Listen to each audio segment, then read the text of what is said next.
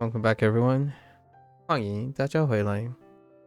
今天是第144天。It is day 144. Yeah, we turned over our little hiccup day. We're gonna hop right into our lessons. Okay. Haha. Haha. Oh man. All right, it's fine. Haha plus, ha plus ha equals haha. Haha. Haha, 你很 Oh, that's not what I thought funny would be. Yo mo. Really? 哈哈，你很幽默。你很幽默. Haha.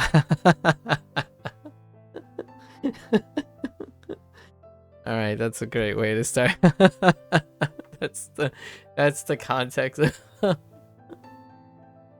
Oh, okay. All right, that's a good one. 哈哈，采访。I'm surprised I didn't get bye yet. Bye. 采访. Let's see, 采访 to pick up. 访 to pick a visit. To interview. Someone is to pick some questions and schedule a time, then visit them so that you can conduct the interview. This one might get lost. Interview might get lost. I think this one's gonna be trouble. 采访. To pick a date. Let's just say to pick a date and visit to interview. My mouse isn't working very well anymore. Interesting. Kind of like hanging every once in a while. 他采访了一位 Do I have you stand alone? 庄家 Interesting. 庄家 expert. For the person and for the more formal profession. And then 庄 someone who has special expert or special person expert. Yeah, that's right. Specialist. 专家 采访一位名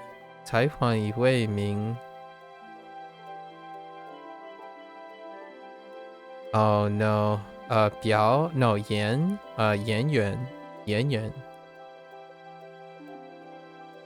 no, 演员 actor 演员 famous 名 Oh, 名 just shorthand for famous. All right, cool. 电话采访 makes sense. Okay. 采访。麻烦。 Yep. And it gets silenced. Someone troubles you by giving you a bunch of useless hemp. That's right. That's what they're defaulting. So you sit there silently annoyed. Okay. 对不起，给你 something 麻烦了。So much? What is that word? 天麻烦了。Interesting. 天 or like a intensifier. 这点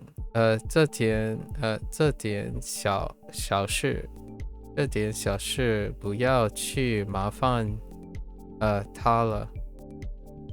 Yeah, this matter does not does not need to go to bother him about, or don't trouble him with this trifle. Yeah.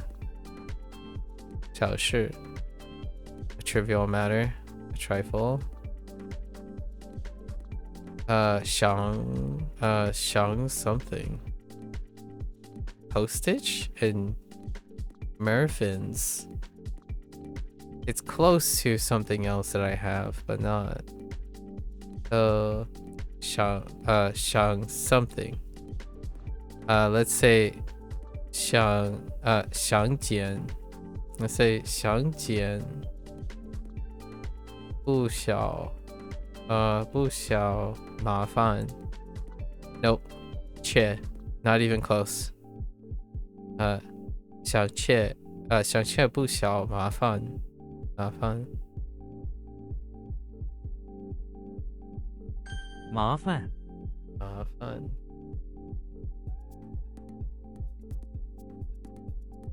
庆祝 to celebrate and wish well. To celebrate is fine, or wish well, but 庆祝 something is to not only celebrate it but also to wish well that good things keep on coming. 庆祝大会 meaning 庆祝国庆 oh, National Day 国庆 yeah, that makes sense. Celebrating the country, National Day. Got it. 庆祝幸福 that almost sounds like bad. It almost feels bad, but it's not. 幸福 what is this totem thing? How do you totem it up? Oh, whack, it's fortunate happiness. 幸福 yeah, okay. Refers to a deep sense of happiness that comes from feeling fortunate. 幸福 although that kind of sounds like it's describing gratefulness or being grateful. 我祝你幸福。幸福是每个人都抓球的字。Oh no. Tree, cowboy, altar. It looks like Piao, but not Piao. Piao. Do I have Piao? Bigfoot. Barn. Bigfoot in front of the barn with a cowboy, an altar, and a tree. I don't think so. But 目标 sounds very normal for pursuit. Okay, move. Okay. 幸福是每个人都追求的目标。我感到非常幸福。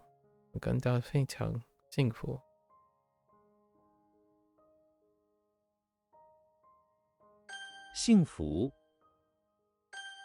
Okay. Oh. 哈哈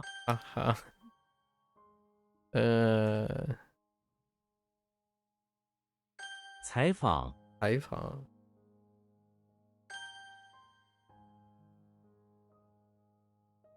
Right. 幸福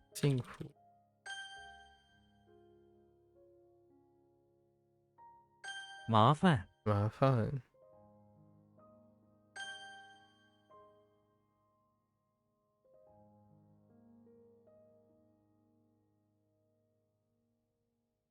庆祝 Right. Strongly.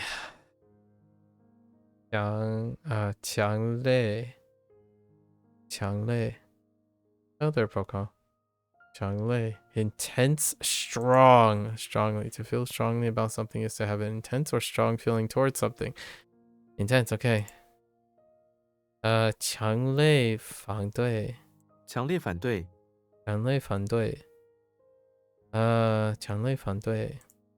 oppose, yeah, 反对。他强烈他抢了地. Oh no, that's not D. What is the other one? 的他抢了的他抢了的他抢了的否他抢了的否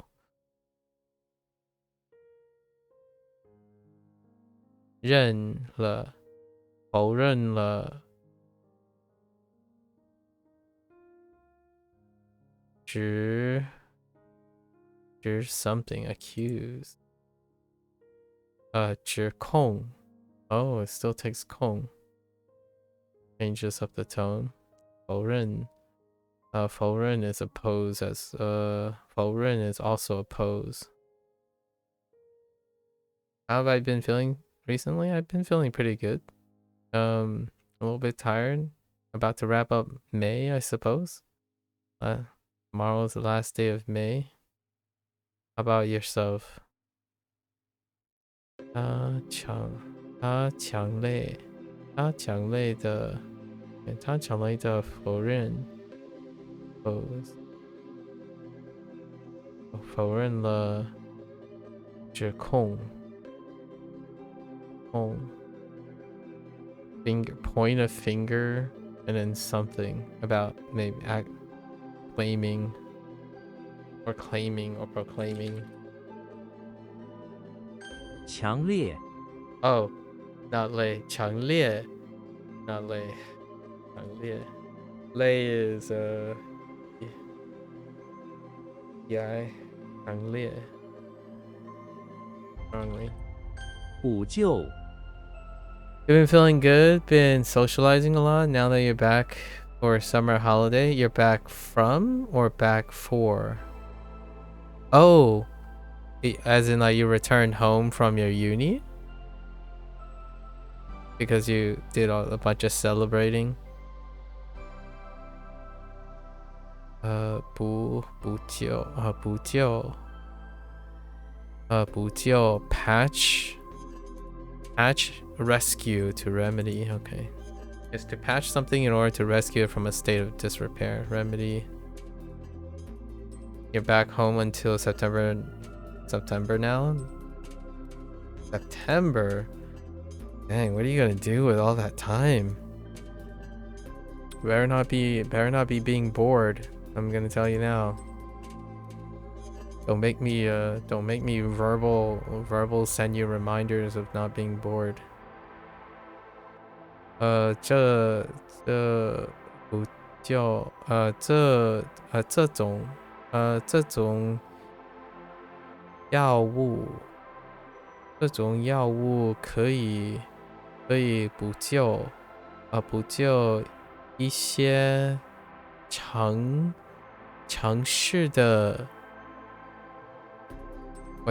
见的健康问题。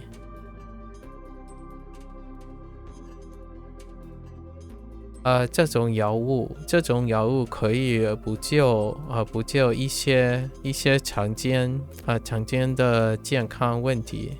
Yeah, that makes sense. That's a pretty good sentence.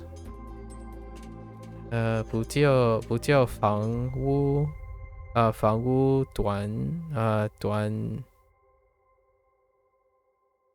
What is that? A mutant and a goat? 问题切 not 切缺oh wait, we do have 缺 lack. Oh, 短缺 interesting for problem. 短缺 oh no, not problem. It I don't know what 短缺 means actually. How does this maybe how does 短缺 lack short? What? How does that function in this sentence? Maybe it's 房屋短缺 like together? Interesting. Or is it 短缺问题 or problem. It's describing something that's lacking. So, like a housing problem, but a problem of lacking. Interesting. This is a relational phrase between 房屋 and 问题。我们需要补救这个情况 interesting situation. Yes, the feelings or concerns or the conditions around the situation. Yes, the situation. Interesting. Or circumstances. 补救 Yo. 喜庆 喜庆 Oh, joyous. Okay, joy plus celebrate. This could be a little bit troublesome because I could think of celebrate instead of joyous. A joyous thing fills you with so much joy that you want to celebrate. Joyful, happy, okay. 喜庆的日子 Fair enough. When well, what the when yeah 问题的气 something 非常喜庆婚礼 oh wait, that's 婚礼 Oh, must be slightly different. The left side's probably different. 婚礼的气氛 Interesting. 气氛非常喜庆婚礼的气氛非常喜庆。 This is a deep question, but I thought about it after what you said a while ago. Do you think that as a generalization, Eastern culture has pockets of overcompensation for lack of mental comfort in their media and their culture? Do you think that do I think that Eastern culture has pockets of overcompensation? I don't think it's overcompensation. I think that's just a standard compensation. When you're in adulthood, you emphasize separate things. So it's kind of like a reverse. So what is emphasized later in adulthood in Eastern culture is what it is compensate. You could see as a compensation from a Western culture because you have those values already. So like whatever value you have from your perspective is compensation from the other perspective. So Westerners like tend to favor dynamics and free choice. Like freedom of individualistic behavior and freedom of choice and whatnot. I'm not speaking this from an American thing, but more like the liberties of jovial kid exploration. And then Eastern culture has dogmatic values that Western cultures do not yet.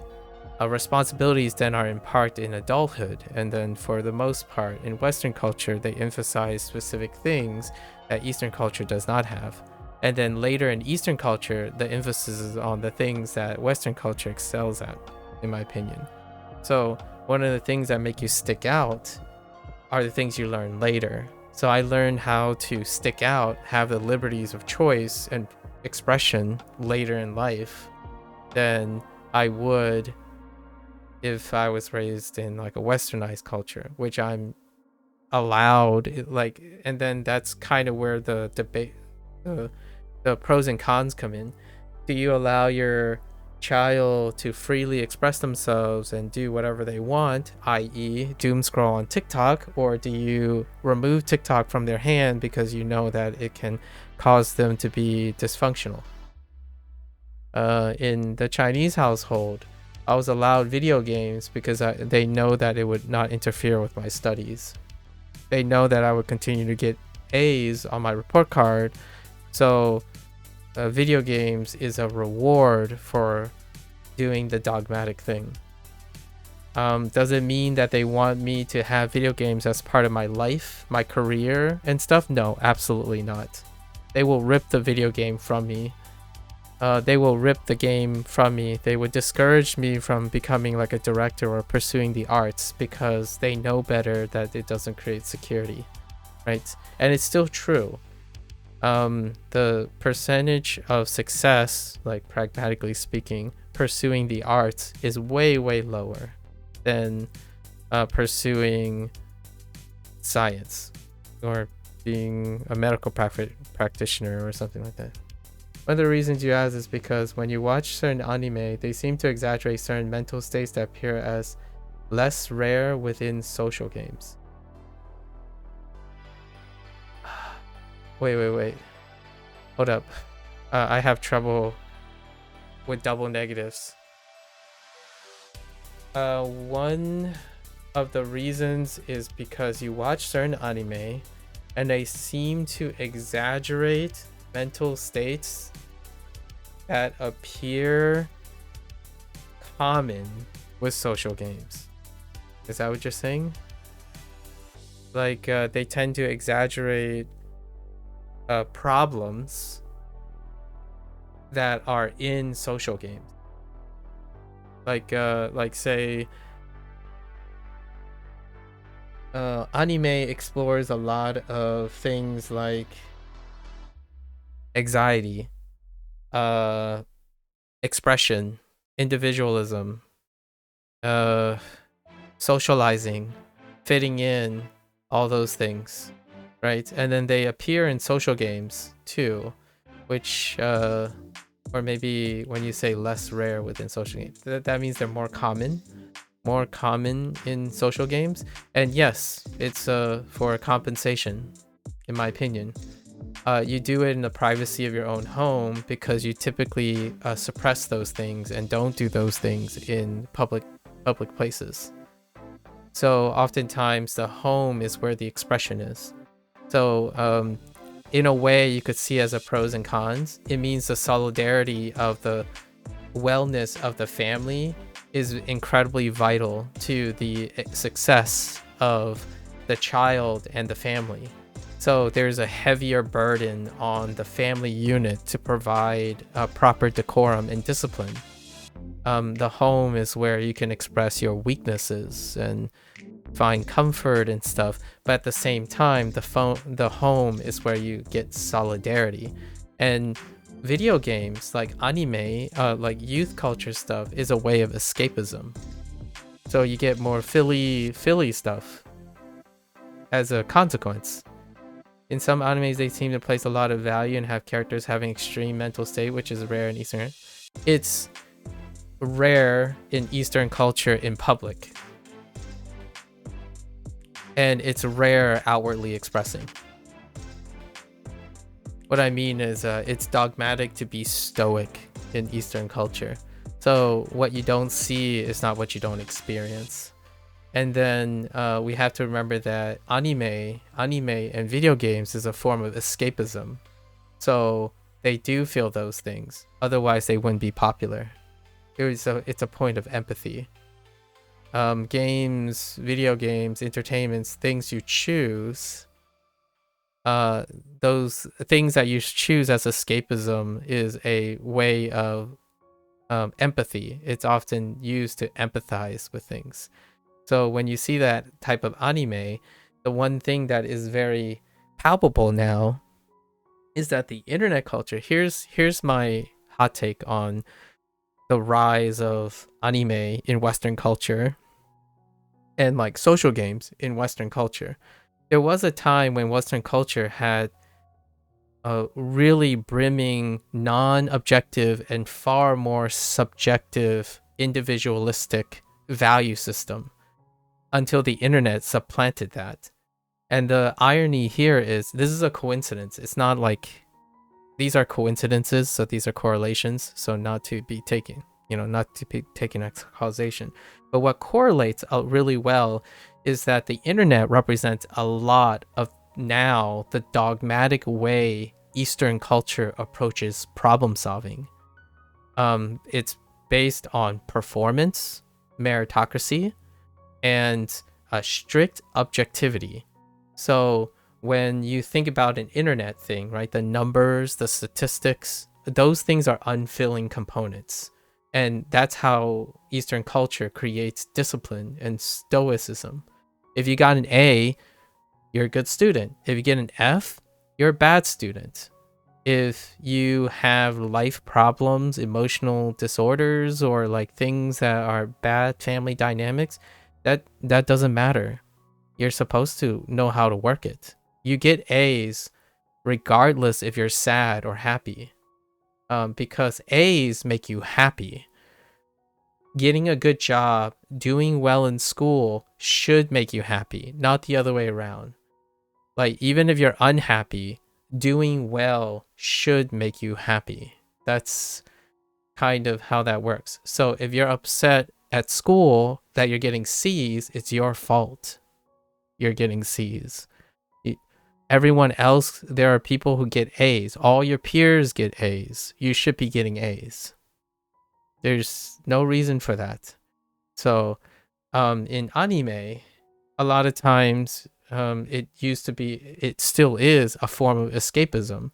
Confessions, longing, crushes, feeling isolated, bullies, insecurity, body dysphoria, anxiety over looks, always being second best because there's someone better than you. And then the internet enhances all of that. But now it's in the Western culture. So the kids nowadays resonate with anime, the escapism offered by anime and social games, the rise of narration games again, because there's a hyper focus on the internet on objectivity. Objectivity is the center pillar of Eastern culture. If you got an F, there's no other excuse. You got an F. You failed the class. As in, you objectively sucked and got wrong answers. You are objectively responsible for getting the right answer. It doesn't matter how you feel. There's a right and wrong answer on exams. So that is the objective nature of the internet. It doesn't matter if you put your heart and soul into your content. If you only have one viewer, you are unpopular. You are a failure as a content creator because it's not about the quality and the passion of your content. It's about what the metrics say. If you don't have 1 million viewers, you are unsuccessful as a content creator. That is the brutality of objectivity. If your comment doesn't get 1,000 likes and someone else's comment got millions of likes, their comment is more important than yours. There's no feelings involved. 1 million likes is more than 1,000 likes. To a person in a Western culture, you could say, well, those 1,000 likes mean more to me than a machine farming likes in the millions.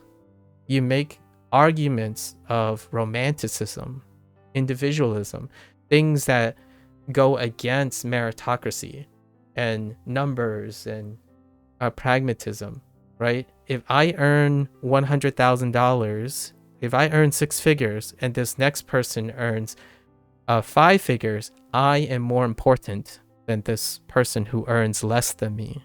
That's meritocracy. And you learn that way from the beginning. Like you start there. It's not, oh, are you happy? Are you happy with your performance? It's, do you perform better than the other person? So if you are ranked 2, someone is better than you. It doesn't matter if that makes you happy or sad. The fact is someone is better than you. That's so one of the things that can create conflicts of interest between Western and Eastern culture growing up is the idea that their Western culture kind of emphasizes what it's like for the emotional stability necessary to understand that you may not always be the best. You may not always get what you want. However, Western culture tends to soften what you have to do, even if you don't like it. And then Eastern culture goes the other way, like pretty hard. You have to do this.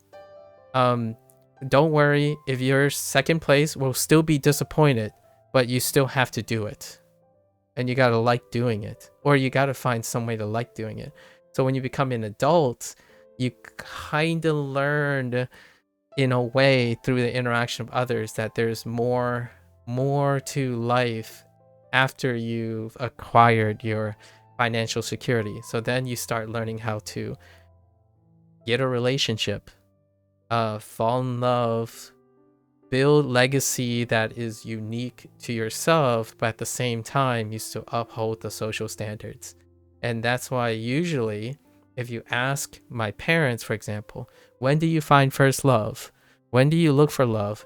When you are financially secure around mid-age, like 25, and you have a house of your own, you're making 6 figures, you are at least in the 95th percentile of your working skills, or you are tied with all the other people. That's kind of how that works. So most people don't seek romanticism publicly much later, until much later in life. Anime and youth culture represents the escapism that connects all of us. Like humans in general have the capacity to suppress and or embrace natural tendencies like hormonal changes in adolescence. But the culture, the construct that we make, the culture is what dictates when we have the willpower, ability to either contain it and or express it when we want. So in Western culture, you most definitely prioritize freedom and exploration versus orthodoxy and dogma of Eastern culture. When I was born, I have already been born to be a doctor unless it does not work out. So you settle for more, or you settle for less but sufficient, or you go greed for more. So what is more than a doctor? Being a doctor and something else, or being something that either makes more money, creates more legacy, guarantees your financial security, like something more than a doctor. And then if you don't make it as a doctor, or whatever the gold standard is, the average, you settle for what is sufficient. Can you still make and raise a family when you're an adult without having to be a doctor? Because you didn't. Now, hear me out.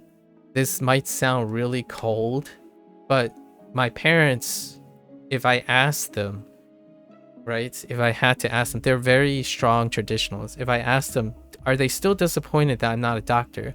They would say yes, but they are not going to say they're unhappy, because they wanted someone to be a doctor in their family. That's like, a disappointment doesn't lead to emotional distress or disownership or whatnot. It's the facts. I did not become a doctor, and that is disappointing, because if you ask them what do they think their son would be, they thought he would become a doctor one day. And that's the facts. You don't change it. There's no regrets. It's like very objective. It's like void of feelings. Like, of course they're disappointed that I'm not a doctor, but they're also happy because I still managed to do something. And that's kind of the different things. You take it all together instead of oftentimes when people say, oh, you were disappointed, that means you're angry at me. It's like, no, I'm disappointed that the outcome was not to my expectations. However, you did something else, and I have to acknowledge the fact that you did something else and succeeded in that nature. So very cold could be interpreted as very cold in a Western setting, like, oh, you're what's a very stereotypical Western setting? Your parents should always be proud of what you have achieved as a child or as an adult. They should be happy and encouraging you from doing that. That's not how that works. In Eastern culture, if you get a C, do better. They're not going to encourage you or let you do things because you suck at school. You get better at school before they offer you some sort of compliment, or maybe not even. Most of the time, it's like, if you do well, it's fine. If you do poorly, it's a problem. Deal with it. Get it fixed. Work on it.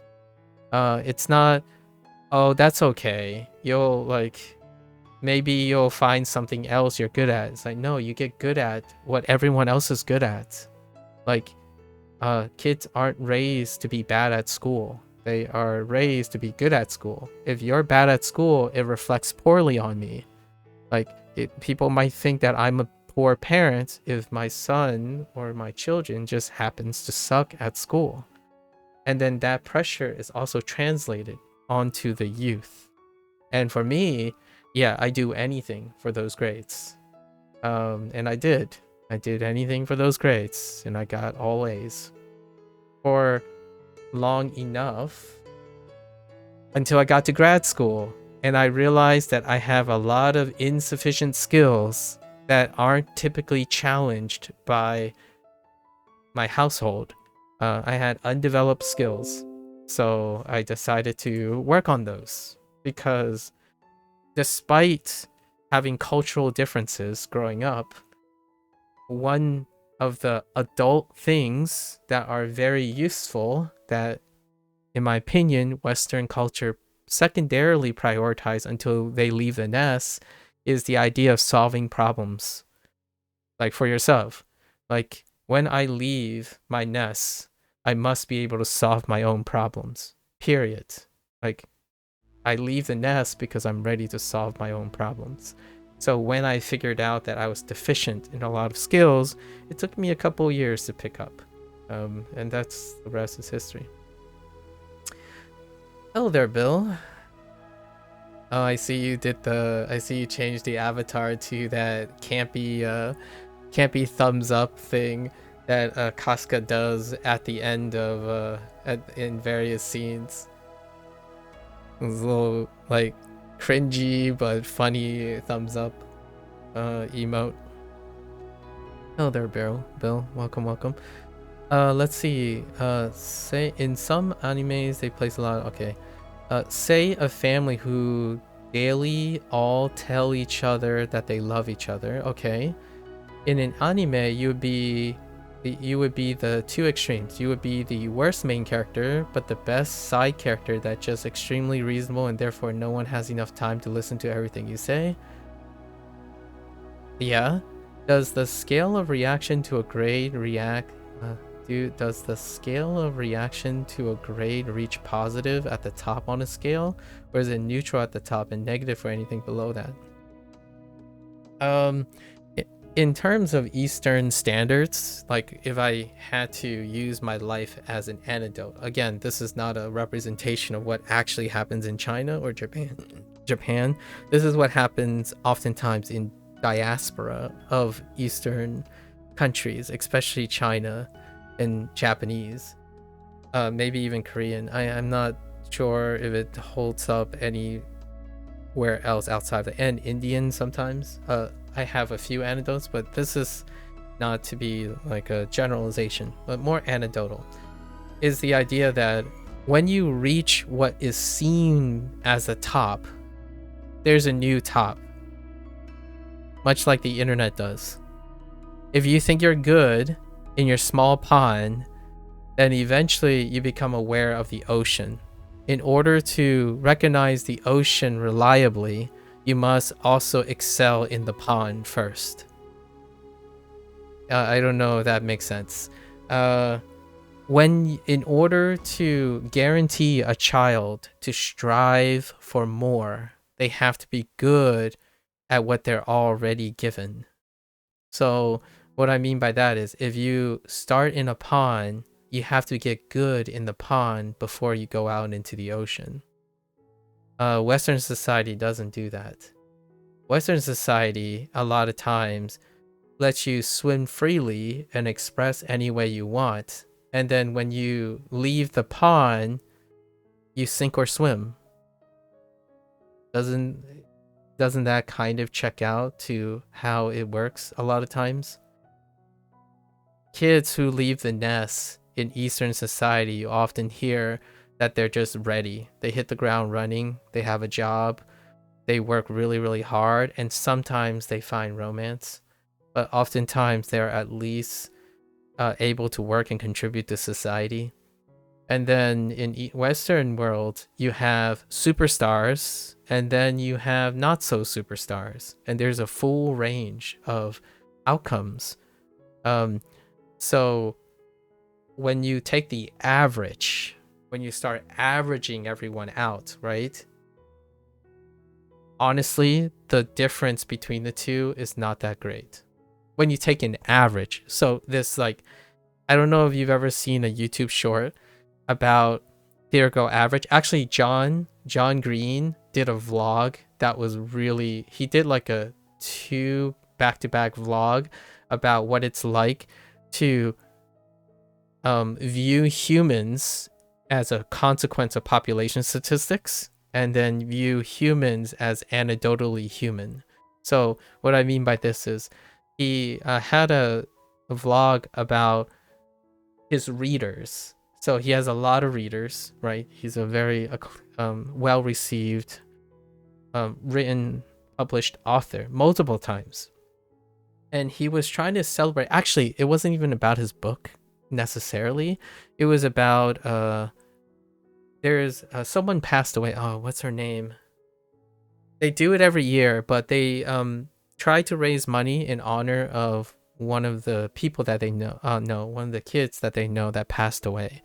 And during this time, he was trying to characterize the average person. So he tried to illustrate that the average person may not reveal the distribution of people when you're talking about people. So he described like, oh, hello there, average person. According to the average, you would be around this age, you would perform this way, behave this way, and you might like these things and these things. So in my opinion, it's not the greatest example because I don't remember the specifics, unfortunately, but I would try to illustrate an average anecdote. The average Western person would be very close to the average Eastern person, because even if you have a lot, you messed up again, you just threw up. I'm sorry to hear that. Are you feeling better?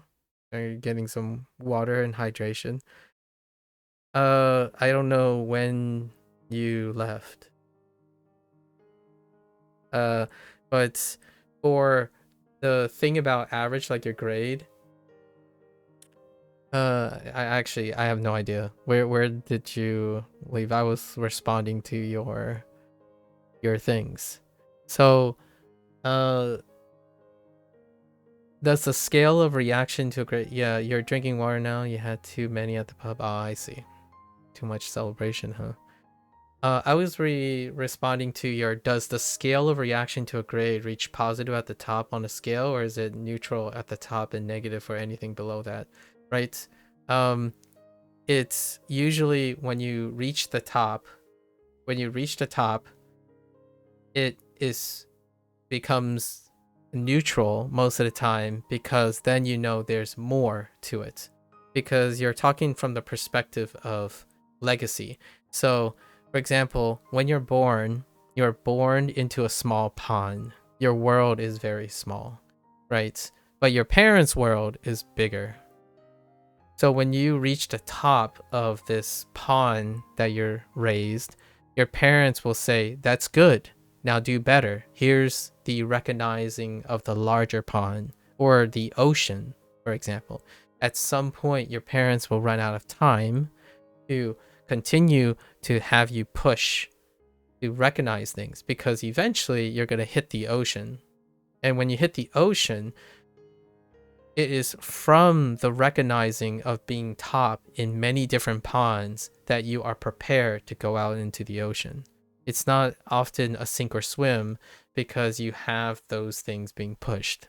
So oftentimes when you're thinking about being positive at the top, it's more neutral. It gets neutralized. Like, a good job, but now you can do better, do more with that, because the time is limited. By the time you become an adult, they want everything for you before you leave. So when you came back and you said you threw up, hope you're feeling better, really. I transitioned from the results of that reaction. So when I was 18, I left the house, I left the pond, right? This world that I lived in, this community that I lived in. I went out to a bigger one.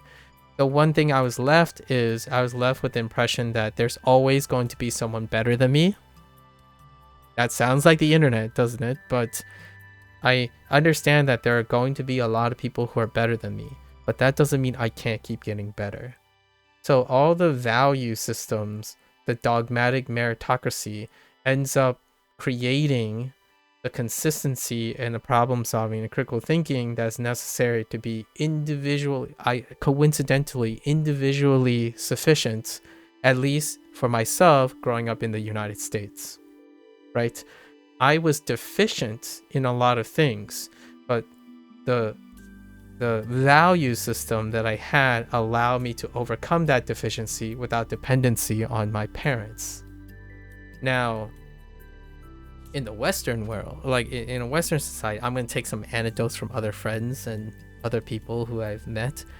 Oftentimes it comes from the place of nurture, and not nurture in the same way, but nurturing in the sense of more coddling, right? Your time is limited with your child, so you love them for everything they want. You want them to explore their decisions, make possible mistakes, right? Make mistakes, learn from those mistakes. If they go down a rough path, you are there to guide them back. But the idea is you want them to explore, make as many choices as they like, and encourage them along the way. Like, be like, okay, here's the rough template, go at it. It's like, that's okay, you got to see this time, try to do better. Like, what did you learn? Like, that type of thing still happens. However, there's no like pushing of standards, there's no distillation of emotions. Usually it's there's a lot of euphemism being used, and when you get that, what happens is some kids, when they become adults, they vary in results. Here's a big misconception that happens a lot when it comes to choice and liberties. A lot of times people think that results come from self-discovery and expression, right? That's a very westernized way to look at things, where if you were to give an adult the freedom of choice, they would eventually find what they love and do best at. Much like if you encourage a child to keep seeking what makes them happy, what they want to do, they often choose something that will make them happy, right? And that happiness will translate into output and contribution to society and whatnot. When in fact, and this is all correlation, most of all of this stuff is correlation for and against these type of observations. But one of the most consistent ones is places with the most choice or freedom or liberties, like places with has the most spuriousness and biggest range in highest potential and lowest potential, and highest output and lowest output. Now, where you came in, Procol, during that was, now if you take the average, when you average it out, so you take the full range of the average of whatever this idealistic culture, Western culture, we're not talking about like a real thing because it's more dynamic than that, but in this idealistic Westernized culture and an idealistic Eastern culture, the average might not seem that different. But the thing is, the average person does not represent much of an individualistic culture country, while the average person in an Easternized culture is pretty close to the average. So not substantially great, but not substantially less. When people are substantially great, they are highlighted as like gold standards because the range is narrow. So it's kind of like looking at the distribution this way when it comes to the success of like let's just say arbitrary whatever this is, success, depiction of success, but this is like culture dependent success, right? So you have maybe the vast majority distribution like this and an average. Let's just say this is west and east, right? And then you have a range like this, right? But in Eastern culture, you have a even smaller 2 deviation range and an average that may or may not would be slightly higher or lower. Some people find that it's slightly higher, right? Some people argue it might be slightly higher. But their range will be smaller. So in any one case, you will be able to see that the average performance, if you accumulate all enough humans to fulfill each role, like whatever the role is, you will achieve a sufficient country, right? The United States, Japan, China, Korea. Even despite that, they all operate in a competitive way. They are competitive with each other. In fact, there might be arguments and debate on who is leading the charge here, right? And with that, however, at any one case, when you're thinking and looking and thinking about examples at the human level, at the individual level, it may seem that whatever you're focusing on, like if someone is focusing on cynicism, the cynicism of Western culture, like the United States, you can pick far worse examples in order to contrast with Eastern culture. Or a defender of Western society, like in the United States, can find extraordinary cases that can seem better than the average Eastern culture, right? But in reality, the distribution is larger for an expressively individualized country. Now, we're not talking about all or nones. We're talking about the extent or tendency for individualization. Individualization, when it comes with choice, increases the range, the distribution, and the spread of possible behaviors and outcomes because there's more choice. People make different choices. They are free, unguided. When you're a child, you are more likely to spread out because there are more outcomes that can happen, right? In Eastern culture, they prioritize. Oh, yikes. There's a priority on early childhood discipline. And then as an adult, you actually make less varied decisions. So the outcomes are narrow, but everyone does seemingly better than a Western society because everyone seems to be consistent when they're out the gate. So there's greater consistency in Eastern culture. That gives that kind of conception that, oh yeah, you know, all Asians, it's very rare that Asians are overweight, or it's very rare that Asians aren't good at math or aren't good at science, from a perspective of a person that is already below average. And that's kind of a tough talking point. If you think you're bad at math in a Western culture, you're gonna think of an example below here. And almost all those examples will likely fall below an Eastern standard. If you think you're a superstar, right?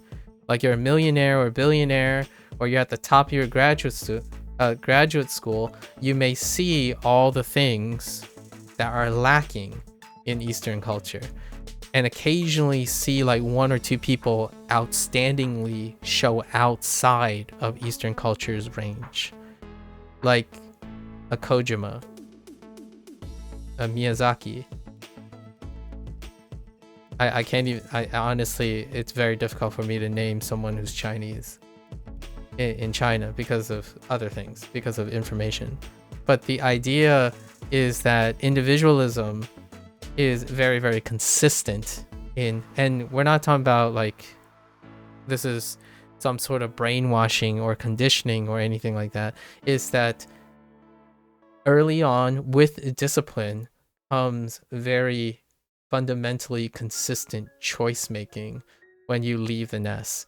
So what's a great way to tie this all together? Anime is incredibly consistent. Have anyone watched Western cartoons before? Those are not consistent. When it comes to the matter of taste, the customer is always right.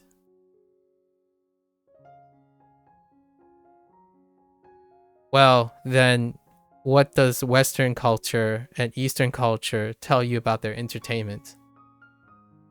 Anime is incredibly consistently tackling certain things, and they have a very uniform iterative design on that, while Western culture is a hit or miss. Cinema is hit or miss. Entertainment is hit or miss. Video games, any form of entertainment is hit or miss. Largely because even as a child, you have the freedom of liking and disliking things. A lot. Now you might be saying, well, how does that deal with anime? Well, anime is consistently providing the escapism that youth consistently are concerned with. Meanwhile, on the Western front, you have varied outcomes. Now, the really catch-all thing now, the great grand equalizer, in my opinion, this is all conjecture, correlation, the grand equalizer now is the internet. And the internet, by coincidence, is a westernized society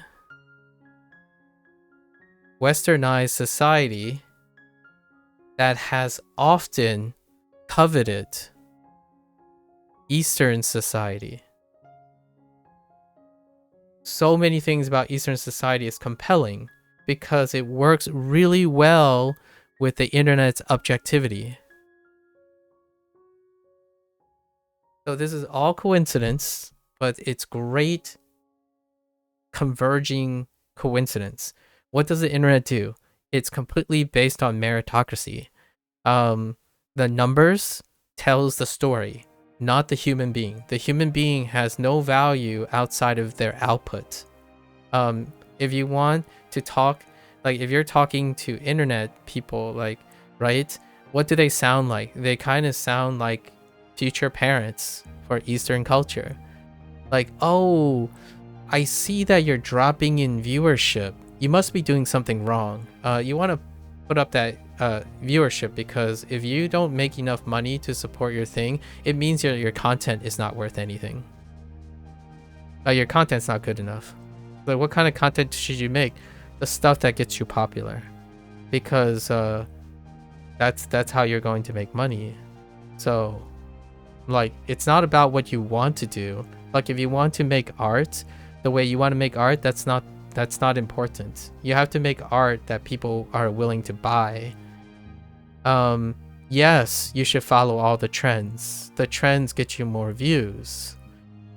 Yes, you should always invest in the latest trending games because that's what people care about. Statistically, you are more likely to draw more revenue, and yes, take the sponsorship, and definitely Pick the sponsorship that pays the most, regardless if they affect the way your opinion is portrayed, because pragmatically speaking, that is what will get you the most money, right? Spuriousness, individualism, pandering to people's opinions is irrelevant. It's about results. So that is kind of what the internet does, not the people using the internet. The internet itself does that, right? Like, what is a way to measure someone's influence? The number of viewers. There's no contest. If you remove your emotional state, just remove all of your emotional baggage and concerns about argument of quantity over quality, integrity, morality. When someone has 10,000 viewers and someone else has 10 viewers, the 10,000 viewer person is more important. If you're starting to say, whoa, Maku, you're gonna, then what does that say about you? I'm less important than the 10,000 viewers. Like, I'm less important than the top 10 Twitch streamers, period. Does that hurt my feelings? No, it doesn't. That's Eastern culture. Like, that's true. If I want to be as important as the top 10 viewers, 10 Twitch streamers, I need to get more viewers than them. And how would I do that? I do it because I know how to, or I better figure out how to if my life depends on it. But my life doesn't depend on streaming, so I'm not pressured to do so. And the reason why I'm not dissatisfied about it is because it lines up. My Western side tells me, well, I like making the things I like to make, regardless if they're popular. And also, to agree with my Eastern side of values, is that my life does not depend on content creation. If my life depended on content creation, I would abandon language learning, because language learning is incredibly unpopular, it's unnecessary, it's impractical, and you do not develop meaningful skills to contribute to society, especially if you live in the United States. You might be thinking, wow, that is pretty aggressive and strong. And it's like, no, there's no emotions behind it. I said what was the obvious. Learning Japanese is a waste of time in the United States. In fact, it's a waste of time almost nearly everywhere except Japan. If you're going to move to Japan, learn Japanese. And in fact, if you're going to move to Japan and you know you're going to live in Japan, learn Japanese now as fast as possible so you can get your butt over to Japan and get your work done. Go and contribute. That is Eastern culture's direct action. What does that sound like? That actually sounds like most internet people now who don't live in Japan, don't live in China, don't live in Korea. They're looking for the fastest way they can learn Japanese, the fastest way they can learn Chinese without even consulting if they're able to do it happily. And if they're going to go to Japan, it's not if anymore. It is when they go to Japan. And that is Eastern culture, but coincidentally communicated by the internet culture. The internet culture is proliferated majorly by Westerners, and Westerners covet the grass is greener. So do Easterners, but Easterners don't do it publicly because of cultural tendencies. You do not covet your neighbor's lawn. You covet it in private. What do you want as a kid? You kind of want romance. You kind of want that guy, want to be that guy who's always nice and somehow it always works out. And then now the internet does the same thing. So I'm not talking about people who are not attached to the internet. In fact, I would argue I don't think the majority of people are completely dependent on the internet, but it's becoming that way. And what happens is the irony here, in my opinion, or the coincidence here is, hello there, Egginger. Hello. Very cute wave emote, by the way. The coincidence is that most of the stuff that's used for escapism or hyper objectivity, hyper objectified behavior is now the most trendy thing because humans are still humans. So despite growing up in a Western country, like if you grew up in France or Germany or the United States and you spend a lot of time on the internet, all the things that the internet does well, a lot of them coincides with Eastern culture standards in the household. So then by consequence, the form of escapism that they engage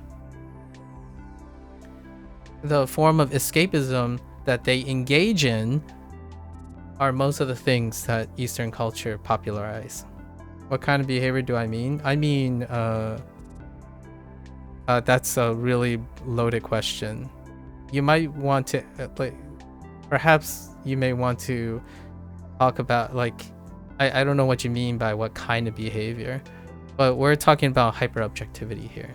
So we're comparing and contrasting the Western household with an Eastern household's value system when on the extent of behavioral actions and decision making when they become adults. So not really what kind of behavior, but how behavior is done. So we're comparing and contrasting what it's like to be the result of Eastern culture and Western culture dominant value systems in the house. And I am a diaspora, so my household is raised on traditional Chinese values, but I grew up in the United States. We are diaspora. So when I left the nest, or sometimes when I'm at school, I get exposure to Western family dynamics as opposed to the household dynamics. So this is where Prokal asked, because he was watching anime possibly, but he was talking about the observation that in anime you would see two extremes. You would see a lot of caricature, emotional caricature extremes. In fact, having extreme characters is one of the most regular forms of escapism for people who want to empathize with that. If you get nuance, like if you play to subtlety, oftentimes those resonate with possibly older adults. Could you share more of the differences between systems? I would, but I don't want to belabor too much of the points. But today what we went over is the idea of the major topic is Prokal raised anime, and anime often have caricatures or exaggerate, like we're talking about youth culture here, and oftentimes anime is a form of entertainment, right?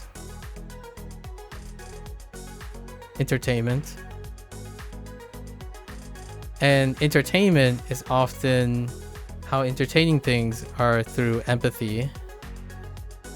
It's often through empathy. And I don't know if you watch anime, Egan, but this can relate back to what is being compensated for. And these are not causal links. You watch some of the famous ones. These are not causal links. These are coincidences. So I want to make it clear that I'm not saying things cause anyone. It's a convenience of coincidences.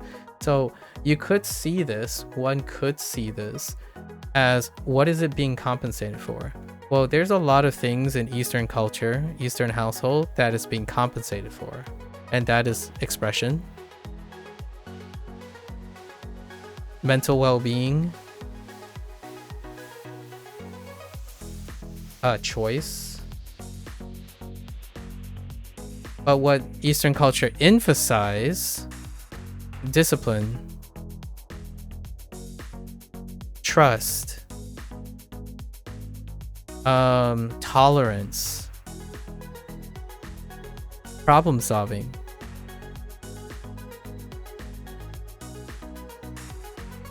And then we have somewhat of a contrast in Western society.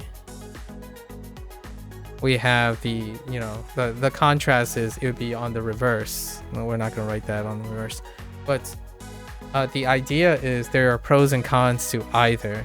And what happens as an adult later when you leave the nest, you have two varying you're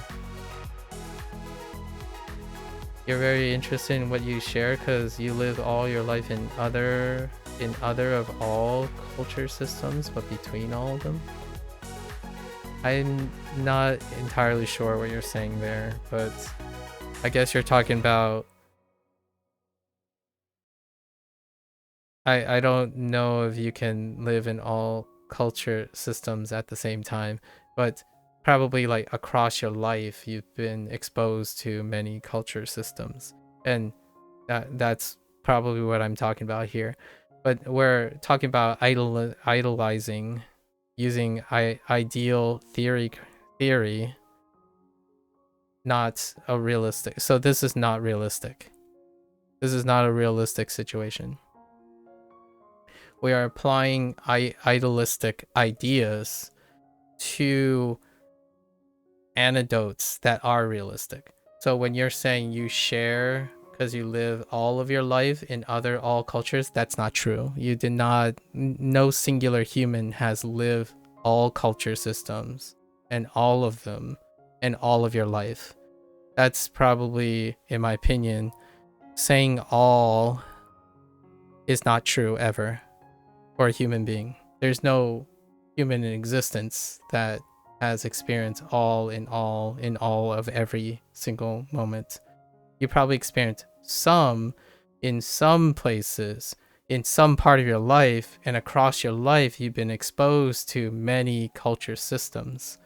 And even then, I'm generalizing that too, because what is Eastern? I'm not saying like all of them. I'm saying some Eastern, because that is not, it would be disingenuous to say that all Eastern cultures are like this and all Western cultures it's like this. Some are, and there are parallelisms to this, and we're talking about percents now, so like frequency and percentage, as opposed to ones and zeros. So it's not ones and zeros. That would be internet talk, internet speech, when you say all or nones and anyways, for this, what happens is Procol was interested in the idea we talked before about why does it feel like I think the root question was Eastern families lead to more consistent adult results versus Western way back, like maybe a couple weeks back, and less consistent. And often it's tied with the absence or presence of emotional choice and expression. That's one of the things that coincides with it. Not causal, but coincides. In an Eastern household, there's an emphasis on discipline, trust, and tolerance. I grew up, I trust my parents. They lived before me. They have many more experience than I do. My discipline is, I might not like this now, but my parents says this is for the best. I will learn to like this, and therefore I do. So I learned how to immediately construct discipline, trust in my parents, and tolerance for the things that I don't like, but I learn to like. So what happens is that this naturally prompts problem solving. If you don't like something, how do you learn how to like the thing? Because you trust your parents' judgment. In a Western culture, there's a heavier emphasis, not exclusive, not 1 or 0. There's a heavier emphasis on choice. Oh, you don't like soccer? That's fine. Try baseball. You don't like baseball? Try tennis. Try to find something that you think you're good at and it resonates with you. That choice, given the choice, can be anything. Your parents are responsible for allowing you to have the most opportunities to expose yourself to the most amount of things so that you can find something that you are good at and you will want to pursue as a career. When I was born to be a doctor in my parents' eyes. I was born to get straight A's in school, go to college, pursue a prestigious career, and that career will give me all the financial backings to choose to start a life of any sort of life that I want. But it's only after I've developed enough discipline, trust in my seniors and those who are before me, and the tolerance that I need to solve any problem that I dislike. So if you're constantly saying things like, oh, I have enough experience, I've learned enough now, that would be a Western take on things. An Eastern take would be, I learned something. Now there's so much more to learn, so I better get going. Like, I'm at the top of my game now. Now there's a new top. Not a deficient like old top. And how this connects to anime, for example. When your main character becomes OP as heck, they don't stay OP for long. What they do is they become more OP. They find a new challenge and they succeed in it. Why is that very attractive for anime and especially Eastern culture? Because your character always succeeds. It's the one thing that's incredibly desirable to an Eastern culture person. But the internet is a normalizer, because now the internet has coincidentally also normalized this behavior. So when you go and make content, for example, when I post a video about learning the word joyous, someone else will tell me they already know joyous and they already am fluent in Chinese. So then you aim to be like them or better than them. You typically aim for them, and then once you get to their level, you aim past them. You don't stop aiming for higher. You find your next target. You keep going to your next target.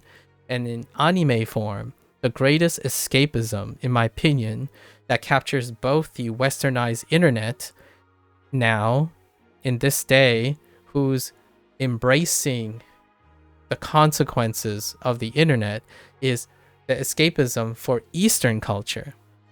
When you watch a shonen and you see this character, right? You see this character, they get beat down into the ground, right? That's basically life. Life smashes the character to the ground. The first thing they do is they get up and they succeed. And once they succeed, a new challenger comes along. Life upgrades.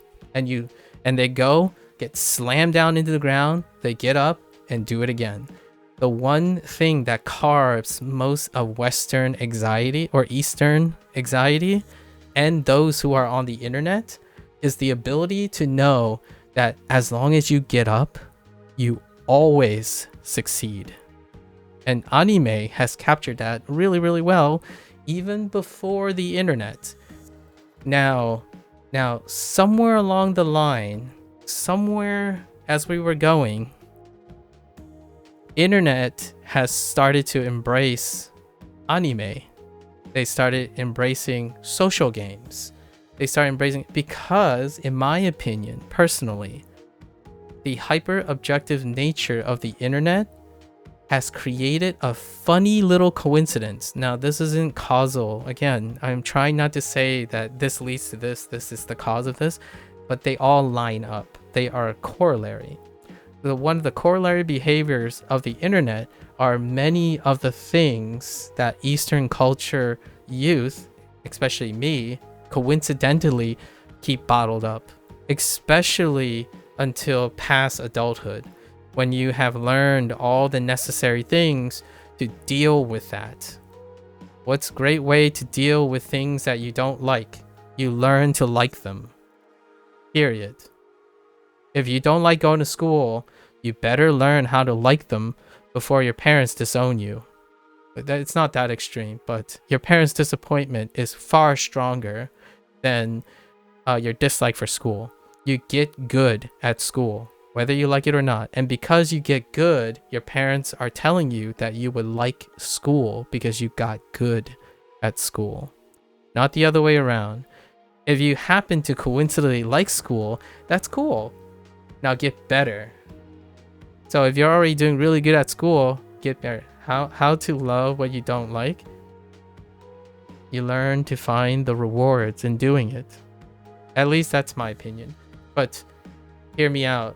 You might not, that would be an impasse. If you're already an adult, like your 30s, 40s, telling someone that who's like spent most of their life chasing after what they like, it's very difficult to tell someone like that to say that when you do something enough, you develop love for it. If you don't like the thing and you have challenged yourself to not like the thing, you'll never like the thing. And that's perfectly all right, because in the United States, growing up among Americans and the Western society, you don't have to. There are so many things out there, so many choices, that you could spend the rest of your life chasing after the things you like without having to develop a love for things you don't like. Among them, though, one may argue, which is what Procol was trying to illustrate, it seems like, for example, Chinese people or Chinese Americans seem to consistently be able to do the things you have to do.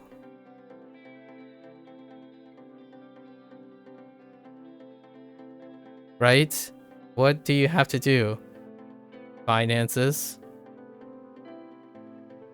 education.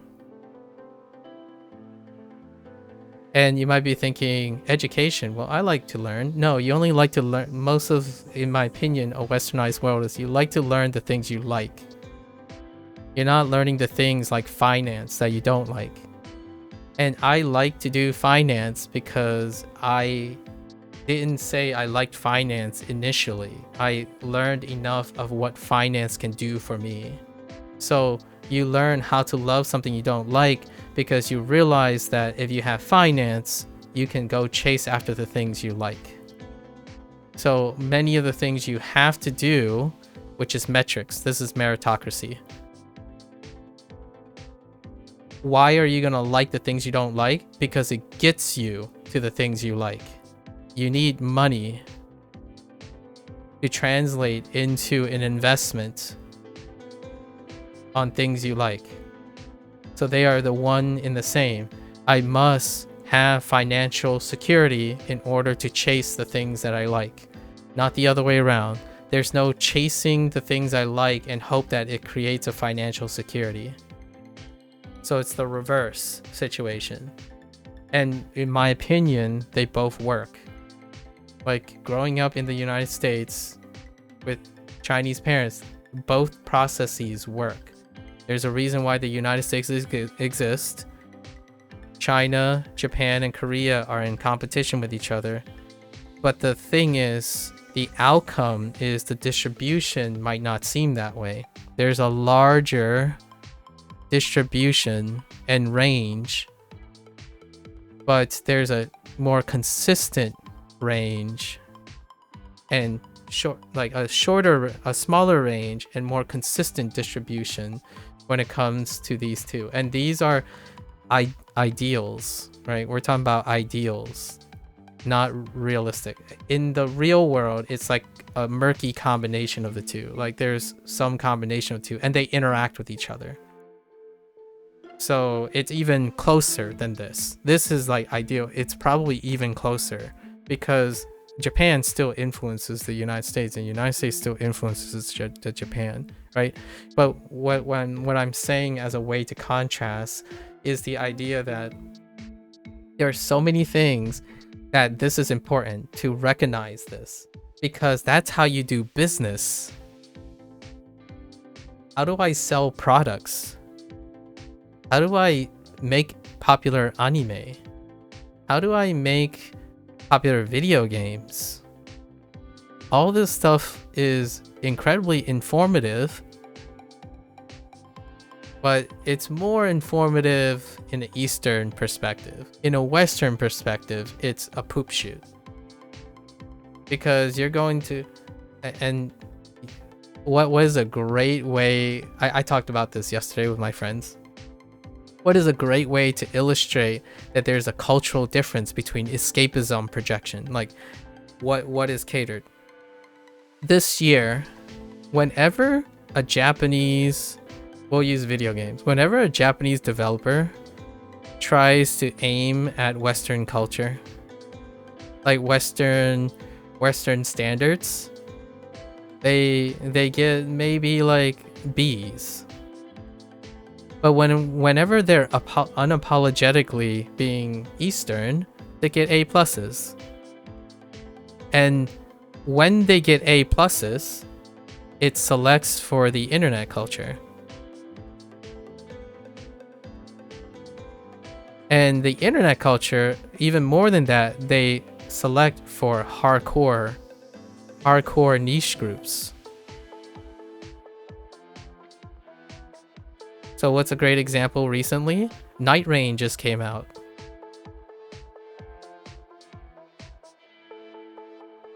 You should say you're from Russia and you see this thing through your view. That's fair. That's fair. So Night Rain came out, right? Regardless of its overall success, which is the overall critics, which critics tend to be a representation of the huge range, the huge range of Western preferences, right? Western preferences. Regardless of that, it caters to the internet culture. And that internet culture already defined a niche, which is Souls-like. So naturally, what happens is, while in the Western appeal, it's like 70s out of 100, right? You get a B-ish, B 70s plus, a B-ish, right? When it comes to the representation of the Western world, the average still captures the niche perspective of the Souls-like game. So they sell 2 million copies in day one before launch, right? And those people will continue to cater into that internet culture, right? So commercial success, but not a critic success. Now let's hear about a Western game, Clair Obscured. And what's even impressive about Clair Obscure, and also the director mentioned this in an interview, he is very happy that it was also well received by Japan. But well received doesn't mean commercially successful. It was well received by people he admired, like the industry that's influenced Clair Obscure. But Clair Obscure didn't get 2 million copies off niche. They got it off of the range in Western culture. It did not take off in Japan, by the way. It's slowly creeping over there and being appreciated. And that makes him really happy, the director. But all of the other Western society, Clair Obscure just recently crossed 3 million in 33 days. And this is a resounding success. But it captures many of the choices and balancing the elements and stuff that appeal to Western culture, but it looks like a very different approach. It's like streamlining a mess of different, like not a mess, but like a chaotic order of many features that tackles the huge range of Western preferences. In fact, some of the elements takes on Souls, Miyazaki, and FromSoft design choices in this game on top of everything else. So that's a great way to contrast. What do you want? So oftentimes it's not like black and white, obviously, But when you're looking at entertainment, it can reflect upon the things that people desire that may be lacking, that normalizes all of us as humans. So if you're talking about romance, if you think this sounds ridiculous, then you're more Western than Eastern. Not that you're not Western or you're not Eastern. Let me talk about romance. 25 plus, steady job,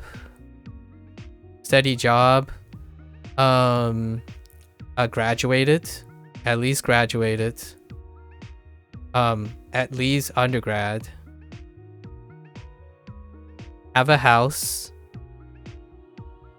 and don't forget, steady job also means secured position. Family's blessing. And savings already sufficient to raise a family.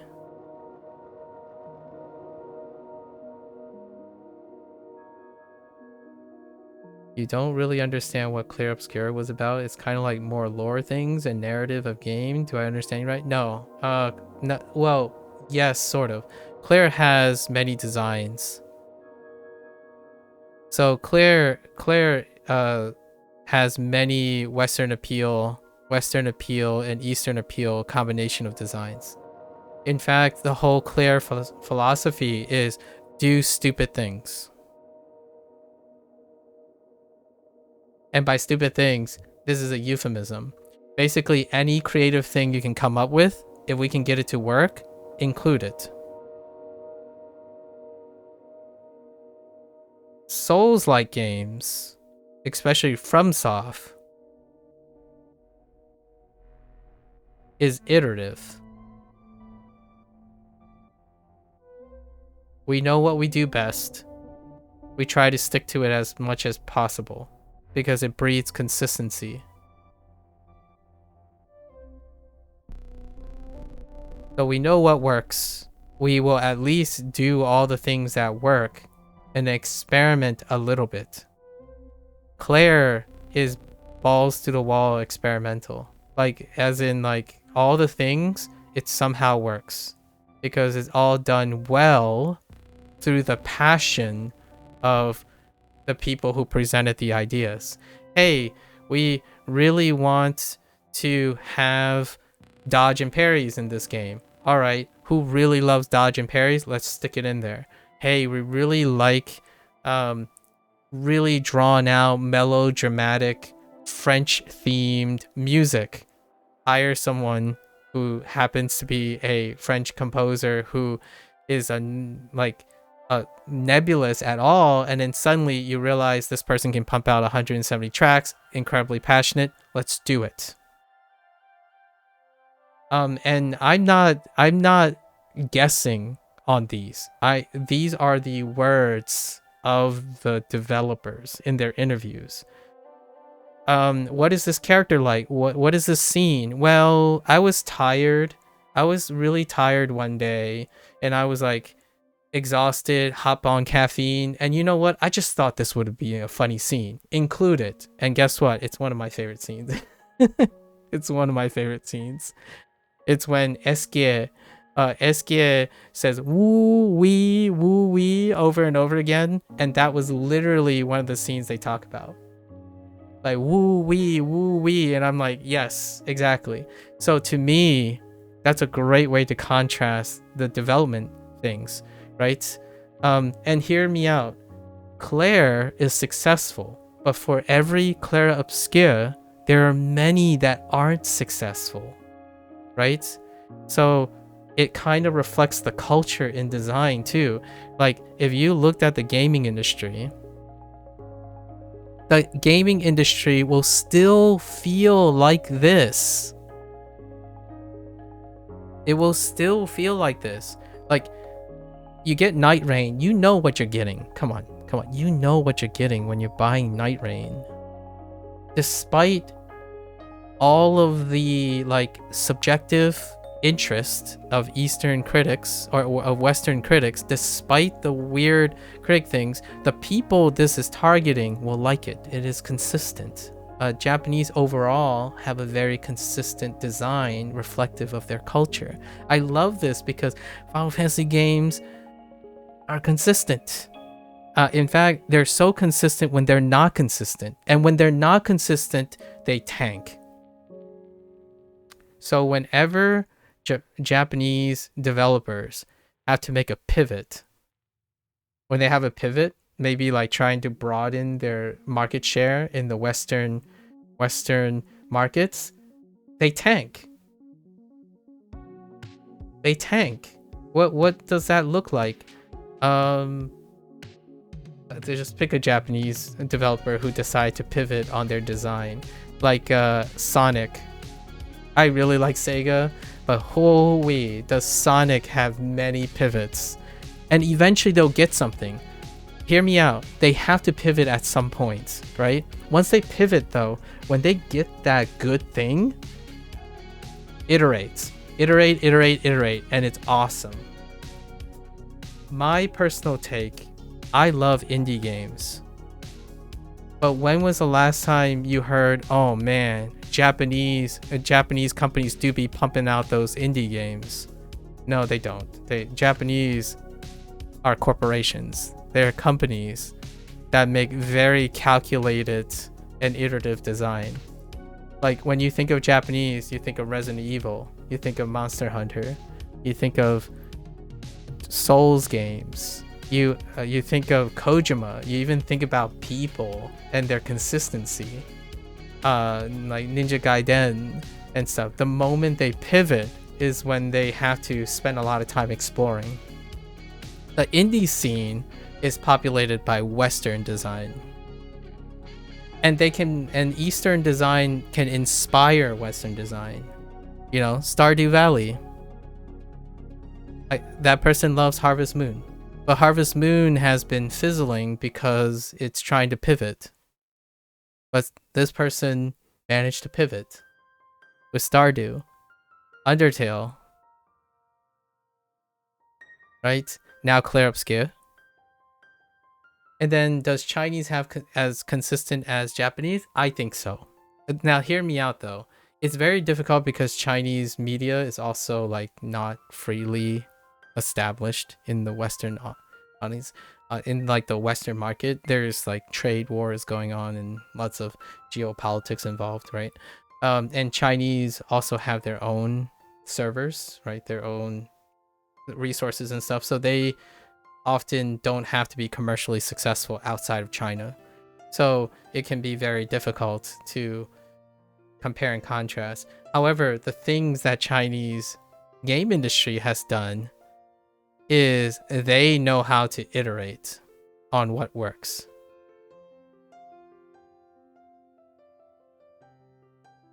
Does Death Stranding in indie game group? Yes, it does. And Kojima is easily one of the most celebrated Western developers. And what I mean by that is in Western culture.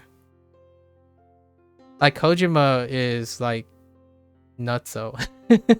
he does what he wants out of passion, and much like Miyazaki, he does what he does and people will love it, or the people that he caters to will love it. The people in the Western culture will love it, right?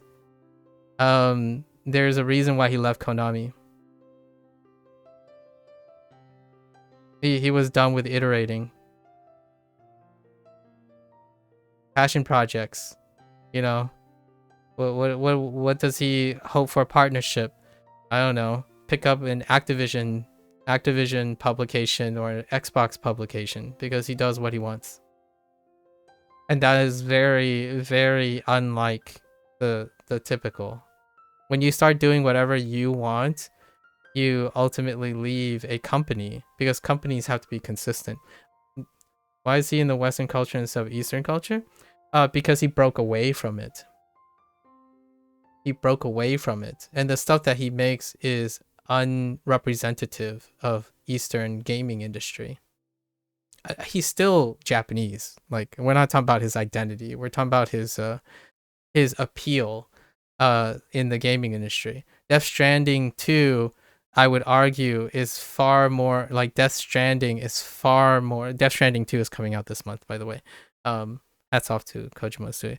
He's far more successful in a Western field. If I had to take a gamble, he has far more Western fans. And what I mean by Western fans, I'm talking about percentage per capita, not number, because obviously there's going to be more people out of Japan. Japan has a smaller population than in terms of representation.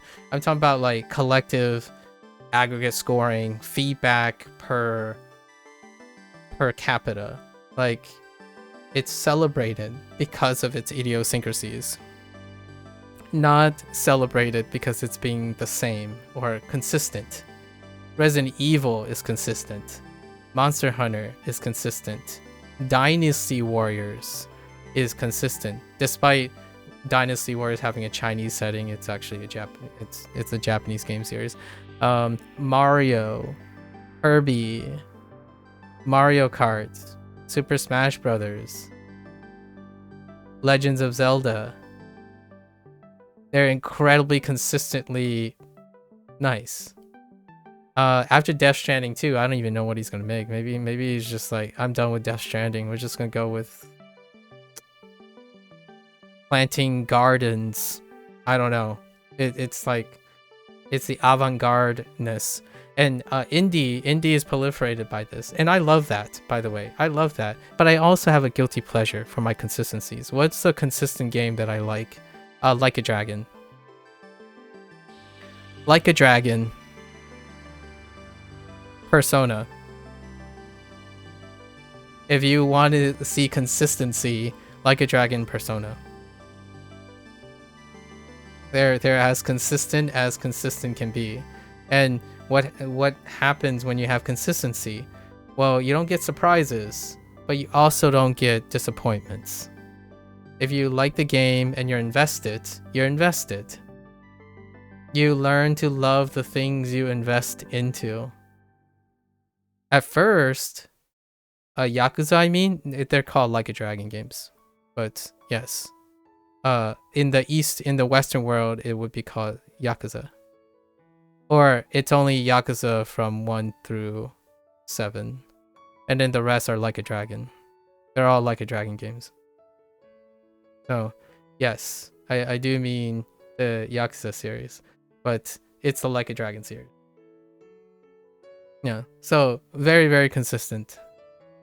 And you might be thinking, if you can't see yourself liking Yakuza, right? Yakuza 1, for example, or Yakuza 0, sorry. It's 0 through 7. Or like Lost Judgment. When you play it long enough, if you don't develop a love for it because you invested so much time, then it probably doesn't really make sense to do some, like, you don't have to like that way. You don't have to think that way, in my opinion. But for myself, this is a great example of Eastern values. What is a great Eastern value? Labor of love. Or some might even say the love of labor. Because labor of love often is a westernized euphemism for passion. When you chase after passion long enough, it's love. But really, when nowadays, the thing that gets labor of love is the love of labor. So Stardew Valley is a labor of love. Terraria is a labor of love. And so it still exists in the indie film. Like, so we're not talking about whether the developer is Western or Eastern. We're talking about the philosophy that is very captivating to the internet. So the things that captivate the internet now are Eastern values. What are the Eastern values? Live service games. Ironically. But hear me out. this is a funny thing because I was just talking to my friends that Japan still does not have a steady live service game. And what I mean by that is the juggernauts of live service. We're not talking about gacha anymore. At some point, Japan's got a hold with the gacha games like Weathering with You. Actually, MiHoYo is actually Chinese, so we can't actually use Genshin Impact and stuff because Chinese has iterated well enough on the live service model, right? The Western world has started embracing the love of labor. If you play a game long enough, Fortnite,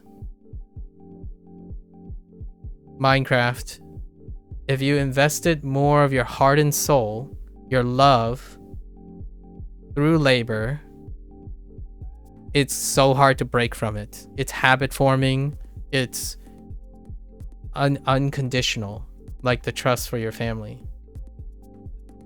If your family is always around nagging you, you can't help but not always concern them about it. You'll learn to appreciate their words. I love everything. Like I certainly didn't agree with my parents when I was growing up.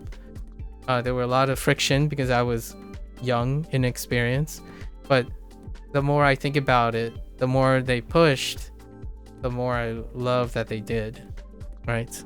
So learning to love things by doing them is the gold standard right now. And what I mean by the gold standard, I mean the gold standard of contentment. So now let's get to one last like little digression, right?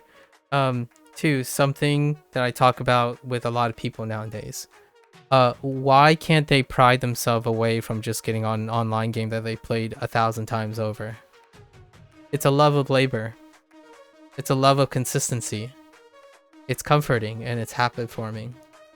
If you're wondering why do Asians, for example, lots of people say this, so we'll say this as a hot take. Why do Asians always feel like they are good at education? It's not because they like education. Oh, thanks. Thanks, Aiden. Not because all of them like education. In my opinion, they learn to love education. I didn't like math. That doesn't mean I can't be good at math. And because I'm good at math, it leads me to other things that make me think of math fondly. I needed math to understand data science. I needed to learn psychology because I wanted to improve my teaching. I took music theory so that I can one day talk about music with other people as a leaping point to introduce scientific topics. I played video games because it helps me connect with younger people. I don't have to like the video games. I can play them because I'm curious about what the kids are playing today. Chinese parents are incredibly concerned in the everyday life of their children. In fact, they micromanage nearly all aspects of their lives until they leave the nest because they want to do everything possible to make them successful. You feel like my ideas relate to your thoughts? That's great. Again, not universal.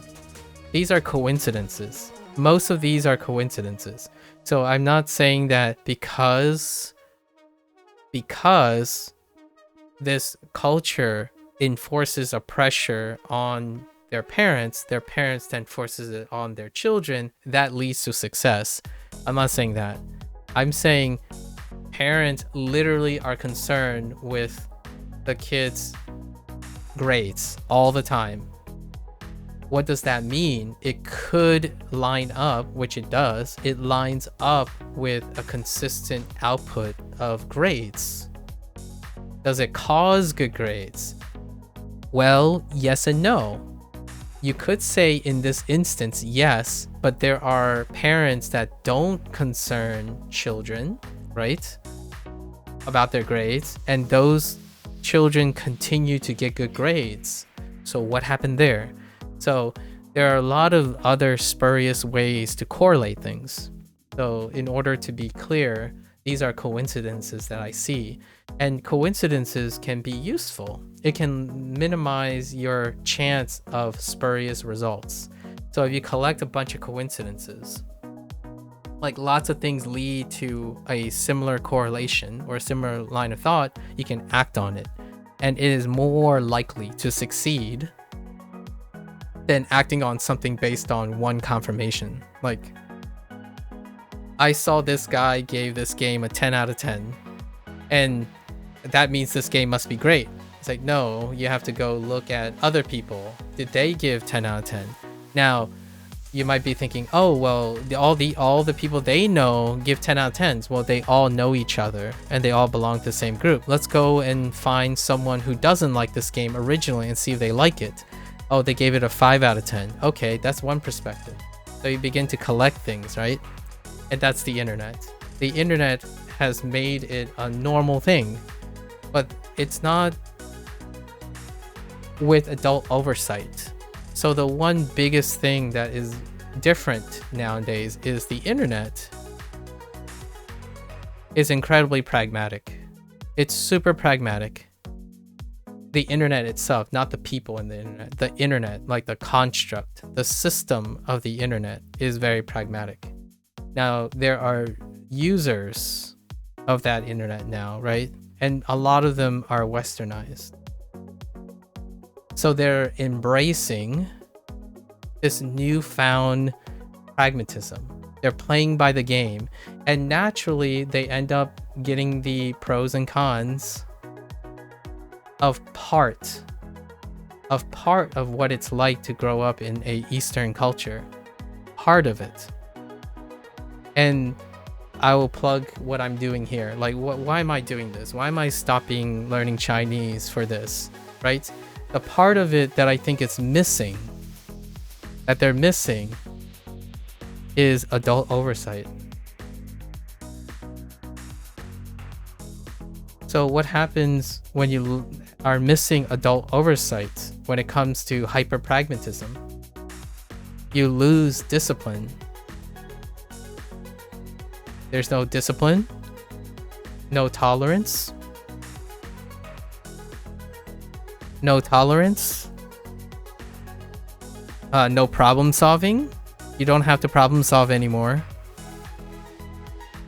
So what is it replaced? The part that they have of the Eastern culture is combined with the part of the Western culture, which is choice matters.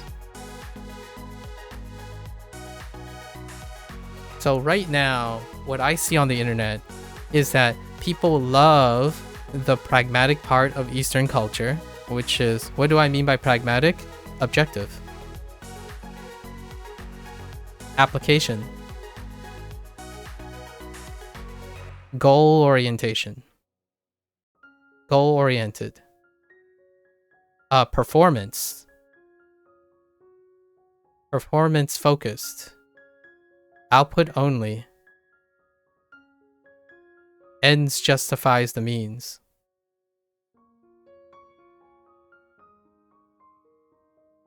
Facts. Facts are the true essence of happiness. Things like that. Objective. So not emotional. Not emotional things. Non-emotional things. Pragmatic things. If you need to run faster, run faster. If you think you're worthy of 1,000 subscribers, get 1,000 subscribers. It's not about why you're doing it. If you say you deserve 1,000 subscribers, get 1,000 subscribers. Period. It's not a dig at you or dig at anyone. Like, some people in a non-pragmatic way, you would say, what do you mean? Are you saying that I'm not deserving of 1,000 subscribers? That's Western. Pragmatism would say, you're not worth 1,000 subscribers because you don't have 1,000 subscribers right now. That is evidence. It is evidence. Objective, evidence-based pragmatism. That's what the internet does. And it does really well. And guess what? It makes things really easy to see. It's one of the things that Eastern culture accelerates so much. When my parents say, if you don't get good grades in school, you're not going to get a job and you're going to be broke. Period. End of discussion. They already have jobs. They already raised a family. They made money. They know, you don't. End of discussion. You do not question. You do not say what ifs or, oh, I'm different than you. No, it's facts. Facts. My parents made a lot of money. They bought a house. They raised a family. I did not. Period. You have no way to argue because you have no evidence. There's no promises, no predictions. They already did it. So they should know. Now, in part that Eastern culture is the foundation of the internet. How does someone know that they're worth more than someone else? Well, the internet could tell you that.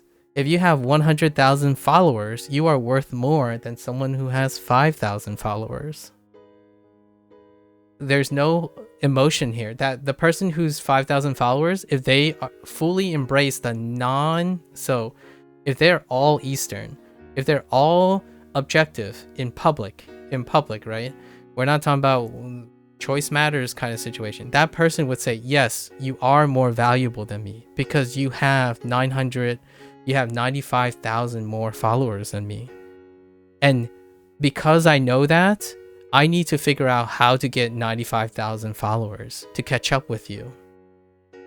Handshake, professional, like that is true. And what happens when you do that in an Eastern culture? You ask the person, how did you get 100,000 followers? Can you help me and teach me and make it so it's possible for me to get 95,000 more followers? And then the other person would, if it's a Western culture, the other person is like, no, I don't have time. I'm more interested in my own gain. So like, try to figure it out yourself. Sorry, like I have a lot of things to do on my own, right? Or Eastern, you both occupy the same space. You're in the same country. It's like, hey, you know what? I saw you struggling and you already asked for my help. So I'm going to put aside my own individual gains and I want to help my comrades, my fellow colleagues to be just as good. So then we can both work together and lift up everything. And I hope that when you make 95,000 followers, those 95,000 followers also become my 95,000 followers. Then I will have 200,000 followers. And that person will have 100,000. And they will no longer be the person that has 5,000 followers because they have reached 100,000 followers. That is pure objectivity. It's a win-win situation in a business transaction. It has nothing to do with, oh, you're better than me and I'm better than you in the sense of how it makes you feel or your feelings. So the internet, in my opinion, has created that. So now you have a bunch of kids who walk around and say, man, you are never going to be fluent in Chinese. And my first thought is, you're right, because I'm not focused on fluency. And then they're like, well, the facts are most people on the internet who is learning Chinese wants to be fluent in Chinese. Like, I can't argue with that. Most people do want to be fluent in Chinese, but I'm not after that. That's me embracing my Western culture, my desire to pursue my passions. I want to learn Chinese. I enjoy learning Chinese. Whatever way I like. Well, but that's not the fastest way to learn Chinese. Like this guy over here already learned Chinese. In fact, this guy learned 14 different languages in the time you learned your basic Chinese. Shouldn't you follow this guy because this guy is clearly going to make you happy? It's like that person probably can make me happy for sure. But I'm already happy now. I don't. If I could choose to be greedy and try to be happy in different ways. That's fine. And that is me taking my Americana upbringing and also negating the hyperactivity of internet. So when someone comes by and say, man, I can't believe you, I don't know, you still only talk to like one person. It's like, I can. Because my Eastern side tells me that whatever I'm doing is not popular. Like, it doesn't make me unhappy because I know the truth or I know what's contributing to it. And as a Westerner-ish, I chose not to seek the most pragmatic ways to do something that I don't need. So yes, I could be streaming Night Rain right now and talking about hot takes and talking about stuff, but I don't need to. But I can only do that. I can only do this because my parents believe that I'm self-sufficient now.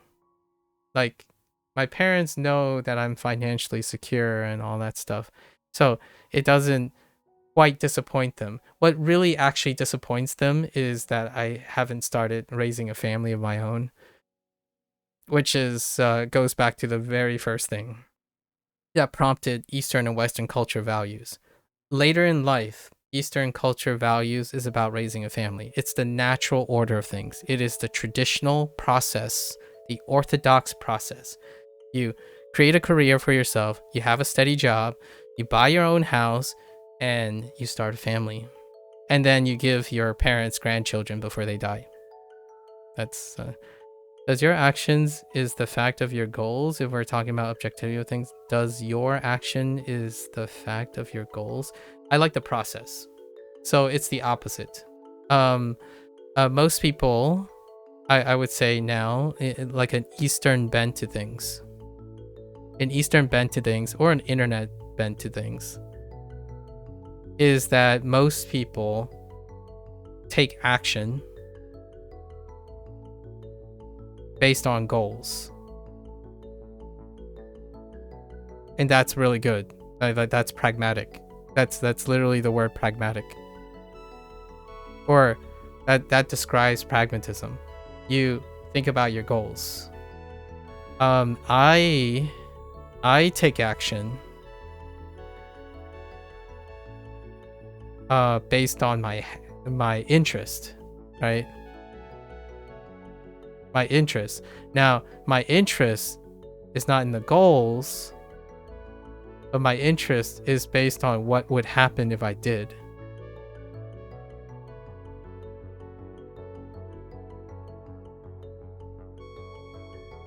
So I don't know yet what would happen if I complete HanziHero.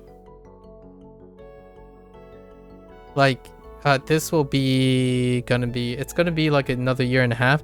I don't know what I sort of know, okay? I sort of know in 2 years time what's going to happen. I'll complete HanziHero. Quote unquote complete HanziHero. In another 2 years, I will quote unquote complete Wanikani. That's what the internet views. That's what objectivity views. You'll come to the end of the course. You will complete this. Why did I start it? I'm going to be doing this for the rest of my life. This is just the beginning. In fact, I don't even know what the end is. It could end tomorrow. Like you and Engine, you could convince me that Russian is the best language in the world, and you like somehow swept me off my feet and I could stop learning Chinese tomorrow. It's possible. I don't know where this is going. I'm not concerned about where this is going to take me. I kind of like how I'm not concerned where this conversation is going to take me. I live in the moment. I try to think about the conversation in the moment. It's the moments that matter to me. And that can sound very naive, freeing, and unhinged. And these are the qualities that are non-Eastern. Is you gotta know where you're going. You gotta know when you spend your time, it's gotta be worth something. If you're gonna learn how to draw, you better learn how to make money out of it. You better draw good enough to be able to make money out of it. If you're not making money out of it, you better be starting a family because of it. Because the goal is that you keep forwarding your life. Like you have to understand what you're aiming for. And the great thing, the grand equalizer in all of this is you don't have to be Japanese, in my opinion. You don't have to be Japanese or Chinese or Korean or someone steeped in hyper pragmatic culture to experience Eastern culture anymore. In fact, it's hard to even call it Eastern culture anymore. It's hard to call it Eastern culture anymore. It's the internet culture. Like, it's part of the internet culture. It's so hard to separate them anymore. So to dispel everything else, because I was using ideal constructs, you no longer have to say that anymore, because the Western internet has globalized certain things. Now, it's not the whole picture, obviously. Russian is one of the most difficult language, if you believe that. So yeah, much easier to learn if you live there. That's fine. Every language is the hardest language if you don't live there, in my opinion. I don't usually say absolutes, but the most difficult language is the language you decide not to learn. So I disagree in the concept of a worldly aspect that Russian is one of the most difficult languages. Russian is difficult because either no one lives there, no one wants to live there, like because you said it makes it easier to learn if you live there, or people decide not to learn Russian. That is how I would apply something that isn't pragmatic. So you decided to make a pragmatic comment that Russian is like, what is that based on? How do you know Russian is the most difficult language?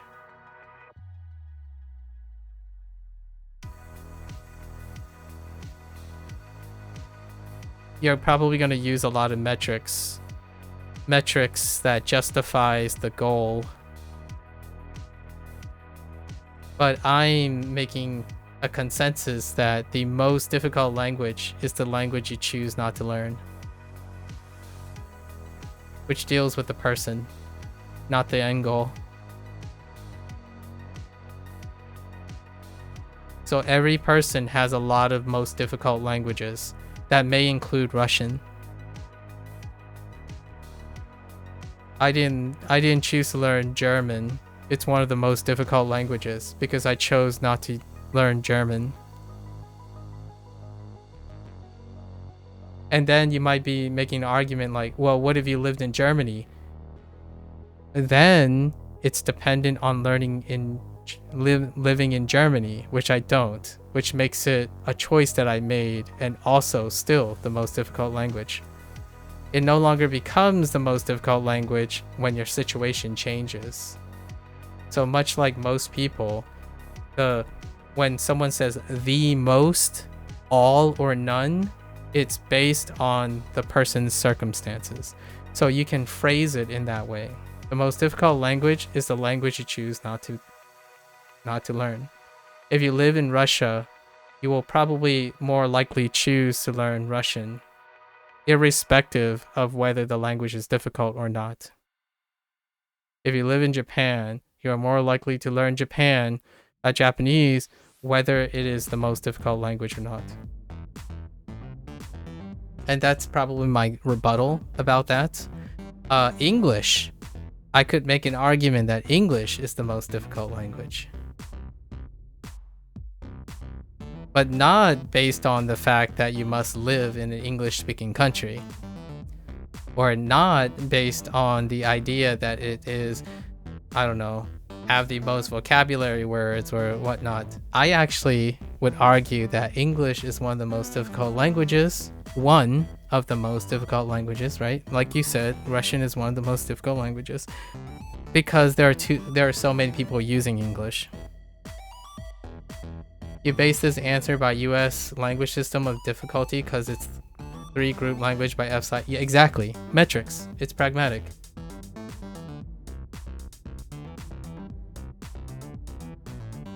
Yeah, it's one metric. It's one set of metrics. And I will use my critical thinking skills and I would offer a rebuttal.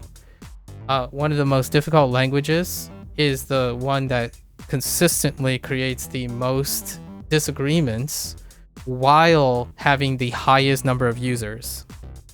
English, Spanish, French, Hindi, Mandarin, not Russian. Maybe Russian is in the same group. Like, we'll say like Russian is also in the same group. In fact, I would probably move like Mandarin and Russian to a separate discussion about collective like closed group difficulties as opposed to accessibility problems. Russia and Chinese have accessibility problems. And then you have the opposite end. And by the way, the US language system doesn't include the difficulty of English. Just for the record. And again, if you haven't noticed, you said Chinese and Arabic, but that's according to an English language system of difficulties. So English has one of the most users, and most users create confusion. So based on your metrics, if you choose a metric of consistent understandability, English would then score very high. Right? So I'm not arguing that their system isn't true based on their metrics, but I don't actually know how the US language system rate their difficulties. And you saying that also means that you don't know how they rate it either, which I don't either. So I can't make any comments on what properties they used. I am using properties that I'm aware of. As a English speaker, so I'm using things that I observed. I don't know what FSI means or measures anything. So when I asked, how do you know, you did the pragmatic thing. You state someone you trust or something you trust without knowing how they measured it. That's the trust Eastern culture has on systems. I trust my parents' judgment because they had a whole lifetime worth of experiences before I was born. So it doesn't matter how they know. How do they know that as an adult, I'll be a great problem solver?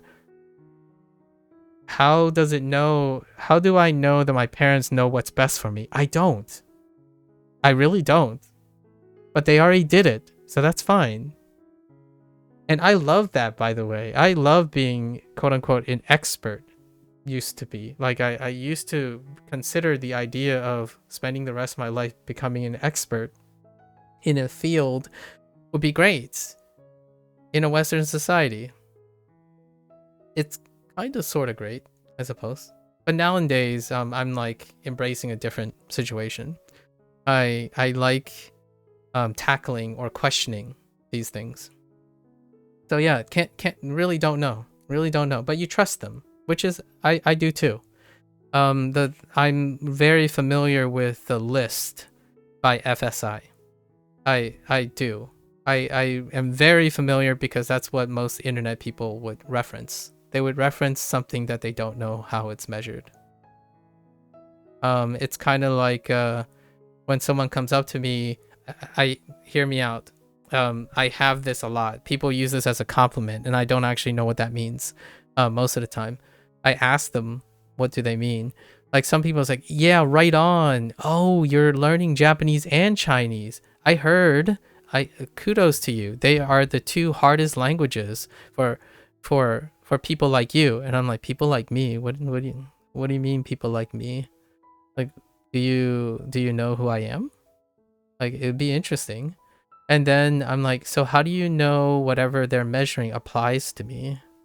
It's very difficult to know because even I have no idea how they're measured, and I'm too lazy, quote unquote. I'm too complacent to know. But I can confirm to you that yes, Japanese and Chinese would be considered very difficult for someone who is monolingual in English. At least I know that they're assuming, I think, I'm not even sure about that actually, that they're assuming that the FSI language difficulty is based on secondary language acquisition. And that raises a fun question. Is Japanese and Standard Mandarin my second language? Which makes you start thinking critically, like, oh, okay, interesting. Are you suggesting it's not? It's like, well, no, I'm not really suggesting anything. I just know that I speak two languages, but I don't know if you consider by FSI speaking a language solely as part of something. Who am I? It's very philosophical and meaning question. Well, no, yes and no. Yes and no. Who I am is what that person assumed.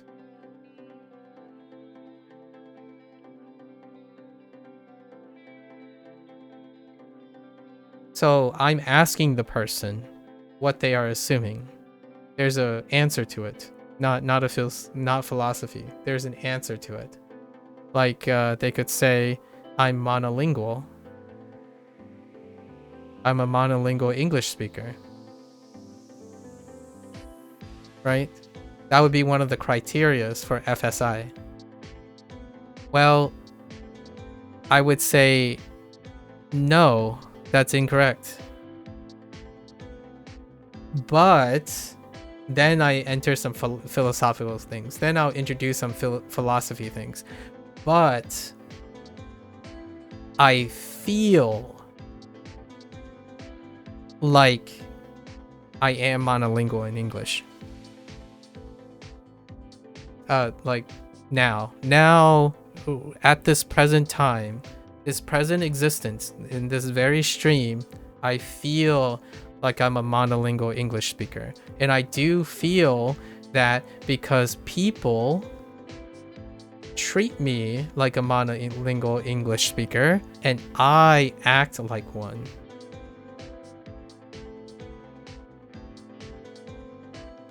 Yeah, some English speakers are monolingual, but not all, right? So the interesting thing here is I'm not here to disagree with them, actually. I'm just kind of curious what they think. Like, I want to know, who am I? Like, are you curious? Do you have any curiosities? Do Americans, so most of the time, it's even more. Most people say monolingual English speakers, but actually, they first say because I'm American. Or I speak American English. And then they say, well, most Americans, not some or whatever, most, they usually say all. They're implying all, using the word most. But they're saying all Americans are monolingual English speakers. So first, they heard American English come out of my mouth. Then they assumed I'm American. And then they assume because I'm American, I'm very likely to be monolingual English speaking. And then they use the US language FSI difficulty rating to tell me about language, right? And then I would ask them, who am I? Well, what I am is 5% of the American population.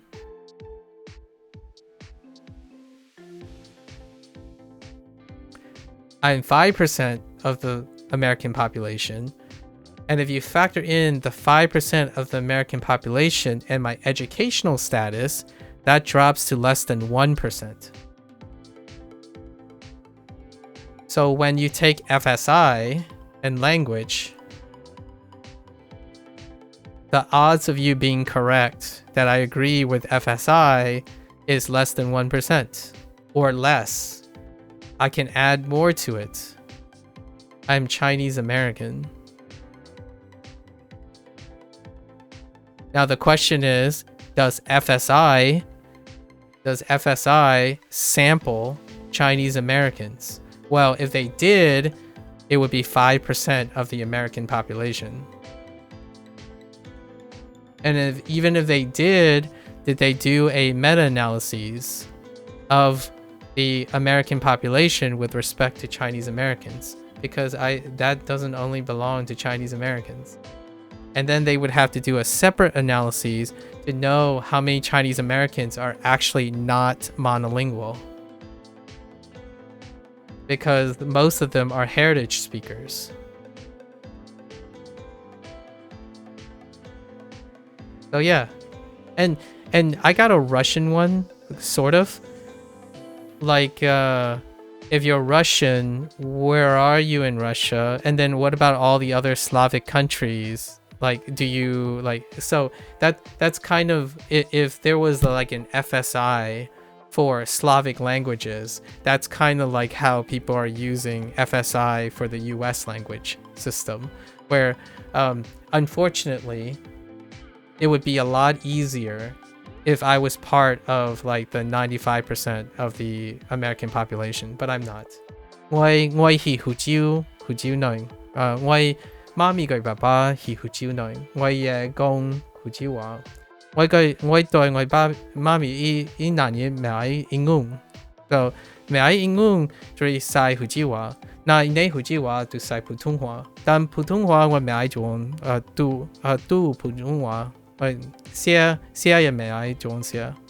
So all in the way, I can't say I'm not monolingual, but at the same time, I really want to say that I might as well be monolingual because I can't write.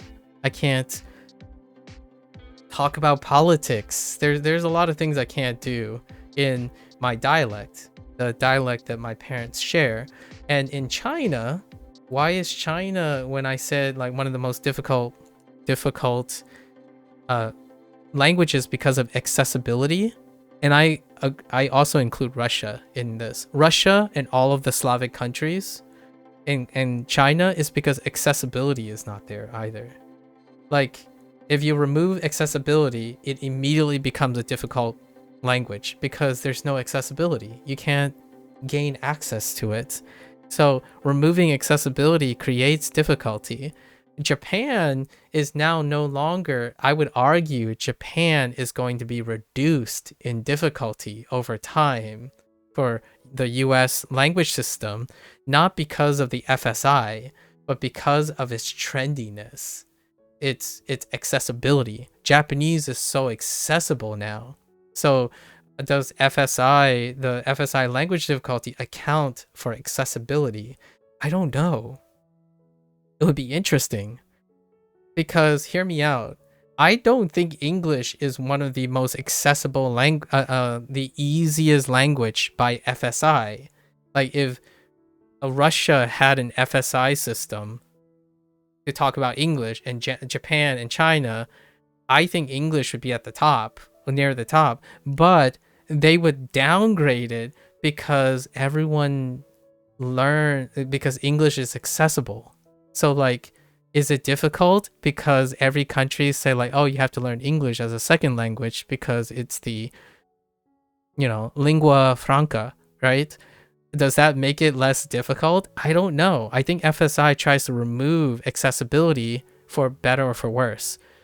For lack of perspective, inaccessible languages aren't rated because probably are not weighted because they're less accessible. And then English is very accessible. So it leads to the opinion that English is very easy because so many people know it. But do people communicate? How many times did you argue about what you said in English versus how many times did you argue about what you said in Japanese? At least in my opinion, in my cursory understanding, there are far less arguments in Japanese about using Japanese than English using English. Now, does that factor into language difficulty? I have no idea. I really I love talking about language, by the way. And there's a reason why I'm learning about language, and it's about culture, right? Culture is language, language is culture, and it's crazy. French is Roman lingua. Yeah, you very like that. If you know French or Italian, you could easily understand all other languages.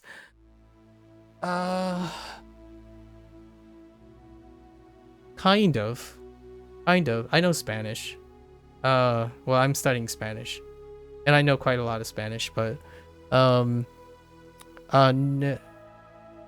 French can help you at the higher levels in English. So like in graduate school and college, but most of the colloquialisms, like how to have casual conversation and whatnot, you would need to know Germanic language. So in English, like 40, it only makes up like, I'm going to say 40-ish%.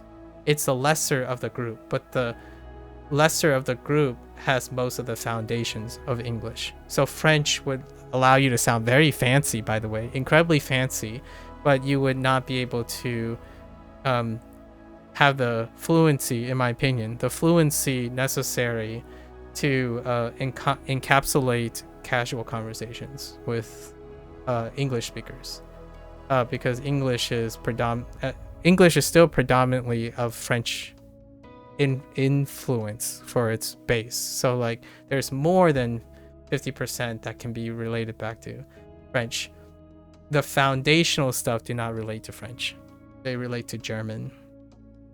So if you were talking about if you know French or Italian, you could easily understand all other languages. If English is one of all of the languages, it would not. It would probably be German. Yeah, and when I used to learn French and English in school time, I was always mistake between them because they are very historically related. Well, yes, in that nature, when you're in school, many of the foundations in English are not English, they are German. So I don't know. In Spanish, I usually use Spanish to understand Italian, but not French, and then maybe some Portuguese. But and Spanish is another Romance language, and French and Spanish are like the podium earners next to English for like lingua franca.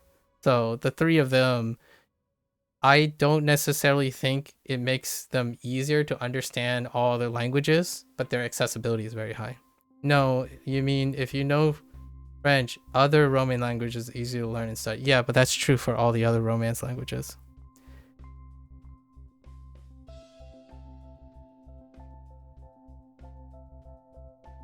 Like, if you learn Italian, same. Spanish, same. It makes it easier. You're not saying easiest or anything like that, which I appreciate, by the way. So it's true for the other ones as well. Romance languages are Romance languages for that reason. So I agree with you. But English is not one of them. So when you were making mistakes between them, it's probably because they're different. Not necessarily because they're same. I would agree with you with French, Italian, Spanish. That's why I chose Spanish. But some of the fundamentals, if you're learning English as a second language, German. But then you only have part of the picture as well, because English is heavily influenced by both. I think English is often a very tough topic to talk about. And for myself, I can't really understand that because it's hard for me to emotionally understand that with someone else because I grew up in the United States. So American English was my common language, and it's very hard for humans to relive another period. Like I won't ever understand the feeling that comes, like truly understand the feelings that come from relying on something that is not English. And then because of that nature, I am very probably strict, a little bit more strict and unfeeling about when people say English is a romance, is related so much to a romance language that it helps you understand it. It doesn't. German language and Slavic group doesn't work this way. If you know one language, you can understand other language from this group. That's fine. But you're saying something that you don't understand as well. Like, I would agree with you on the German language and the Slavic language being a Russian, but I don't think you understand what you just said about French and English. That is an incredibly debatable point. You're making those mistakes because those are the mistakes that makes them different, not because they're the same. That's usually the case. The same way that you view German and Slavic groups. I'm saying that many of the things are of German origin, and many of the things are also of French origin. I'm not saying understanding German helps make English easier. You are saying that. But I agree with you that Romance languages, when they're grouped together, it can help. But English is not a Romance language. But certainly there are things related to French and English. For sure. The things you're stating that mistake might not necessarily be because, like, you're saying you always make a mistake, so it doesn't make it easier. It makes it harder. Like, that's what the confusion is. Like, because things are similar doesn't make them easier. Sometimes it makes them harder. So if you're focusing on differences, you're likely to make mistakes based on similarities. If you're focused on similarities, you're likely to make mistakes based on differences. So when you made a claim that French makes you understand other languages easier, and then you say in school you always mistake between them, that is a problem, not a ease, in my opinion. So, and for the record,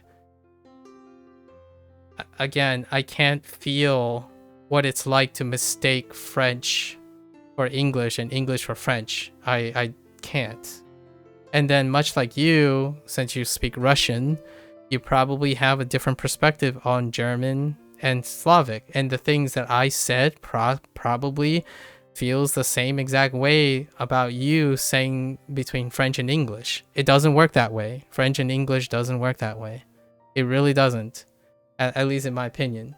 I think that's the reason why it gets mistaken between them. They are very dramatically different. Yeah. Much like Japanese and Chinese, they're very different. And yet, since I'm illiterate in Chinese, and now I'm not, or I like to say I'm not, illiterate in Japanese and Chinese, you can mistake them. You all, like, there's a, if this wasn't here,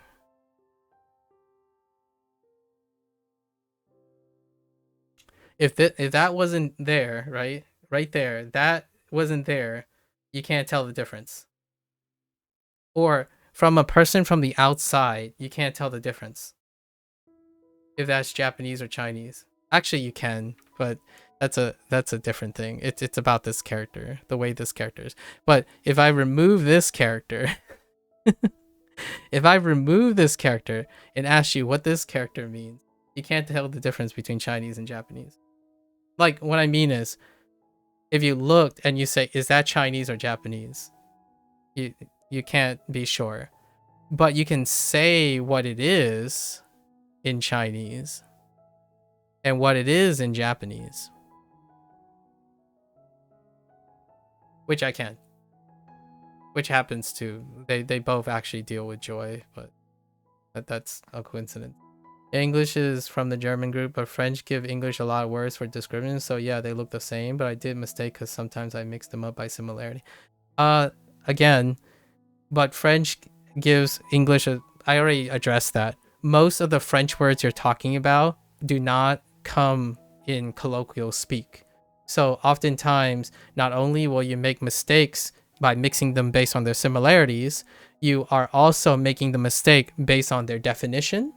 And also in colloquial speak, you would often make mistakes inferring that the definitions are lining up with French, but it doesn't line up with French. It lines up with German. So yes, that's exactly the reason.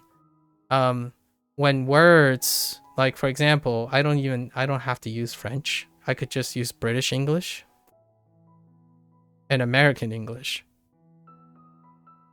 The similarities between these can create miscommunication. So when you know a language, it can make things harder as well as easier. Now the question is, in your case, does it? In my opinion, when you try to combine French and use French as a frame of reference for English, it helps at the higher levels. However, in everyday speak, like now, right? Everyday speak. So things like the core, like helping verbs and all that stuff, it doesn't line up with French very well. So like when you're listening, like Clair Obscura is a great example. Actually, I played Clair Obscura in French because I wanted to. I played both tracks. So in the French dub, when they talk, where they emphasize things, even the basic emphasis and the words that overlap with the American, like the English, right? The stuff that you see that they speak and it kind of sounds like a specific word that comes from English, they don't hold the same things. So based on their similarities, they're often mistaken for each other. But you can pick words that try to be the same. Like, I don't know, nonchalant. Actually, I don't think nonchalant was uttered in that rendezvous, right? Rendezvous, reconnaissance. I don't know how they say in French, by the way. Reconnaissance, rendezvous.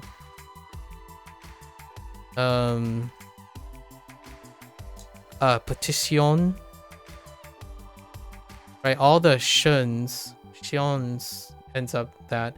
But then you might be arguing, well, okay, French, but I can use Spanish too. And all these are in Spanish as well. So I use Spanish to understand English. So when you're talking about French, I probably pick Spanish, largely due to accessibility. People around me speak Spanish. So and then you have in everyday colloquial is no necessary of French words, you are right, but in my study it's need to translate vocabulary text. Well, that's fine. That yeah, you're translating vocabulary text. That's good, but that doesn't make you, like, you said understand, right? And that's a English word of various notoriety. In Japan, for example, there are two different ways to understand things. In English, there are three ways this word can be understood, But at the same time, I don't know what French's translation of understand, for example. So in your studies, if you need to translate vocabulary text, that vocabulary text also has fundamentals. And those fundamentals do not align up between English and French, which leads to common mistakes. When I was talking about colloquial, that's another avenue, but the fundamentals of English often is not coinciding with French. More so German, but again, we're belaboring the point. But yes, if it helps you, it makes it easier. I use Spanish, so if I were to say, if you were to learn French and English in school, right, like it helps you understand all other Romance languages. I agree with that, which doesn't include English. But it's still categorical. So you can call English a Romance language if you want. Like, I'm not going to stop you from calling English a Romance language. But when you say all other languages, you either mean Romance languages or you mean all other languages. So which one is it? Right? You're first you're saying, oh, you don't mean all other languages, you mean Romance languages. And then I picked a Romance language, Spanish. Yeah, and you mean Romance languages, but English is not a Romance language. So it's not true for English, what you just said. Unless you're saying all other Romance languages and English, which then that's cherry picking. Because English belongs to an entirely different group of languages. So being clear, it means that you're changing, in my opinion, you're changing the conditions of your comments as you're going along. English is not a Romance language based on your categorization. If it's all Romance languages and English, I would pick Spanish. Spanish is also going to help, but you chose French and Italian. Yeah, then I would pick Spanish. I disagree with French. Spanish. You don't have to pick Italian or French. That shares personal biases. Heck, I mean, technically, Japanese has their own ego that helps you demonstrates my point very, very well. Where something like, I'll use a Spanish example. Imagen, right? I'm gonna write it out in Romance characters because it's probably more. So imaji, I think, is Japanese, and then we have image in English, and then let me see, French, image, which is image. So it's still written in as image. Oh no, it's not. It's written in bold.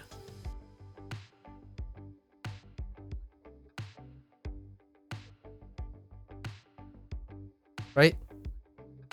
So we got these. I'm not gonna do Italian. Sorry, Italians. But you're saying like, oh, it looks the same. It's good for translating. It's like, yeah, all of these are. They're a difference of one, like. So if your argument is based on they look similar and they sound similar, then don't have to be a Romance language for translating stuff, vocabulary words. It's the same, but with articles in French. This is the same with articles in French. This is the same with everything. Actually, This is the same without articles, even. You mean only English? Yeah, I know, but all of these are too.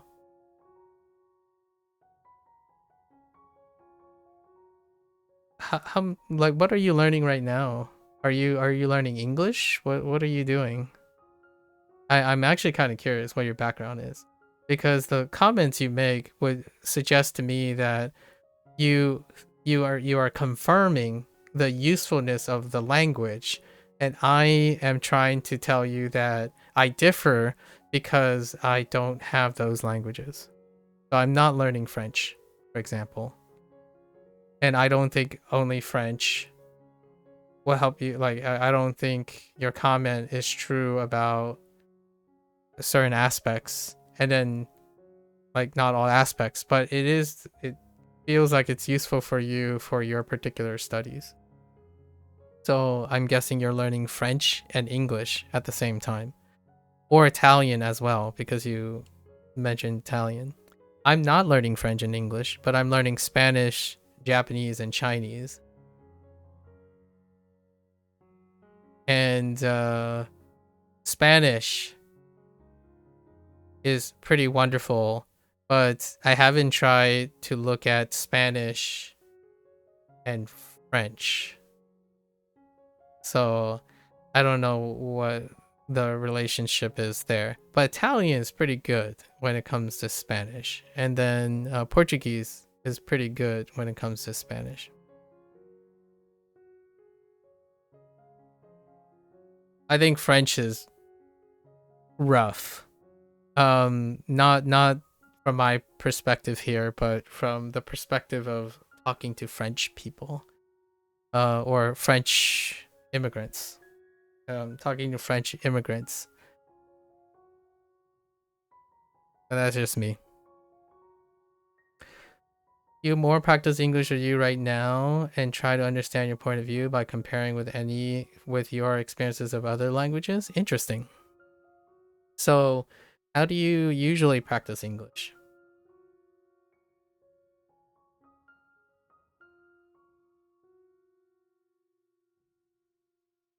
The more practice thing reminds me of Romance languages.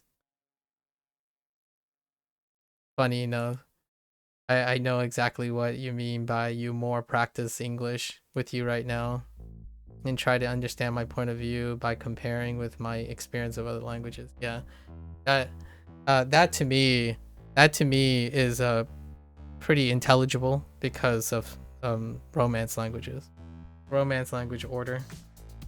The nice thing about English, in my opinion, is that it tolerates most of those things.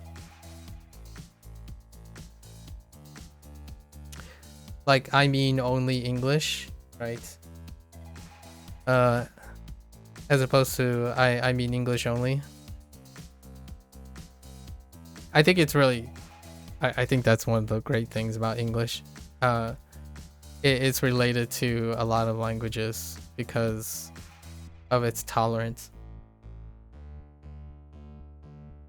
Are you currently learning French then? Is that French that you're learning? What languages are you learning? You try to practice it every day. I see, I see. I try to practice English. You try to practice English. Yeah, yeah. I figured. Are you learning anything else? I'm doing strictly.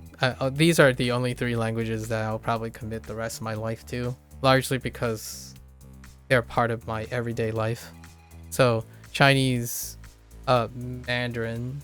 I guess I should say Mandarin. Mandarin, Japanese, Kanto Japanese, and Hispanic Spanish, Latina Spanish are my main focus because they're the closest thing to English, as in like the use case. I haven't really learned a language yet out of sheer interest. people haven't convinced me out of sheer interest to learn a language. Although French comes pretty close. Does Wanikani have Mandarin? Google doesn't say so, and I've only used it for Japanese. Oh, this is HanziHero. It's my second thing. It's a thing called HanziHero. And it may look on the surface very similar to Wanikani. So right here, or it's next to me, right here, down here somewhere.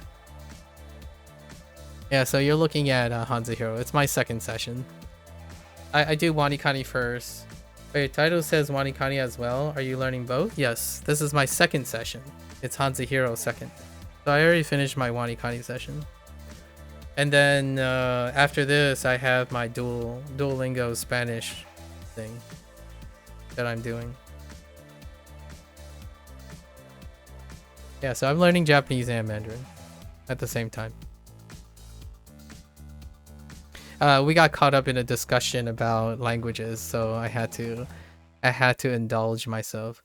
I'm speaking with someone else who is from Russia, who's talking about French. Oh, that makes sense. That's cool. You can only ever focus on one language. You should try out Anki as well. We'll see. We'll see about Anki. Yeah, we'll see about Anki. But yes, I've been doing this for a while now. Every single day for 1.5 years. So I can tell you that I've seen my fair share of you should try out Anki. I have a lot of conversations and thoughts about Anki, but probably not for now. I think I can give you a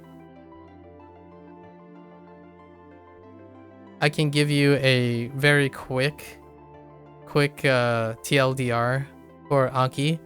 The chances of me using Anki is probably for a reason that Anki is not typically used for. Possibly. Oh, actually, Anki is great for later phase project that I have. Not now though. And then trying out Anki, I won't need to try out Anki. I'm very familiar with Anki. Largely because of my background exposure to SRS now. But yeah, Anki is a very useful tool. Yeah, very useful tool. Without saying too much. Oops. Alright. Let's try to do our lessons. Tomorrow I have a lot of things to do, so we're gonna move on. Thank you for sharing. Again, you've tried to learn Chinese, but all this language emphasis makes you so uncomfortable to listen while so loudly. So yeah, you try to practice more English instead of French. I see. Your French studying is going slow because you tried to be more in English talking communities. Ah.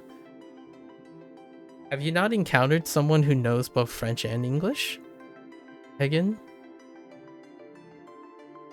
Like, there's gotta be some French-English people out there. I watched this one guy who does French and English comparisons. I'm not learning French, but I like hearing him compare French and English and Spanish all the time, so it's kind of enjoyable. That's interesting that you haven't found English people who happen to know French. Okay, you probably have to find someone who has a British accent first, though. I think you're more likely to find someone who also speaks French if they speak British English. Oh, okay. Since you're practicing English, how often do you get a chance to interact with someone who speaks British English? Or is it mostly American English that you interact with? I don't even know if there's such thing as British English internet texting. Like, I don't know if there's like a separate thing where British people or British English people frequently type differently.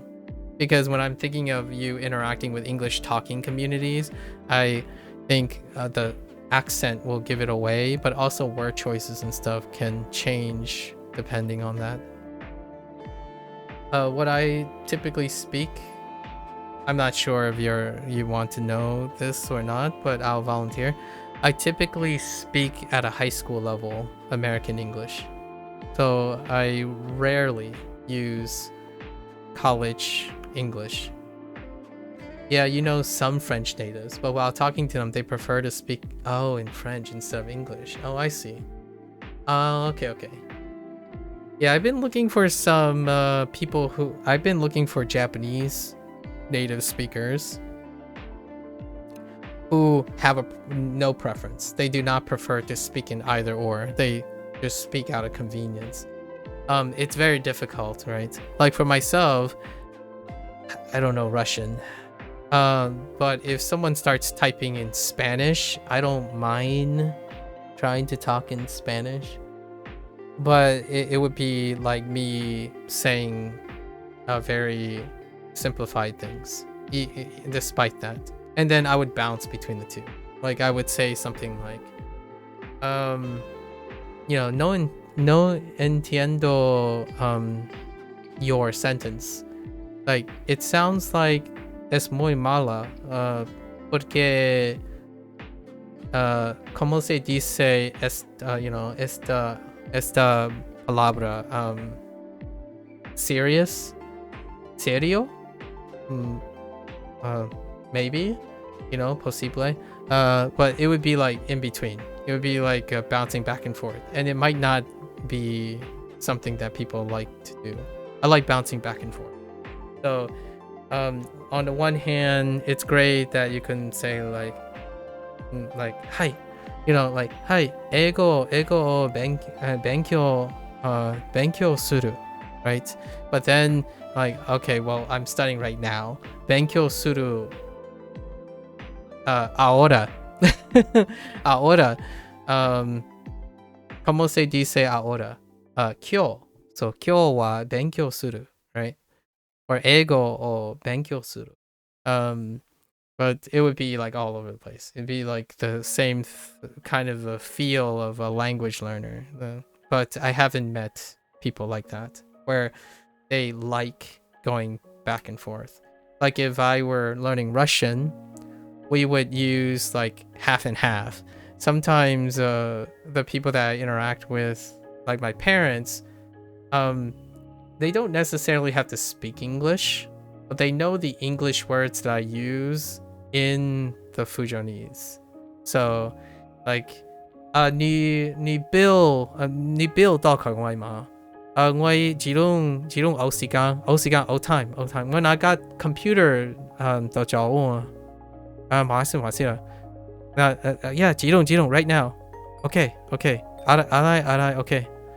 So you can probably already understand the nature of the words complementing the English. So that's kind of the world I live in most of the time.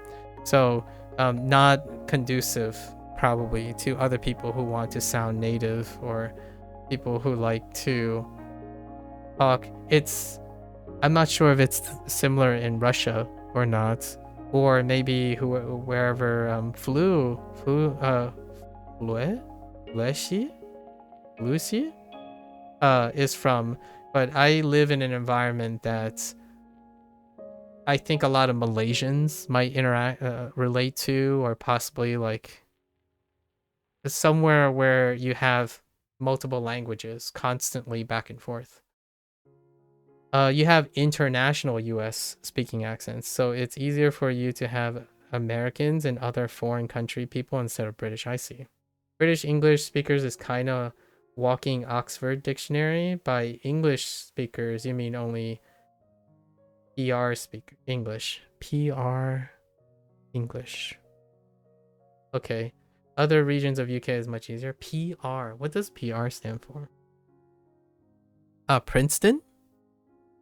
Princeton Review English? That's interesting. Oh, I've never heard that. I haven't heard that before. Classifying people based on Oxford or Princeton Review. I think that's what PR might stand for. Because Princeton is the U.S. Yeah, the U.S. or the Meristem, Webster, Mary Webster, or Princeton Review is the U.S. I think the U.S. stuff, and then there's Oxford, Cambridge, or the. That's funny. Oh, receive pronunciation is never mind. Just kidding. It's a specific accent of British English considered the standard or most neutral accent. Oh, okay. May I ask, what do you think is the what do you perceive as the most standard American English? Is it this one? Is it what I'm speaking? Because I usually, to lack of a better, I don't want to prime your biases, but I considered my English accent as the most boring generic one.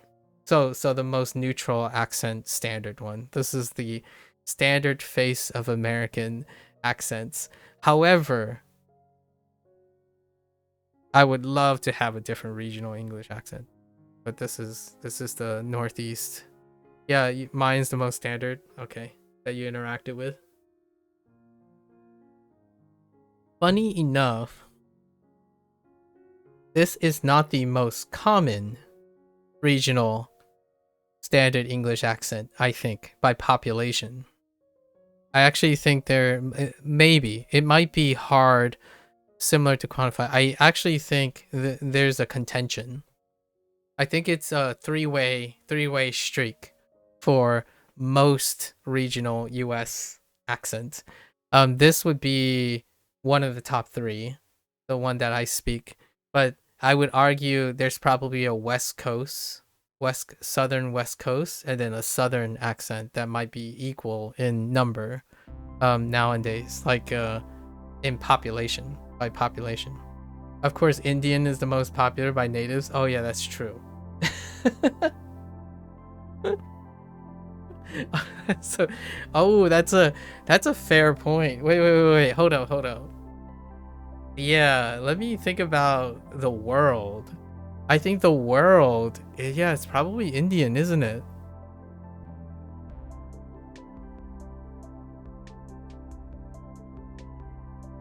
That's a really good point.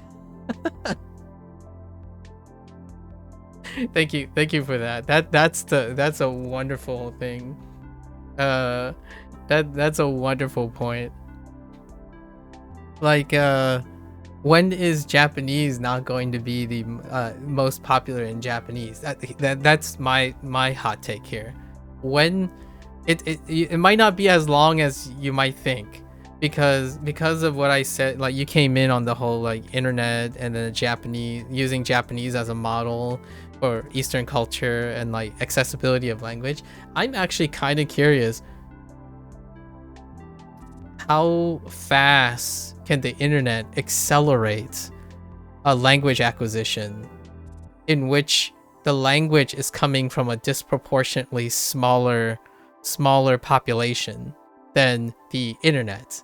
And when does that become less popular? Because English, for the record, even if we're not considering India, right, just India in general, and we consider native speakers, there are fewer quote-unquote native speakers than non-native speakers of English. Like, hands down. The statistics had been eclipsed like a couple years ago. Like, it's eclipsed a long time ago. Like, or not a long time, but long enough that it can only have gotten more. Like, there are more non-native English speakers than native English speakers. So technically, hear me out, why your comment was so funny is because technically American English is not the native English population. If we had to consider native English, right? A lot of times people talk about native English based on representation. Like, when you're learning Chinese, you refer to the largest population by standardization of who they say, right? They say it's this, as in the largest population says this, right? Because usually the natives coincidentally also represent the most popular, the biggest group. But in English, it's not. It does not represent the biggest group. In fact, you can't even make an argument for either. You can't make an argument for American English or British English to be the majority. So it's one of those fun little things when someone goes and say, "Oh, well, native speakers are always right." You better watch what you say about that, because unfortunately, a lot of us use English as the common language, and I can tell you right now, it doesn't matter what my education level is, someone is bound to tell me that my English is not right. Largely because they could be living in an environment where most people don't sound like me. And that's so fascinating. I'm sorry, I'm kind of geeking out to language. I think language and culture, understanding culture, is so wonderful when you're talking about language. You have to smile and laugh about these things. Otherwise, I don't really know what else could motivate someone to really want to learn a language. Like when you're learning English, in order to understand what it's like to be and use English, the stuff we're laughing about now, the stuff that I'm talking about in relation to like Chinese and Japanese, those things are going to come up in your conversations. And they kind of embody the experience of learning English. What is an experience of learning English? Getting corrected left and right by any other person who speaks a different English than you? You getting corrected and argued by your best friend who thinks one English word means something else to them and your English word means something else. That's the English experience. I'm not sure if Japanese people encounter that all the time or Chinese people encounter that all the time. I kind of sort of know in Chinese it sort of kind of happens, sort of, only like kind of. And in English it happens every day. Like yesterday with two of my friends, we talked about a new word, like a new phrase. Like all the words in the phrase is not new. Like all the words we know, but the word and the phrase has new meanings now. So yeah, as answering to your question about accents in Russia, yes, you have accents because this country is multinational. That's fine. Some of the regions even have their own independent native language and is studying in school, but Russian is the main language for the whole country because it's the federal language. I see. Laughing emotions, I think, is the main idea of studying everything because brain likes to remember emotions, so it helps to save. Yes, encoding. Yes, emotional encoding is very powerful. Stories with emotions is very powerful. Like this very instance is very powerful, and it's really great. Like, if you're playing a video game, do it. Like, you know, you ever want to get closer to doing more things with the language. Yeah, in China, I'm not sure how familiar you are with China. I haven't ever been to China. I haven't ever lived in China. So, or technically I have been to China, but I was like 2 years old. So, but with my grandmother. Outside of that, the language I speak with my family is very similar to what you described in Russia. There are multiple dialects, and I wouldn't call them. When you said independent native language, in Mandarin or in China, I usually refer to them as dialects, and they are You're working with Chinese company currently. Oh, okay. So you're probably already familiar with it. Usually from an American perspective, like from the outside, like as in Chinese American in ABC, when I look over there, I usually refer to them as dialects. But these dialects are classified by the idea that they are kind of related to Mandarin. So what I mean is when you say independent native languages, technically these dialects aren't necessarily independent. But if you mean using the word independent as in they are unintelligible to each other. They are unintelligible to each other. Like, 中文, 中文, 中文人, right? Like 中国人, 不可以听懂普及话 like going they don't it's like not possible, like it is nearly improbable to express the same thing.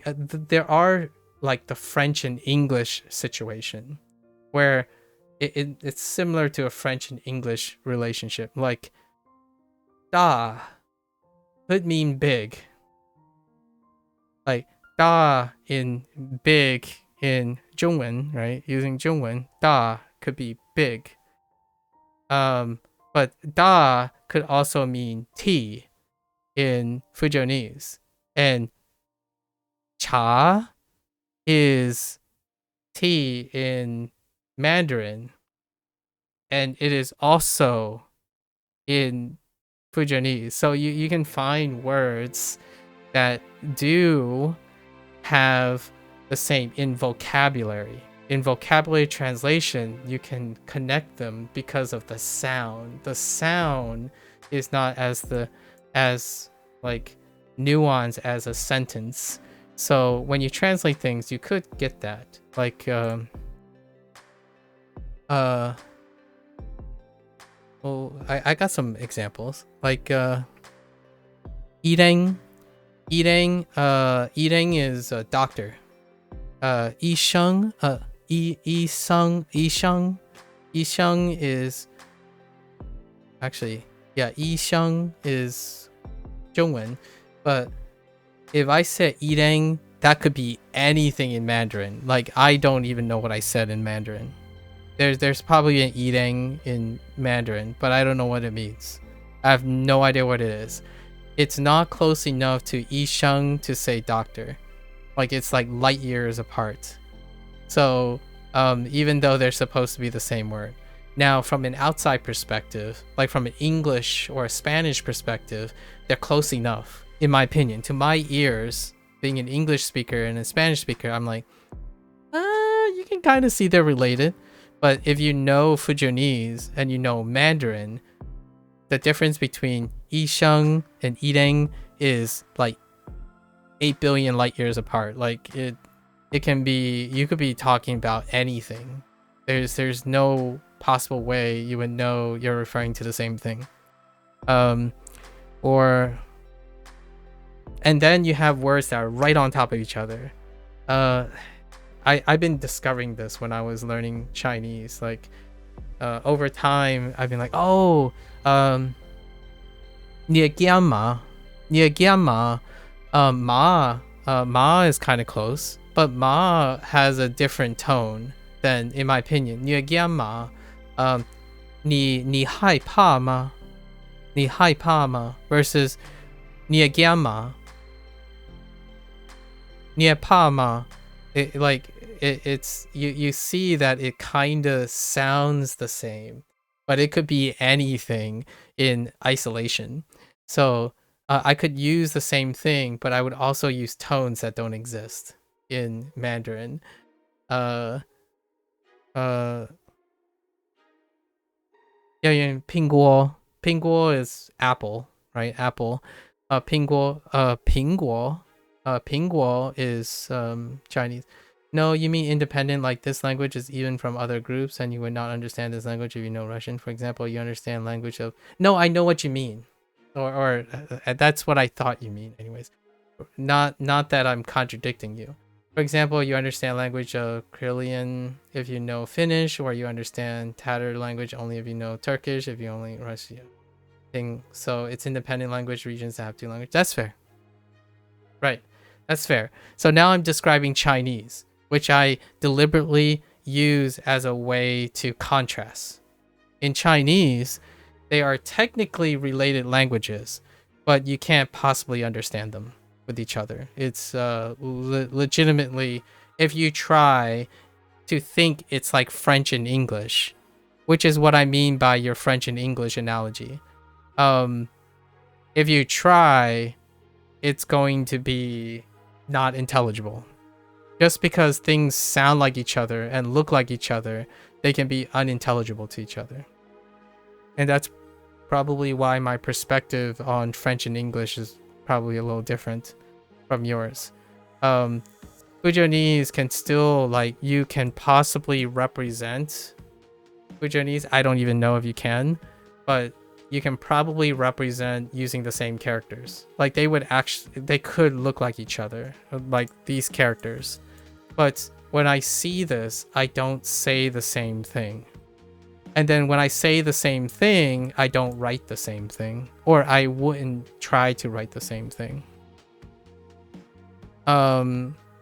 If I, like, 日子 is day, right? 日子, I don't even know how to say day from this. Deng. Deng is dian though. It's closer to dian. So I have no idea. Like 星期 like 星期日 is Sunday. Newai is Fujonese. So Newai and 星期日 are not close together. They're both Sundays. And Boy and 星期一 is Monday, but Boy is Monday in Fujonese. So they could be related to each other, but they're also independent of each other in some way. They're not intelligible to each other. So one would typically say that they're dialects of each other, but they are independent languages as well. They are considered independent languages. One is a federal language, and the other is not even a language. It's a regional language, I guess. I'd be curious if the place where you're working. Are you working in China or are you working with the Chinese company? Okay. So you're still located in Russia, right? While working with the company.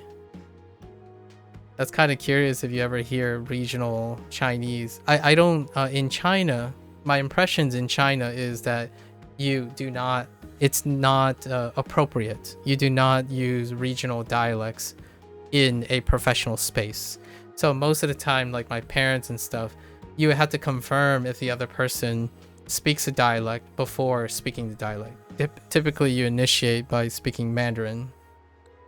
And then if it's a region that you share a dialect, a dialect with, then you can initiate the conversation in the dialect.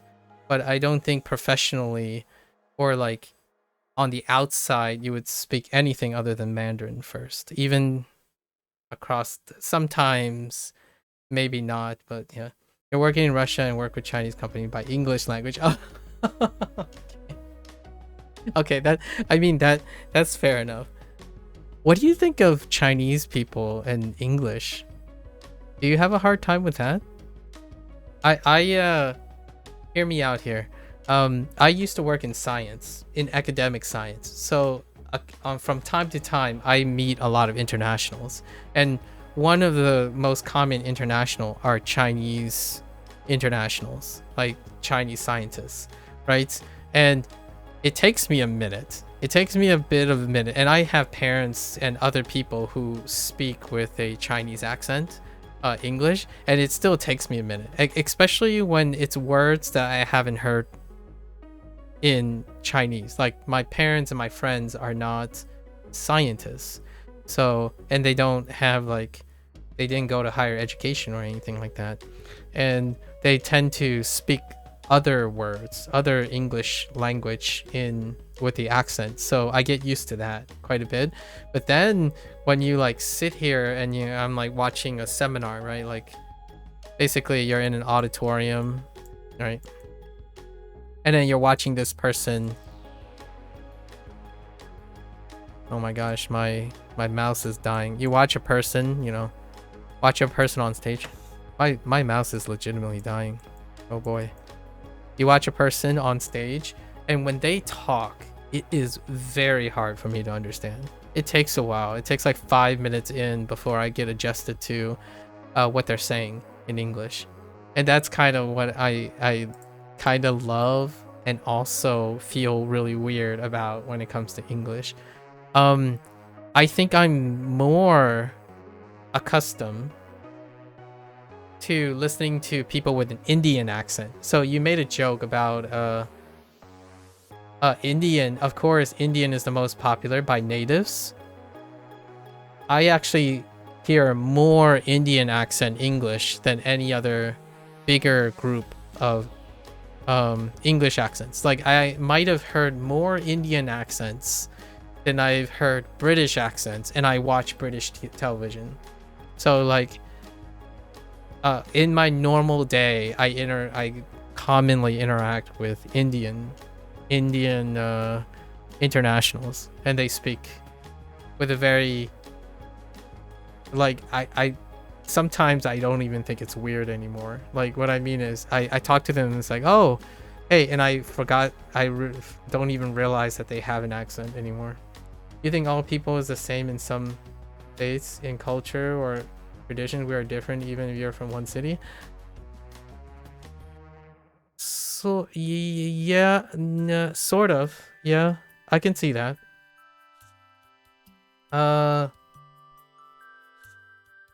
Yeah, I can see that when you're not an island nation. I think a lot of times island nations can present a different case. Japanese is one of them. Japanese just happens to be one of them, where you can have accents, but you don't have independent languages. So island nations might be a little bit different. The other one is New Zealand. I just happen to be... You could easily understand Indian accent instead of British because you're learning a lot from Indian YouTube.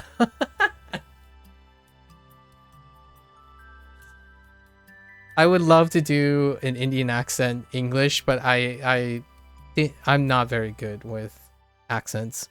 I think I'm far more comfortable listening to Indian accents. Yeah, like, and Indian accents, you know, is still closer to British accents than they are to American accents. So it's kind of fun. Honestly, I would love to hear what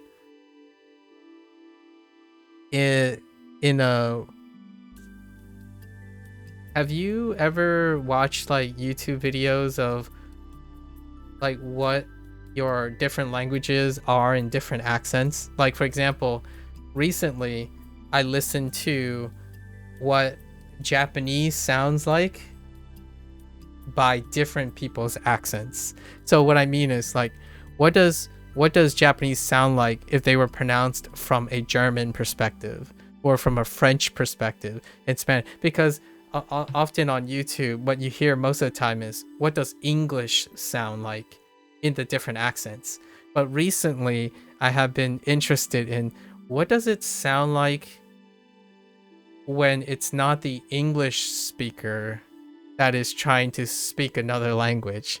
So there are some really interesting ones. I think the one that is really fun about Japanese, I know we're on Chinese, but about Japanese is when you get a Spanish speaker to try to speak Japanese, but with a Spanish accent. And it's really interesting. I kind of like it. There is a very like noticeable difference if you study Spanish and Japanese. If you study Spanish and Japanese, there's a noticeable difference between the two. But it's kind of cool that you can still understand it, but it's clear that the accent is there as well.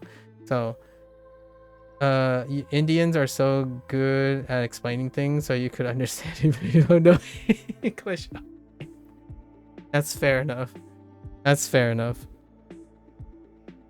I haven't watched too many things explained by Indian native recently.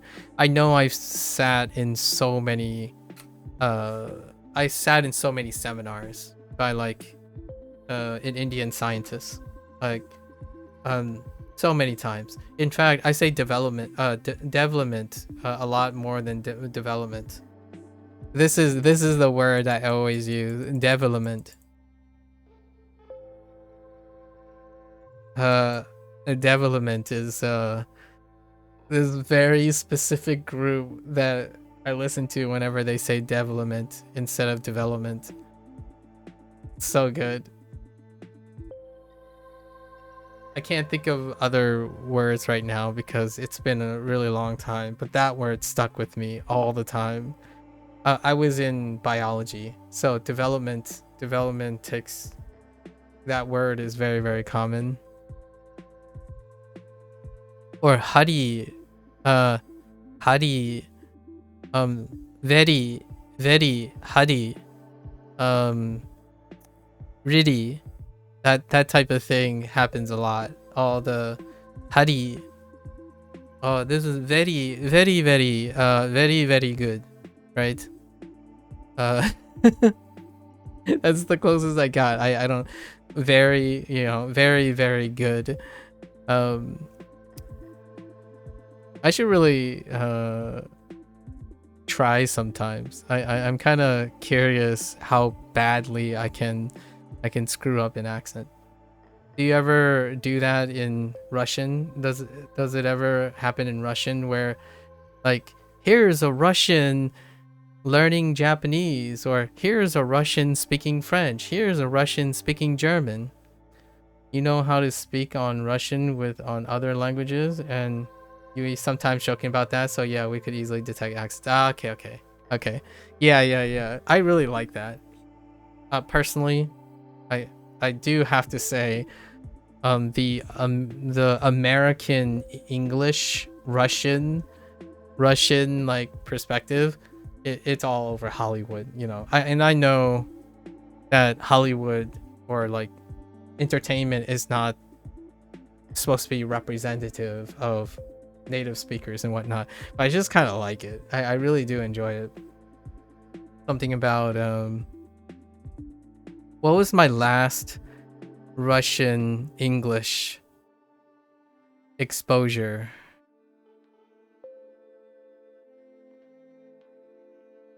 It's a show, it's a TV show, and I don't remember now.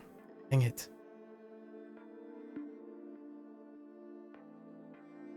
It's not Marvel, but I guess you could say Thunderbolts, but I'm sure you've seen seen trailers of Thunderbolts, but that guy does a Russian thing too, but I think it was Chernobyl. Chernobyl. Oh no, the game Stalker, the Stalker game. The Stalker game tries to do a Russian thing. I think Metro also does like a Russian thing too. You know, the Russian American accent. You have the most funny word by the study time? Between the study time? Really? Most funny word, huh?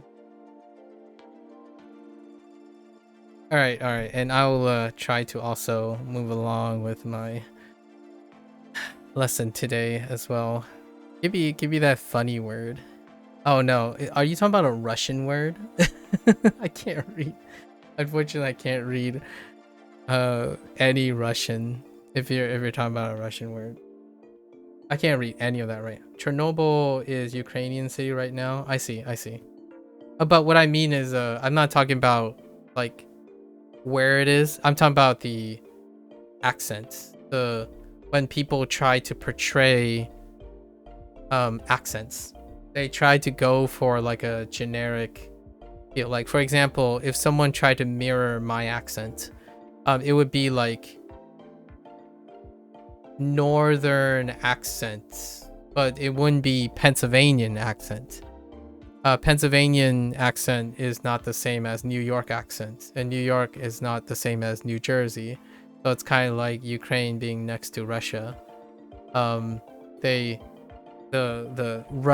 like the Slavic Russian, I don't know what you call it, but the television has basically for better or for worse, conditioned me to think, oh, that's kind of like that area of accents, because I can't pick out the very, very minor accents.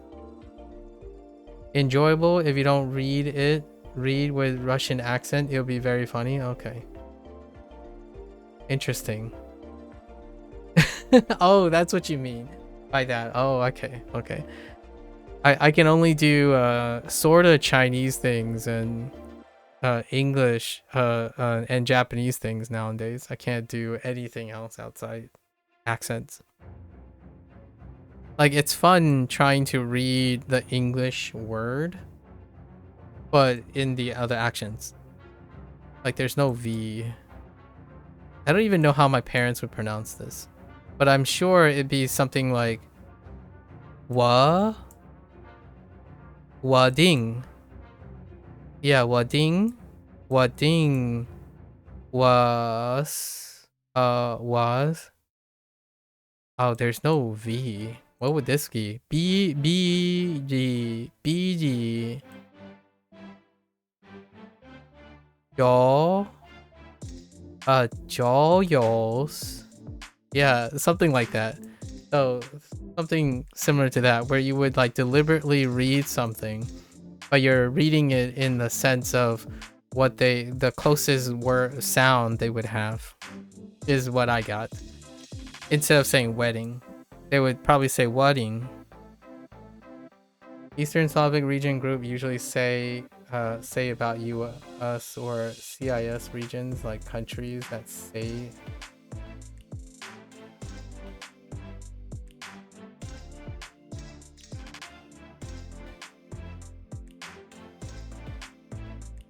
You're talking about the stuff that's funny.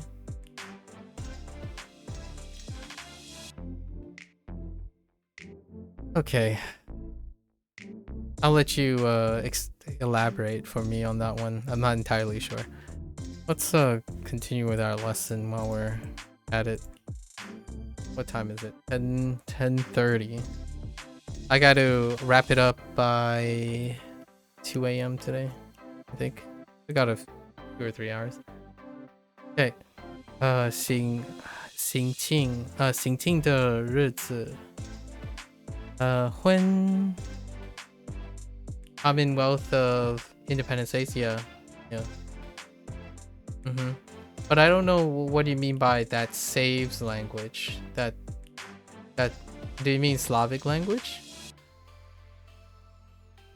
What does save language mean? Do you mean like the former CIS or the CIS countries? They tend to save language. It's like countries that you save Russian after USSR. Oh, that's what you mean. Okay, yeah, where they continue to have Russian as part of their languages that they learn. I see. Yeah, I'm familiar with the CIS. Yeah, so not all the CIS. So are you telling me like not all the CIS keep Russian as one of the languages? But there are some that do. Yeah, okay. Not all. I see. That makes sense. It's kind of a rough geopolitics. But some of them keep, yeah. I'm not sure if I know of another example like that.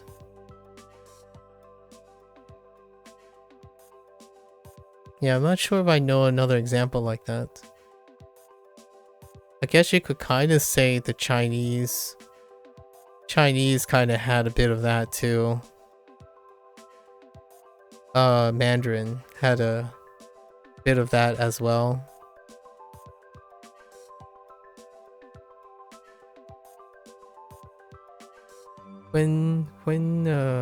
Hunti? Is that Hunti? No, that's not. 婚礼的气氛非常亲切. So you don't need to know any Chinese while working with a Chinese company. That's cool. That's kind of neat. But you do need to know English. That's interesting too. So interesting. I wonder what it's like to work, and most of the English you hear at work is Chinese English. I don't know what that's like. And I live with Chinese parents. I don't genuinely know what that's like. Huh. Do they ever speak Chinese in the company? Or do they enforce an English only policy? See, what is this? Sure. 喜庆. 喜庆 喜庆 joyous. 幸运 幸运. Oh, which, by the way, I don't know if you thought this was strange or not, but my family did not teach me Mandarin because I grew up in the United States. So I went to an all English school after a certain year. After my first year of school, I went to an all English school. So I never actually learned how to read Mandarin.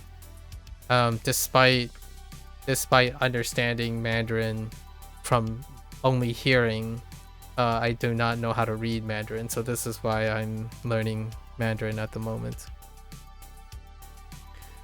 For example, Kazakhstan and some Asian and European countries keep Russian as main colloquial language. Oh, okay. So they even go as far as keeping a colloquial language.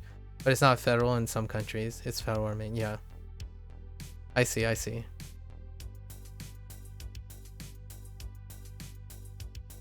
Yeah.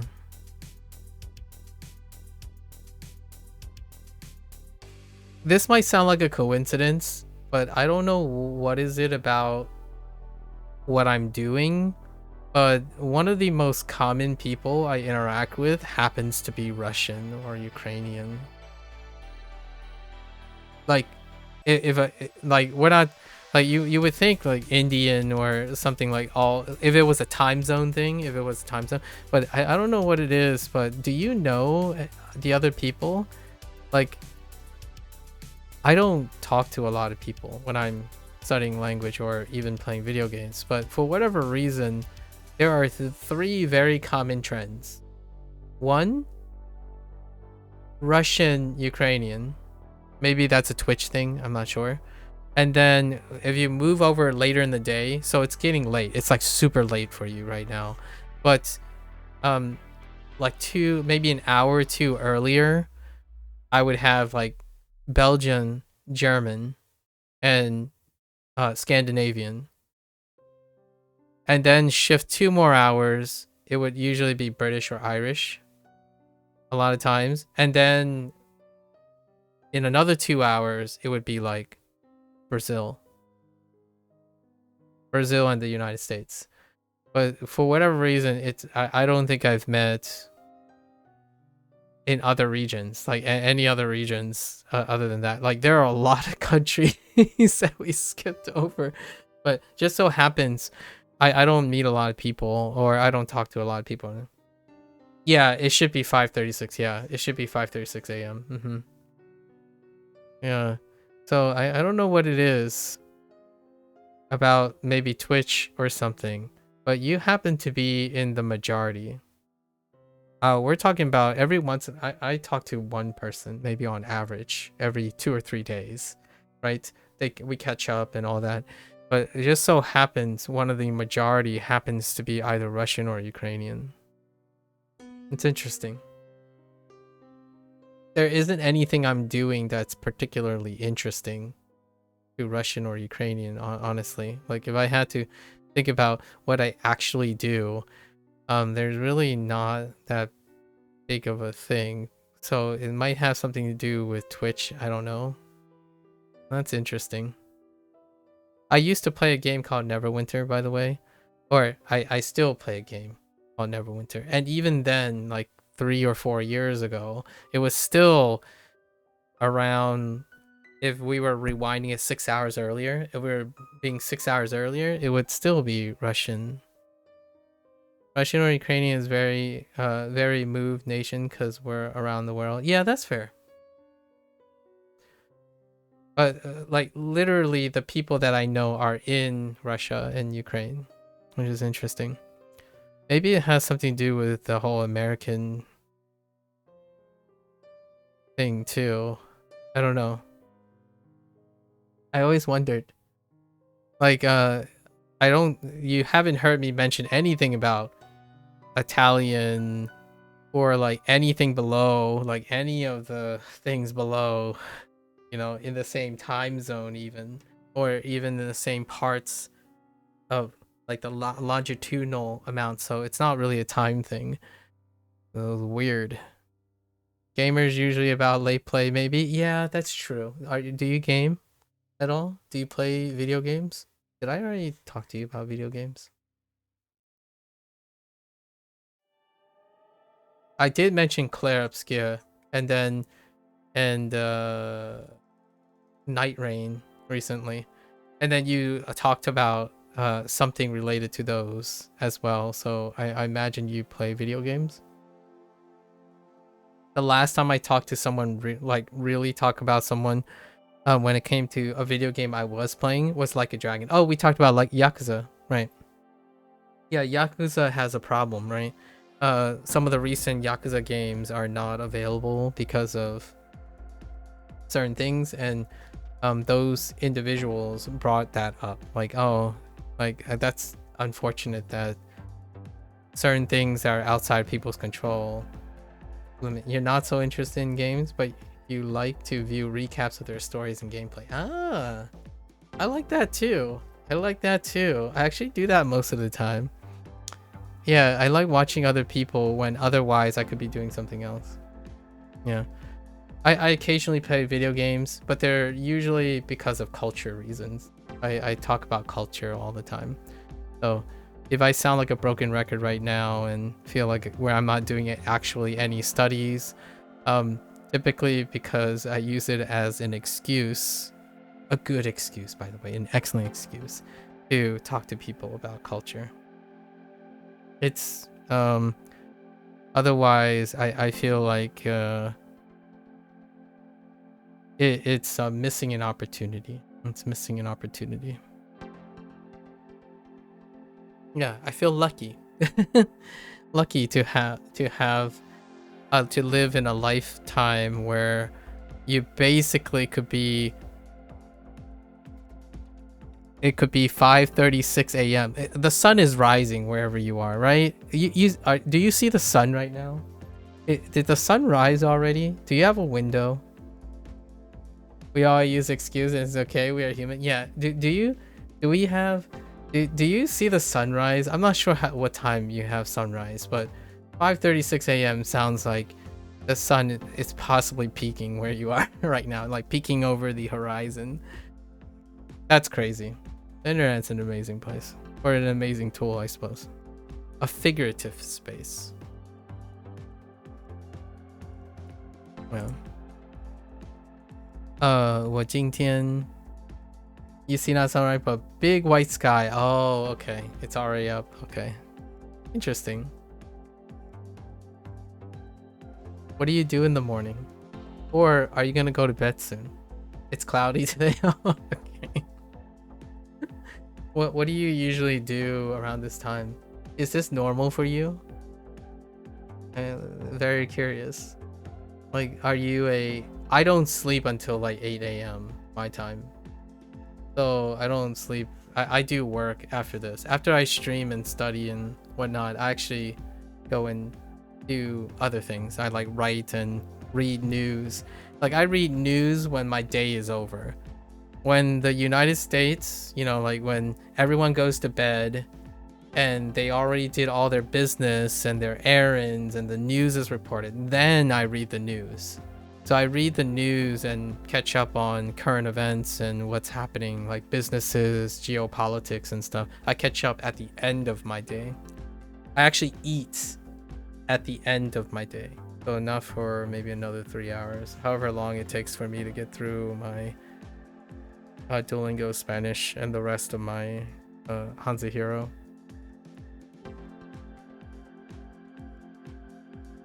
What do you do? What do you eat for breakfast? Do you eat breakfast?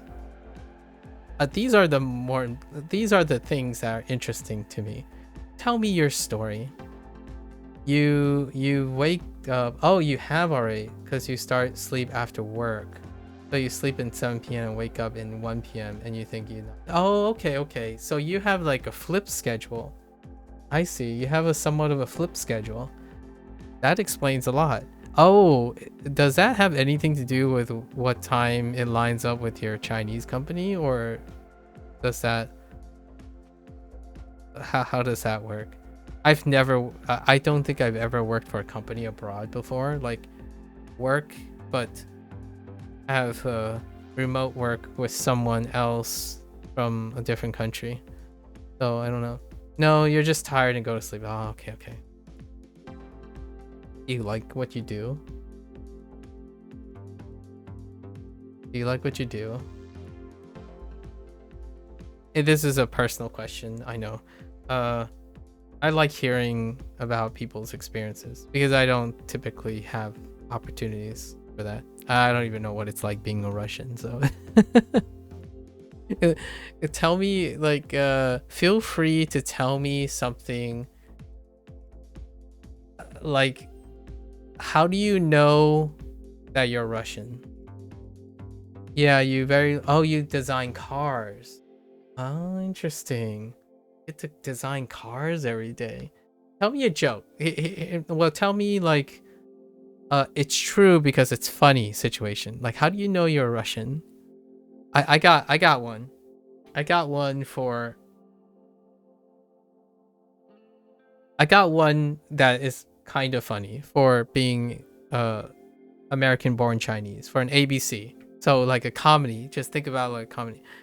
You know when you're an American born Chinese when you call up the people to make an appointment, and then when you arrive at the appointment, you can clearly see that they were a little surprised by the way you look.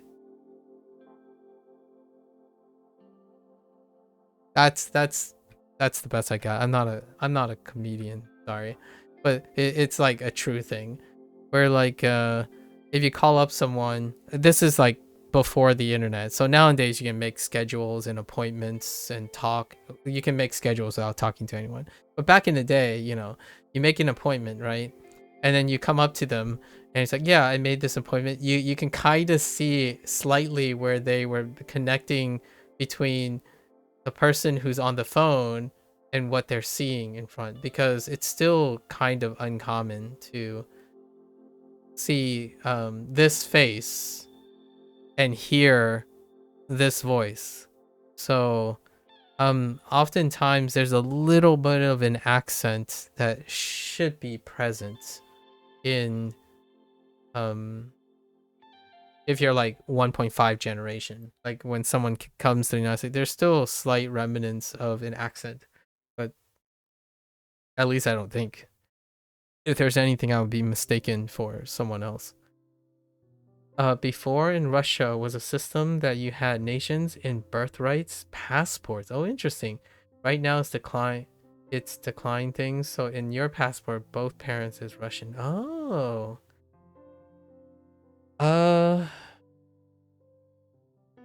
Oh, so that's how. Oh, that's an interesting one. Wow, you really hit the nail on the head.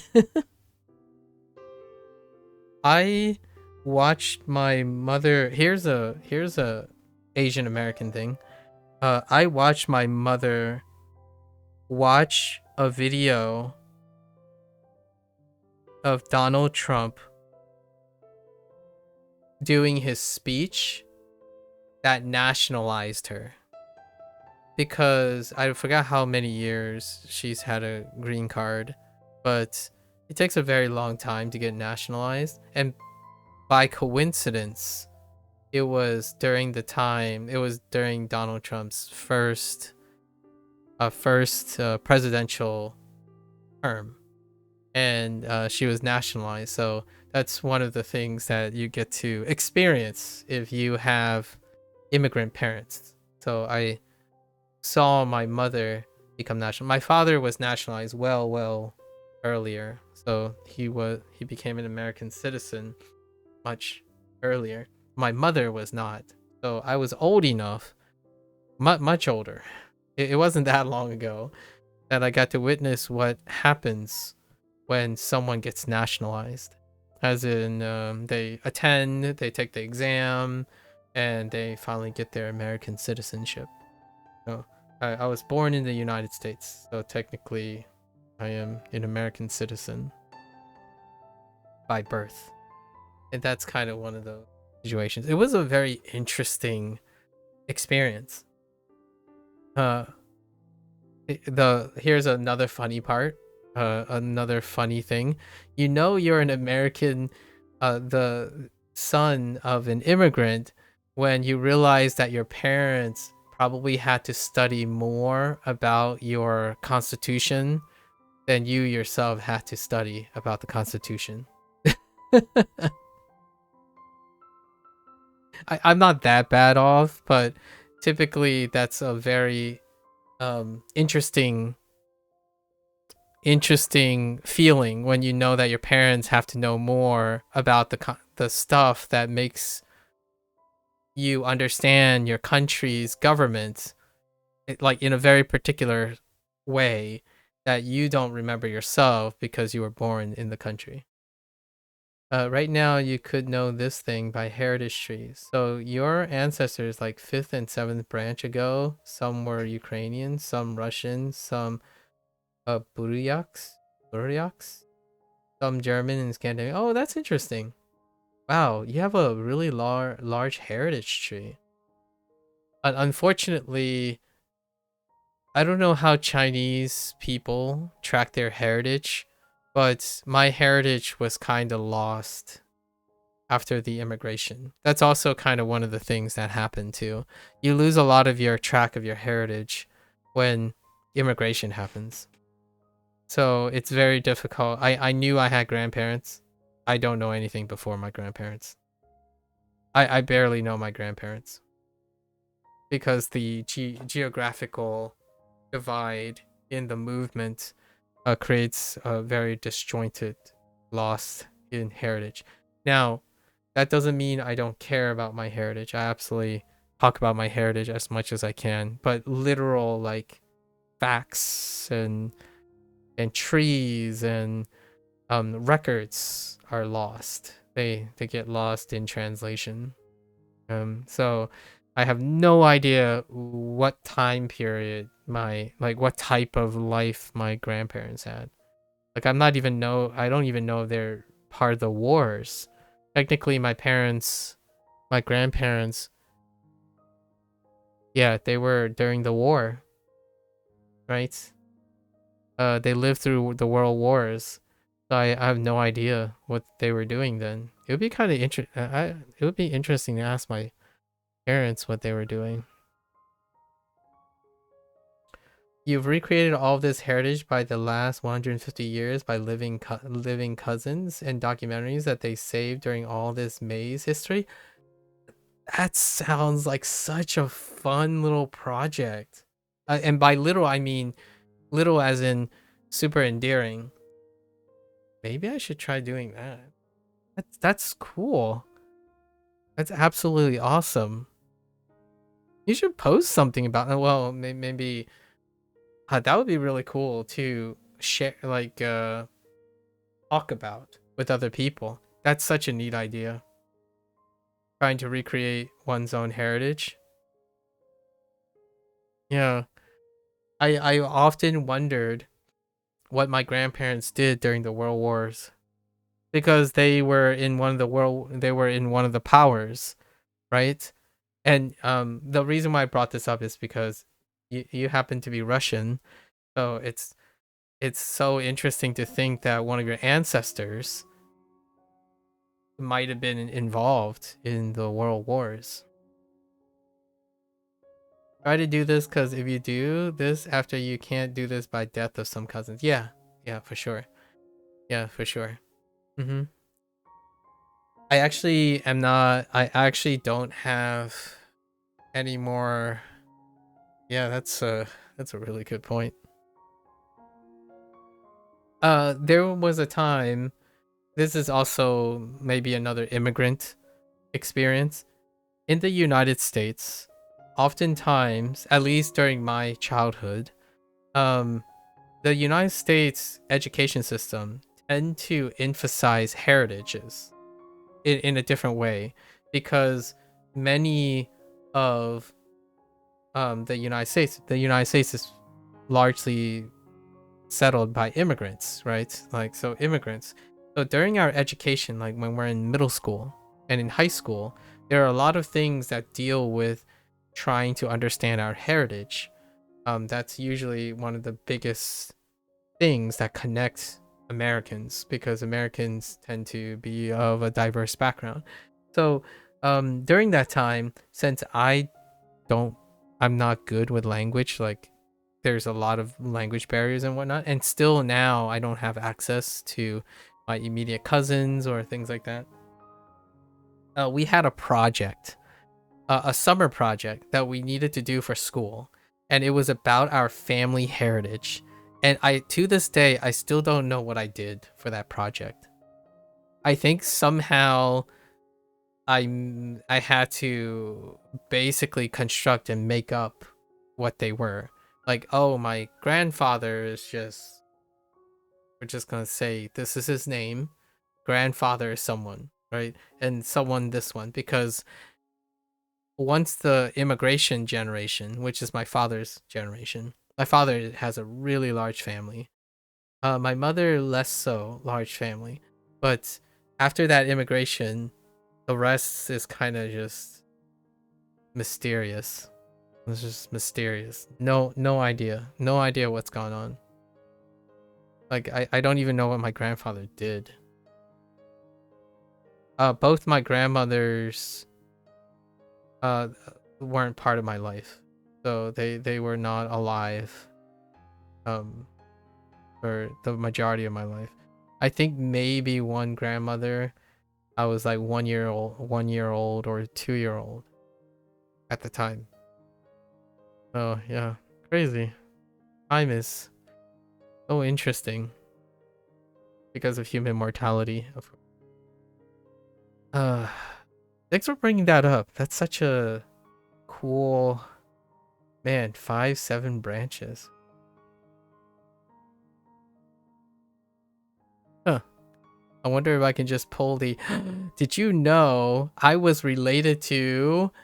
I'm not gonna make that joke, but some like famous figure that you can probably guess. It's such a weird misconception. Is it? That's not genetically that's not true. But your ancestors were killed during world. Some of your ancestors maybe were killed during World War II in the early years of wars. So Day of Victory is the main trauma day for you in calendar. Oh, really?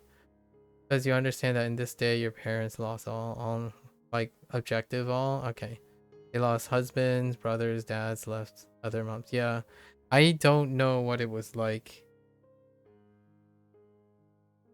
at all. I didn't have any living relatives that I don't have any living relatives anymore that could tell me about or have passed on any words or like things about the world wars. It's something that I thought about, especially with recent cinema, recent like documentaries and whatnot. That constantly is a great way to remind, human history that world wars are ever devastating. Yeah. Thanks for sharing. Hopefully you're not hopefully this doesn't upset you. I don't mean to upset you if this is an upsetting topic. Memorial Day. I'm not sure if you're familiar with American national holidays, but just this year, I mean just this week is Memorial Day. That's where the United States have a national holiday to honor all the veterans that passed from military service, so it's one of those things I think about. The unusual coincidence is that my best friends, their birthday is on Memorial Day week, so I always get reminded of their birthdays, the three of them, their birthdays, and then it's also the Memorial Day week. That's why mothers in Russia is the person who raised kids, build country, and try to live. Yeah, that's understandable. Yeah, the loss of the male figures because of the wars. Understandable. Yeah, never asked. I might ask my parents. That reminds me to ask my parents. Kind of curious.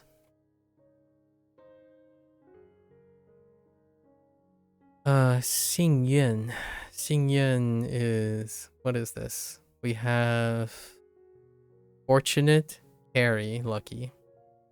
Carrying fortunate things. Yeah, Memorial Days, but less happy, instead Day of Victory. Okay. Day of Victory. Yeah, Memorial Day is Memorial Day is honoring the fallen.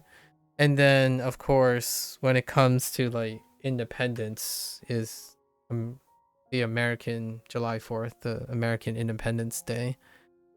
And of course, this is a little weird. It was a little strange because my parents are Chinese and I'm American, so it kind of there's a lot of different things going on when it comes to how Memorial Day works and how American Independence Day works from my perspective.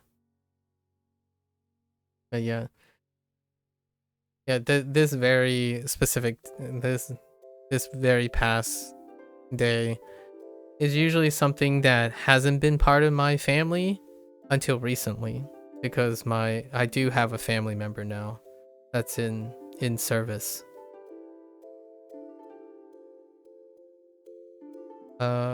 Most of my extended family are not in military service. 我今天跟到非常幸运。I feel very lucky today. Such a interesting way to tie in to the stuff that we were talking about today. 他是个幸运的男生。He's a lucky man. 我跟到很幸运，难过什么？难过 something 有这份工作，能够拥有。What does 拥有 just have still 拥有这份Oh wait, yeah, 这份工作。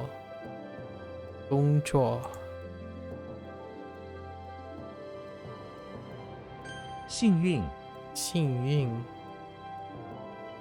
So, since you sleep whenever you sleep, is today a good, like, are you in the middle of your day? Where are you right now? Are you gonna have lunch? Like, your midday, right? As answering to your schedule at morning, you prefer to eat Russian pancakes or tea with something. I see. For lunch, you usually have soup or dumplings. Oh, that sounds delightful. And for dinner, is something like pasta or whatever you can cook by the grandma recipe. Ah, okay. Man, if I wasn't mistaken, that sounds like ye old good Americana stuff too. Pancakes for breakfast, some soup and dumpling for lunch, and pasta or whatever you got going with your grandma's recipe. I eat one meal a day most of the time. So I'll probably have like one serving of white rice or two servings of white rice with garlic, onion, greens. They're probably romaine lettuce or something, mixed with broccoli. Two sunny side, two fried eggs, right? Kind of like over easy eggs. And yeah, that's it. Maybe some potato chips and a iced tea or some sort of tea. And that's it. That's my day. Sometimes I have a snack before streaming. I don't eat very much when I'm doing stuff. 访问 I like all the stuff that you just listed though. That sounds amazing. When I go out, I just throw. I'm a garbage disposal. I just throw anything in my mouth. That kind of sounded a little lewd, but you know, I really enjoy food. I don't usually make time for it. You're usually not eating pancakes, only with sugar. We have it with all kind of things, like with meat and vegetables and maybe jams. I see. I see. What kind of soup or dumpling we're talking about here?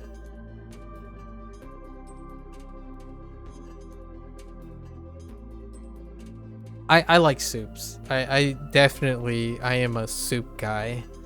Soup with dumplings, soup with noodles, soup with rice. Like what I mean is literally put the rice in the soup. Just like put anything in a soup. Especially soup and noodles and dumplings. Fangwan. I don't know what a Russian pancake is.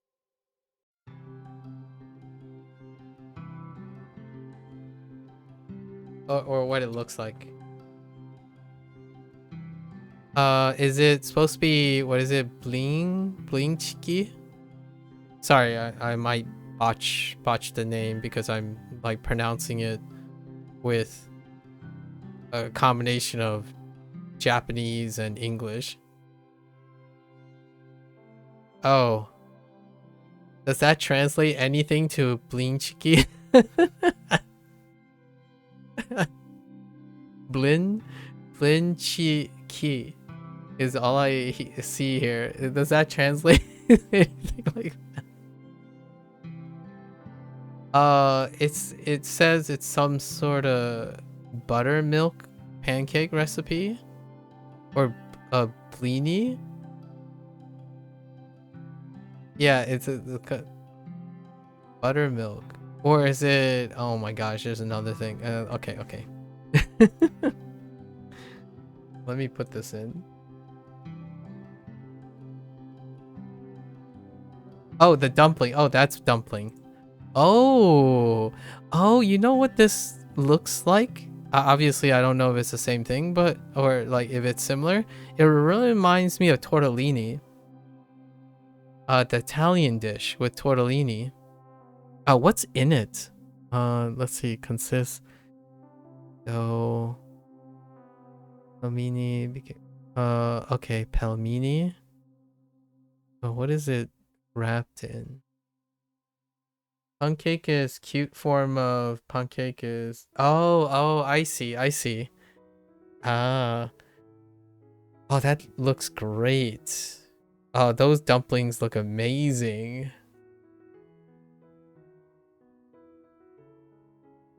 Yeah, they really remind me of pierogies and or tortellinis. But largely, the one that I'm looking at kind of looks like a tortellini. I'm not very familiar with Russian dumplings. The place where my family, my parents come from, they typically, the boiled dumpling, the steamed boiled dumpling. If you type like a classic image of a boiled dumpling, if you look at the classic image of a boiled dumpling, that's where with the little like grooves, the little pinches and whatnot. Those are one of the iconic. They're the regional food from where my parents are in China. So the standard like Chinese boiled dumpling, the one that has like the crimps on the side and stuff, that's usually that's one of the things. Whenever my parents like, you know what this is? This is where you can get like they always refer to it as like it's the Huzhou dumpling. Your dumpling could be with different meats or fish type, I see. And you usually prefer chicken dumplings. Ah, okay. I got you. You eat Chinese dumpling and also boiled dumplings usually. Yeah. It's probably usually that's the closest thing. And most of them are pork. They tend to do pork. Actually, you didn't mention pork. What is pork like in Russia? Is that a common form of meat that you use? Nowadays, we typically eat fish in the house. Yeah, fish, veggies. Occasionally chicken, but fish most of the time.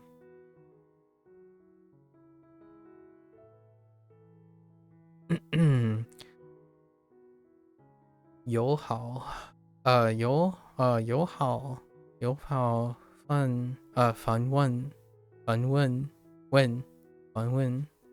好访问 friendly visit, 访问.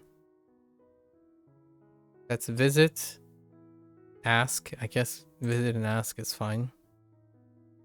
How have you been? That's fine. 正式访问 official, correct style, or like formal, official, formal. 访问一个网站 website 网站. But some of the Russian like to cook it on pun with cheese, and I ain't like this. That's fine. Yeah, that's fair. Kind of reminds me when you're saying like cook it on pun with cheese. The last time I had something, speaking of French, I recently had a raclette. Did like a raclette thing. I visited someone who happens to be French. We have a French family member, like a not family member. We have a French family friend, a friendly friend, and we got to do some raclette. And I have no idea how to. You probably know how to spell it, but it's the thing where you eat meats, but you have a very specific cheese. You put it on a pan, you wait till it's melted, then you eat it with the sliced meats, and usually they're of the pork variety. Pork or some bacon-esque, like somewhat fatty pork and melted cheese. And with a spot of wine on the side.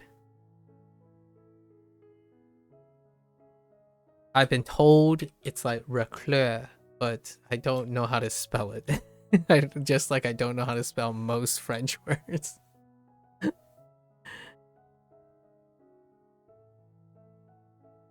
You usually understand this, and this is usually a thing in your kitchen. Oh, okay. Yeah. It's that. Okay, I was curious because the French family member that I know, he talks about the mountainside a lot. It's a very common thing. It's a thing that deals with the mountainside, you know, the being in the mountains or being in a coldish or climate situation. So he was talking about how it complements very well with the stuff. So when I think about it, it's like, oh yeah, it's a really nice thing to have in a household. Very cozy type of instrument and like way of enjoying cheese and meats. We were doing it for American Thanksgiving. So this family friend, they're married to a Chinese woman. And so my family, we we do hot pot, right? Hot pot for colder occasions. So usually Thanksgiving, American Thanksgiving dinners happen in November, which is during the colder times of the year in the United States. So I was the one guy who's like, I don't mind this, and I don't mind this. The Chinese side of things, they're like, oh, we're just gonna be interested in hot pot, and then the other side were French, right? And like, I don't mind this, so I'm like eating hot pot and Chinese, and I remember the French family friend mentioned, this is the first time I've ever seen anyone eat hot pot and raclette and do raclette at the same time. I'm like, yeah, that summarizes me. By the way, I'm like, I'm like one side sipping tea and then one side sipping wine, and then I'm eating my fish balls. I'm eating my fish balls with this French cheese, and I'm like, well, yep. And by recipes, you could cook it with bread, usually bread instead of cheese. Okay. Dans la pâte. Okay. Pâté? I have no idea how to pronounce, but that sounds delightful. On bread, huh? Yeah, I would say if there's anything that characterizes me, I have the stereotypical American palate, which is to say the stuff that can scare people away a little bit. And for purists, like, I don't mind my kimchi in my mayo on my tater tots, or my I don't know, Russian, if I had access to like Russian pancakes, right, next to my apple crisp and on with a side of gelato or something. I'm that kind of person. Like, I love that in maybe not so much for other people in other countries, but I like the idea that when I walk down a street in a city, people serve things where it's like a combination of things while trying to be as excellent as they can to the separate things, but they bring them together. So hook me up with a scallion pancake some scallion pancakes next to my bingsu, next to my takoyaki, right? Like, that's kind of my deal. It kind of represents a lot about growing up in the United States with having with immigrant parents. I do eat pasta next to my white rice and drizzle it with hot chili pepper flakes and Szechuan peppercorn next to my dill pickle and American smash burger. And throw in a banh sandwich every once in a while with some pho for the evening. And pork is maybe often some people eat, but most of the time your family eats chicken.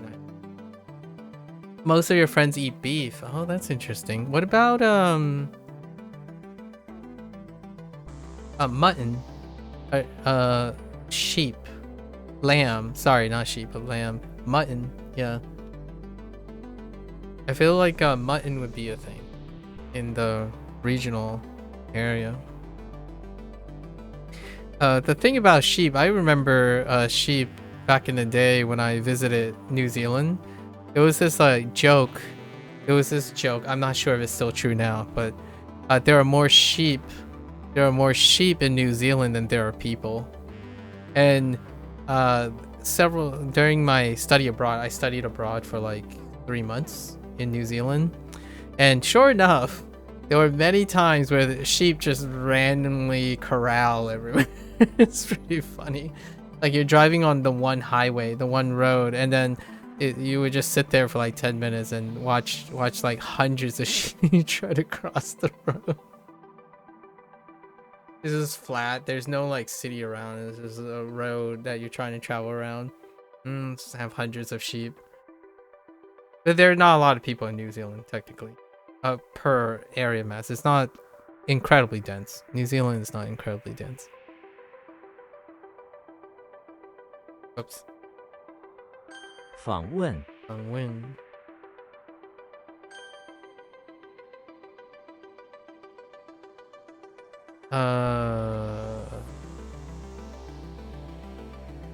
强烈 强烈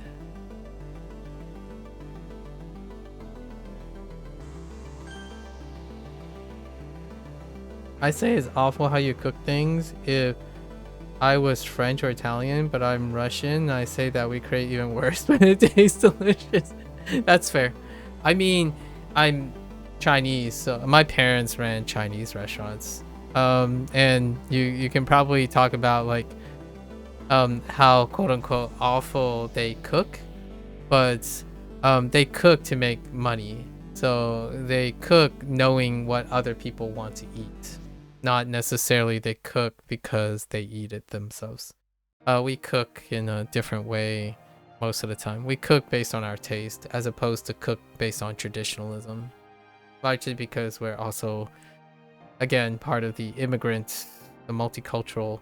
Like, for example, yes, you could try to import all the ingredients from China and say, hey, we can make this food with the correct ingredients, right? Because the ingredients are available. But the way Chinese families often cook is they typically cook to taste based on the ingredients that are available.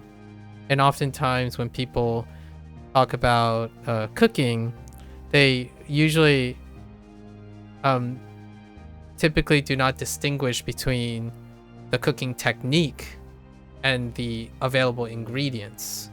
So oftentimes cooking technique is affected by the available ingredients and vice versa.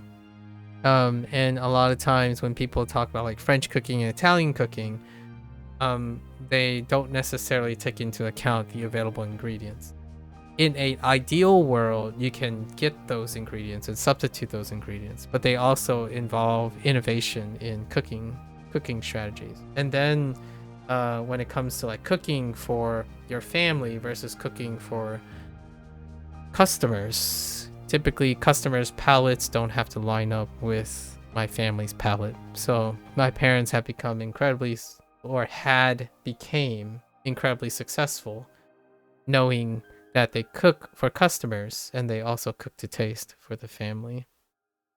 And that's kind of my way of saying that my perspective on cooking, you know, as a customer and as a cook, like trying to prepare something for myself, is a little affected by the idea that my parents represent a generation of cooks or chefs or business owners that are often misrepresented in online media, in social media. So I talk about it quite often, especially like Chinese American cooking that people keep talking about. It's an overgeneralization of what it takes to operate and understand cooking techniques. You don't like spicy food because you hate to have problems your organ output. I love the way honestly, I love the way you word things. Because you hate to have problems with your organism output. I know exactly what you mean. I'm gonna be real. I love spicy foods, but yeah, the organ output, yeah, not great. But it burns so good. You can bond with. Okay. So you telling me you don't have like a friend who like, hey, I'll eat this chili pepper if you eat that chili pepper, and we'll bond together in pain and suffering. I'm kidding, by the way. I'm kidding, but I have had these things, like where, like, okay, I'll eat this if you eat this. Food is such a wonderful bonding experience. That's the first thing. That would be the first thing, if not the second thing, that a Chinese host, at least the values that my parents instilled upon me to do. The way is to both the good and the bad, but it got to be through the stomach. Like, you don't even have to speak the same language, to share a meal in both pain and delight, all the same. One of those beautiful things about being alive. Obviously, I wouldn't force you to eat spicy foods, but I like my food lava. I like lava style foods. The lava style foods that make you want to rip your skin off the next day when you're going to the bathroom.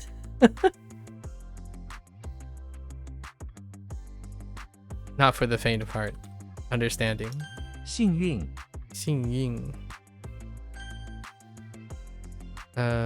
是，喜什么？喜庆。喜庆，喜庆。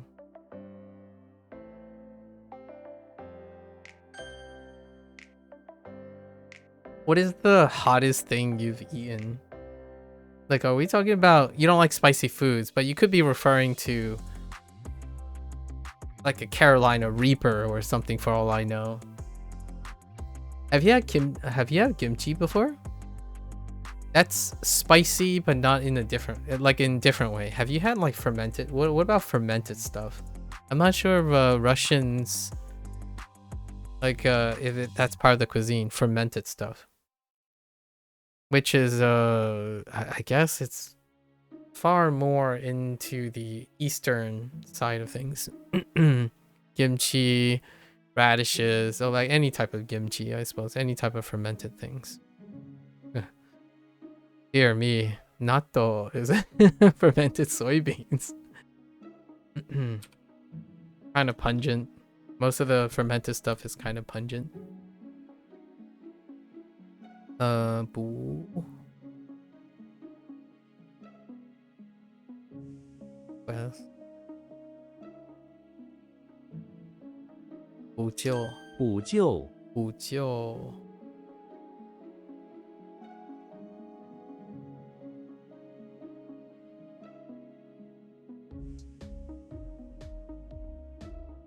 Remedy, right? 补救。访问，访问。All right. 救护车，救护车。Ambulance. 救护车。Something 速。Something 速。Something 速。速的。No idea. 注视作 no 是将建厂是将事故 oh yeah that's cool. If you had a pal that could eat this, I definitely give all sauces to him. I prefer to eat food without it. It's more common for you to have low density of taste. There's all kinds of low density. It's very full of flavor for you. So you have a sensitive palate. I see. I know someone like you. They like the goated thing they would eat is like plain bread. Like bread or like pasta. Just pasta. Just boiled pasta. No olive oil or anything. Olive oil might be a little too much. Maybe some slight salt. like maybe not that extreme for you, but I know of a goober who barely seasons his food. Raw food have a lot of things that are lost during cooking. Yeah, that's fair. But you can eat raw food with a lot of things too. Like you don't have to cook raw food as well. We could go into like raw food prep instead, right? Except for chicken. You said you eat a lot of chicken, so that wouldn't apply to chicken. However, it does apply to beef and fish. So you can still have all those other stuff and still not cook your food. So we also don't have to cook the food. You don't have to worry about losing anything. You only have things to gain. 救护车迅速的赶 oh that's 赶 oh that's one that's not 就赶完事故 is interesting 事故现场 so we have ambulance hurried so rushing to forward the site maybe 事故 scene of the accident 现场 oh this is actually the scene 现场 is that really accident? Huh. This is scene. Oh no, this is accident and this is scene. Accident scene. Yeah. 现场. And of course you cook food, especially if it's very raw and I'm not sure how pure it is. Yeah, that's fine. While talking about oil, you use butter. Oh yeah, that kind of makes sense because of the hemp.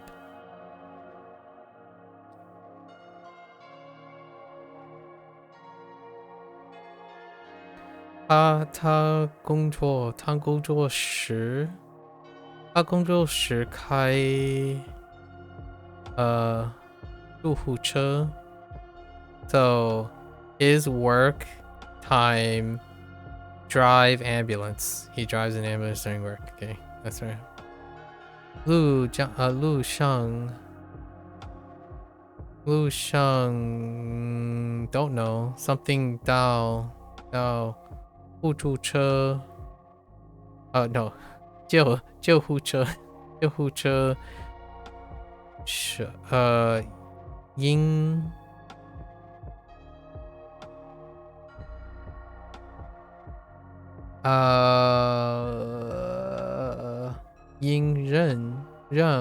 让路 maybe that's 让路因让路节 oh no do I have you just a spear just a ceremony mace alone that's you right 节日通行 so 绿巷 so in the streets or on the way 遇到 if you bump into an ambulance 救护车 you should 让路 you should 让路 give part or concede you should concede 给予 beforehand you should concede beforehand a way through 给予 oh okay so if you encounter an ambulance you ought to give way to allow it to pass okay that makes sense what I read is a roundabout way of saying this yeah that's fair that's fine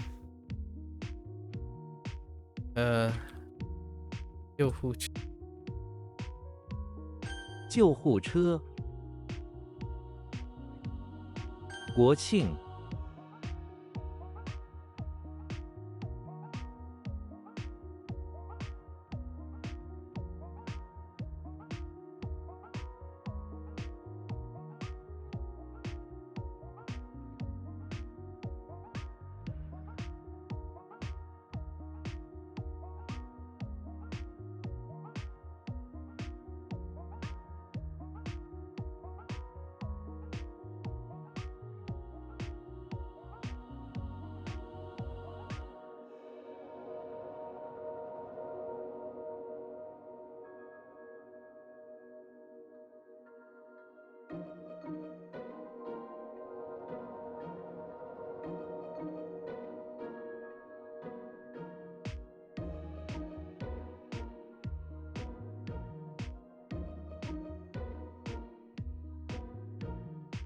Did you like it? Sorry, I accidentally hit the mic. Thanks. Wasabi is not that bad. Did you like it on your fish? What I mean is, that's pretty good. That's quite spicy. Wasabi is quite spicy.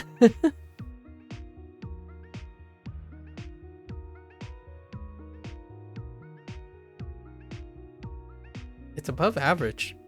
What I mean. It's fine going down. I don't think wasabi's ever burned the bunghole before. I don't know, actually.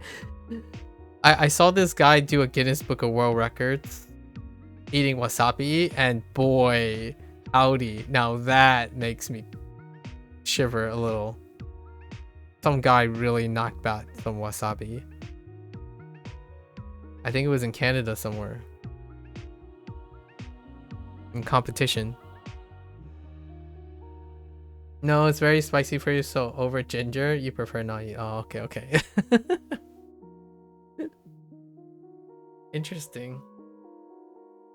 That's fair enough. The person that a friend of mine that I got to know over the last couple of years, that this person doesn't do any sauce, like no sauce. The sauce is too intense. Maybe an aromatic flavorless oil is the closest thing to like a sauce area, and then salt. Not I think he'll be a big pass on black pepper or any form of pepper, like even like garnish stuff. And you just straight up white bread and boiled pasta. He's okay with cheese. Cheese is fine. You like sauce, for example, homemade mayo? Nice. And mayo is not spicy. Yeah. That sounds delightful, homemade mayo. Butter? I don't know if he likes butter.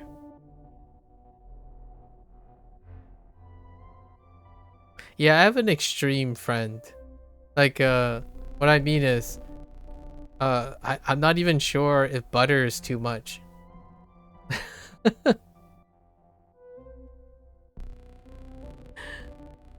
Yes.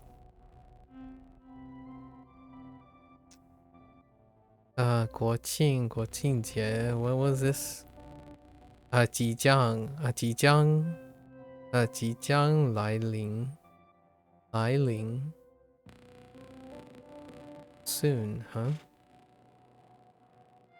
庆祝 yeah, 庆祝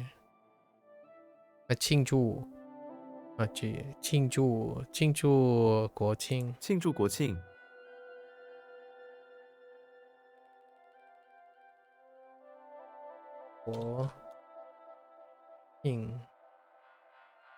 国庆。烈酒。烈酒 hard liquor 烈是什么？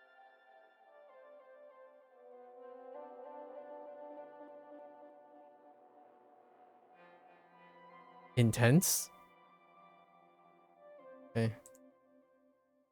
Hard liquor? That's alright. 烈酒。他很小喝烈酒。他家都喝了不小烈酒。不小 for quite a lot. That's in quite a bit. I have no idea. Oh, does this come out to be whiskey? Sure. Tea, maybe something like we 市集 I swear if it's 卫市集 it would be pretty funny. 卫市集是一种烈酒。威士忌 yeah, 威士忌 oh, and it's first 威士忌 whiskey. It's a like a sound alike. It's a phonetic word. 威士忌威士忌是一种烈酒。Pepper you don't like, but it's okay in not so big portion. Garlic you like because it's not spicy if you cook it right, and also you like onions in food. It makes food more tasty. Oh, okay. Yeah, I like food with garlic. What I mean is I have garlic and I put food in garlic. It's a joke, but it might as well be that. Part of the Asian heritage, I suppose. Part of the Chinese heritage. When people ask me if I'm like if they want me to add something, they usually ask me if they want to add some food to my garlic, because I would have. Oh yeah, of course, yeah, garlic bread. You put garlic on everything. Scallion pancakes is loaded with garlic and scallions and grunions, green onions. It's all about the onion life and the garlic life. You basically give a whole bowl of garlic and then you put food in the garlic. Like, do you want some food with your garlic? It's like, yes please, I want some food with my garlic. Not food with garlic. I want my garlic with some food, you know? Like, what's a great thing with bread? Bread, you toast your bread, right? Olive oil, and then a mountain of garlic, right? And then you dunk your bread in that too. You can do that way as well. Or you toss your entire bread with garlic. Garlic. Yeah. I think I consume enough garlic that you can smell me coming from my meal. So it helps that I only eat once a day. I usually on average eat once a day. So you wouldn't have to like smell me from like you know, really far down. It's like, dude, someone just ate a whole farm of garlic or something. Yeah, garlic is life in this household. Garlic is life. Not even kidding. 烈酒 烈酒. Although I eat a lot of other things that are spicy and really smelly, and it's not cheese. Actually, we eat very little cheese in the house. Not a very common item, but we eat like fermented stuff. Things that are fermented. Soybeans, fish, vegetables. Lots of vegetables, lots of different vegetables. All pickled. I eat pickled stuff too. Fermented and pickled stuff. I like pickles. So they kind of often smell like vinegar and or like bacterial stuff. Like you have that really pungent smell. Also, bread with olive oil is strange to you. Usually you have butter brats with butter. Yeah, because you use butter instead. Yeah. Understandable. Yeah, in the United States, and probably like Italians will have more to say about this, but in the United States, there are different types of oils, and oftentimes there are tasting oils, and then there are cooking oils, and oftentimes tasting oils have like a lot of notes of flavor in it deliberately. So olive oil tends to be a very common vehicle for the very specific types. So there's specific types of olive oil for that. Cooking oils tend to be neutral. Olive oil is very unique and expensive for cooking. Yeah. So there in the United States, there are like cheaper cooking olive oil that are like neutral, and they're very mass produced, like serves the functions of like a neutral oil. And then tasting oils are very expensive. Olive oil is like for salads. That's understandable. Olive oils form the basis of a lot of salads in the United States. Oftentimes they're used as the base for the mixture. I don't typically use some sort of dressing for salads, I just eat the salad. Just eat the salad, like yeah, like a rabbit. I just consume the salad. Although I do not mind like a vinaigrette or something. So it would have like some sort of olive oil base with something sour. Sunflower oil is more often for cooking something on pun. Oh, okay. Sunflower oil, interesting. I think my father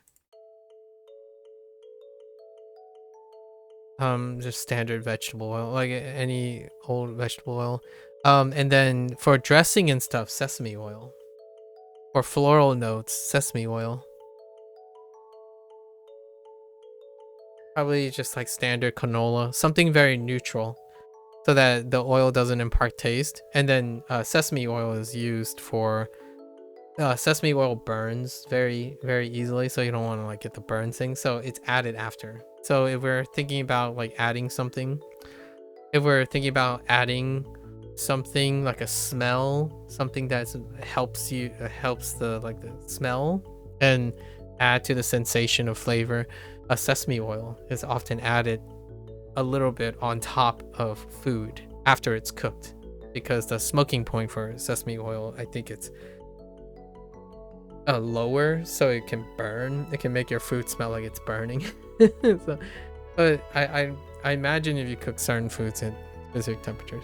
But I think my father uses like a neutral oil, and I don't use any oil usually. I don't typically cook in oil.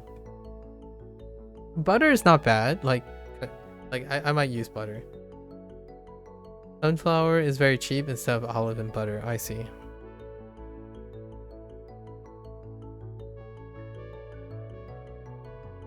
Zao. Here I thought you might make a joke like, nah, I cook in vodka. I was kidding. I'm kidding, but it would be kind of funny. And the most funny butter is also you feel like it should be called oil by your language. Yeah, that's you can have like super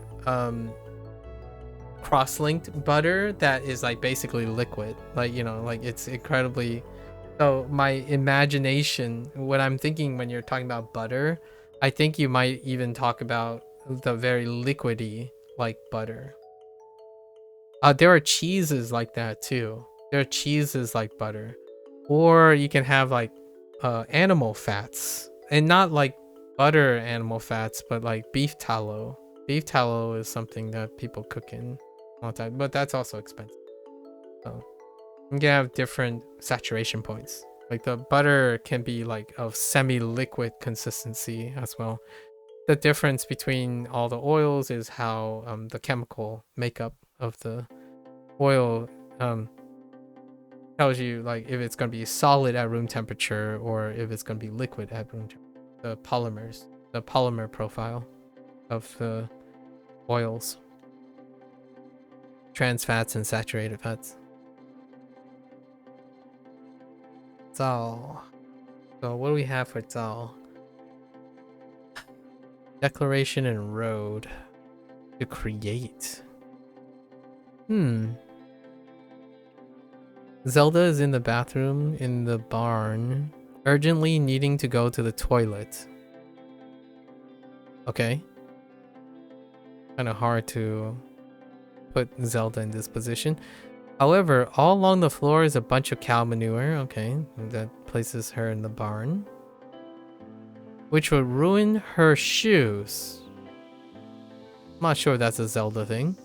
Luckily, she has a bunch of declarations in her hand and places them down one at a time, creating a road to the toilet through the manure. That's a bit of a stretch. Yeah, you fill this butter this liquid way because French cuisine. But hot cheese we call like sauce. I see. Fair enough. Yep, that makes sense. I'm familiar with some of these relational word use, like regional word use.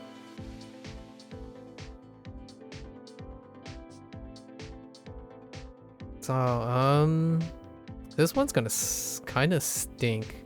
I guess they're talking about decorations as in royalty. I guess we could think of Zelda as royalty. That would replace her. Creating a road. A path. I can see that. We'll try that. Creating a path. To create. 创造. Build. 建造. To build to create, which is still to build. Okay. 创造. I got nothing for the left. 造谣. Got nothing for the right. 伪造. Got nothing for the left. 造 Oh. 设 Sure. A missile and words. Okay. To establish. Sure. I have a word. I have a vocabulary word for establish. I wonder if this is the other. If this is related.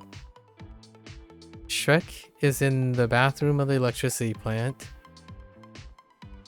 Okay, I have another sh, which means society. Very different. Yes. Where he is establishing an electric anti-missile defense system in the bathroom of the electricity plant. Okay. To prevent the toilets from being destroyed again. Okay. He activates it and wants to establish that it works as expected. He shoots a missile into the bathroom, whereupon an electric word defense comes shooting out, intercepting the missile. It's well established that words always beat missiles. That's a kind of a funny joke there. Diplomacy and war. I got you. I kind of like this one. This one's pretty good. Design. 设计. To establish, calculate. The design. That makes sense. 设立. Li, stand. Oh, it deals with stand. Okay, so it is related to establish. 设立. Li is the other way to establish. 设计. Set up. I think that one is place or to set. So to set, to establish, to set up. Arrangements. Got nothing for arrangement, but it does kind of look like arrangement from Japanese. I should. Facility. Oh, I guess sure has something to do with a location. Okay. 设 That's pretty good. This mnemonic's pretty good. I like it.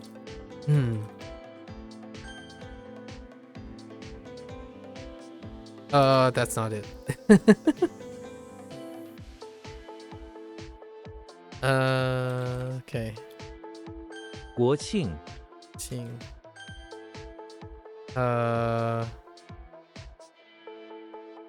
造 造.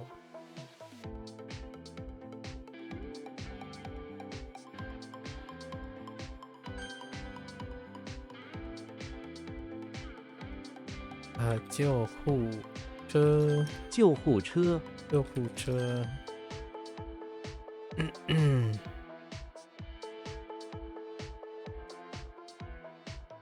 烈酒烈酒.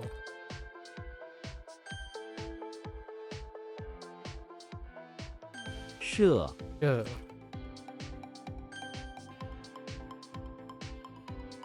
Also, by your point of view, you can't imagine you are not Chinese, because in my country, for being a son of immigrants, give you their nation for 3 generations at minimum. Oh, okay. Interesting. Yeah. This would be considered the. So in the United States, there's like a mix of perspectives on this. I'm technically first generation American, but based on like how the nationalization works, I'm technically second generation, because you either count from when you were born, or you count from when your extended family made landfall. And then usually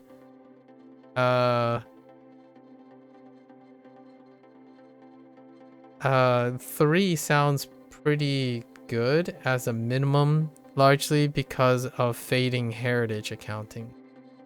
However, in the United States, oftentimes you'll probably get people who keep track of their heritage beyond 3 generations, largely because a lot of their practices and the traditionals still hold or passed down. Like, for example, something that will likely be passed down in my family will likely be a lot of the value systems. For me personally, I don't know. I can't really speak for my extended family or my cousins, or my immediate, like my sibling and stuff. But for myself, possibly, or my generation just ends here because I don't have children. That can always happen. You have only 7 generations saved? I see.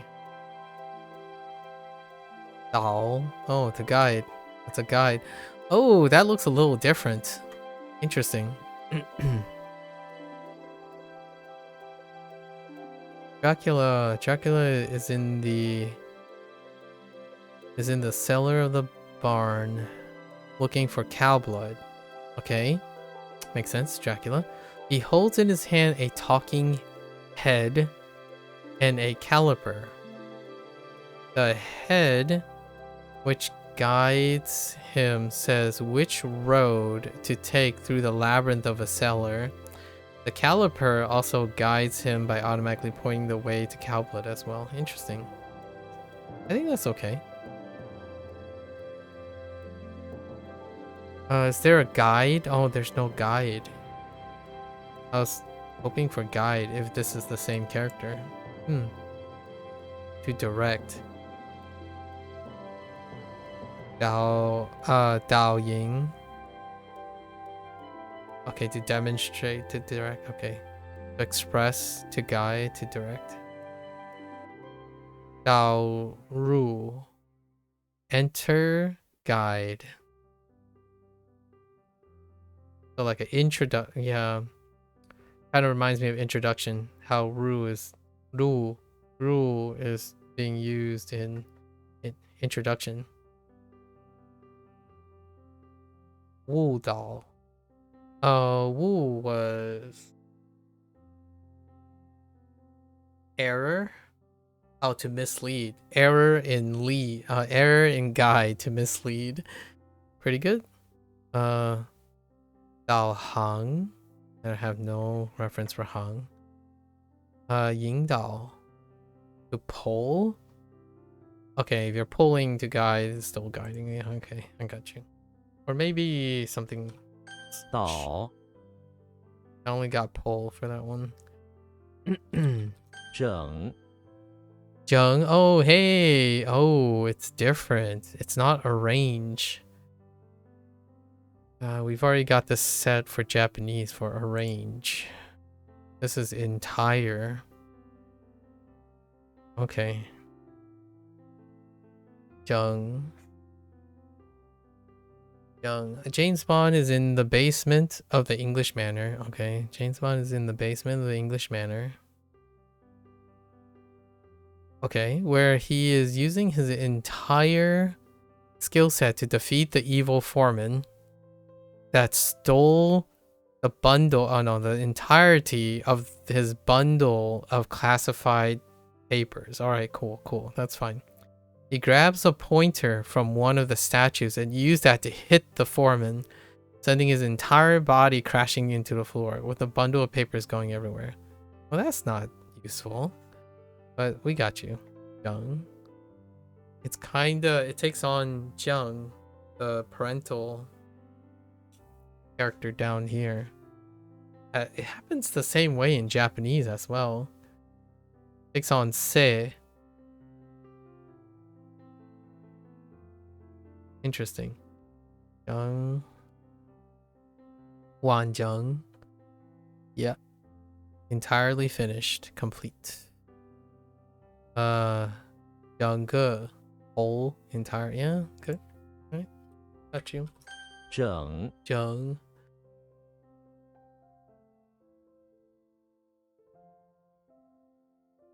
创 Chuang. To create. Oh no, I have 2 creates. You heard from your Chinese friend that she sees all hieroglyphs as symbols or icons, but she knows Chinese from dad as native speaker. Ah, I see. By what do you mean by she just can she understand the Does she understand this? Is she literate? Storehouse.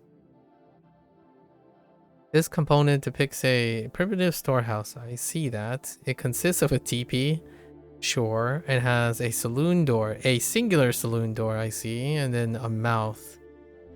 Yeah, like the door.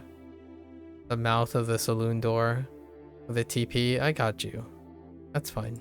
Storehouse works.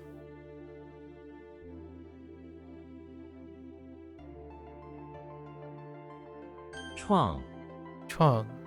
Yeah, easily it's just images that usually she can recognize and read. Oh, okay. That's neat. Oh. I see characters as pictures because I draw.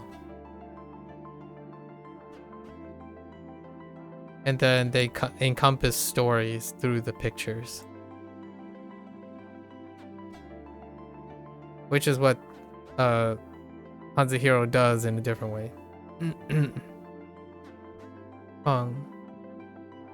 So Chucky is in the bathroom. Chucky is in the bathroom of the chapel looking for priests to unalive because it's Chucky. To do this, he creates a storehouse next to the holy water fountain in the bathroom. That's a pretty auspicious place. Water fountain that is near the bathroom stalls. He then creates a special holy cross that he puts in the middle of the storehouse. When a priest finally enters, Chucky takes advantage of the opportunity he creates and stabs the priest with a saber. That sounds like Chucky, alright. Initiate. Alright, I got you.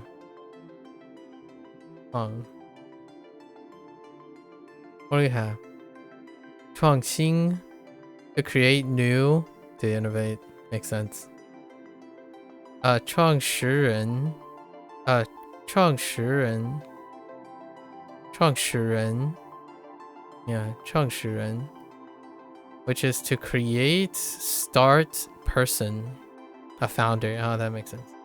You also see this thing as pictures, but for you, it's no sense instead of low density zone house. Yeah, so here's the TP. Alright, here's the TP. Here's a saloon door. Here's a mouth, and this is a saber. You gotta love it. And this is now forever gonna tell me that Chucky is in the chapel of the bathroom.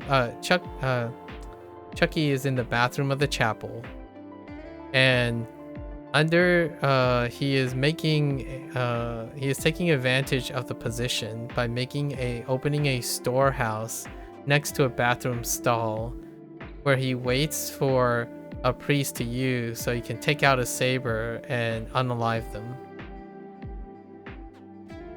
That's what that says. This is what the character says now.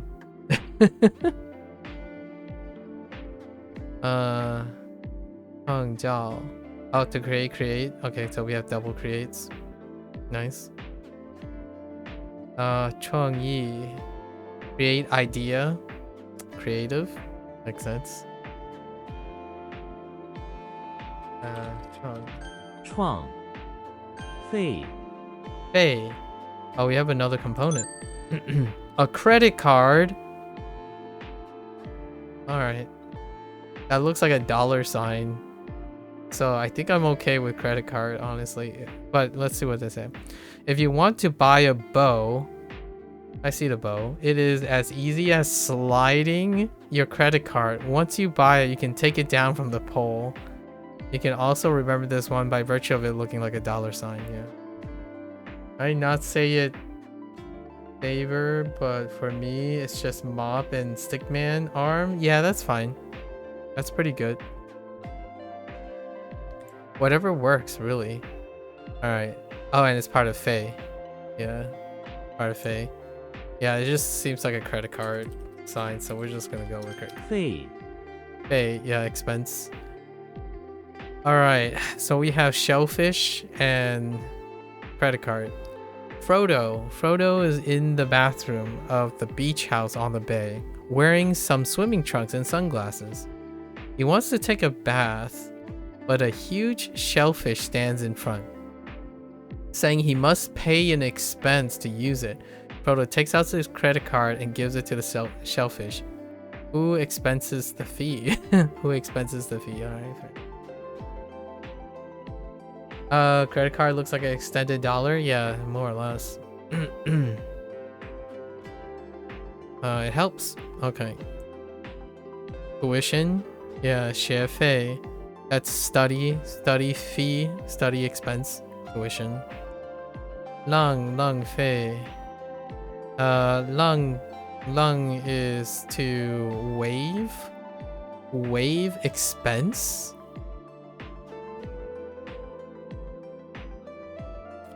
Interesting. To waste. 免. Yeah, 浪, right? Yeah, 浪费. 免费. Excuse? Oh, excuse the expense. Free. Okay, fair enough. So, no expense. Free. 被禁. I don't have a point of reference for 禁 yet. To consume. 消费 to distinguish, to make expense disappear, to consume. Disappearing expense. Yeah, that's to consume, all right. Have you ever seen Everything Everywhere and at once? Yeah, I have. Yeah. Do you like it? 费 I quite like the film. Oh, Fei, expense.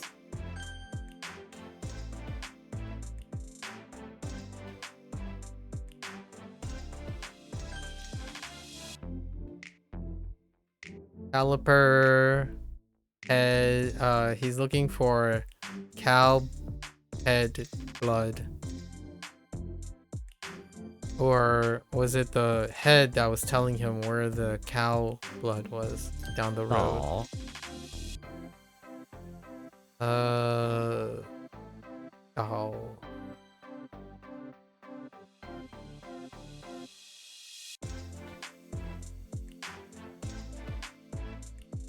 I don't remember. Communicate? I'll have to think about that for a moment. Let's see.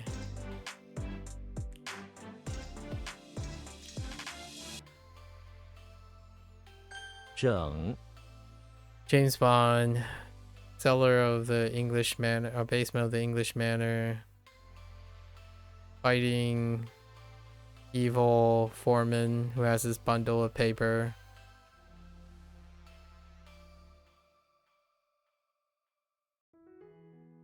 I don't remember the word, so.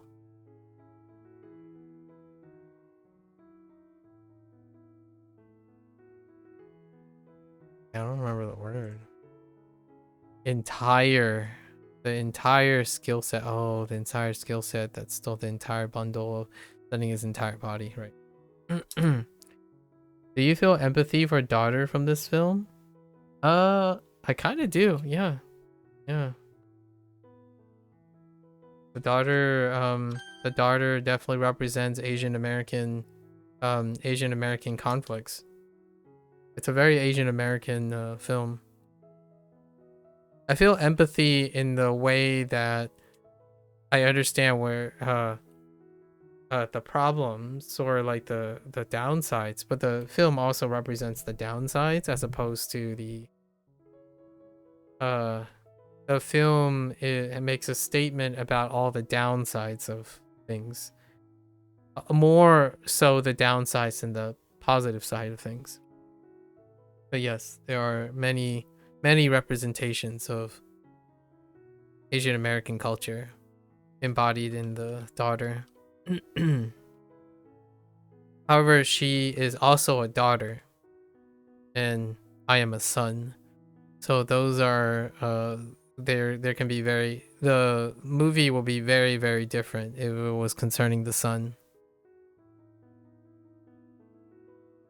because of traditionalism.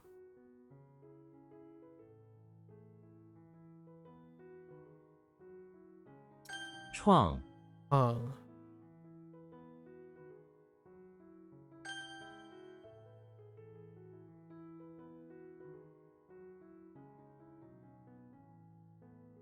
I already forgot. Oh, entire.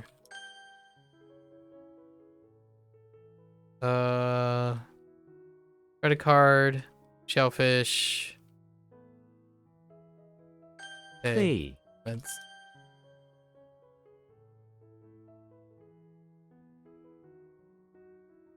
yeah, I don't remember this. Guide instead of instruct. I was thinking more instruct. Guide. Why? What do you mean by tradition this way? The daughter had many of the things that would be linked to being a daughter in the Asian American aspect. The son is often treated very differently, traditionally. So the son is expected a lot of different things than the daughter. One of the things that was very highlighted in that movie is orthodoxy that's imparted on the daughter. The son might have other types of flexibilities and then other types of situations. I don't remember them having a son, right? They only had a daughter. So a lot of the things were imparted on her based on the idea that she is not a son and she's a daughter. So there's quite a lot of things that I can't empathize with her. While the overall message would be a great introduction to the difference between Western society and Eastern society at the interface of having Chinese American families. The idea is that it is very different, whether it does matter quite a bit that they either chose a female or a male child.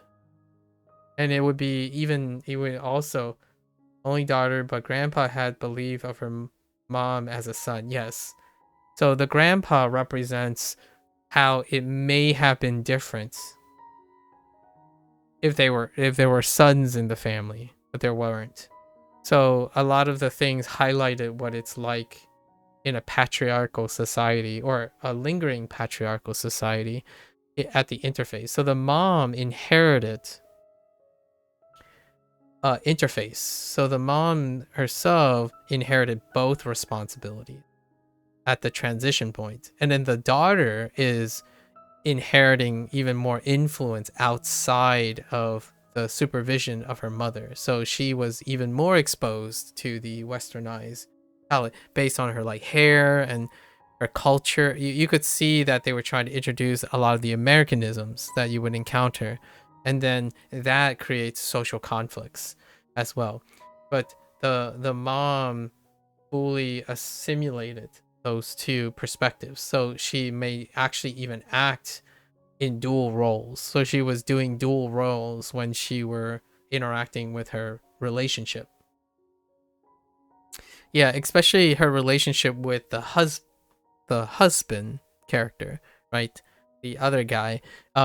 She ended up assuming both the roles that would impart on them. Because but typically this is a non-traditional setup.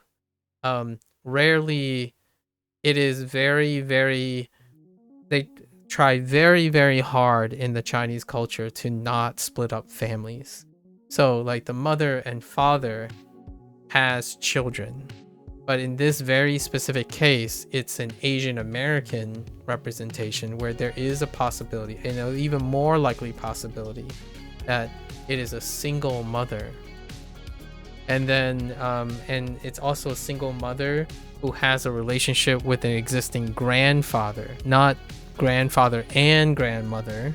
And also the daughter does not have a brother. And brothers and daughter, if you only have one son, the dynamic is extraordinarily different from having one daughter. And then son and daughter have a different dynamic as well, and they're very in contrast to American dynamics. So I have a younger sister, so me and my family, my mother and father had 2 children, me and my sister, and our dynamics are my sister has somewhat of a dynamics that is represented in the daughter. She can empathize with the daughter. I can empathize a bit with the daughter, but they have to have a son in the discussion. They're very different. The closest thing is I would likely empathize with the mother figure more because of the grandfather's push on the mother as opposed to the daughter. But I empathize with actually not the part that is the Chinese part, but more the American part of the daughter's part, because that part remains the same. A lot, very similar. Usually when it comes to like the exposure to American culture, the westernized culture, there's less of a differentiation in this society. In the society now, the idea that whether it's a daughter or a son, usually the way they approach the value systems are of their choice. They are pro-choice. They are that makes it independent of their gender. So that makes it so that I can empathize with the daughter, and then how that value conflicts with the mother's expectation of the daughter. I learned that vicariously through my sister, because my sister encounters those things. The son is dramatically a different dynamic. The son is absolutely, especially the only son, would be most likely represented by full compliance. So the stuff that I talked about when you came in, when I was talking to Procall about if you have a problem, fix it. And if you see something deviate from the things, you don't entertain it. You learn to love what is expected of you. That is one of the son's thing. Actually, there are far more. You still can have rebellion, rebellious things, but I think the tendency is less so for the son and more so for the daughter. And then if they had a father figure, the father is far more coddling, protective, the daughter. But the mother is acting as both. So it's kind of hard. She has a self-conflicting role. That is one of the really strong essence, like different thing that I can't experience. My father is very, very incredibly sentimental towards my sister. For me, he's expected not to be sentimental. My parents should not be sentimental to me. I am someone who is expected to be independent and self-sufficient. So if you're thinking about patriarchal societies, whether you think it's love or not, which it is love, we all have our ways of communicating. The daughter has lots of expectations that make her very desirable for someone like me, the son of another family, like if I was belonging to another family, to uphold all the necessities and resources that a potential suitor of a daughter of another family would require. So the dynamics are a bit not the most empathetic. Like for myself, I needed to do everything. Like I have to do everything. I would not disappoint my parents. I don't choose to rebel. I would choose never to rebel against my parents. If I like something and they don't like it, I suck it up. That is what's expected of the eldest son. The second, now, my family did not have more children. So there's a now you can go into further dynamics where the second son comes into play. And notice I didn't mention about a second daughter. A second daughter is another, like, it's more hands off when daughters come about. The sons then have power dynamics that I will never experience in my life because I don't have a younger brother. I've had relatives that could be seen temporarily as younger brothers. The closest analogy I can have is having older cousins and younger cousins. And older cousins are always expected to be the model for younger cousins. In fact, the dynamics in a Chinese household is that they use the point of reference for your oldest relatives as a point of reference for all the males. When it comes to daughters, they are reflected in a different type of quality. And I can't ever empathize with that because I am not born my parents' daughter. I'm born my parents' son. And that's kind of one of those things. I can speak about these things most of the time because my parents have changed over the times. These type of social barriers and whatnot are not necessarily ingrained anymore. Like expectation of my daughter to be married to a successful man, for example, and me being married to a woman less successful than me. That's kind of one of those things. Like, it is expected that the male figure has complementary skills and expectations that complement the females, the daughters of each family. And that gives us roles. It creates complements. It creates dependency. But if you look at it from everything everywhere at once, the mother had to do both. And that is something that's not written very well in Chinese values. They often expect the most pragmatic way of dogma when it comes to family dynamics. Seeing a single parent is incredibly hard, at least from the perspective of my family and Chinese values. Families should have mother and fathers. So you follow unconditionally so many types of orthodoxy to try to ensure that a family has a loving father and a mother. Now, how you achieve this, I often see it as correlation, right? This is correlation. If the son and daughters are raised to have specific types of value systems, then when they get married, they complement each other. That dependency creates efficiency while not overlapping skills. And then that dependency is very strong. It creates a need for each other.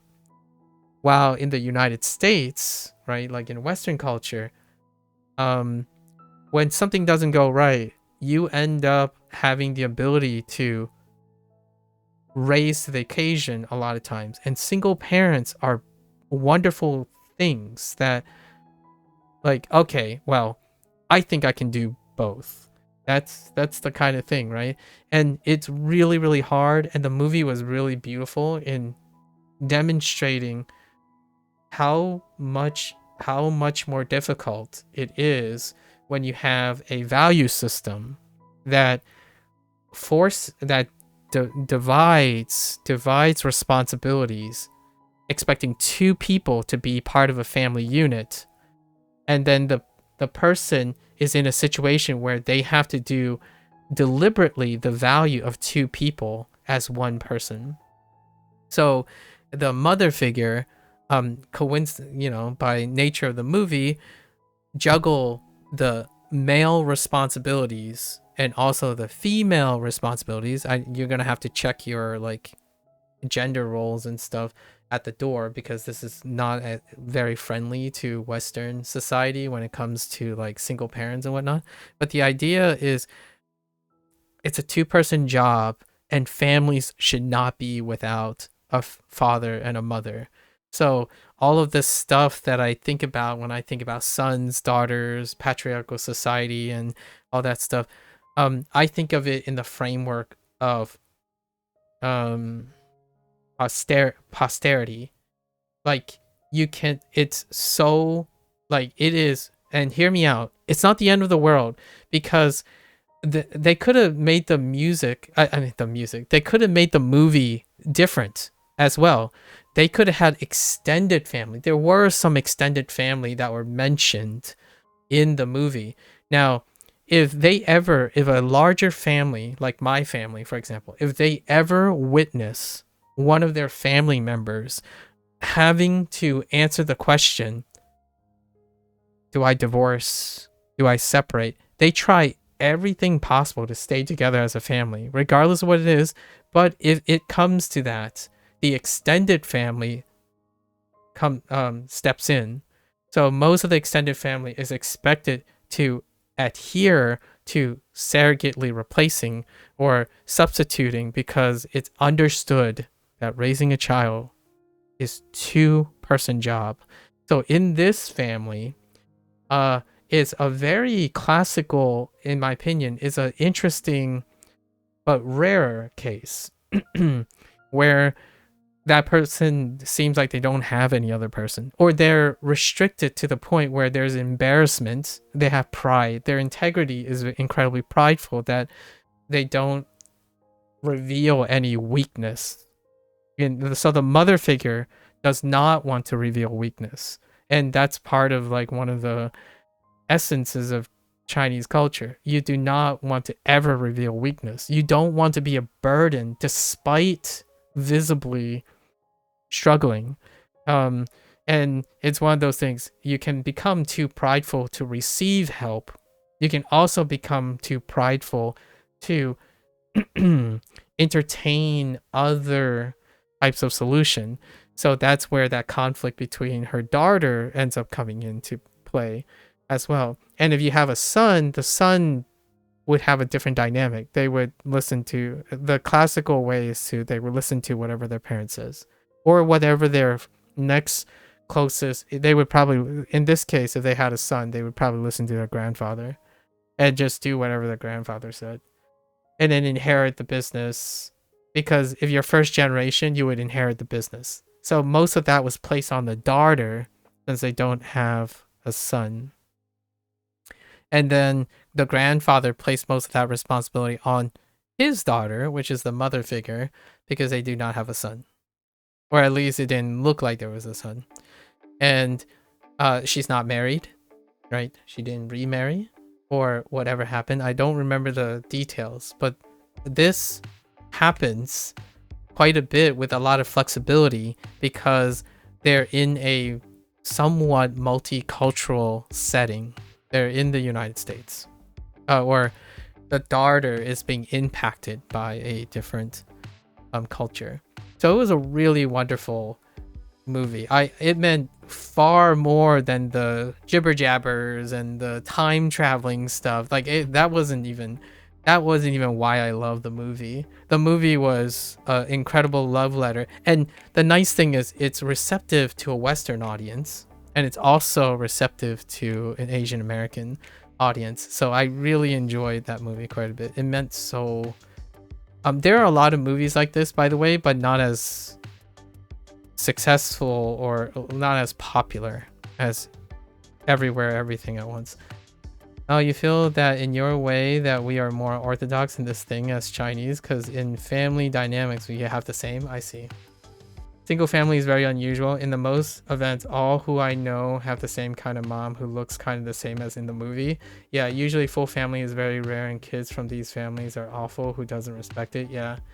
So in this case, the movie demonstrates what rebellion is, but not necessarily what disrespect is. Oftentimes in a Chinese family, the disrespect can seem like disrespect from the outside, but it can also be a strife coming from having to be exposed to different cultures.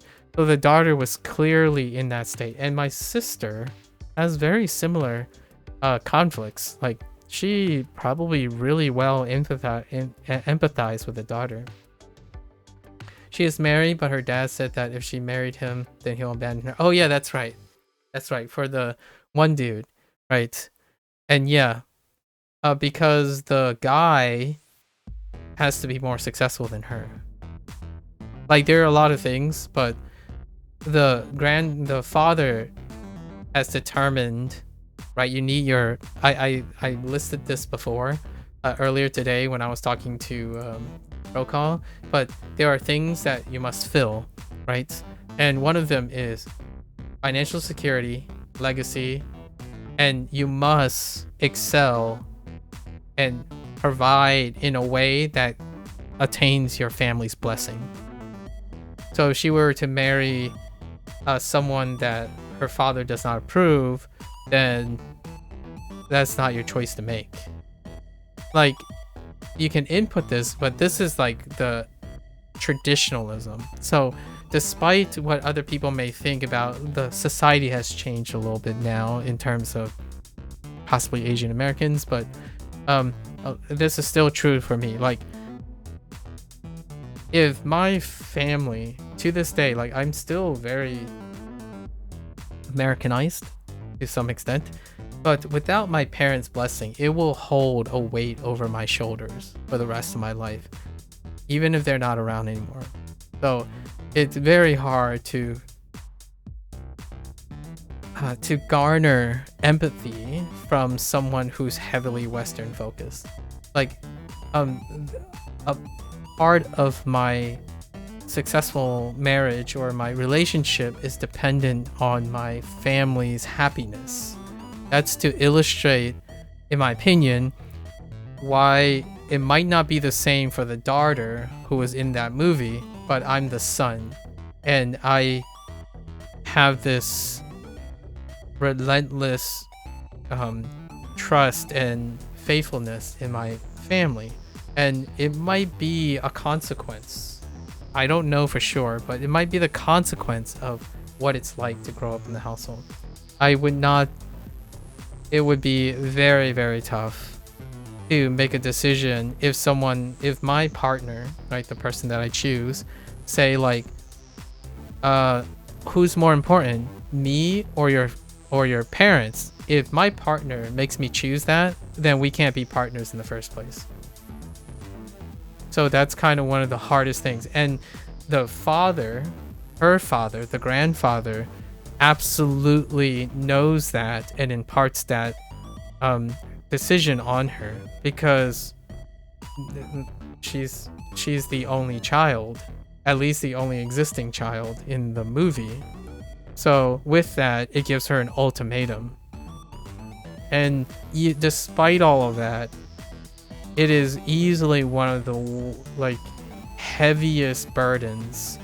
And then you start asking, like, kids these days, right? I'm American, so I interact with a lot of American people and kids, and they say things like, well, isn't that not fair? It's like, is it is it fair that your parents sacrifice everything to give you a help? Like, there are a lot of things that go into this, but I don't want to sound too one-sided.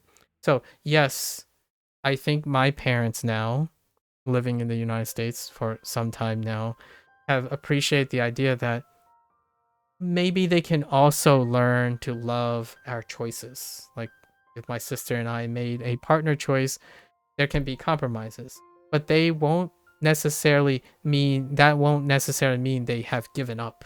They will still present people they approve of, as in families they know, and through those families they know that union could happen. So every once in a while my father would say, how about you go introduce yourself to this person? I heard that she does, and then we would try. And that's how I would honor my parents' wishes. Because if my partner is of the same traditionalism, what is very powerful in keeping a marriage together is duty. And that's something I would say is very difficult to communicate. Through a little bit more new aged, I think this is a bit of more new aged movie, the one that was represented everywhere, everything at once. Like, it is absolutely heartbreaking when I see single parents. Like, not that I'm not happy for them if they're happy. Like, in the United States, there are quite a lot of single parents. And what you shared about, like, the world wars, right, in Russia, and then single families, right, it is absolutely worth celebrating those single parents who is able to make all that happen. But we're talking about extra stuff, not because you can. I'm very, very, I love hearing successful single parents and single families. But at the same time, part of my heritage and my traditions is that you shouldn't have to be single parents. And that's kind of one of the rough things. And the one thing that drives this home is that the whole orthodoxy system, like, all this stuff about gender roles, right? Gender roles and stuff can be very controversial, and I'm kind of stuck in the middle of it. Being raised in the United States and being born of Chinese value, you get to the point where, like, okay, I'm going to try my best to have both. You know, pick my partner out of intimacy and love, but also bounded by duty. But in order to do that, it's very, very rare. It's like so rare to the point where I already said I represent like roughly 5% of the American population. What are the chances that those 5% also happens to be my age and all the above who didn't just embrace one or the other? One thing that happens very often in diaspora is that they either reject one and assimilate another. So for me, I chose not to. So most of the time I'm like skirting in between, and they're often not compatible. So oftentimes when you say, oh, what, you're gonna get asked the question, what is more important, the duty to your family or loyalty between strangers, or soon to be not strangers, right? You fall in love with someone outside of your family, right?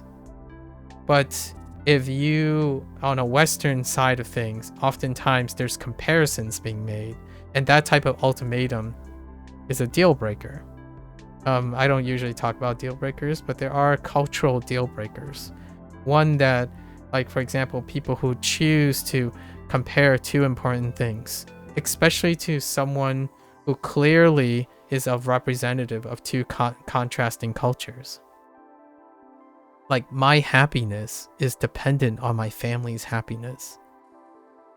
It's not sufficient to make me unhappy, but I want them to be happy as well. It's the perspective of having more, being greedy with life, not being self-sacrificing or playing favorites. So one very common discussion is someone would ask me something, would you, if your parents never told you that you had to be a doctor, would you still go be a doctor? And or try to go to school if they never told you to go to school? And I'm like, I wouldn't know, but maybe yes, maybe no, probably not. And then the reason why they ask is like, well, your parents made that choice for you. And I'm like, yes, and I would do it again to make my parents happy. It's like, but those choices might not be yours. Like, you could have been happy with a different choice. It's like, I wouldn't know that. But whatever it is, we live for posterity. That's one of the things that kind of contrast between West and East things. I make decisions for myself. I still do. But those decisions also are tied with my parents' legacy. I would do anything to make my parents happy. And that actually somewhat includes marriage. Like here's the downside of this type of approach. Both parties still have to say yes. Like both parties have to have blessings and yes. So whatever I want doesn't mean that it would happen. And that's Chinese values. So if someone doesn't want to marry for the sake of duty and all the others, it's a failure on my part and or the other person. And that can reflect poorly on our family.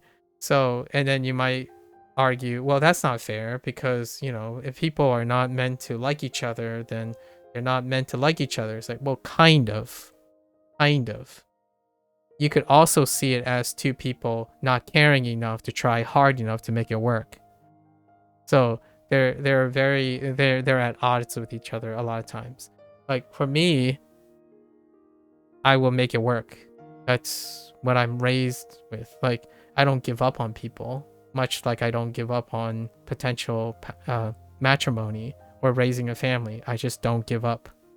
I think life is too precious and too short of opportunities to simply give up. That is Chinese values. You make it work. The learning to love and learning to put your soul into something, to love it, is one of the core values. Now, with that said, the Western audience, like a westernized culture, would say your happiness comes first.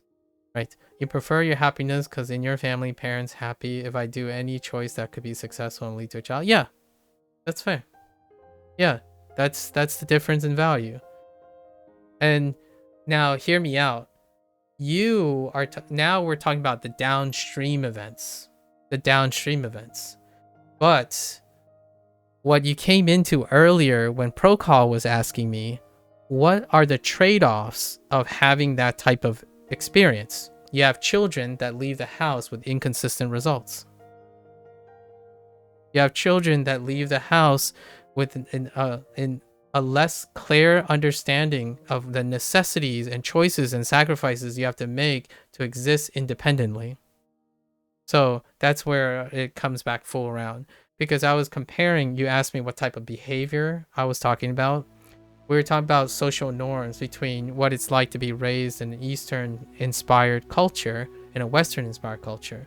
One of them is the idea that a parent doesn't make any choices for you. They don't provide early guidance or discipline. They hope that with a lot of encouragement and exposure to choices, you make choices based on your happiness, not choices based on your parents' experiences.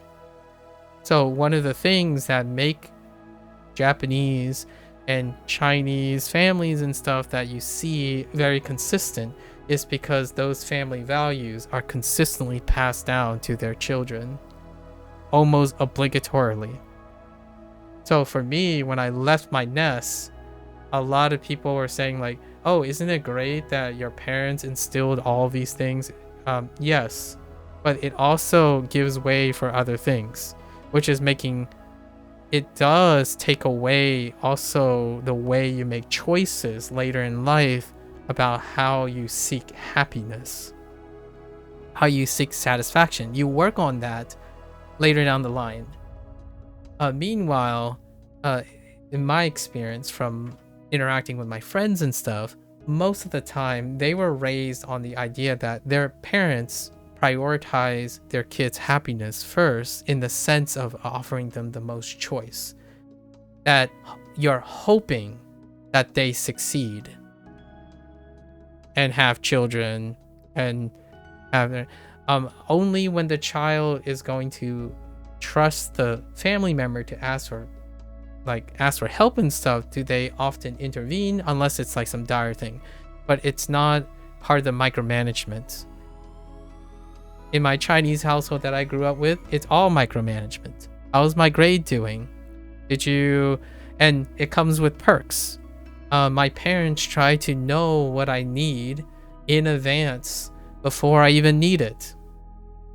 One example that I used from last time when I was talking to Procall is I didn't have to ask my parents for a car. They knew I needed a car because they expect me to get a job when I was 16. I got a job and the car was already waiting in the lot for me. That's like when we actually talked perks like rate system. No, not rate system. But it's more like expectations. So my parents adjusted to what it's normalized in the current age. So this started off with video games, by the way. This started off with the video games. Procall said that, oh, so do your parents buy you the video games? Do you make the decision then because you're not old enough to buy video games, or like money, right? Money matters. My parents decided, like from my parents' perspective, I'm saying it in retrospect. At the time, my parents allowed me to pick the games that I want to play because they have already believed that it would not affect my future success in homework, grades, and whatnot. So while I had autonomy on, like, they just basically gave me a credit card and they stood like in the outside of the store, and I would just go pick up the game and pay for it, and I would just like point to my parents, right? They're right there, and because I speak English and they would have a communication barrier, right? So things like this, most of these things, my parents worked really hard to provide for me, and they are constantly monitoring the things we need and the things we want, or the things they might give us, but rarely is it because we ask, because they expect us to do what is necessary. So I buy games because you could argue it makes me happy that I play video games, right? So I did, quote unquote, make a choice. At the same time, it's more seen as my parents allowed that choice for me. It had adult oversight. Most of the decisions I've made, yeah, it's like a reward. It's a meritocracy. So in the current age of the American system, like the Americanized system, so choices are made by the potential goal that's self-interested. I do things in order to be rewarded by my parents, and those rewards are privileges. They are not my right. I don't have the right to video games. I don't have the right to online service. I don't have the right to a phone, to a smartphone, or to internet connection and stuff. I earn the privilege to have those things. I get good grades, they give me video games. I don't, even if they didn't offer me the choice of picking the video games, it is something extra. I don't get that without parents, without caring parents. Like, you could have sucky parents and you would never get those things anyways. So the idea is to always ever be gracious, regardless of how resistant you are. Like, I had an attitude. As a kid, I could not see this. I'm saying most of these things as a perspective of someone who has grown up, lived in the American culture, and also went through large periods of self-reflection on my childhood. So these are rewards. When someone says they're angry at their parents because they don't want to buy them Night Rain today, that's a privilege. It's not your deserved right. You do not have rights to luxury and happiness that your parents might otherwise not want to give you. With a really big grain of salt, my Chinese parents, my parents will do anything. They would move the world to guarantee my success. It's different in a culture where the child gets to choose and the parent gets to choose how they want to handle each other's affairs. Right? My parents is pressured by their parents and by the entire society that their parents are grown in. So they themselves are also pressured. So it only works, in my opinion, quote unquote, it works by how I explain it, because you have to understand that if you don't get a choice and you know it's always a privilege, your parents is expected to have grown and raised on that same prospect. So no, my parents would not rip video games from me if they know it's making me happy and also continuing to give me good grades, right? They know that, oh man, he has to go to work, I have to buy him a car. Like, my son should not have to ask me that he needs a car to work. I should know my son needs a car to go to work. I should never get in the way of my son being successful. So they would do everything for me. So the idea is, the nice thing about expectations and pressure is that it's successful because all the parties comply to the things. Now, it's very different when choices are given in upbringing, right? Then your parents have to adapt, and you have to adapt. So you can have a wide range of results. You can have kids that are not ready to leave the house at 18. You can have kids that are still with the family in 30 years. You can have super successful millionaire kids. You can have super successful rags to riches kids. And then you can have homeless kids. So all of that comes with choice. And in the end of the day, I didn't say one or the other is better or not. I was saying, in the end of the day, you probably have an averaging effect that is good enough, like very comparable, but you can have wildly different examples on the Western side because of choice. When you have choice, you have different, you have variation. And then in the Eastern culture, they typically try to make it as consistent as possible. So there's no knockouts, but there are also no losers, or like less losers. So it may seem like Asian culture tends to pump out very consistent results, but that doesn't necessarily mean that the average is consistently above. It's usually very spurious. And I see that a lot. I talk to people who are barely making it by, they're living paycheck to paycheck, and they are in massive debt. I had to take a loan for my first year of education, like my tuition, and then I immediately covered that by working and doing other things at the same time in less than the time I took to graduate. So my parents and I and my entire family are supposedly debt-free. Now hear me out. This is a little different because my sister did not impart the same values. They're more she's more closer to the movie, the daughter's position, and she's deferring a loan for the time being. But she had ways of doing that. And I am debt-free. I'm actually a very, very exceptional owner of a lot of things. So I own a lot of things that are worth sufficient enough for financial security. And that's kind of how that went. So it's really tough. Like it's really tough to discern that. And it can be hard to convey that a lot of times when someone often thinks from a particular perspective, like, oh, it's about my happiness. It's like, yes, I'm about my happiness too, but that happiness is also dependent on my family's happiness. Like, I am happier when my family is happier. So it's to the point where I could sacrifice my whole happiness to help my family, and I become happier in the process. That's the weight my family's legacy has. Like, when I have a child, if I ever decide to have a child, or if an opportunity presents itself, I give the world to my child. I'm willing to suffer and give all of my happiness, everything I own, to my child. That is the value system that I have embraced from my family.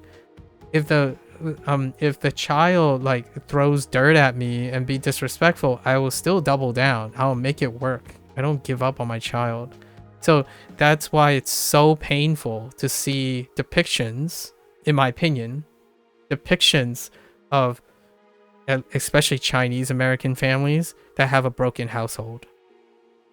Like single moms, single fathers, like they do everything for their child. They try everything for it. Despite if their child like rebels, kicks them in the face, like at some point you hope that whatever they're doing is at all odds what they believe is correct. Now you can't really awfully say that if your parents had a choice.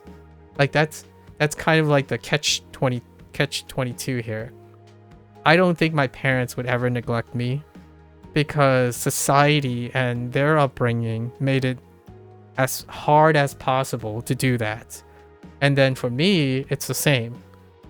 Treating someone, even public decorum, like Japanese and Chinese are known to have incredibly tolerant decorum, right? And that stoicism comes from even that is a candle to your family's honor and your family's reputation. If I lose my temper in public and I create conflict for my name and that reflects poorly on my family, so I do everything to diffuse the conflict. That's something that I've more or less inherited from my father. Like my father and mother operate restaurants. People stole from the restaurants. People complained, argued, tossed things at them. They pick them up, clean it, do what they have to do, and they continue their business. That is the stoic, pragmatic Chinese thing. There's no reason, like, it's not worth time to create a conflict that you cannot resolve and you do not control other people. So that's kind of the idea. And that stoicism was great. It was appreciated, but it's also not the most pragmatic way to go about like being in an American society, like in a United States society. So for me, nowadays, I try to leverage what my parents don't have. They don't have execution of the English language or even multiple cultures. They don't have access to the breadth of the internet. So what happens is the American side of me, we learn how to connect with feelings and expressive natures and stuff instead of relying on cultural normalcy. If they were in China, all of those things are nearly expected of everyone. In Japan, like things that happen in Japan, like the lining up, the queuing, the sides, all those steeped orthodoxy is creating compliance. And that allows people to be stoic, always polite in public, never expressive in a professional space. Those things are good and useful because they are compliant and useful in the country that those values are. In the United States, if my parents just, like, if someone goes around and say my parents are liars and they're like, their restaurant sells rat poison or something, it is more appropriate to attack and counter that instead of letting it just go.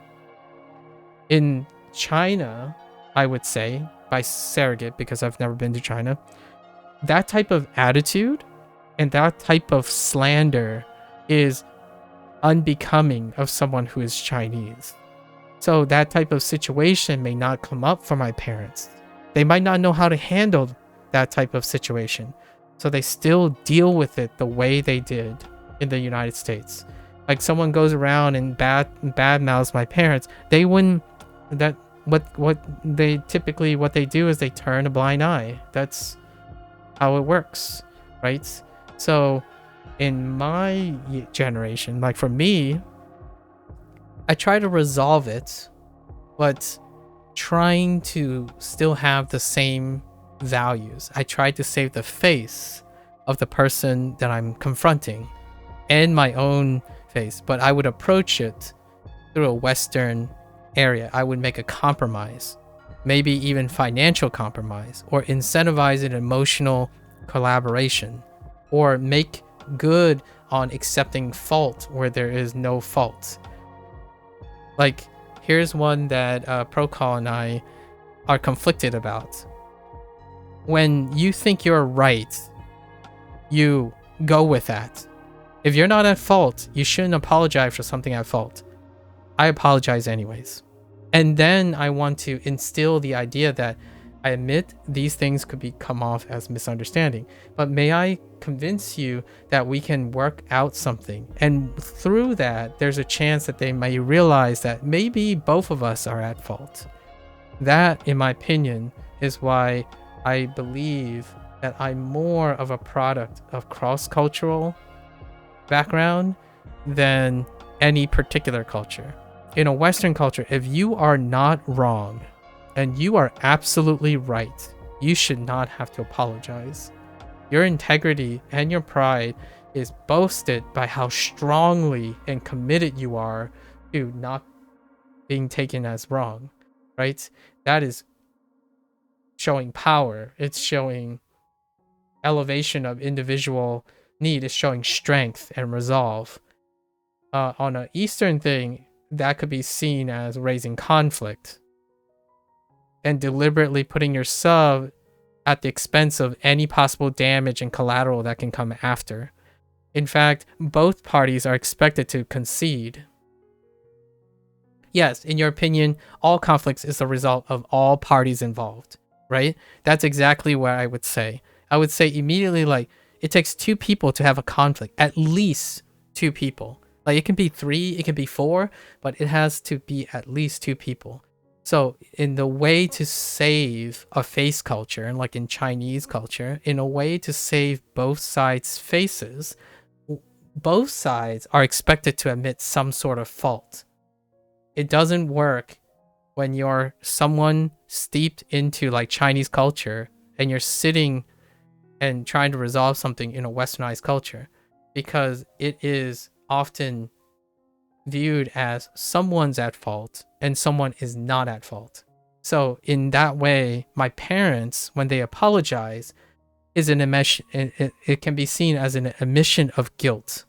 Rarely does it, in my opinion, realistically ever seen as the higher road.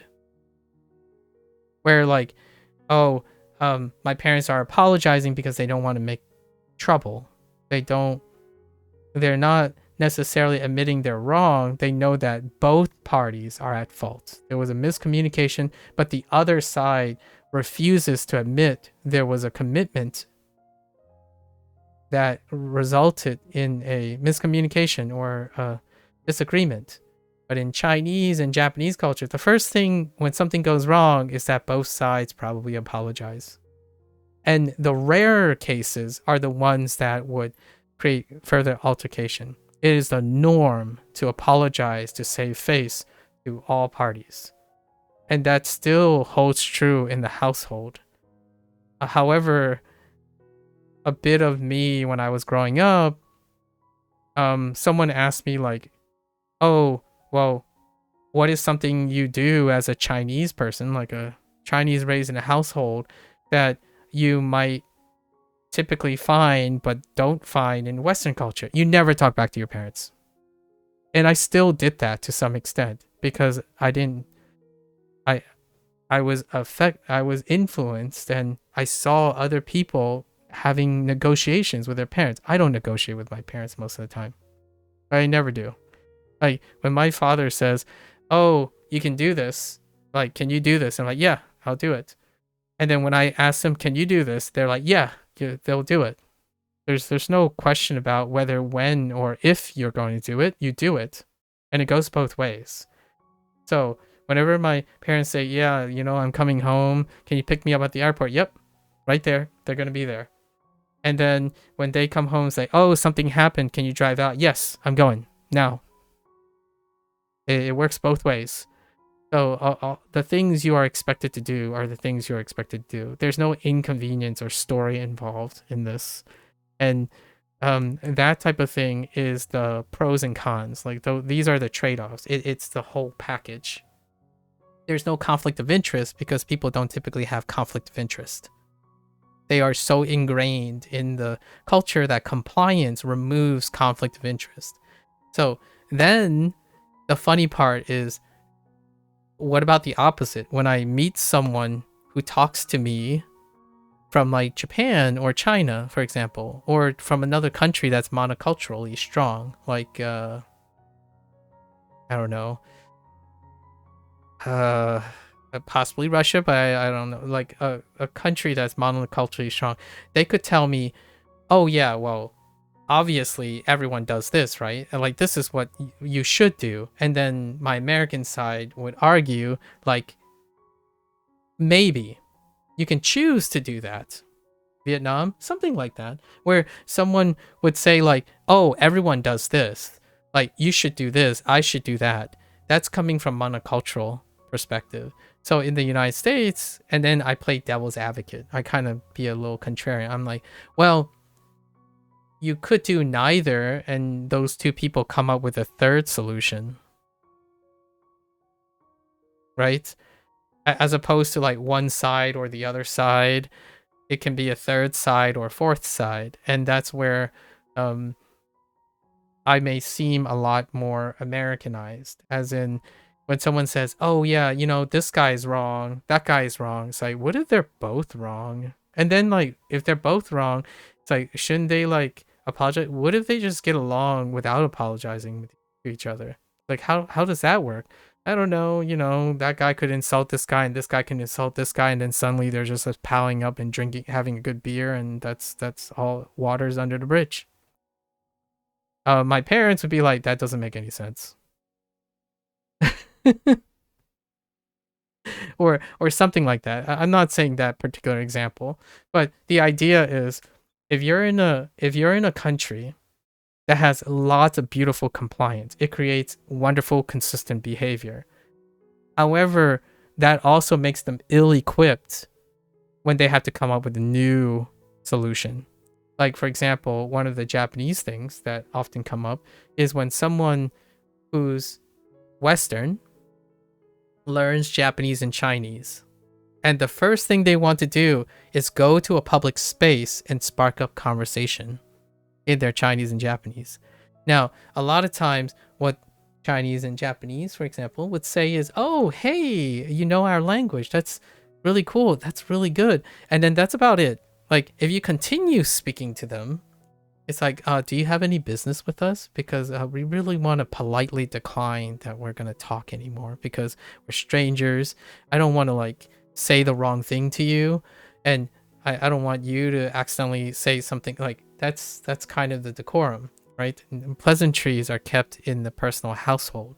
So you have to somehow make business and or interaction common interest situations and then become friends with them before you introduce, like, talk about these things. But it's a very unique situation when you're trying to learn a language, right? And where do you learn that language first? You enroll in class. That's how you're going to learn the language. So if you move to Japan, if you move to China, one of the most consistent ways is go to a class.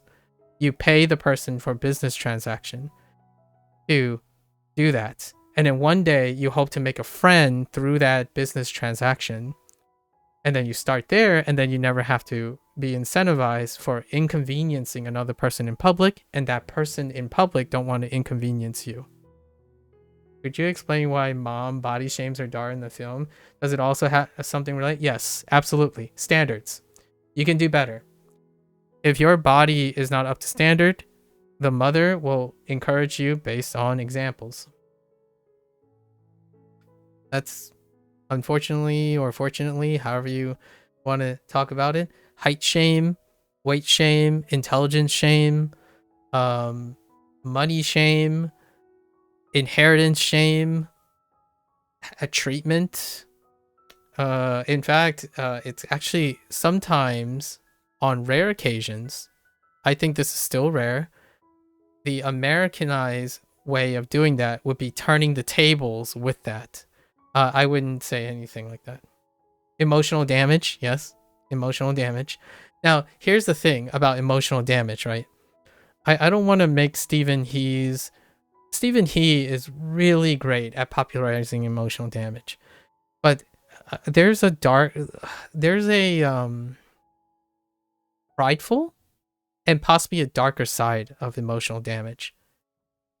When your parents are doing this, you have to translate it. But from an American standpoint, if you're raised like in a multicultural thing, it can be taken differently. When my parents say you should eat more because skinny men don't get married, that is an actual thing. Like she means like get strong and don't look like a twig, right? Like you got to be like able to support your wife, that kind of thing, your future wife, or be healthy for your son and stuff. But it could come off as like, well, you're too skinny, you should eat more, right? And then the other way is for the female, right? For body image shame things. You can probably hear from Vietnamese people, multicultural Vietnamese people and whatnot. The idea is it's translated to, this is what I think will guarantee your success and I love you, but it can come off as emotional damage. And one of the dark sides of things that come in with it is emotional damage is the least you pay for the privilege to have parents that would do anything for you to succeed. In fact, they would probably sacrifice all their happiness to make you happy. And then in return, that is what happens later. I don't usually prioritize my own happiness when I make decisions. Much like if I ever have a partner and have a daughter or a son, I would sacrifice all of my happiness to make sure they're happy. Emotional damage or not, you make hard decisions. Oh, I can quote Clear Up Scared in this. Life keeps throwing hard decisions at you. And that's one of the hard decisions. Do you emotionally challenge your child now because that's all you know to believe that you guarantee their success? And it might not always work out, right? But it's commitment to it. And here's the darker reality in my in my attempt to explain multiculturalism.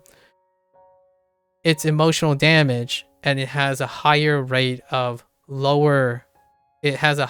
failure because we no longer live in China, right? So what happens is in a Western world, emotional damage can be a block for pragmatic success later down the road. In my opinion, Chinese culture fosters pragmatic success at the expense of emotional stability. And that financial and pragmatic success allows and enables that person to navigate the emotional baggage that they have later instead of reverse.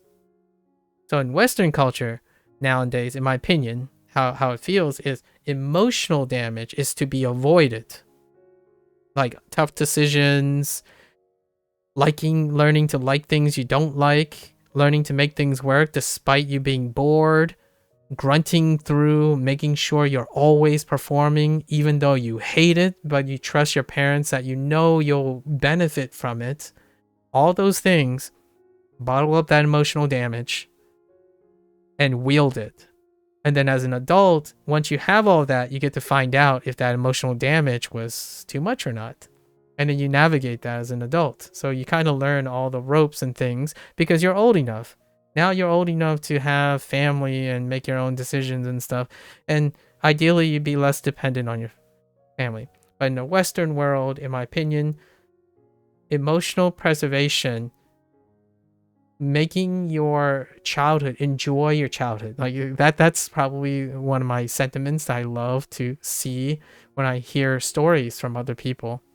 Their childhood is filled with shenanigans. They're filled with decision making that is wild, but it sounds like an awesome time. It's like something that I always read. I love vicariously living through American kids, like families describing their childhood. It's like filled with shenanigans, filled with things, and that also comes with emotional damage, but they're not emotional damage that's sourced from your parents. The tough decisions only come when you make when you make choices, and possibly choices that can be a little bit emotionally damaging. Then your parents are there to help you and nurture that.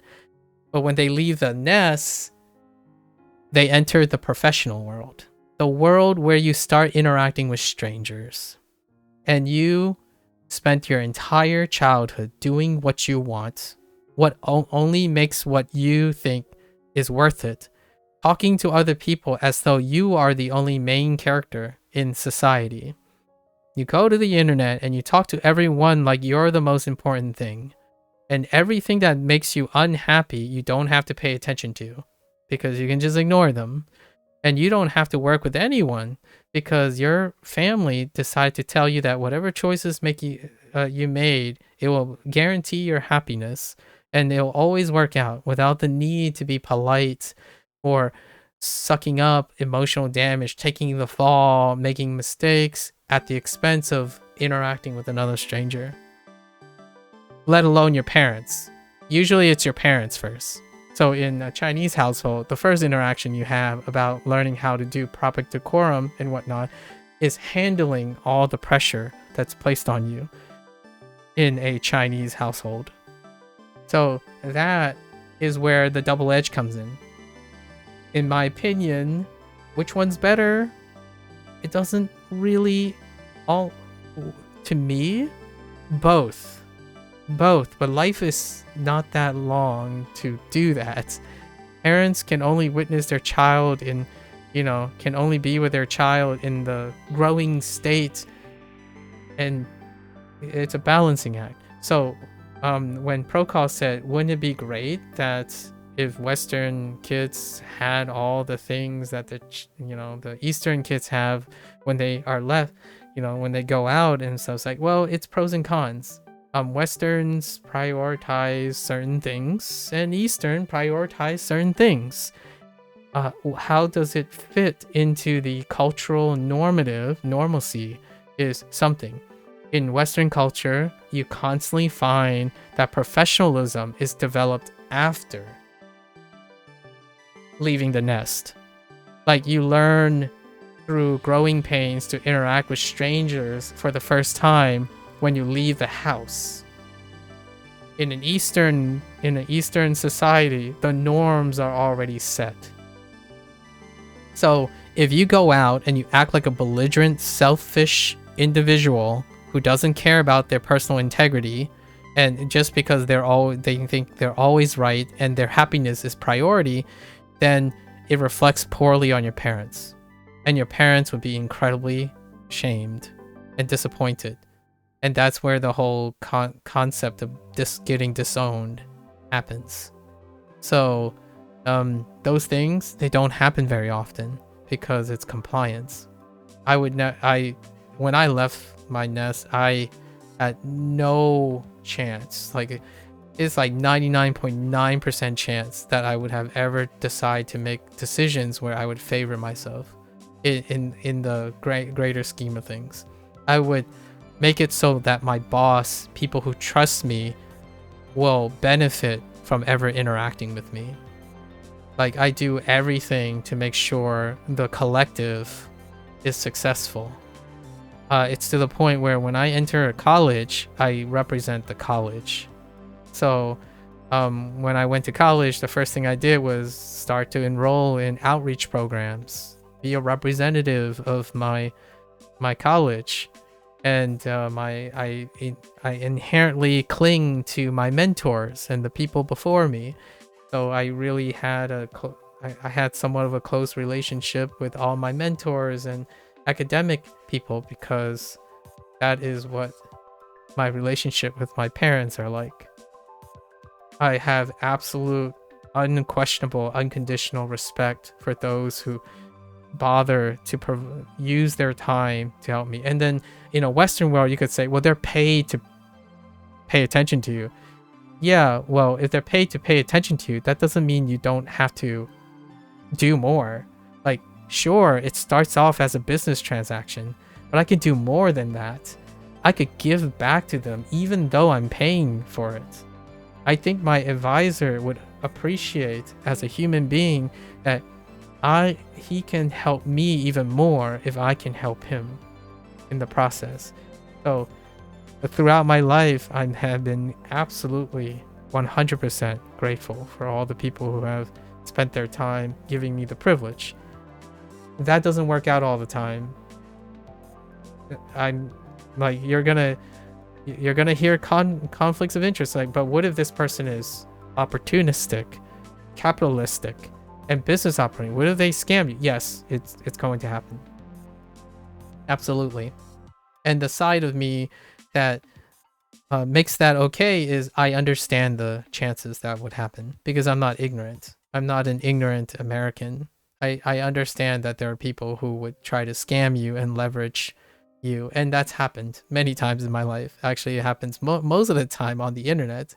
But I pragmatically go about it in a way that doesn't leave me vulnerable. Like my exposure, the exposure as in vulnerabilities for interacting with adults are minimized because I grew up in the United States. I didn't grow up in China. So while I love to uphold most of my parents' values, I'm not a sucker. Like, that's something that I actually protect my parents from. I really dislike when my parents get taken advantage of because they assume that when you enter a business transaction, it's often at the behest of the customer, right? No, a lot of times with choice comes opportunities. And what people see is greed and opportunism, I see a country or a culture that allows choice to happen. So that means while there are greedy people and opportunistic people, you like to believe there are also great people who have far more than beyond their means, and they're very wonderful giving people because of choice. Choice creates separation. And choice also creates very, very rich and successful people, or successful people who are not very rich. And then you have successful people who are barely getting by, or failures who are barely getting by. There you get all those variants. In China, when my parents enter a business transaction, at minimum, they would get their money's worth. But that doesn't happen in the United States because it's a country with choices. So while you have every example of the best friends I've ever had, I have really, really wonderful friends. In fact, I just got a gift from one of those friends, which I was going to open maybe a little bit later. And I didn't even ask, like, they already knew. They already knew if they asked me if I want something, I'm going to say no. Because I would never ask my friends to buy me anything. That's like, I have far more means than I can ever have. Like, it's one of those things, like, I think it's more comfortable if I asked the person what they were going to buy me and I was just going to buy it for myself so I can share the experience with them, right? That to me is kind of the negotiation I make between the way my parents act and the way I act with my English. Like, I don't give gifts. If my friend is in trouble financially, I go there. I do it.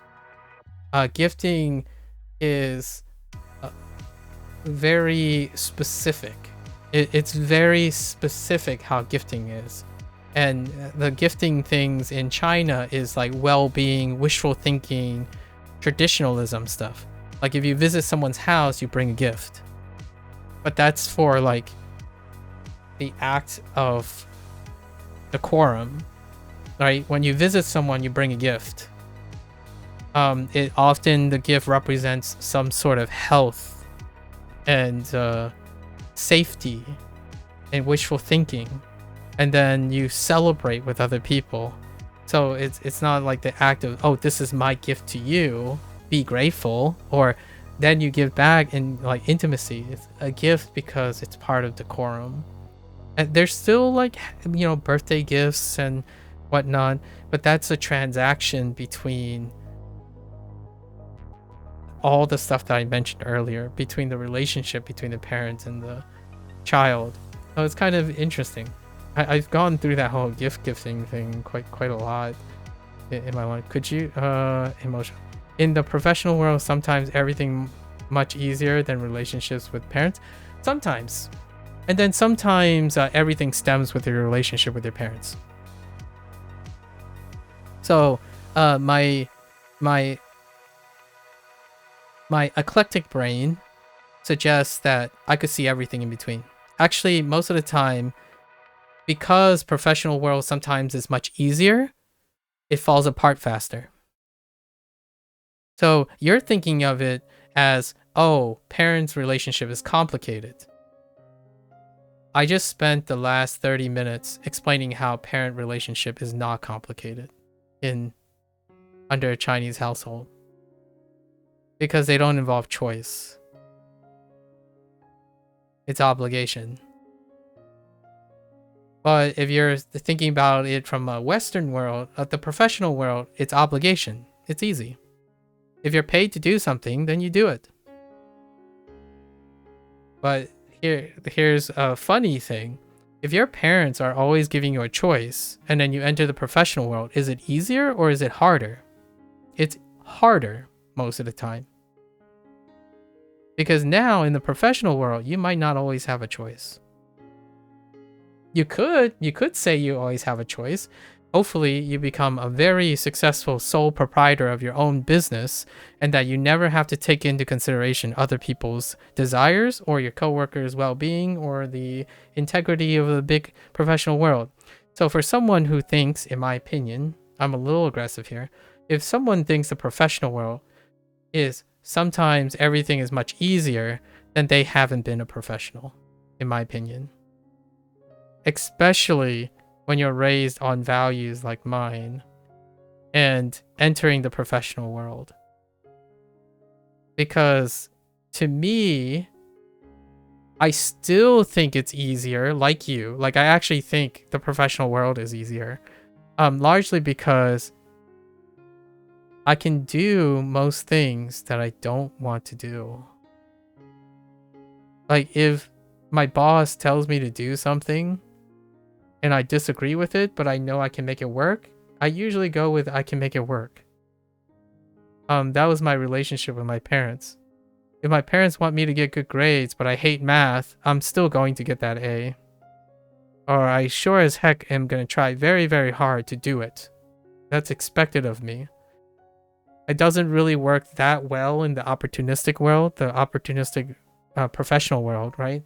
That's where being in China and being in Japan is great. Because if you go there and you know that you're doing everything you do to suck it up and whatnot, you get a meritocracy. You are rewarded for your efforts. Well, you hope that the culture supports that. In the United States, it's easier in the sense that most of the relationships are superficial, as in they're not important, or you make it seem like they're not important. So if it's not important to you, then you're not important to them.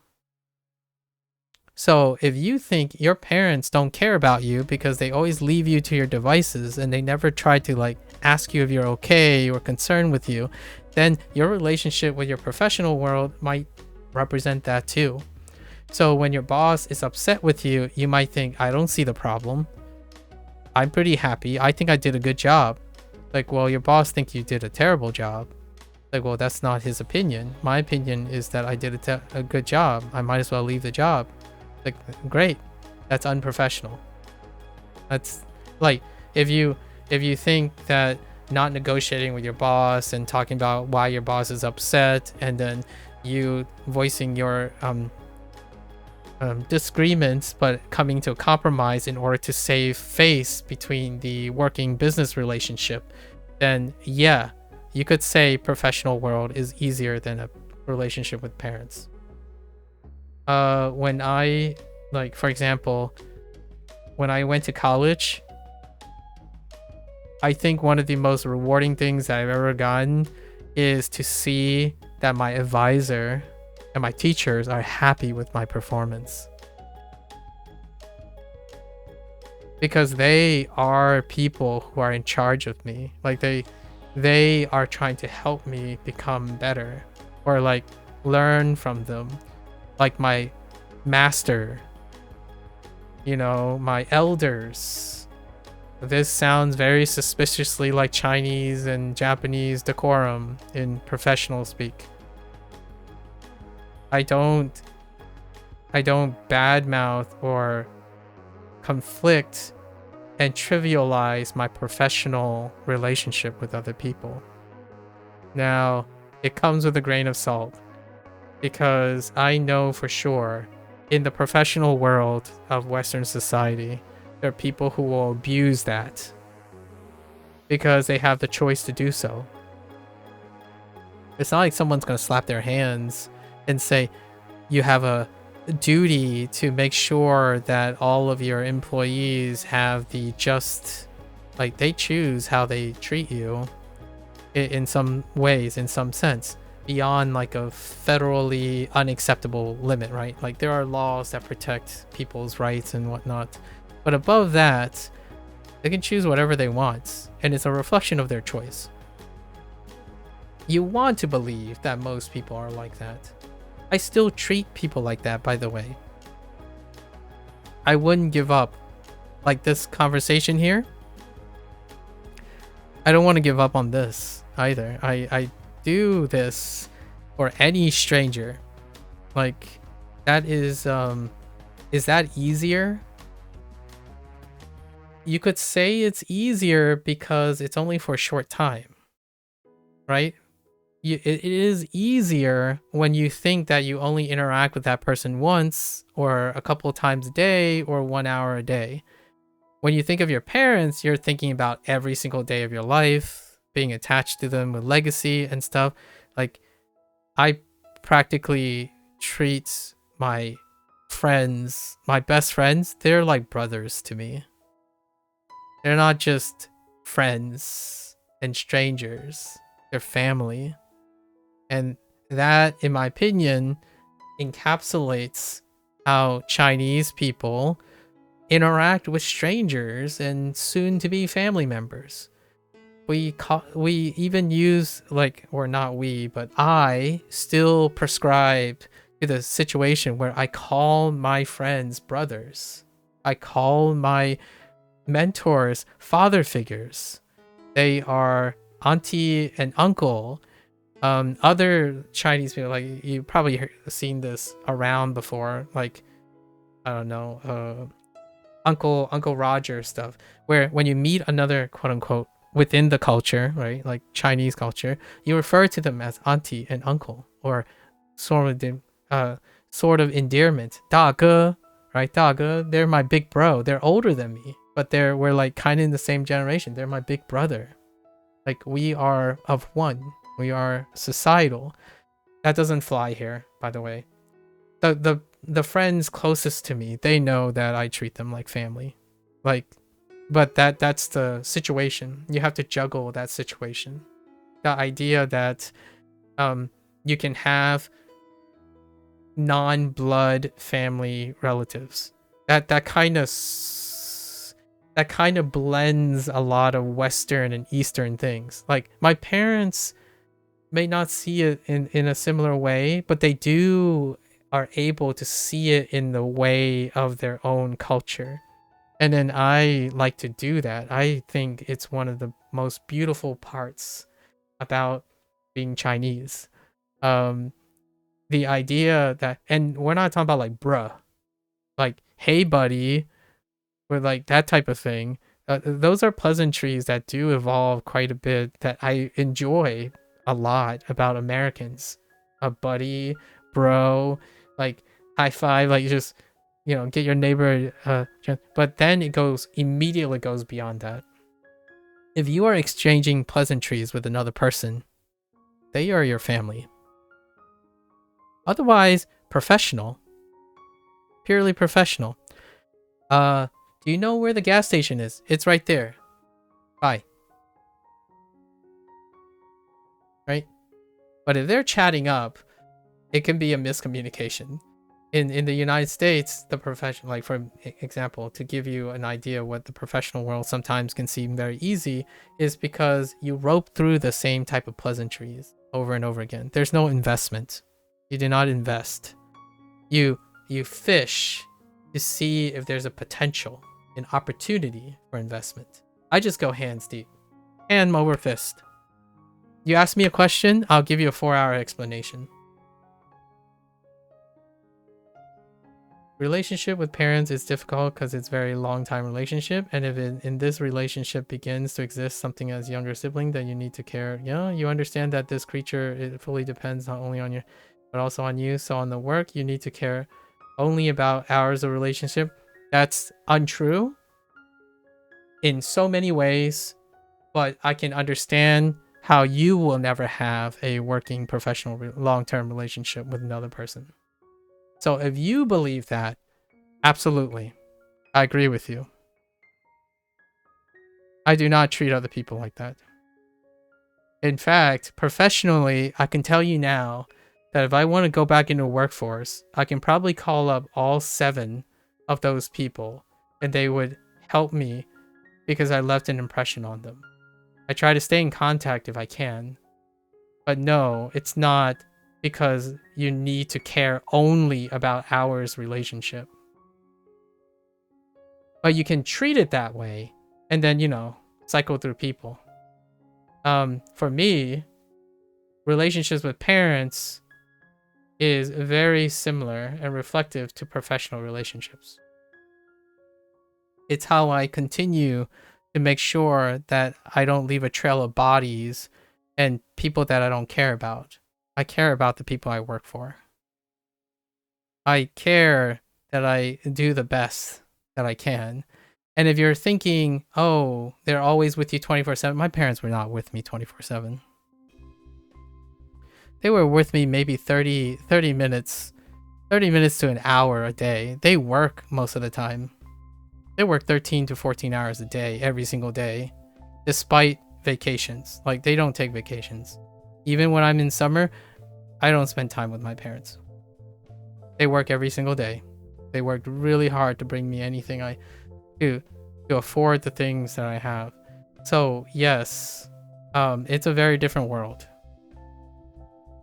And yes, you can be fully dependent on someone through a professional relationship. Unless you don't believe that your boss can ruin your entire life. I mean, you could gamble on that if you want and keep acting like a jerk to all your bosses and see where you go professionally. In this world, I think if there's anything the internet has demonstrated, it takes one person to ruin your life. And it can be anyone. So you could argue that in Chinese relationships, like Chinese decorum, saving face kind of prevents that from happening, or tries to prevent that from happening. So I try my best to never leave a sour relationship, because they can come back to you professionally. Unless you work in a field that you just don't care. That's fine. Like, it's perfectly reasonable if you work in a field of professionalism that your legacy is not important, right?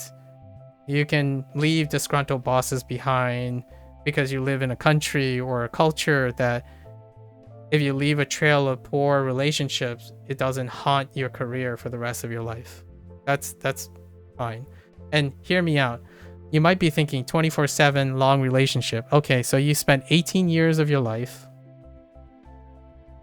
in my perspective, the pragmatic. You spent 18 years of your life, and say your parents were around 24/7. What is the rest of the 18 years?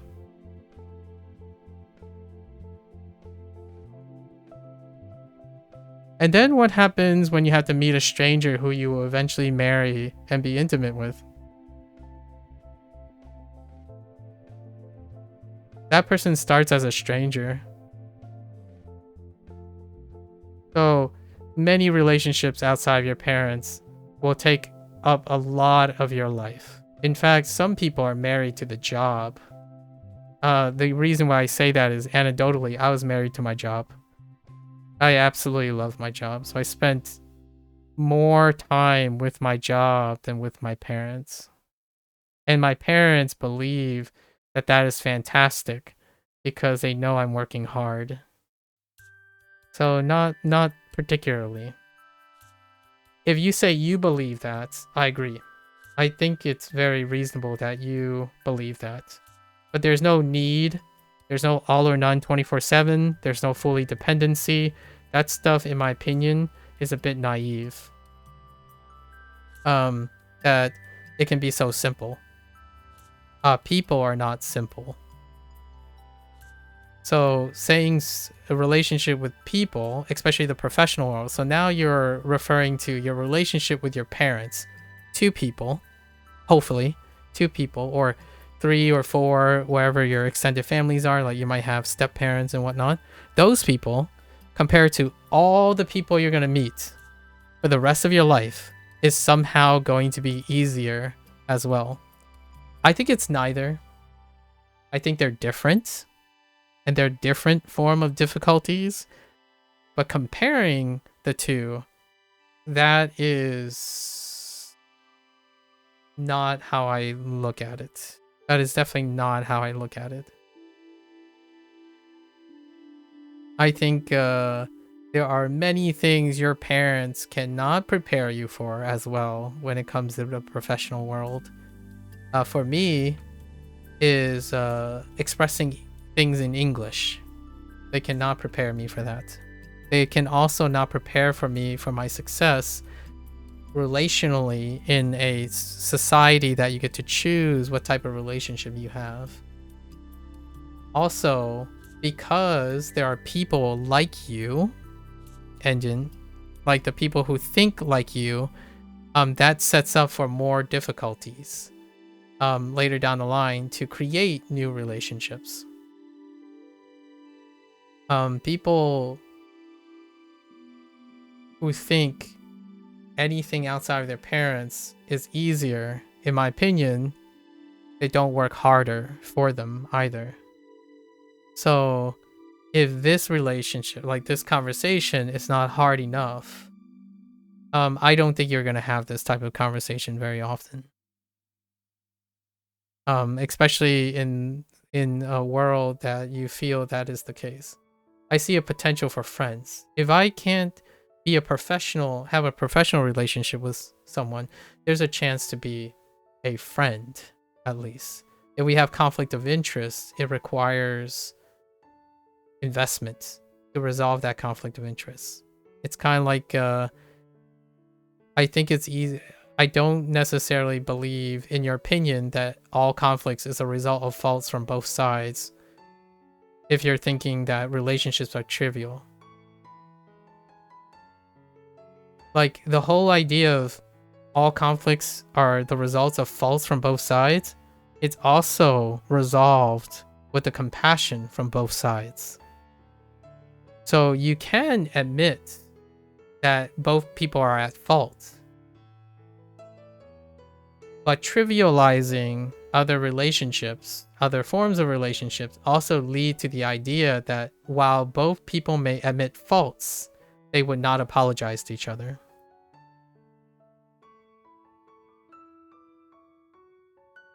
What is a great way to illustrate that? War.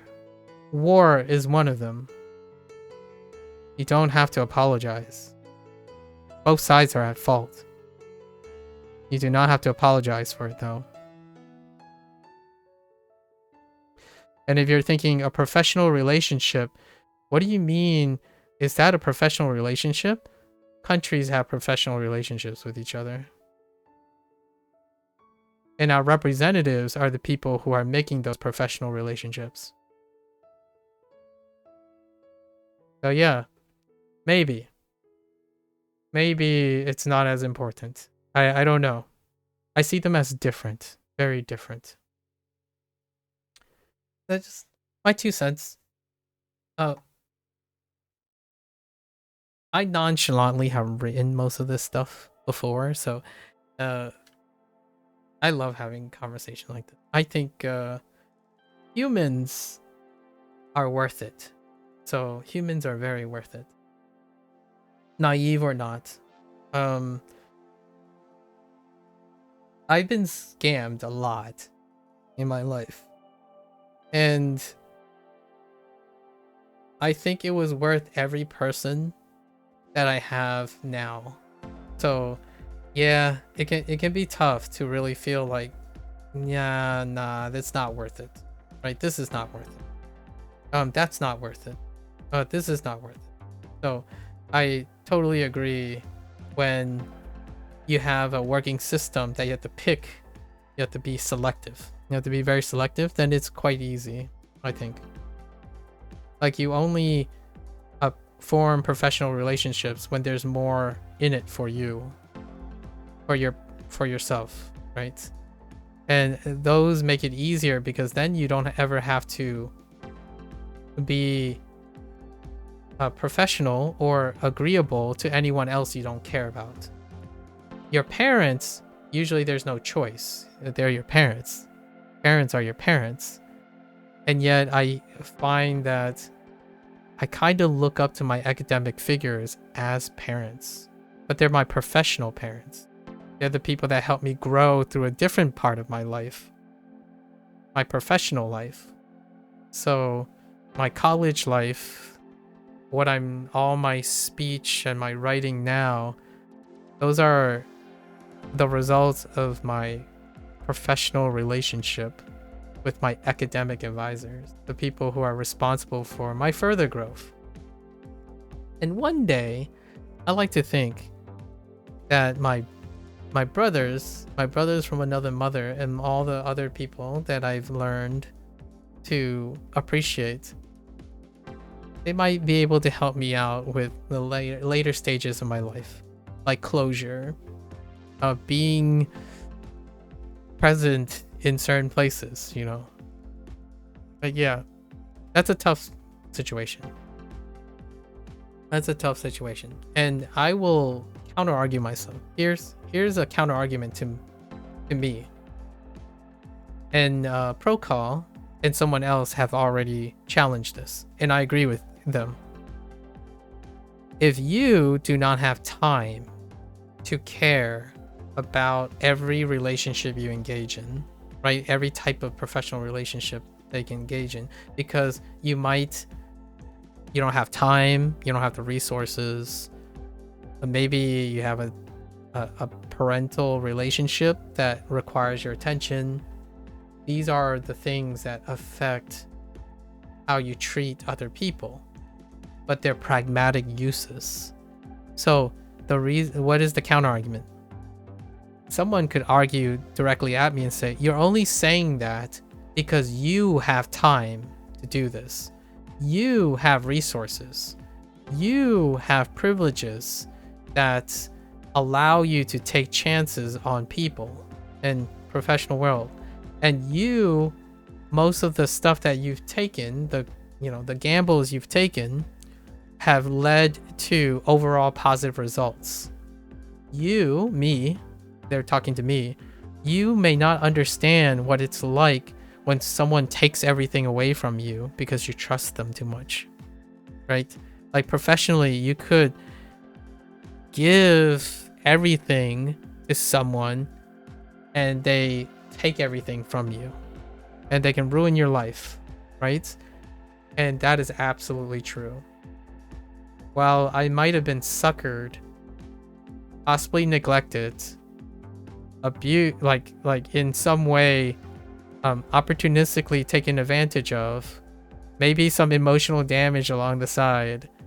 In the end of the day, the odds were in my favor, as in I was able to have the privilege of being in the right place at the right time, maybe. And those people were the avenues for most of my professional success, right? And even sentimental and emotional success. I still am very fond of most of the people I work for, even though I had arguments and mistakes and all that. And yet at the same time, when I stopped being a professional acquaintance of them, I like to believe that I left an impression in which we can be friends outside of being professional. So, with that said, I could argue back and say,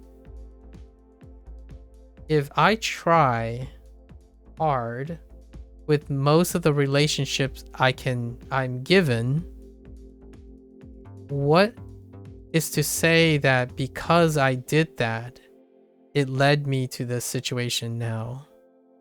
So like, there's an argument to say that if you keep choosing not to do certain things, then those things would never happen. So there's also that argument. Your words about parents, relationships, and how it affects relationship with people. That relationship in business made me reconsider many relationships, and moments when you lose everything and everything seems to collapse have happened before. Yep. But when you already outgrow life lessons, you begin to forget how hard it was to burn out, poverty, and lose everything, including the loss of status and real estates. Yeah. Yep. That's how someone would aggressively attack my perspective, right? That's how someone would aggressively attack my perspective. Like, you can make an argument that it's been a very long time since I failed. But I do not outgrow life lessons. So that's where that is not something I said in the light. I don't outgrow the life lesson because I continue to apply the life lessons. I think the professional world, when viewed sometimes as much easier than a relationship with your parents, those are the people that outgrow their life lessons. They are the one that stop treating other humans like human beings. When you are successful, you stop treating other people like human beings because there's no humility or integrity involved in your upper status.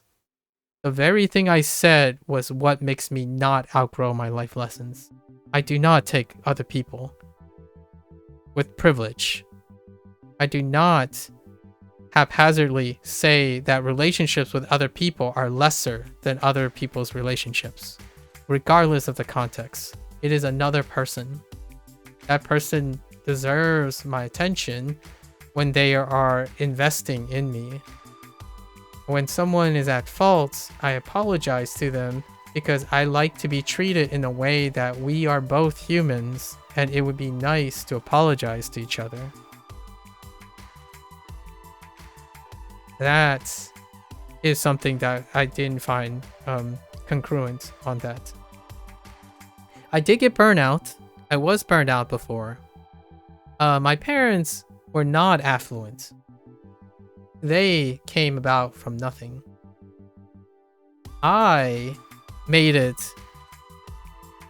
after I left the nest. My parents worked their butt off to give me everything. It was built upon that. And then everything else, despite being lazy, I was lazy, by the way, when I was a kid, like motivating myself to do more than an A is tough.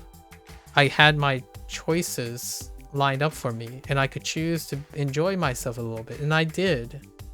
Or I could remind myself what my parents did and say, there's no time for joy. There's time for obligation. So I could have taken that. So that is what extended my burnout. Like what I mean is it prevented my burnout sooner rather than later. But then losing everything in poverty, I would do it all over again. Like a lot of times you might be saying, oh, it's easy to think that you can't get lucky twice.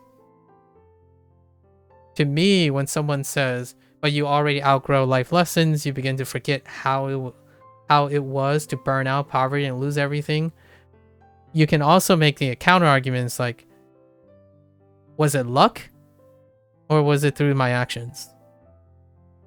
So if I lost everything and I do it all over again, do you think luck strikes twice, or was it not luck?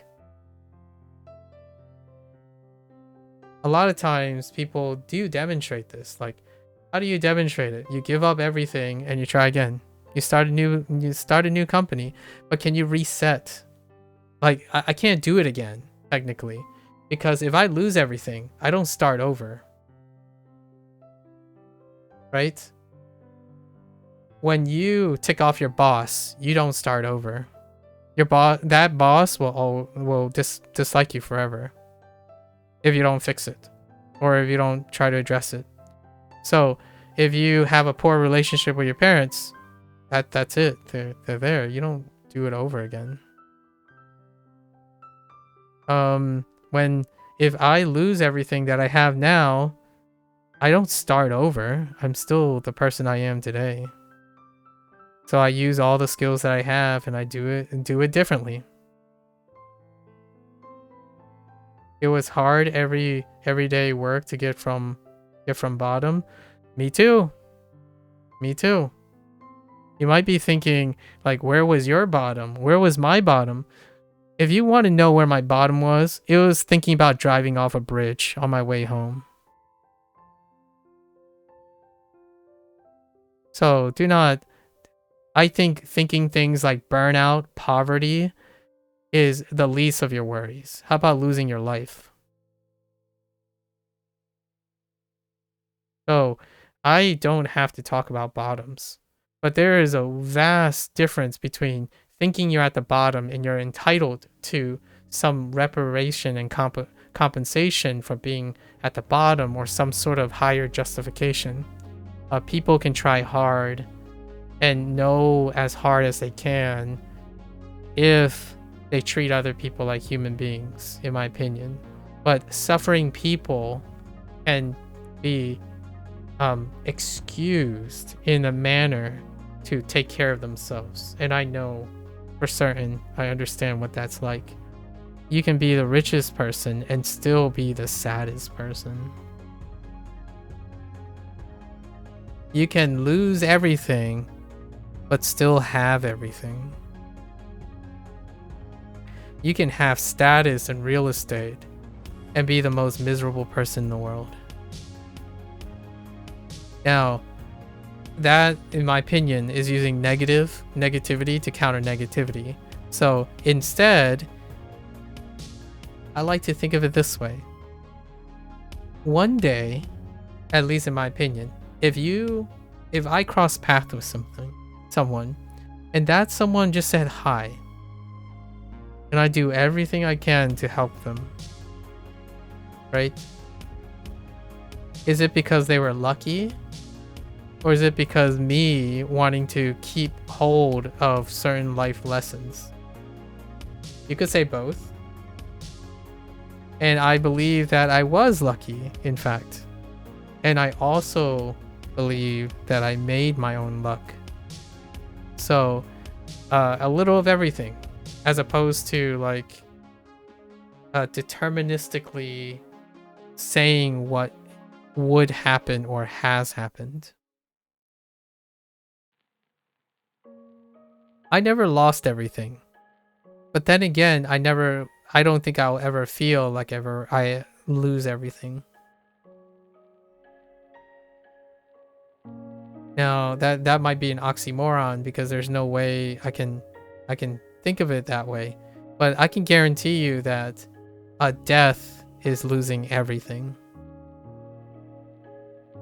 So, while I'm trying to stay alive, I will try my best to create as much legacy as I can, despite burnout, poverty, or the risk of losing everything. I think it's incredibly empowering that people worked hard every day to get from the bottom. And I believe those people will. I want those people to succeed. However, it was hard getting work, getting from the bottom. If that makes you into a cynical person, then I have no right to tell you not to be cynical about it. However, working from the bottom, appreciating when you don't have things, and humility and stuff doesn't come from a comment like that. It comes from the idea that when you see another person that may or may not help you, you try to help anyways. Because you know what it's like to work from the bottom.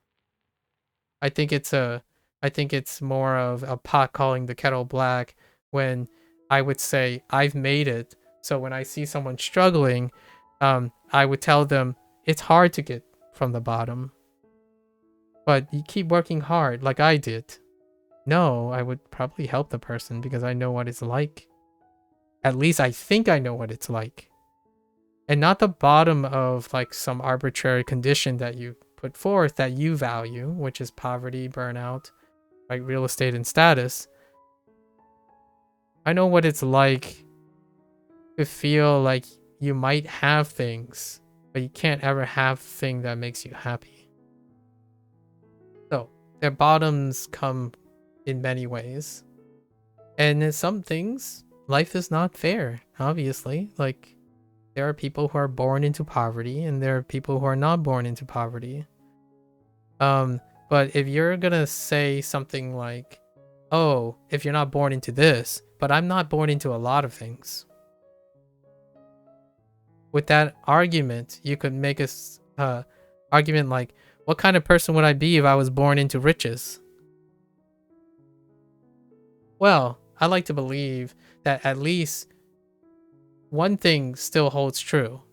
Whether you're rich, poor, lost everything, or not have lost anything, being in a state of mind in which you know that helping another person may help you in return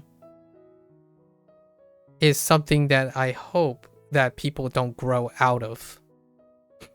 It's not a lesson to be grown out of. I can learn a lot about poverty and losing everything if I act professionally and interact with people who have. I actually spend a lot of my time doing that, and not necessarily just poverty. Much more than poverty, more like mental states and emotional damage and trust and cynicism. I actually spend most of my time interacting with people that have any form of that type of problem. But poverty, what was poverty? Outreach. I spend most of the time tutoring and engaging in outreach. Now, someone could say, well, you could just be doing like charity work because that makes you feel better. It's like, well, yes, I agree. It makes me feel better. And then it would be the end of it. That person like, so see, it's a selfish motivation. So you didn't ask me why I did it.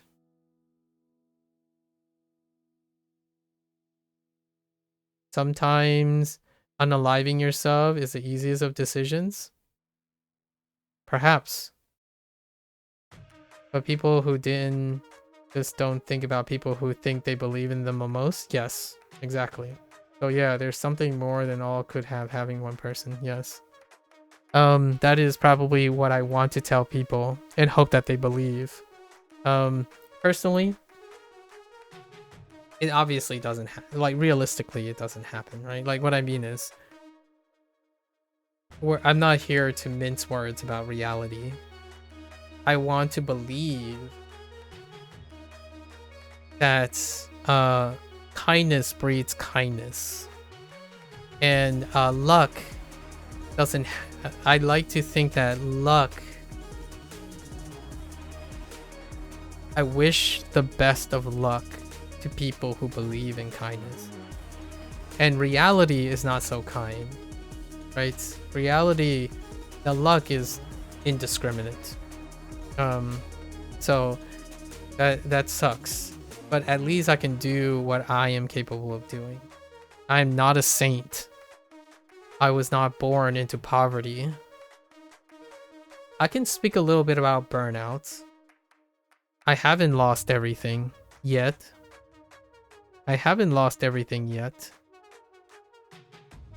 I've lost status, but probably not in the way that a lot of people would say, like lost status.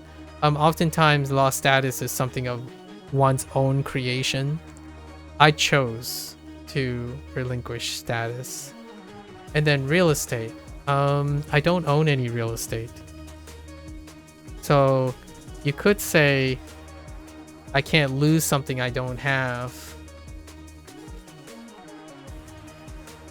So is that losing it? I mean, I wouldn't know.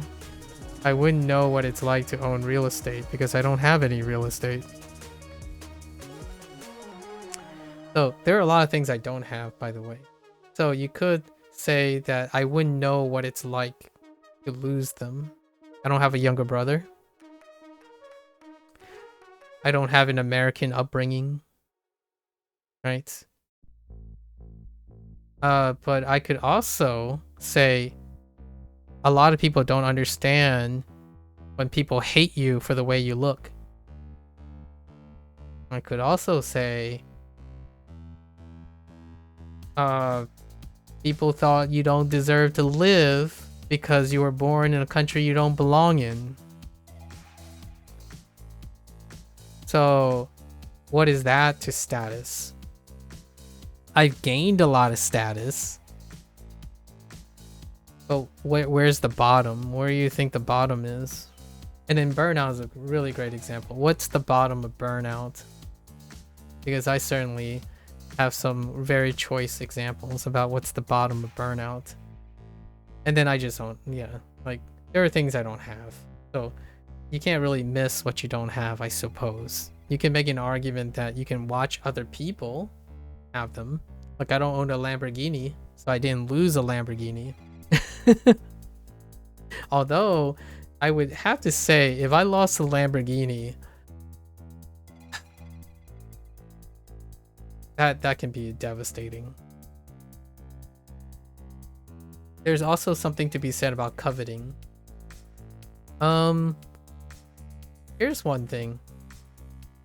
There are people, I would say there are people who think they have less, but they never ask the person that they're talking to what they have. You just have to some situations when you stop people from their last step by the bridge, but you have never do it by yourself. Even one thought of how much pain you can deal this action to people who love you. Yeah. My personal anecdote is about that is that this person was far more intelligent than I am, and they were doing really, really well. They were one of my coworkers, and I woke up, I think at 2 a.m. I woke up at 2 a.m. and I drove them across state lines to chauffeur her to her parents because she was having premeditated thoughts. And it was later that I found out that she made an attempt at the rehabilitation center. The idea is that I might not know what I have or what I lost, but I would offer anything that I have now to save someone. So yeah, I could. Now, it has to be within reason, right? Here's the reasonable, realistic workaround. You can't help people if you can't help yourself. So while I don't want to paint myself as a saint, I give up and I offer myself in a way that I can still help myself. Because if you're unable to help yourself, oftentimes that makes it very difficult to help others. So when someone says burnout and poverty and losing everything, yes, misery deserves company is very effective. But my life lessons don't fade because, in my opinion, I continue to make myself available. But I also have to make sure that I am not the source of the problem. Being in poverty doesn't make you a good helper. Losing everything doesn't make you a good helper.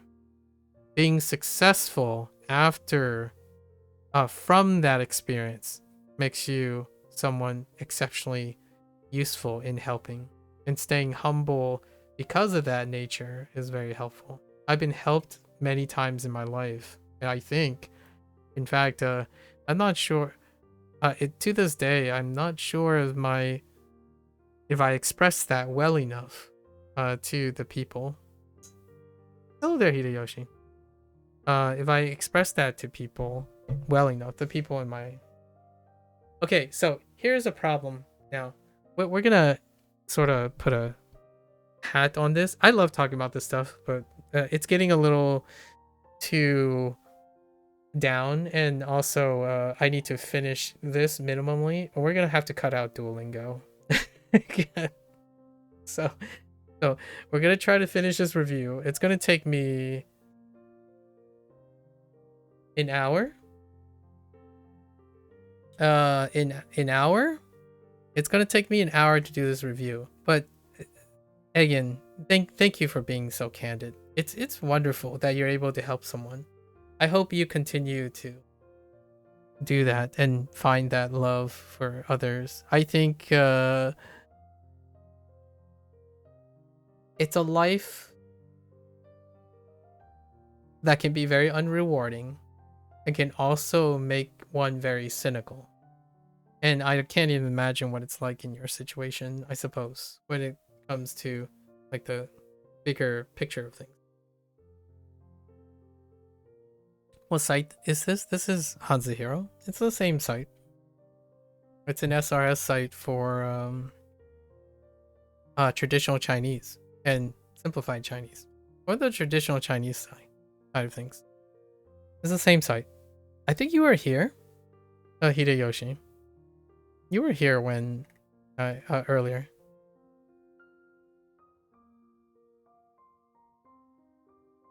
It's whatever you said about you just had some situation.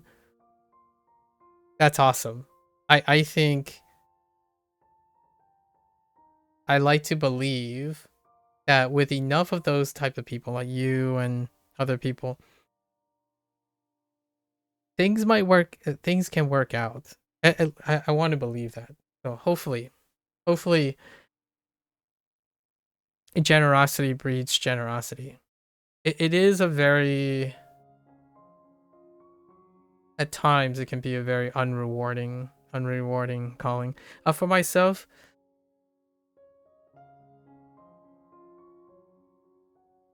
I think it's happened like 4 or 5 times in my life. The thing that you're describing, and I don't talk to them anymore, so I don't know how they're doing. I don't actually know how those people are doing anymore. My first thought is, wouldn't it be wild if one day you cross paths with them, they're like, oh, hey. I don't think that's gonna happen. I mean, the odds of me, like, I don't even know where to even first look for those people. But yeah, I have been around quite a lot of unfortunate people. Yeah, you don't like the lunongs on this one, but the layout's nice? Yeah. It's the same site. Yes. Okay. So, we're gonna do this. We're gonna cut Duolingo Spanish today because I love this topic. Sorry guys. We were talking about Western, Eastern culture and stuff, and all of it is generalizations, right? So, grain of salt. Most things are correlation, so they're coincidences. In my opinion, go find your coincidences. I would love to hear other people's well thought out coincidences.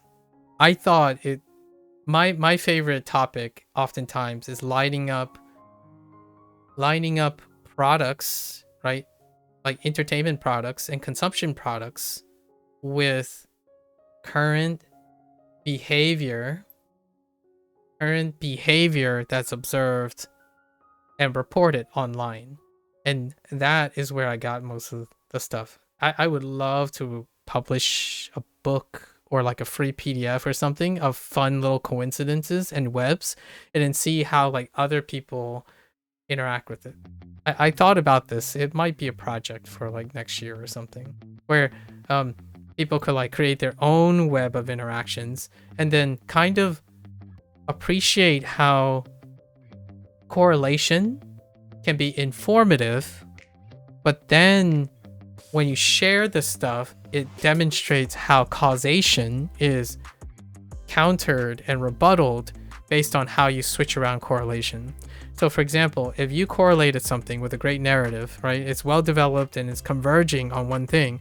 Then someone presents a different case in which it converges on a different point. The idea is you can make the correlation to weave some informed convergent decision, but at the same time, when another person comes along and does that, it weakens the correlation. So it demonstrates that you can find converging in important information in behavior and whatnot, while at the same time, keep in mind that these things can inform great decision making, like effective decision making, while all at the same time not exactly explaining the cause of things. There's an older book you have by some church group. I think it's LDS, and it has the exact same silly mnemonics. LDS, the same exact. What do you mean by? That would be kind of silly. You wonder if the same author founded this site? No, it is not. How old was the author? Mormons, Latter-day Saints? Oh no, that is not this person. I don't even think this person's Mormon. I believe, if I had to guess, this person is younger than me. They are probably in their almost 30s. They might be in their 30s. They might be 31. Book is maybe 40 at most. It's not too old. Well, this person is younger than me. His name is Kevin and his brother Phil, and they're both from Florida. And looking by the way they like type and organize and do like decision making and stuff, because they're active on the forum, they're probably in their 30s. They're from Florida. One's in Taiwan right now, Kevin, the one that writes these mnemonics. And most of the mnemonics would not be relevant in a Mormon Latter-day Saints book. So I'm not entirely sure what type of mnemonics you're talking about, but some of them are incredibly not reflexive of Latter-day Saints stuff.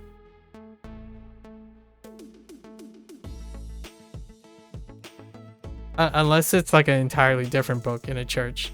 But many of these mnemonics have very little to do with spiritualism, but everything to do with culturalism, like pop culturalism. So unless the book really loves Xena, SpongeBob, Patrick, Legolas,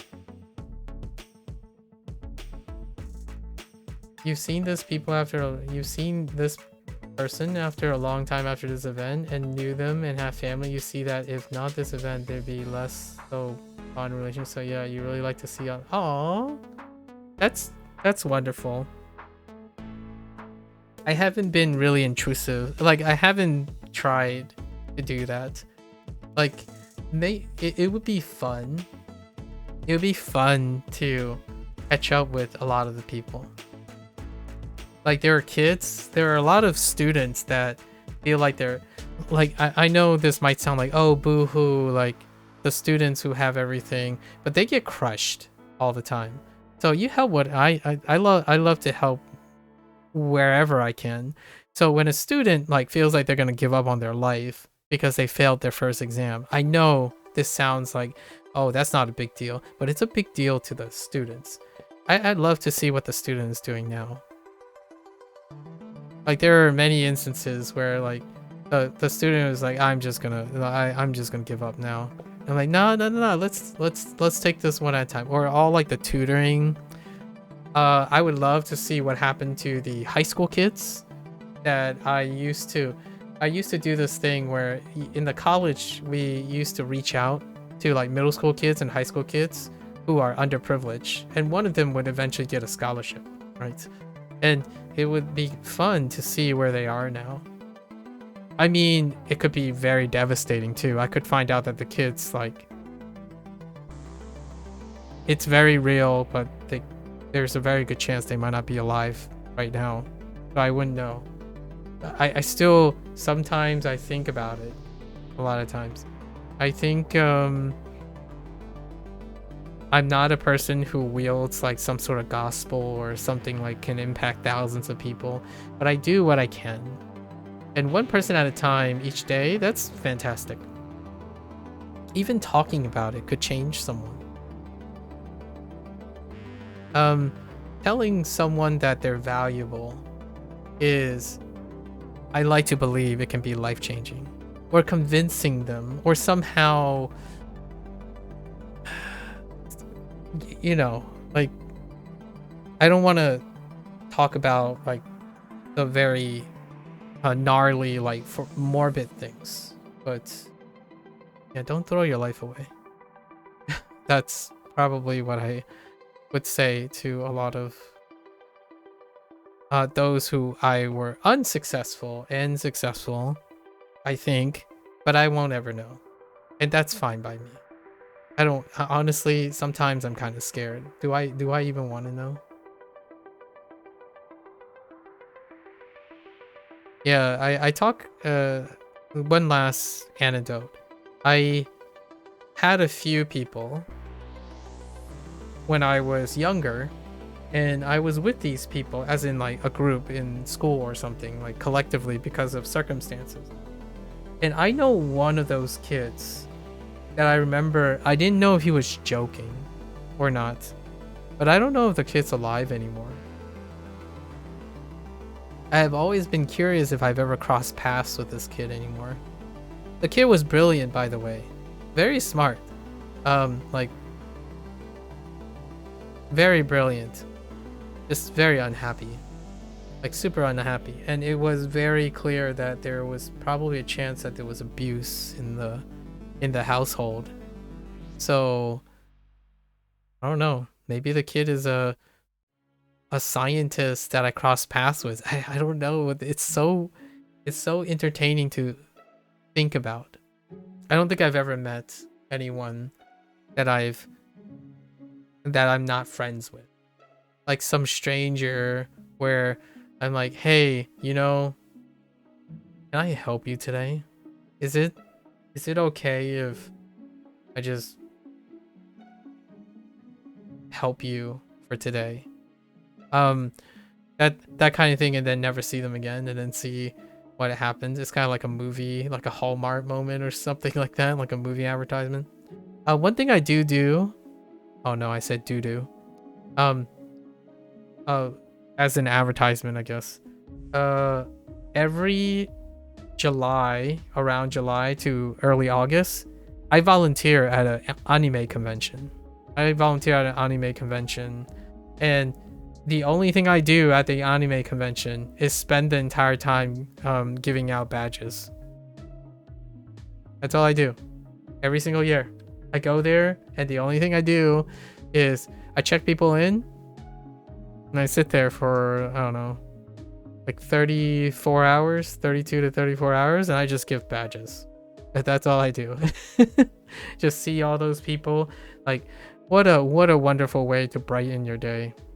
Like, getting people excited with their family and stuff. That type of stuff can really bring up the spirits. Meanwhile, like, you get the occasional person that stops by and say like, you're worth nothing. It's like, thank you, bye. That's I don't know, such dark. People watch movies, and after it try to use this scenario in their lives. Which one? The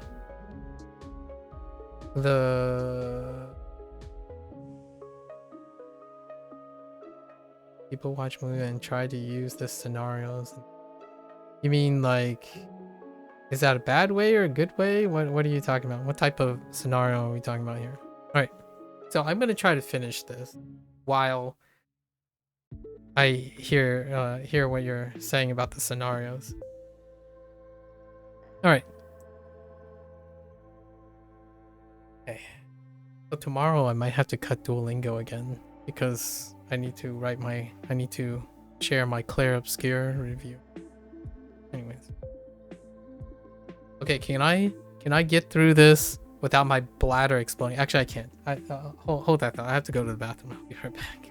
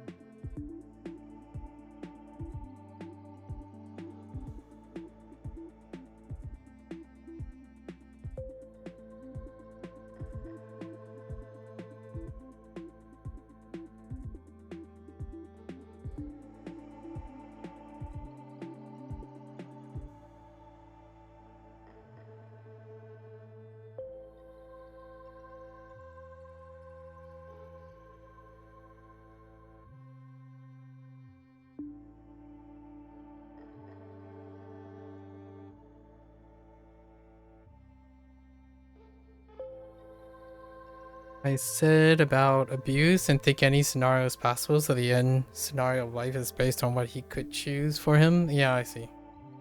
Travel by car,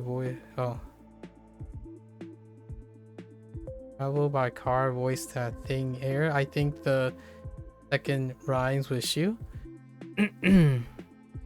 Oh, you're talking about this thing? Oh, okay. Oh, I see what you mean, Egan. Oh, here. I wanted to say something and I totally forgot. And what you call it? Fictitious. Fictitious illustrates my point. By the way, fictitious is someone I know, and he kind of has these punchlines that are very useful. I don't want to make a competition about whose life sucked more. Okay? If you want to believe that your life sucked more, the only thing I want to tell you is I hope it sucks less tomorrow and the day after. And the idea about that is that I like to believe that when people suck at their very bottom, there's a way up. So, no, I don't want to make it a competition about who is further at the bottom. It's also the same as who's at the top. I don't want to make it a competition who has it better or who has it worse. The idea is I like to think everyone's gonna have to suck less.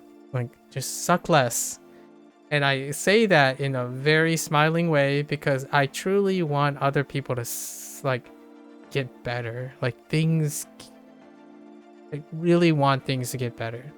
So whenever we focus on what's at the bottom and we focus at what's at the top, you stop reaching for more and you also accept defeat. So that's why the conversation kind of unintentionally, I didn't want it to intentionally become so morbid or so bottom, like Lifeline.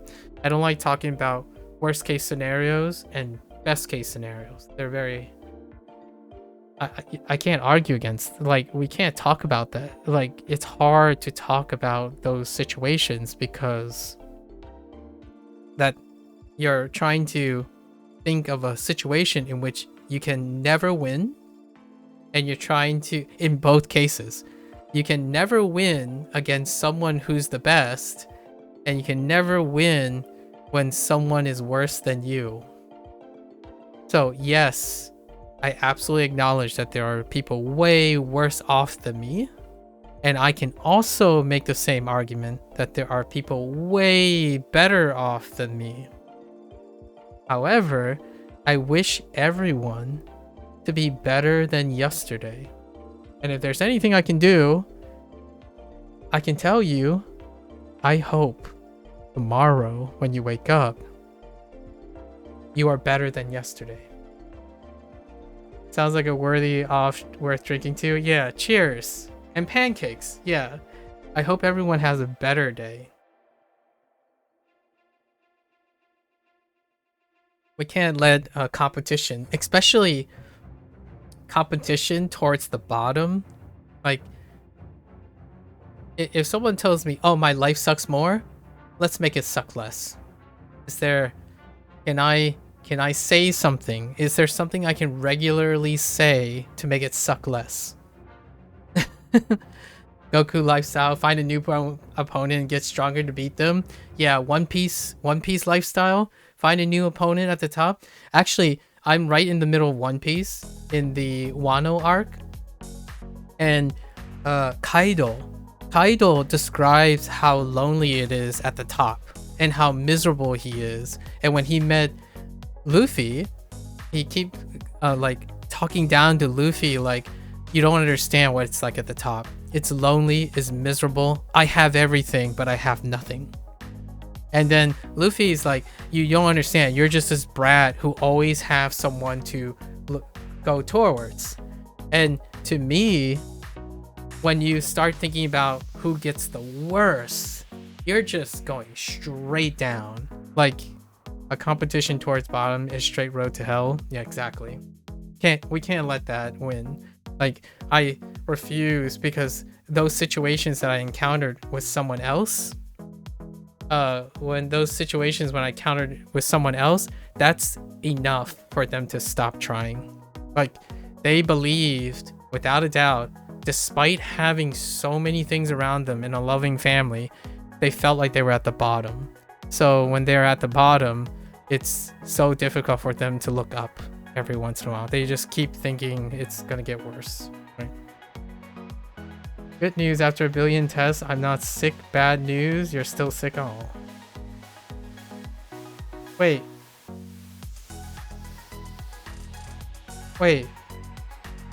So are you getting better? Hideyoshi, I hope you're getting better. Alright, so what was this? You said shoe? This is Liansheng? You mean Liansheng?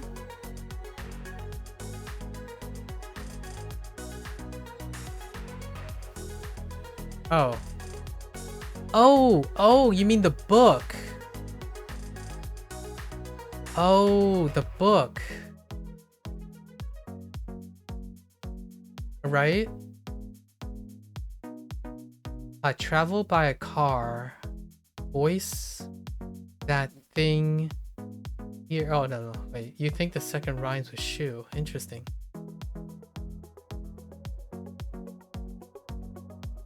Yeah, of the book? Or are you talking about these things?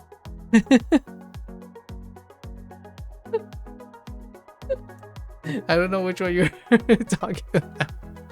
Because you said you'll be back with the Mormon book thing. 连声，连声称赞，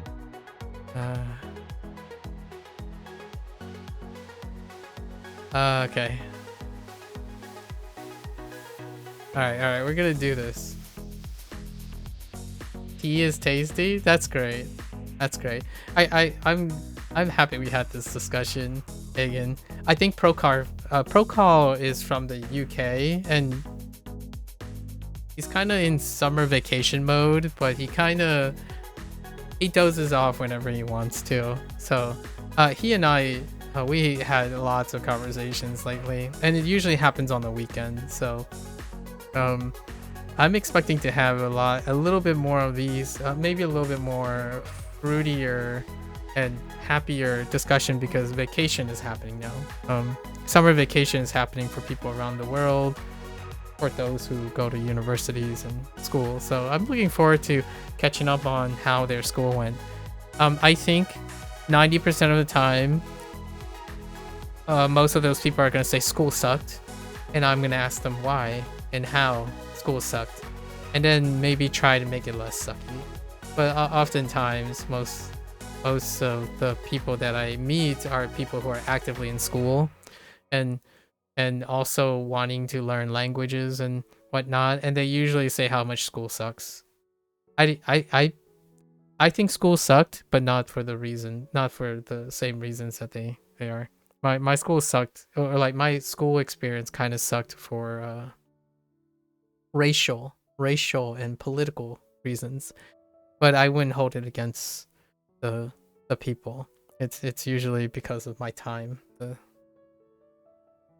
time in it. Practice.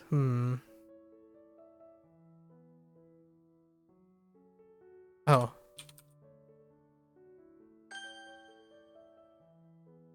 You prefer to speak more optimistically? Sorry for themes or no.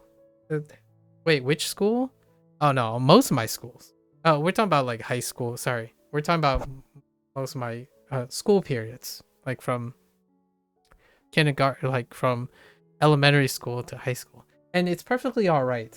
I think it's. I don't want to enforce what you need to worry about. If you want to be cynical and pessimistic, I'll offer a counterexample. That's perfectly all right. I think it's great to keep in mind all these things. Being optimistic all the time obviously can also cloud one's judgment. So I do personally balance a lot of times. I sound like I'm optimistic most of the time is to counterbalance and moderate pessimism, or just plain like kids are really like the people I interact with. I'm not sure if they're happy. But at least I could change it for like 30 minutes, maybe. Tell them a funny joke, maybe. I'm not very funny. I just lied. Elementary school got bullied by kids. High school got bullied by the teacher. Goku direct. Yeah, I was bullied by, I was discriminated against by an entirely different group of people, and then we moved, and then I got discriminated by an entirely different group of people, and then I went to college, and the rest is history. Because in college, you might not know where you came from, so that the college was a very change. That doesn't mean I didn't have some friends along the way. That does look like a cool boiled dumpling.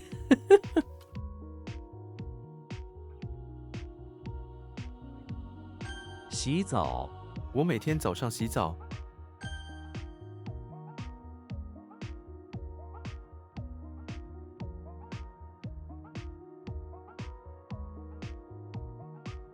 头，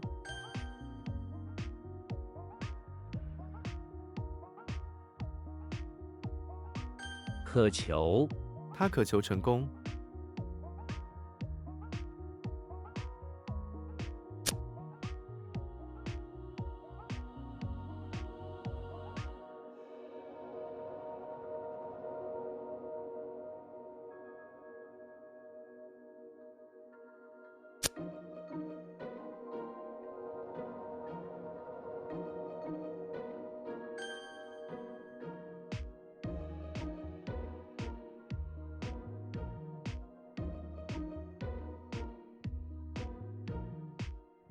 走路，我有时候走路去工作。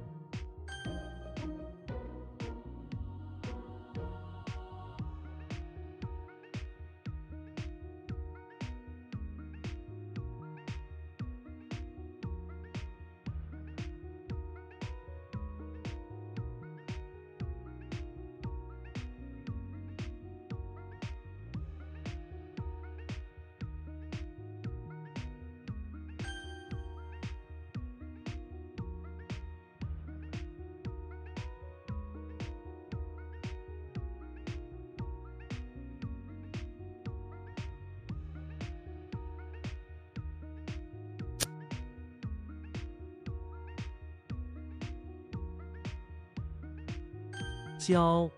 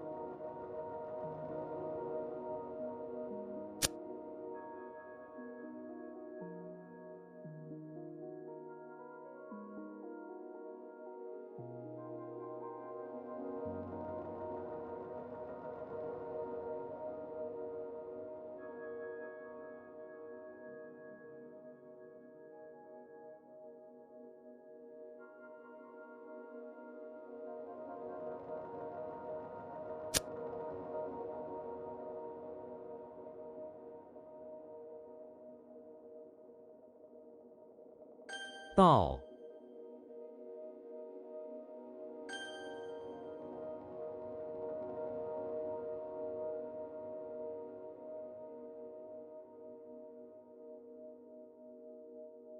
前年，我前年这时候在中国。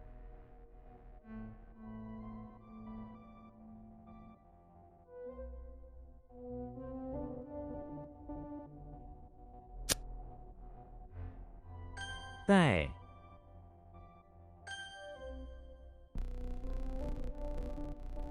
往，车票，我买了2张车票。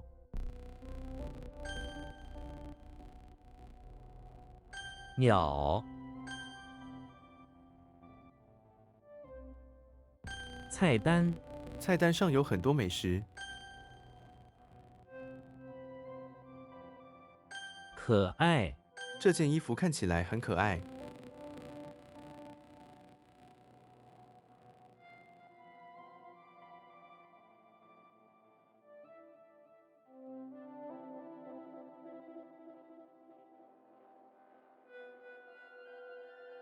教，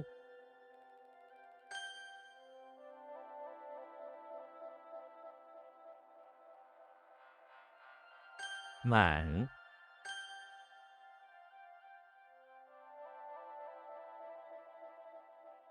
自由，思想自由。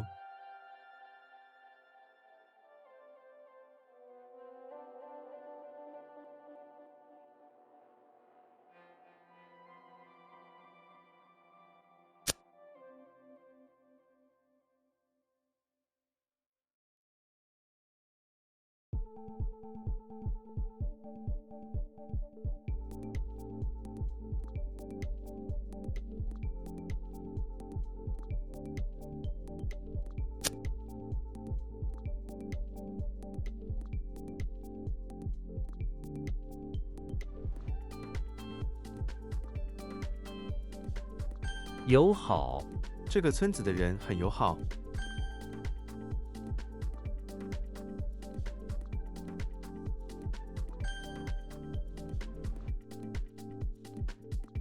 羊，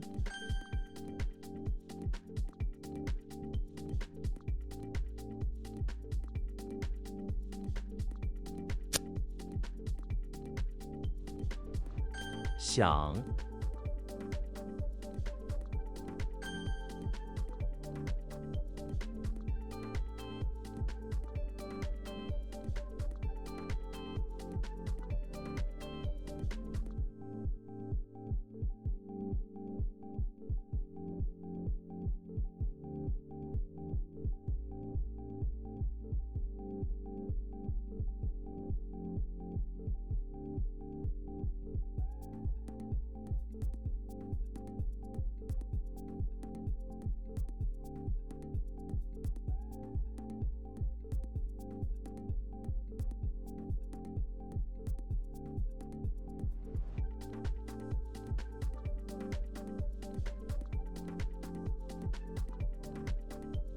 功课，孩子们正在写功课。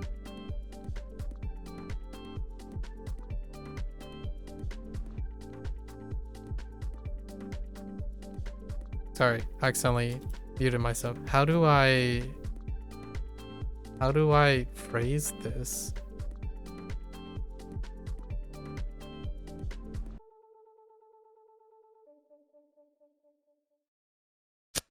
I'll come back to it.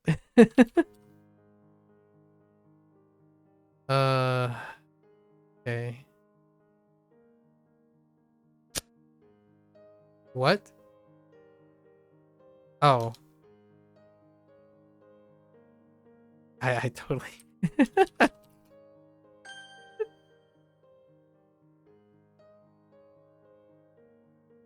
饭碗，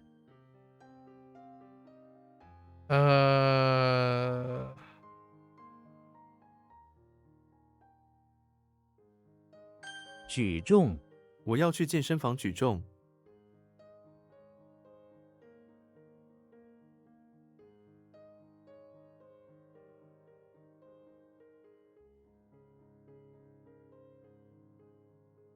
like it's like very I don't know how to phrase it at the moment. How does it up to myself?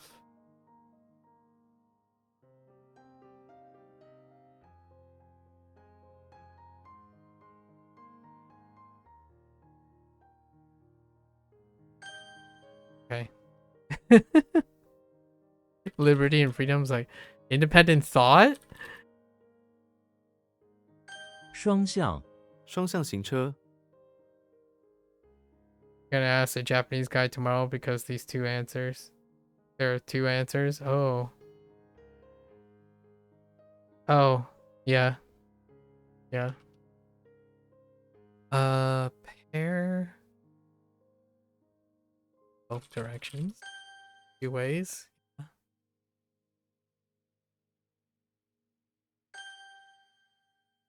Can they distinguish liberty and freedom? I like to know that, actually. I like to know that. Or independence. Liberties, freedom, and independence.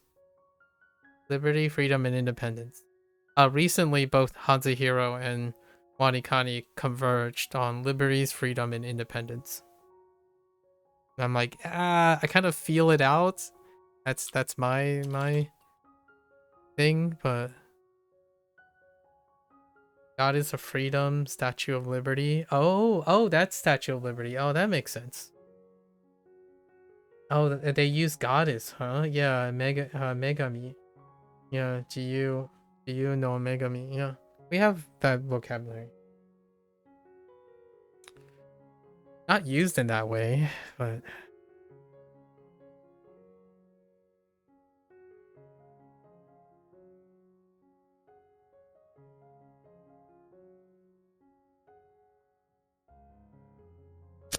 I'm just passing because I need time.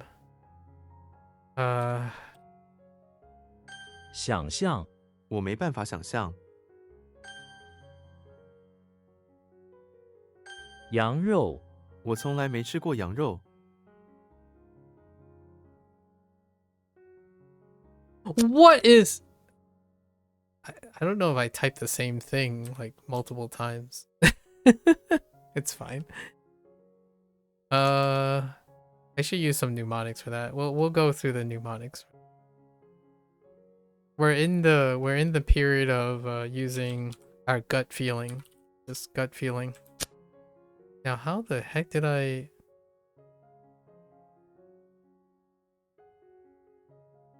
Oh, that has Slender Man. Fine. 方便，你哪一天方便？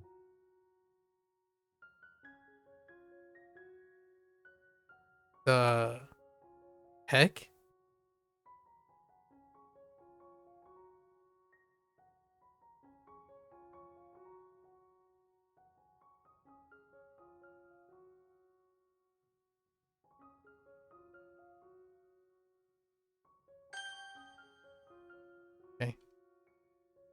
When you take the red pill, you start asking questions like, what was the word for recipe before the ship came and bought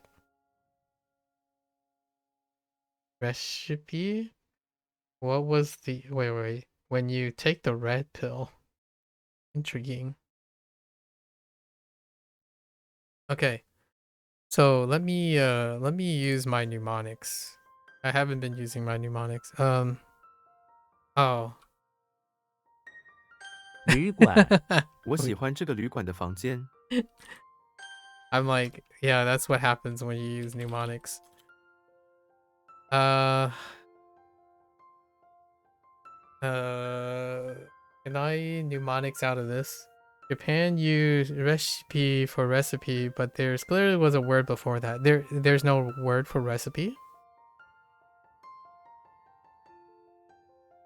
What is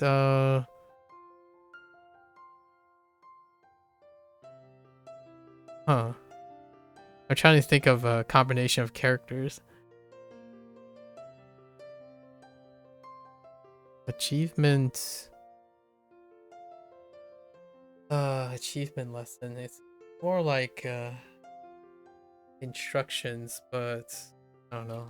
Give instruction.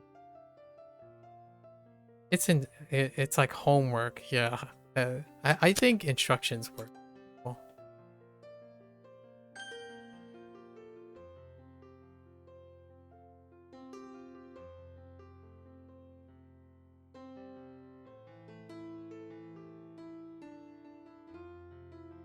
To lift heavy.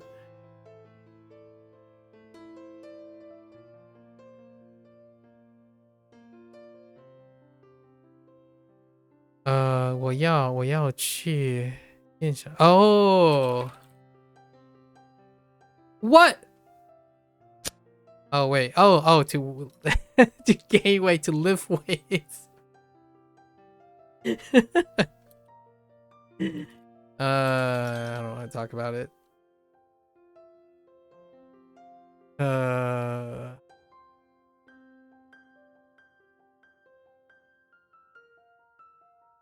喊叫 他疼得大声喊叫。 recipe, huh?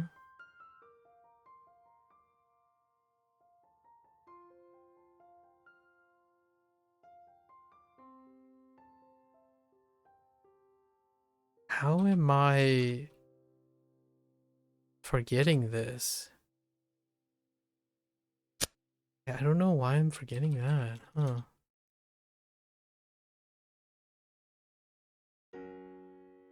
Huh.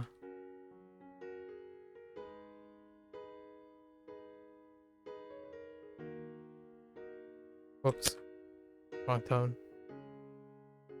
蓝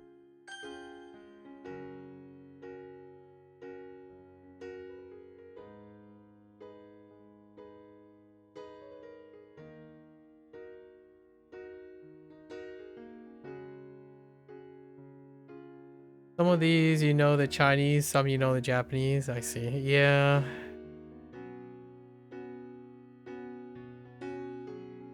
It should be that way, you know?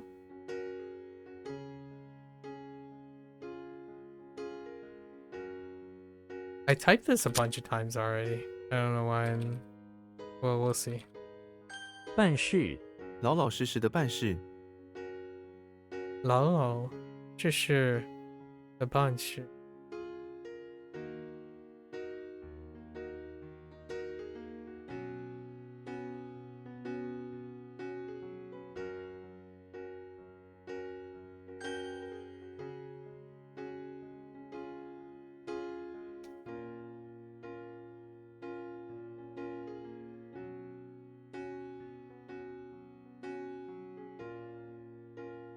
麻将 我整天都在玩麻将。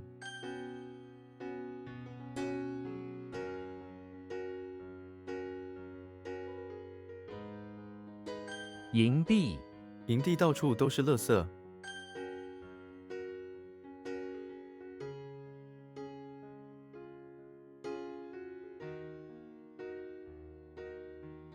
报纸 我很少看报纸。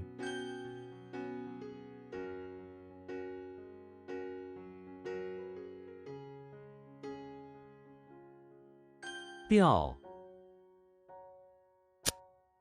Oh, drop. 燃 How did this work? So.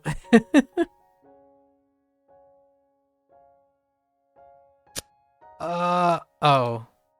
I don't want to talk about it.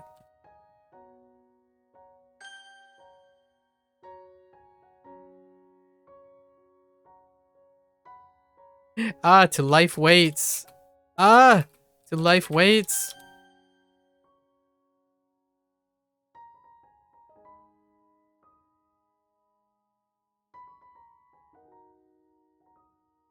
自信 他过于自信，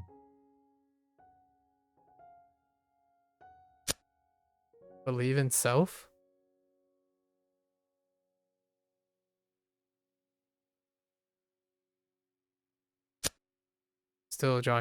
I'm still drawing a blank. 队员9号队员，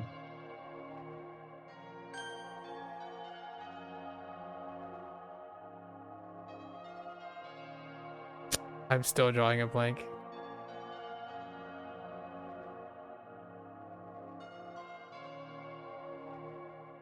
Run. Seek. What is that? What are you coming at from there?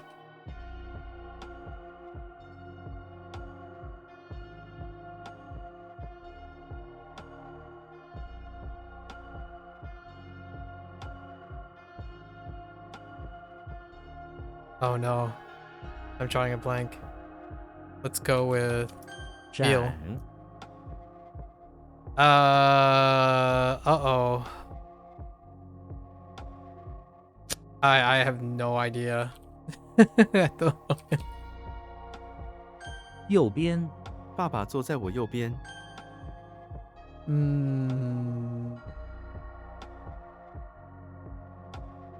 感冒 感冒了要多喝水，多休息。 Oh, Latin? Oh. 急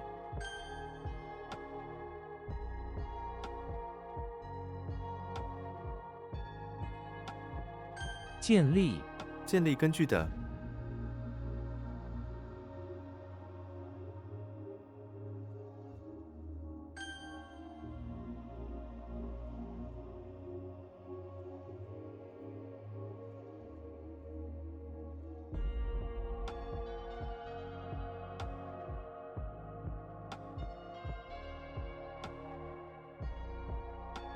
I keep typing the same thing.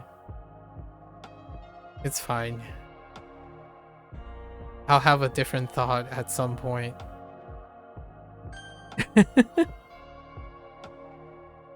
Hold on. So we have a person, drop, and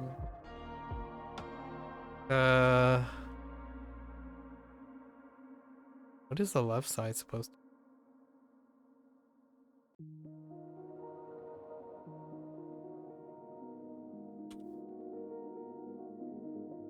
以后以后不会再发生了。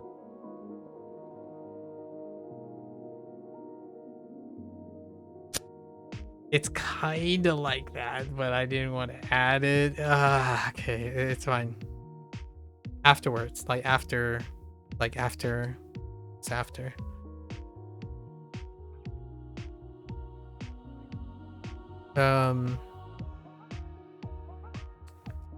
Oh no, simplified. 两个. Oh no.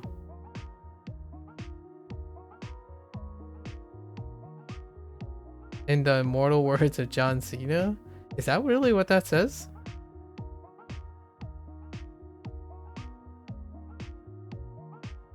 Man. Oh, yeah, you're right. Yes. What the heck is pig in words? Oh.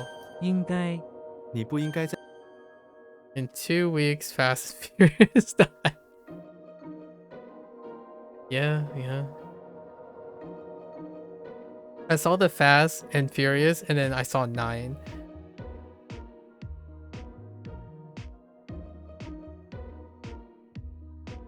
I didn't know that the middle thing was Han though. What character is that in traditional? Is that that's not a traditional character, right? I don't know what that looks like anymore. It's been so long. Like it took me a while to recognize G a little bit.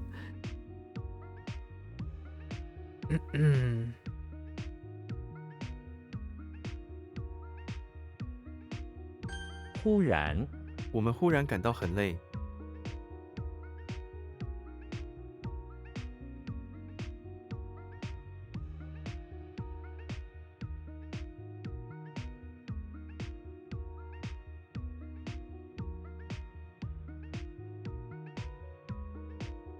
Kind of like overlook, but I don't know which one. I'll have to. What? Oh, I typed the wrong thing. That's fine. 成员，新成员加入了我们的小组。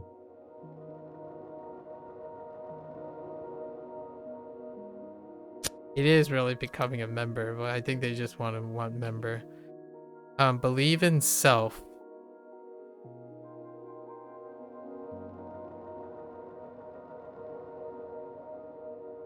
I think I already tried determination. Maybe okay, confidence works. Oh, that's a cliff.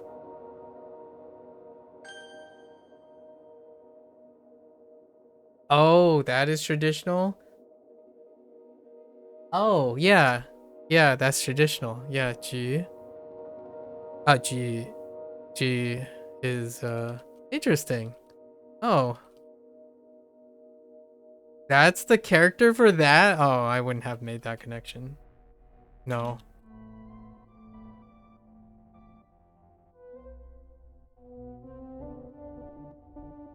Xing. Oh, it's not? No, that's not I didn't say that. That's Xing.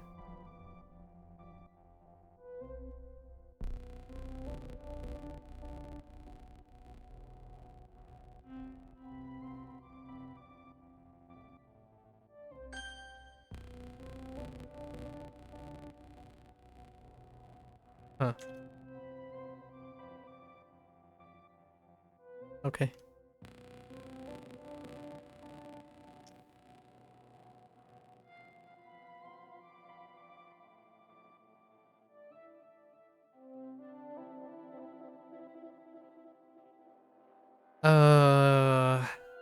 Save me. No, I'm just kidding.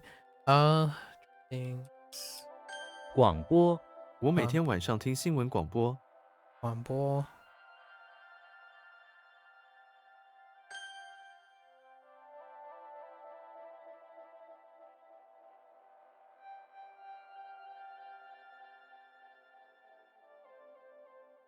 传说，我不相信那个传说。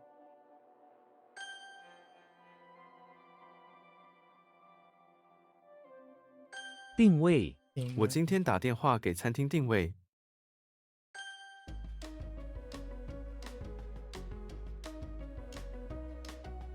电脑，我没有电脑。调， Son of a bee sting. Hello there. Hello there, Ming. Okay. “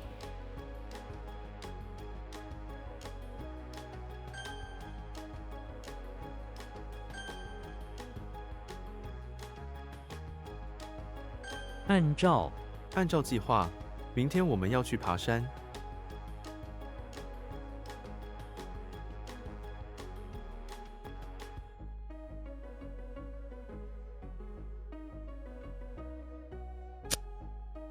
We'll come back to it. My gut feeling did not pay off. Oh.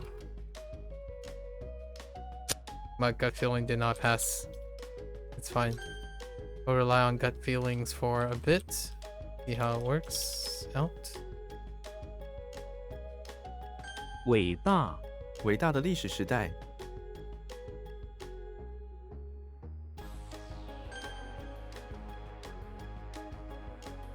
玉，点，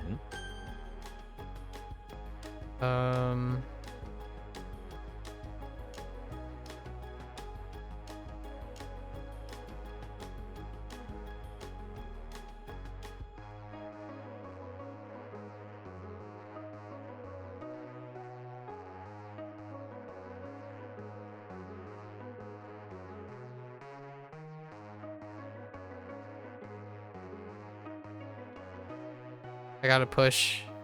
Too long. Too long. What can I just throw out there? 命，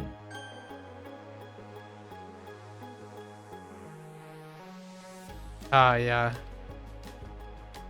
Yeah, they have some fun stuff in here. 神，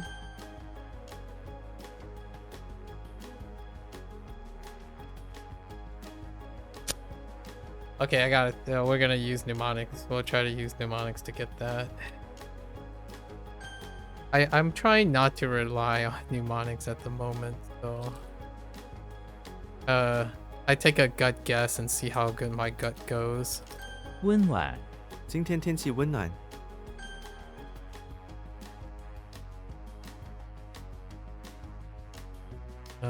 How do you feel? What am I feeling here? Oh, this looks uncommon to me. Let's use mnemonics here.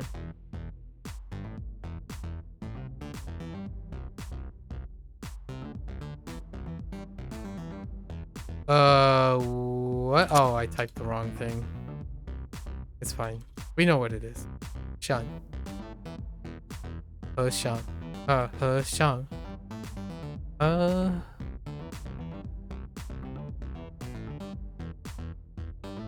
The heck?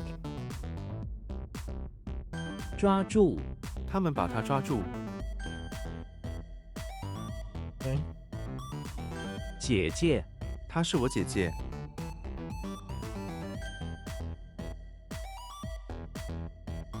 像，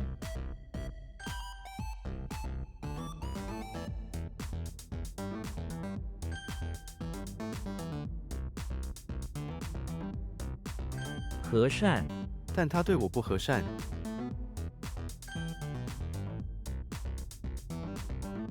电视， 我没有在看电视，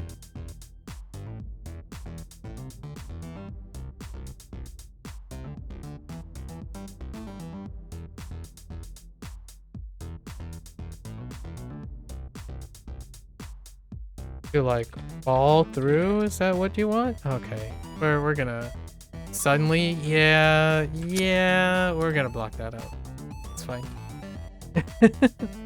Like unexpected to okay, it's fine. It's fine. That one we're gonna block out.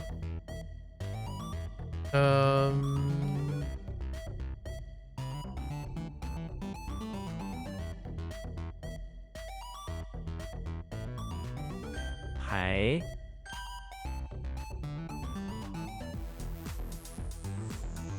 Whoops. I hit the wrong button. I missed the 4. 剑，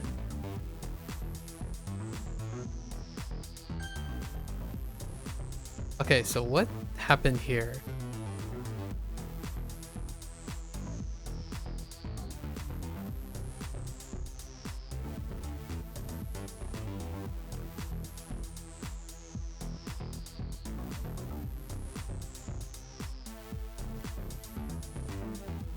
Dollhouse.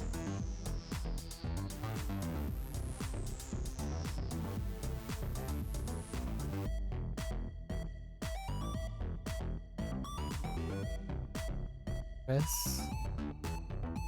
I don't know. Oops. That's not that's not the word I was looking for. It's fine. I just gotta 年 test 级 it.，我比她低1年级，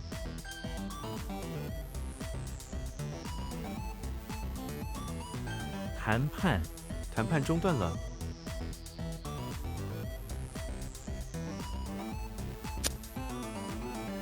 Oh, that's just cooks. It's fine. 迷路，他在林子里迷路了。浪，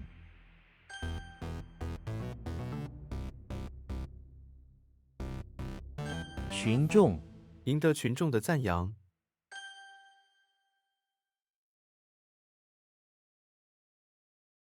沙发，那沙发多少钱？房屋，我们正在找一间新房屋。早点，台北早点餐厅推荐。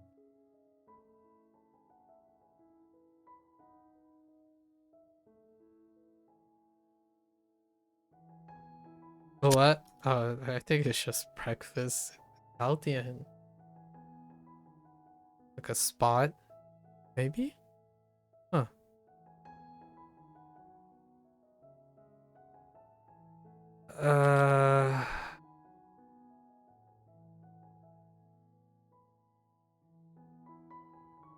缺少，这些植物缺少水。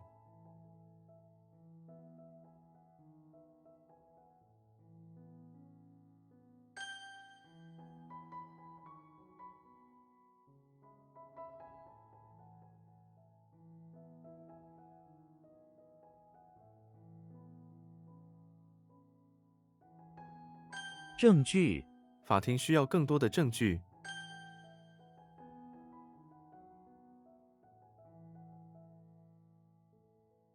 Ooh, hold up. You're judging, you're discussing it, talking, and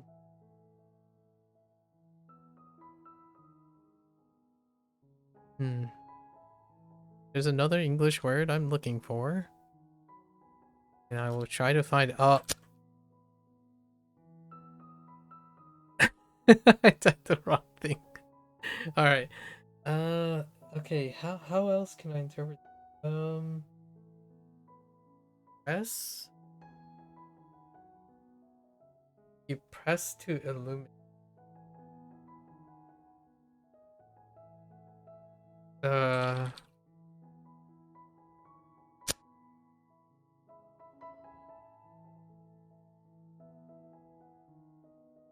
What? Oh, that's chin. Hold on. You press to illuminate. What are you pressing to illuminate? Like, plans 计划明天我们要去爬山。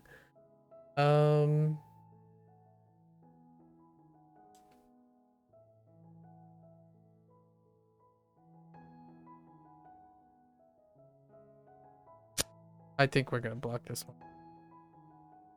According to, oh, I did block this one out. Yeah. Oh, I have a better word for this. Wait, it's the other phrase. I told myself to remind myself to use this. Oh no. It's not according to. We'll find it. It's in here. It's in here. It's in here. I know it's in here. We had something to oops. Yeah, they just want member, it's fine. 人群，我不喜欢人群。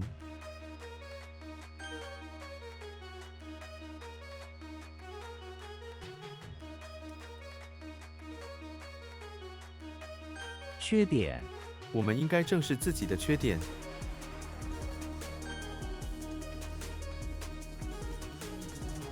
What the? Yes.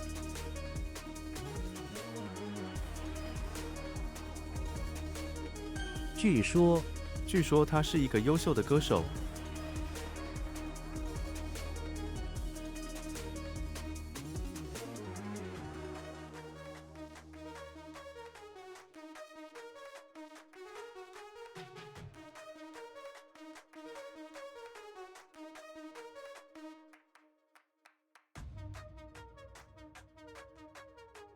Am I drawing a blank?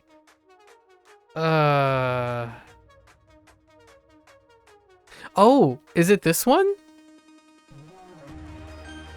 It is. It is said that. That's what I want. Allegedly. Oh, yeah, it is said that the plans according to... Yeah, this is the one. 据说. This is the one. It is said that. That's the one. I gotta link it up somehow though. It's fine. 谈话，请不要打断我们的谈话。Conversation. And then what happened here? 中断了.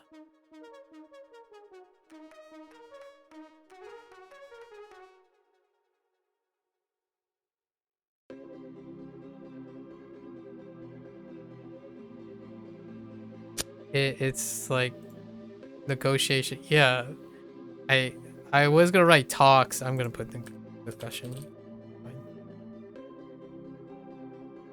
It needs context. This is all it says is it's broken. The deal is broken, or the discussion is broken.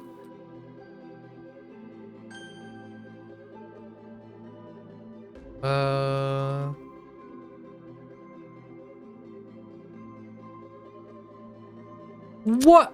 Oh, wait.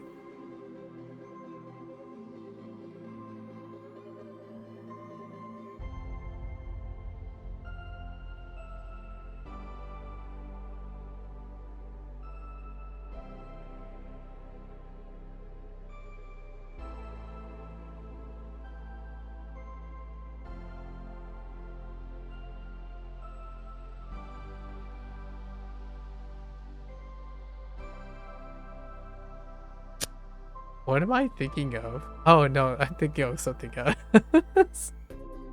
Fine. The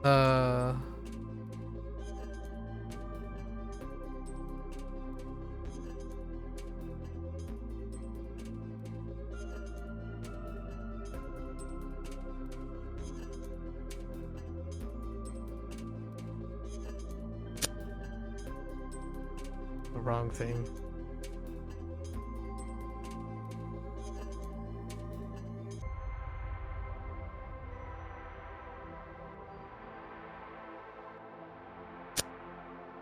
Oh, 树居.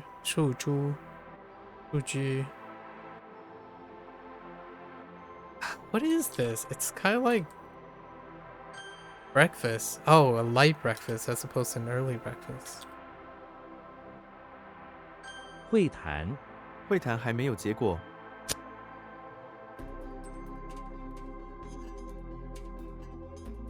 Like a conversation meeting, a discussion meeting.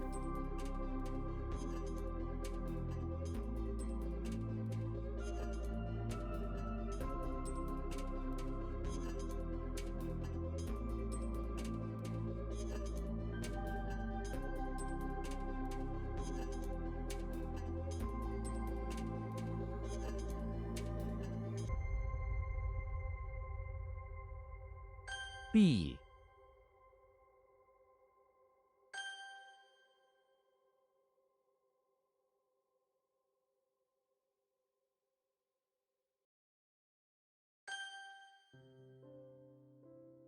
有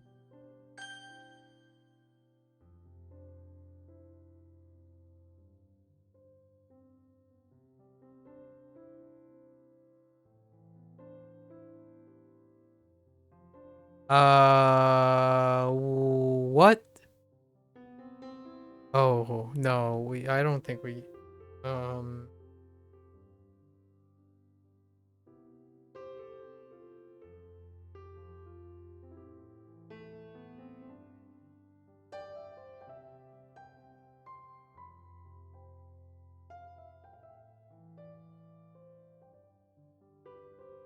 windy. Let's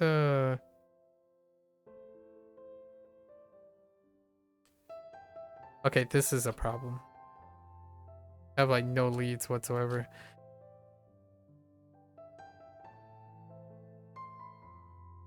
Like I don't think mnemonics help me out either.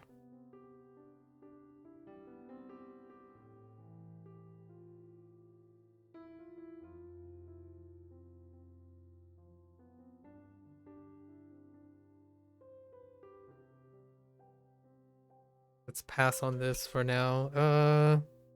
Go with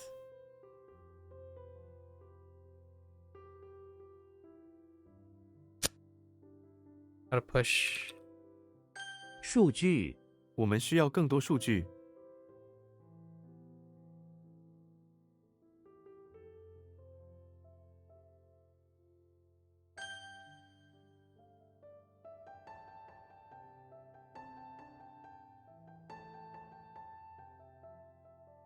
Whoa, oh no, that's goofy.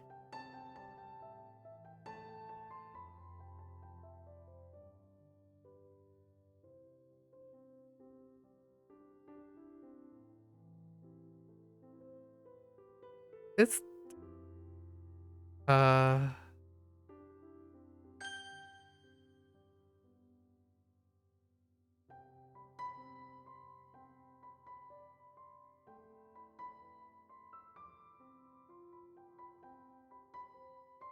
how did the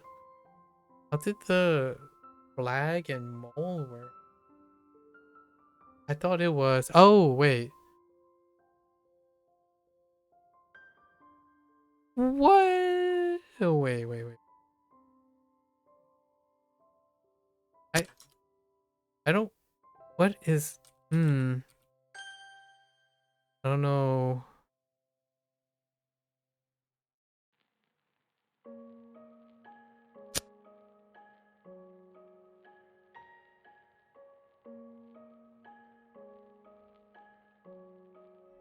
Oh, I typed the wrong thing. It's fine.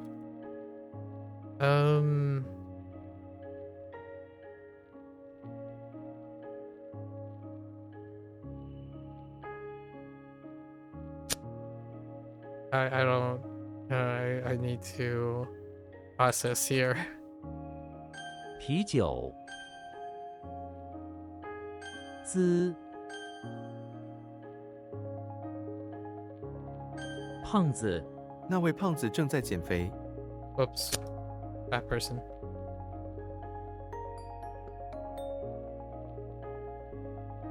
切菜熟练的切菜。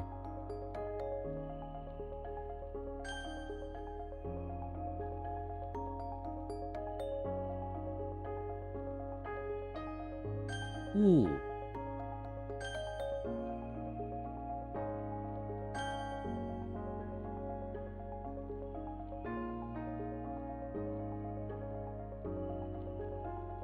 Heck. Heck. I'm not supposed to draw a blank here. 感性你相信自己的感性吗？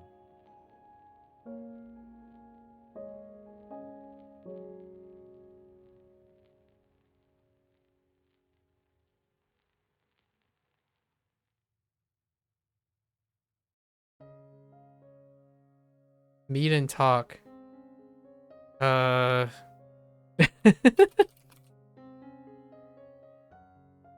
Dogs. That's fine.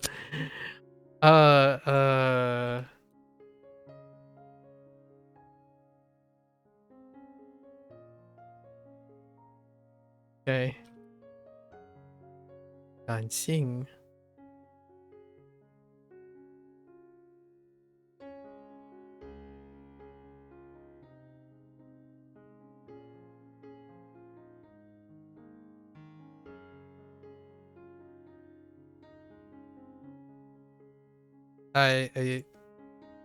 Oh, perceptions.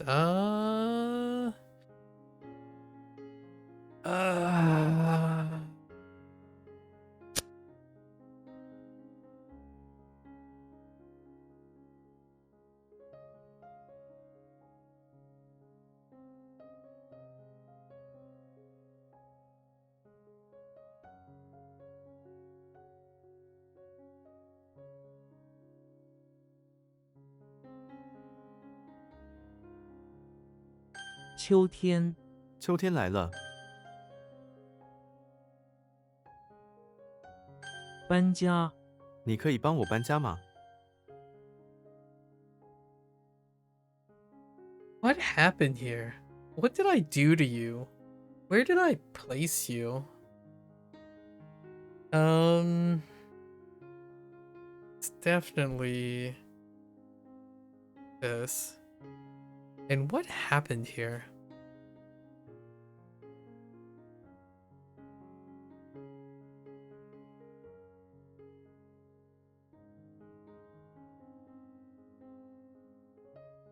Like, what happened? I don't.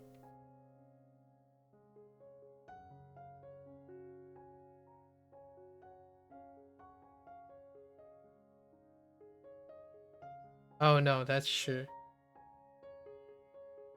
Oh, oh, oh, just kidding. Just kidding, it's fine.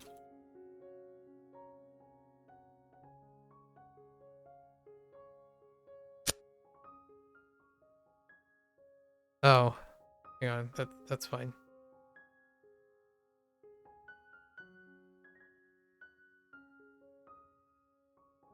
挂，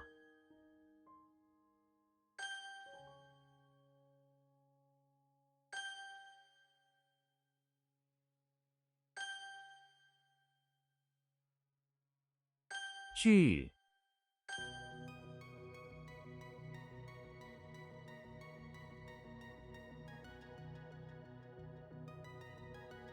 庭院，我喜欢在庭院看书。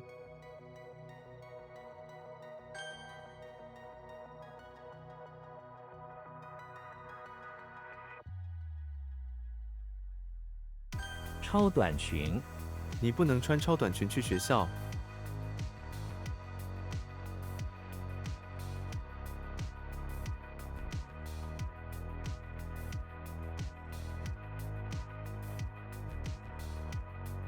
Why am I drawing a blank on that too? No! Okay, wait.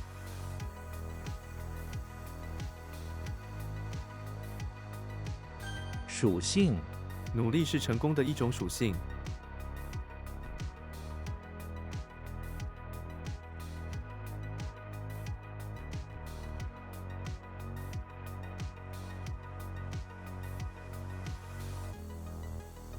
I think Sing is having a problem here.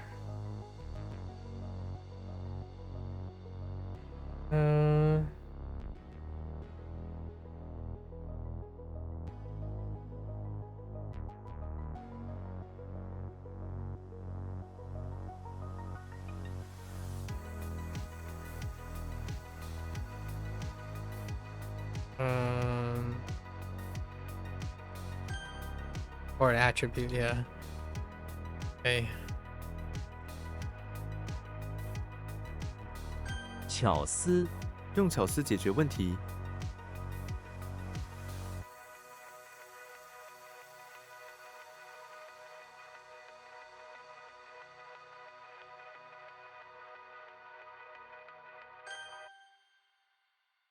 I don't know you. Don't. No. I think this one I have to let go. I have to let go. Let me see. There's not much to work with here.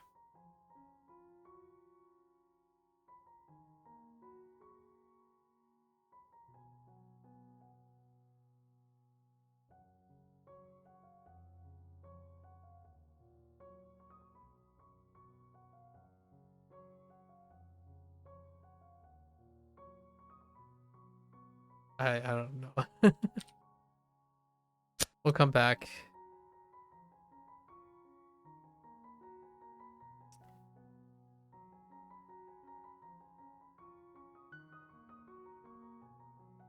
名牌，这是一个名牌手表。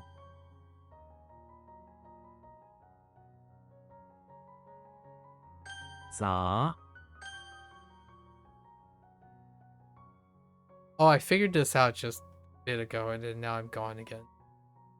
Oh, I've been typing the wrong thing. 木屋，这座小木屋里有一个温暖的壁炉。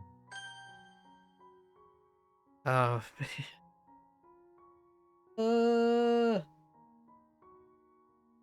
hold up. Hold up.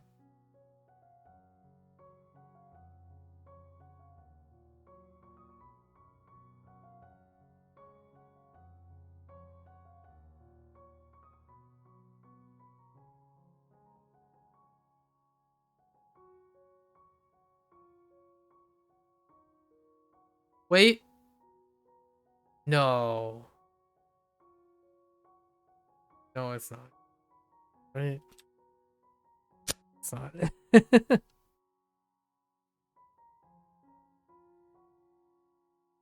生死，生死之交，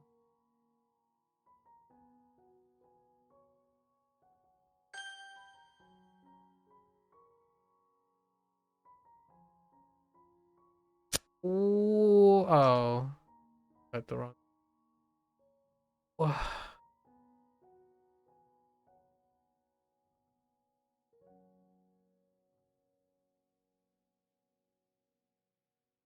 Wait. What is this supposed to be? Oh.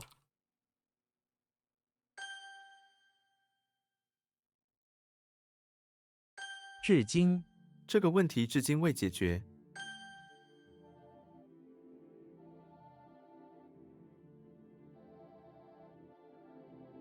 I don't 不学习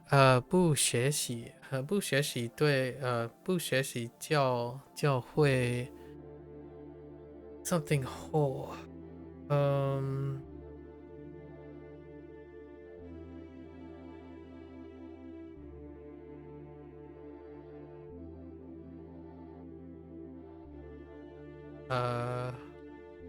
落后落后，不学习就会落后。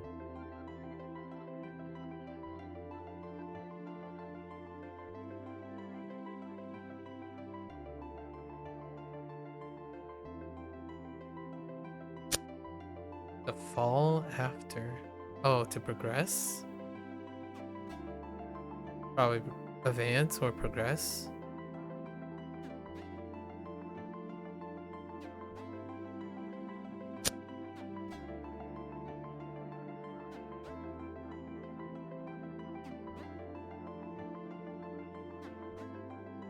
oh the wrong thing fine 底层，大楼的底层是停车场，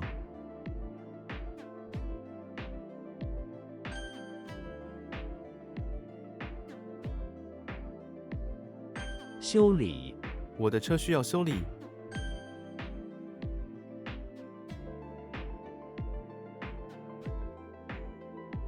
What the? Oh, I wanna.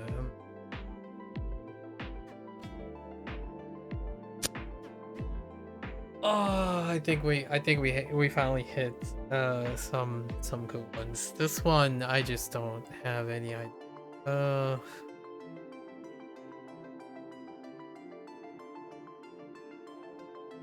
Mnemonics failed everything. Maybe it's like, no, it's not that. I know what it's not. I don't know what it is. Such a underrated phrase. I don't know what it is, but I don't know what. I know what it isn't, but I don't know what it is.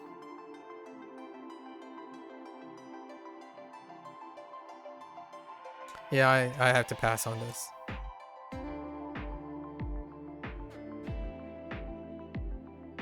This is oh, it's noisy. Fucking noise. Wait, is this from yesterday? I think this is from yesterday. If this is from yesterday, we're just gonna block it. I have a feeling this is from yesterday. No, we're blocking this. It's fine. I need a vocabulary word.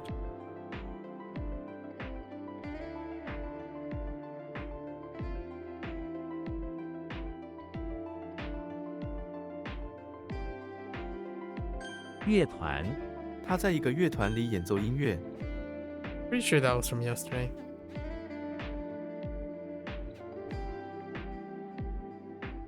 眼睛，我的眼睛好痒。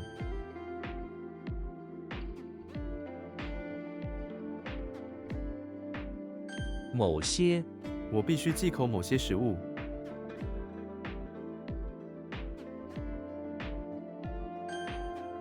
Or some, sorry. Really?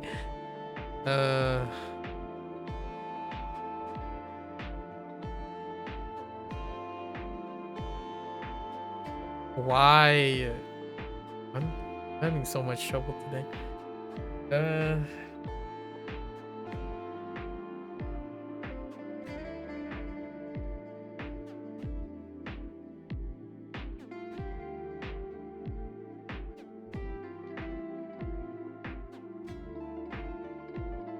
隔， I don't know why it's good. Good?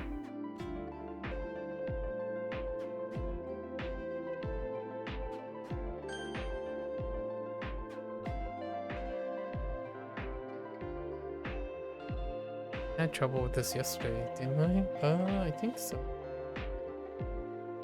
Oh. 背，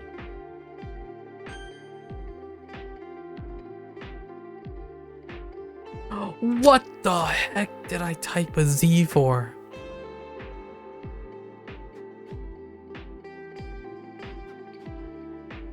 正，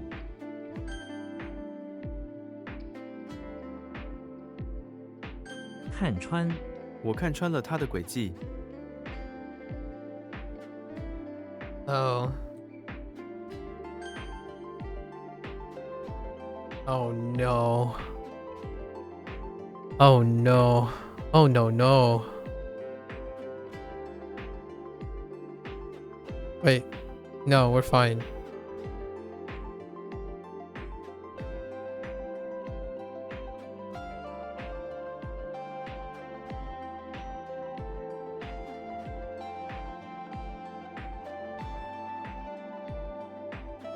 “接待”，今天市长不接待。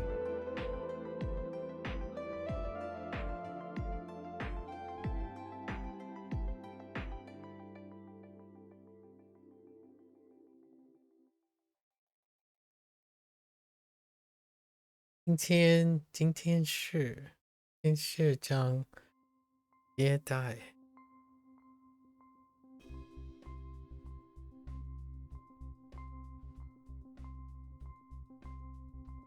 Welcome approximate.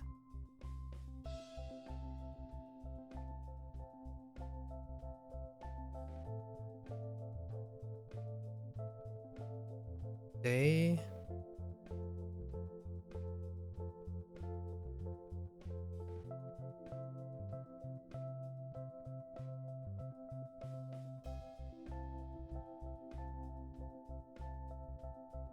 Oh wait, treat.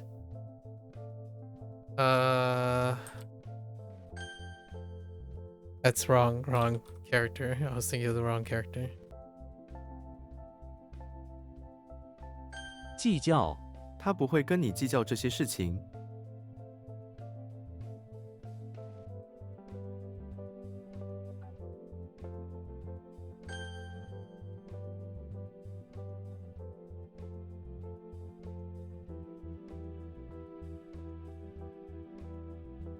请，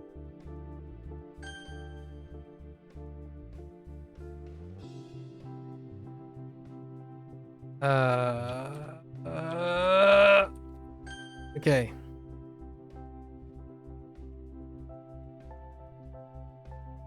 他的，他的车，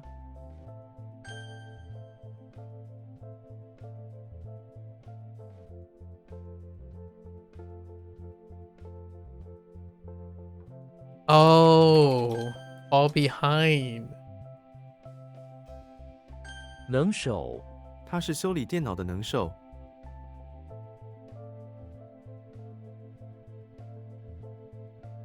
That's not it.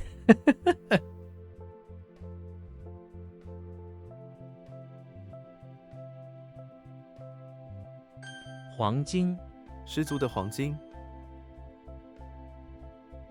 What am I looking at? Wait.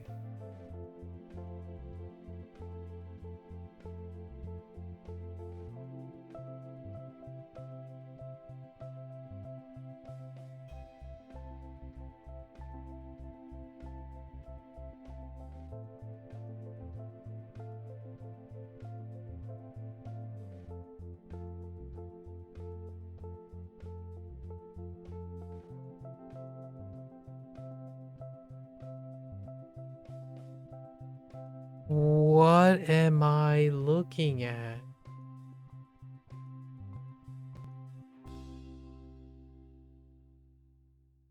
Oh, no?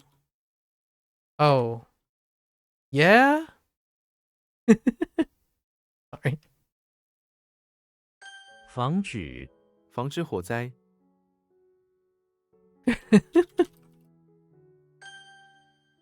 My brain is soup right now. My brain is absolute soup. Too much yap. 能手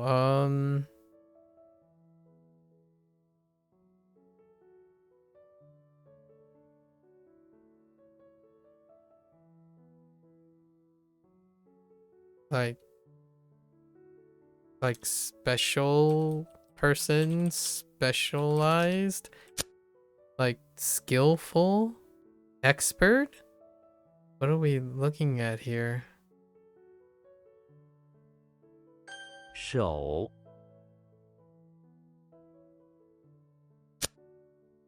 That's head. A different type of head.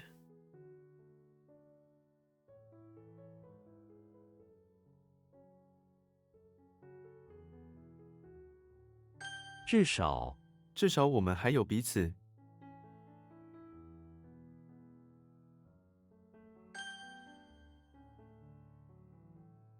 员工 我们公司对员工很好。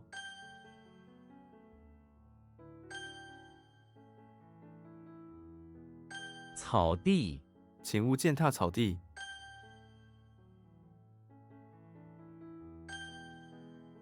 Expert is the same. What was this? 吵 Right. I remember mnemonics. We're gonna get that vocabulary word. It's fine. I got some problem. What were the problems? Let's see.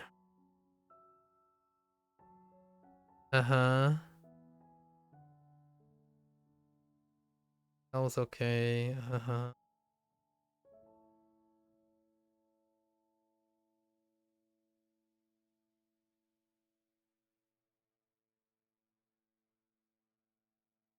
I'm making sure 能手.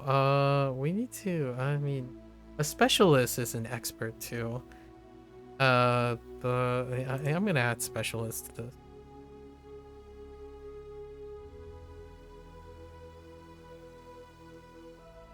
These are the oldest ones, so we gotta make sure.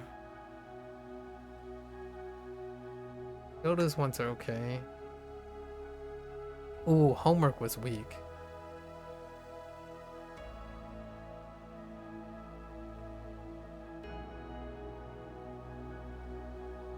Homework was definitely weak. That's kind of old too. That's a problem. What do I keep typing here? I keep typing LU instead of LV. Oh, I got Guan. Guan. Wrong tone.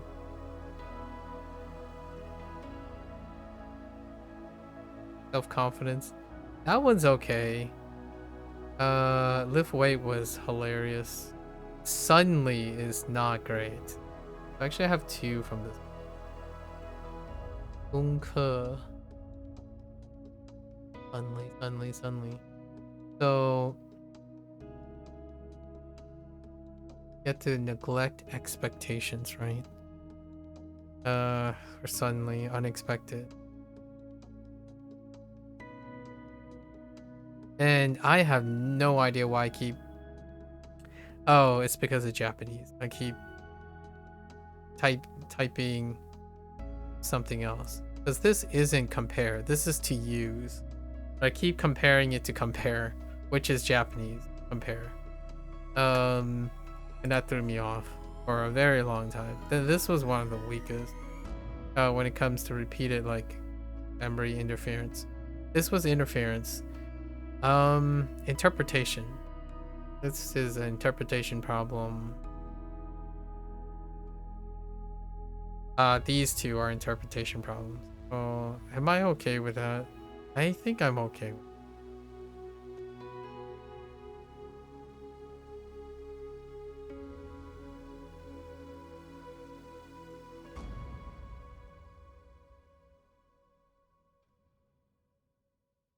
These are, oh yeah, these are really, I think we're okay with the,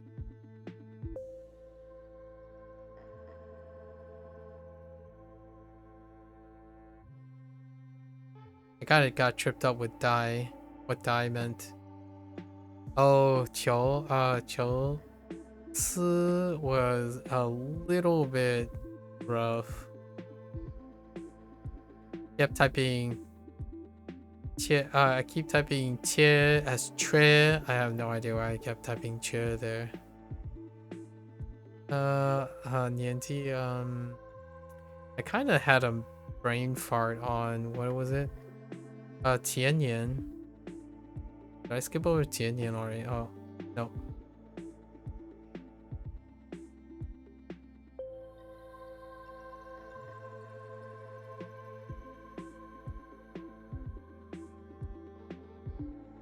Those are kind of fine.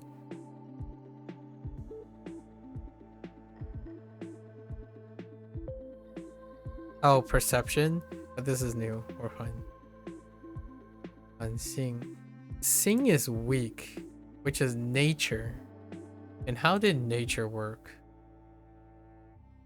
Lena's in the bathroom. Oh, it was a nature fighting an alien. Ugh. The sword, and then she lost the fight. Yeah, Sing is weak. I think what the weakest character is Sing. Yeah, none of the characters are weak. Or like most of the characters are fine. And I got stuck on Wu. I don't know why, because Wu is also Fang Wu was part of this group, right? Oh dude. Hui Tan is not great, but yeah, I typed Fang Wu and for whatever reason I just got stuck on Mu Wu. I keep typing Mu.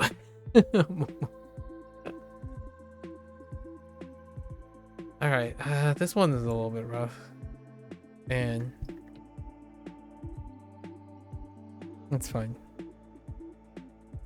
Well, we'll see how well tomorrow.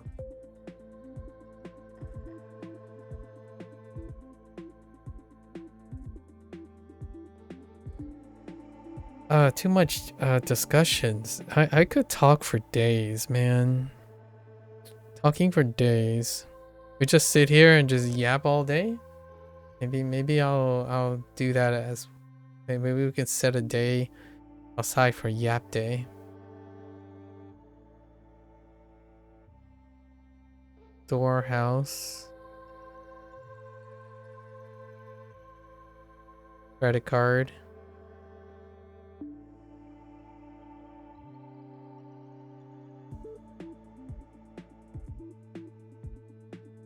I don't want to set a designated day for yap. That would make it so that I wouldn't yap any other day, and that's kind of defeats the purpose for me. When it comes to main motivation to do this. What in the actual petition? Oh.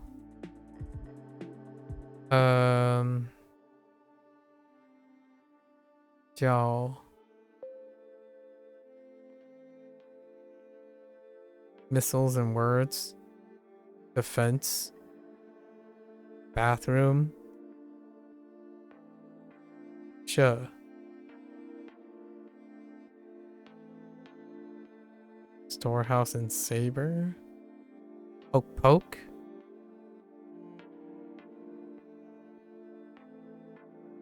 Chong. Bundle, foreman. Oh, this is gonna get confusing with my... Ooh.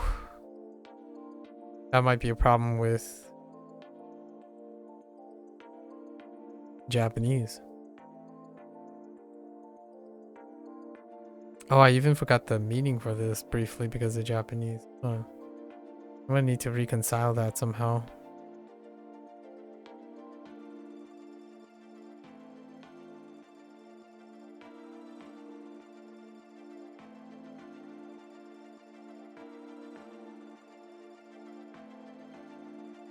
Jang. Jang.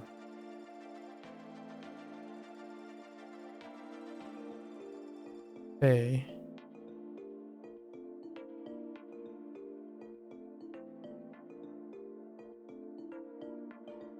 Gao.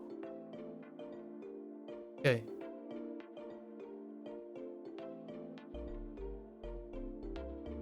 Aha.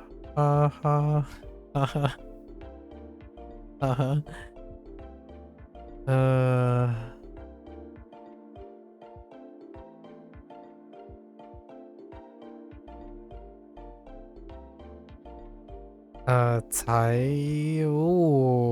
好。采访 That's interview.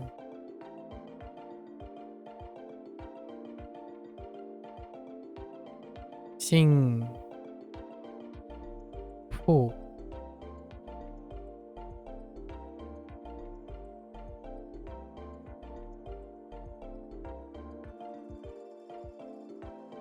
That's just happiness. No?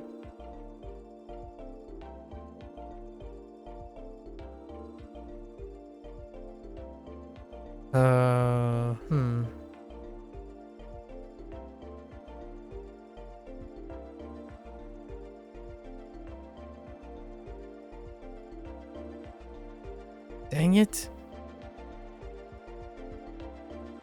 Oh, 麻烦.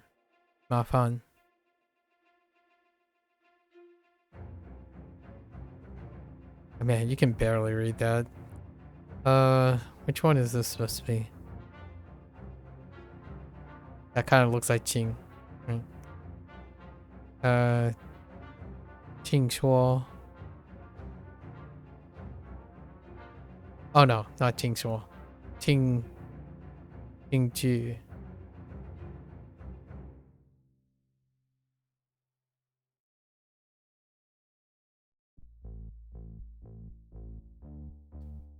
Qiang.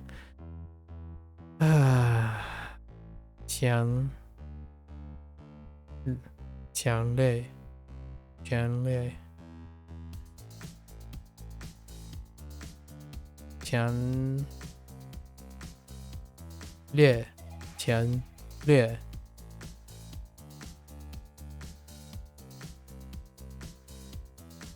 Jing Yun. Jing Yun.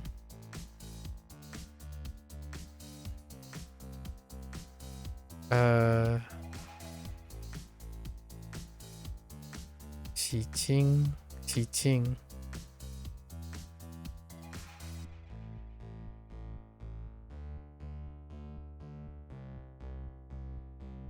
Wu.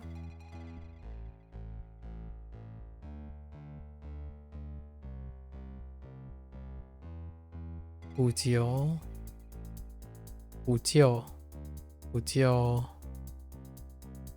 The heck is Wujiu? Remedy? Jiu.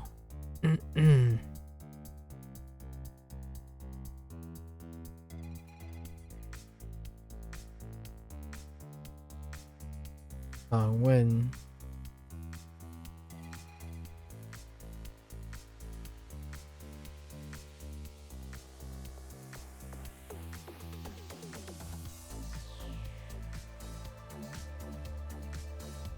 Guo yikes.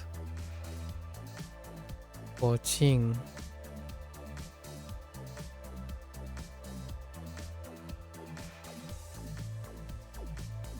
Jiu Hu Che.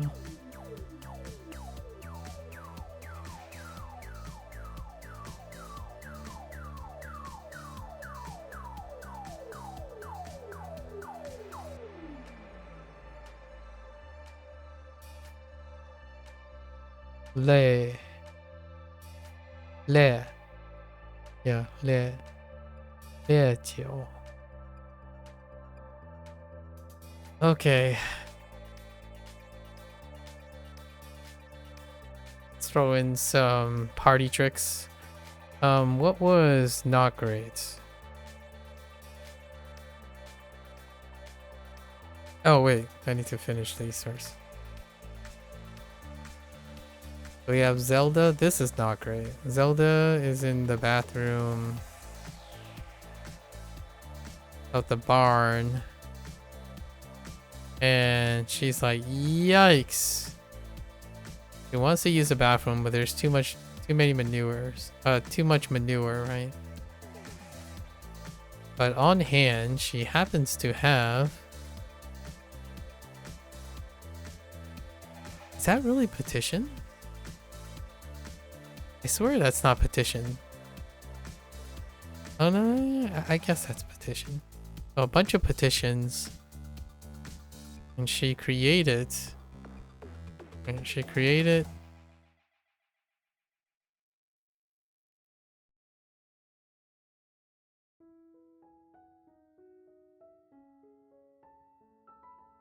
a path to the toilet.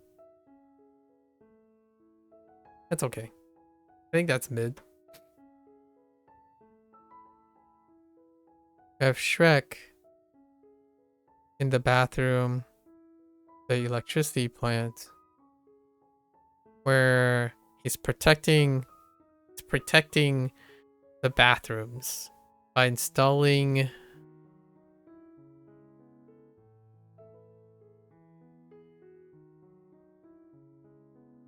I don't know how this works.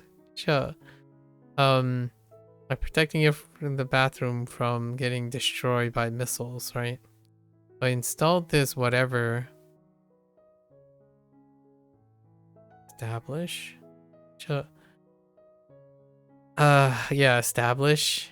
Yeah, so you established a defense system where it shoots words to disarm missiles. No idea how that's gonna work out. I think this is gonna flop soon enough. Is something. Because it makes me think of Jimmy Neutron instead of Shrek.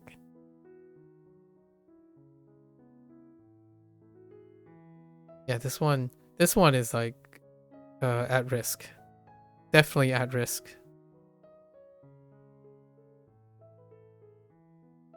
We have Chucky.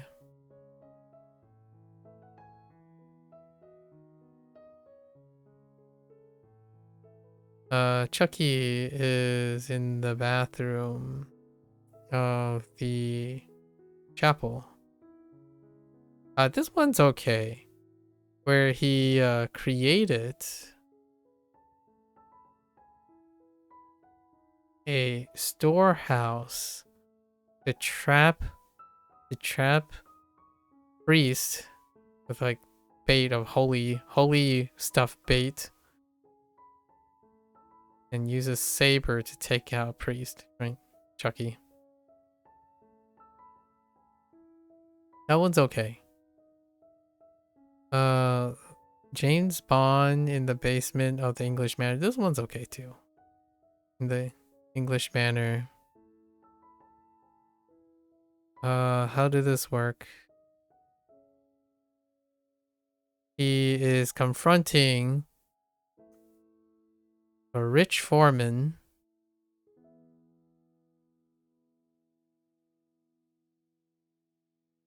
This rich foreman has stolen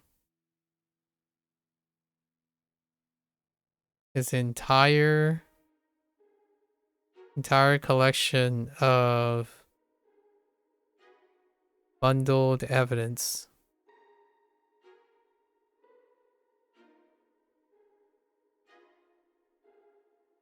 And using a pointer, he jabs the foreman.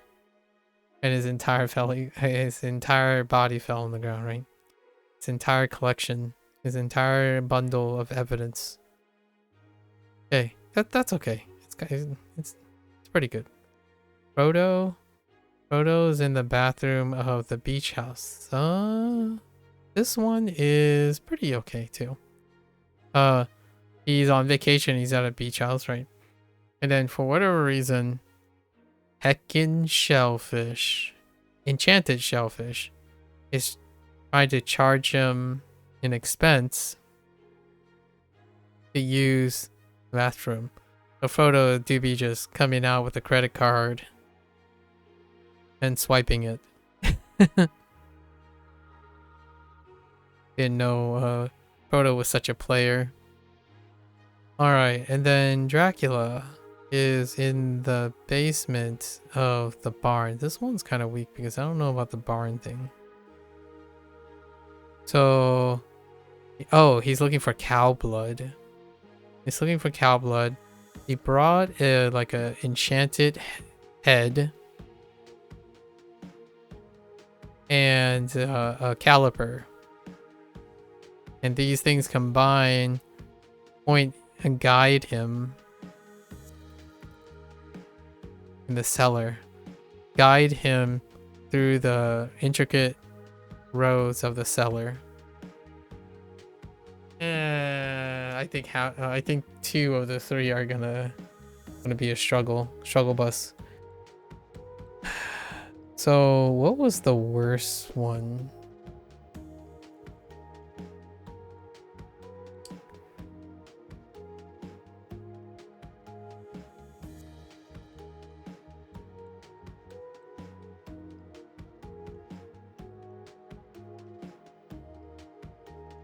Was it this?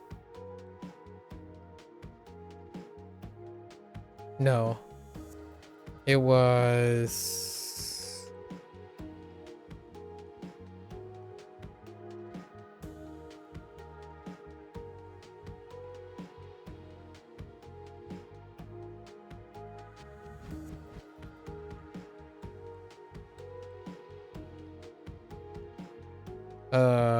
Hurang, right? Hurang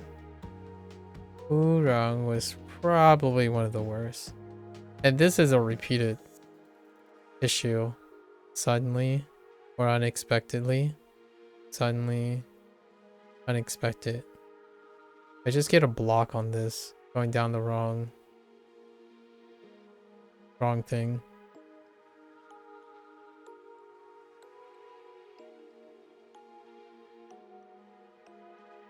What was another one? Yesterday I had another fun thing, which is for score. And then...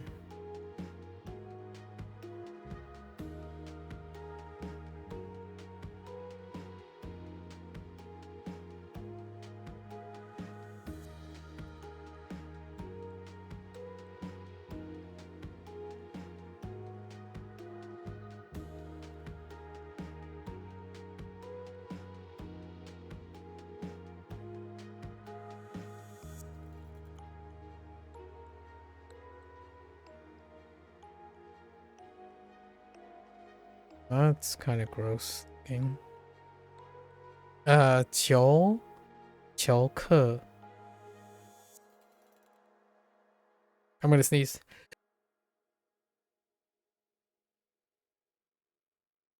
Sorry. 球课.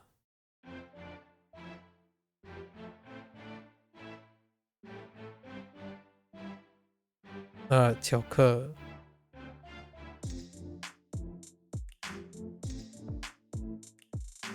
Which is homework or schoolwork. Had a block on that. Feels kind of awful.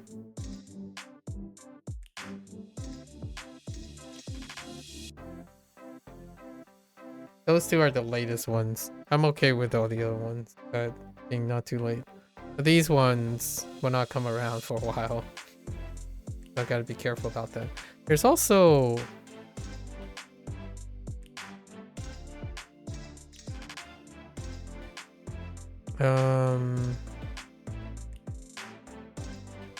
is it like this, obtain? Yeah,得分.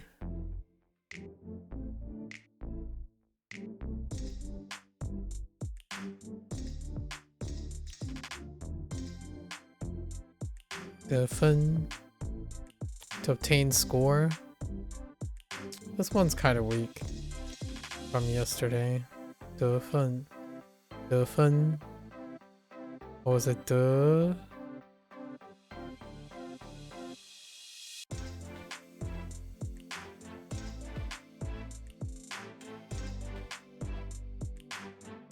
Wait.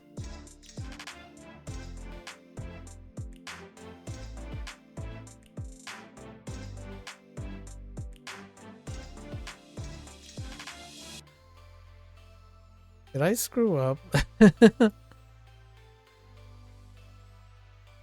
Oh, it's just the sun. Heck. Oh, it's sandal. No. Yeah, I added a gun. Should have stuck with my first one.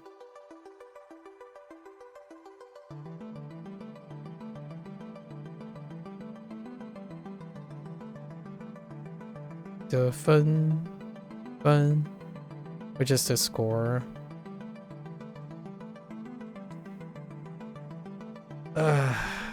That's from 2 days ago.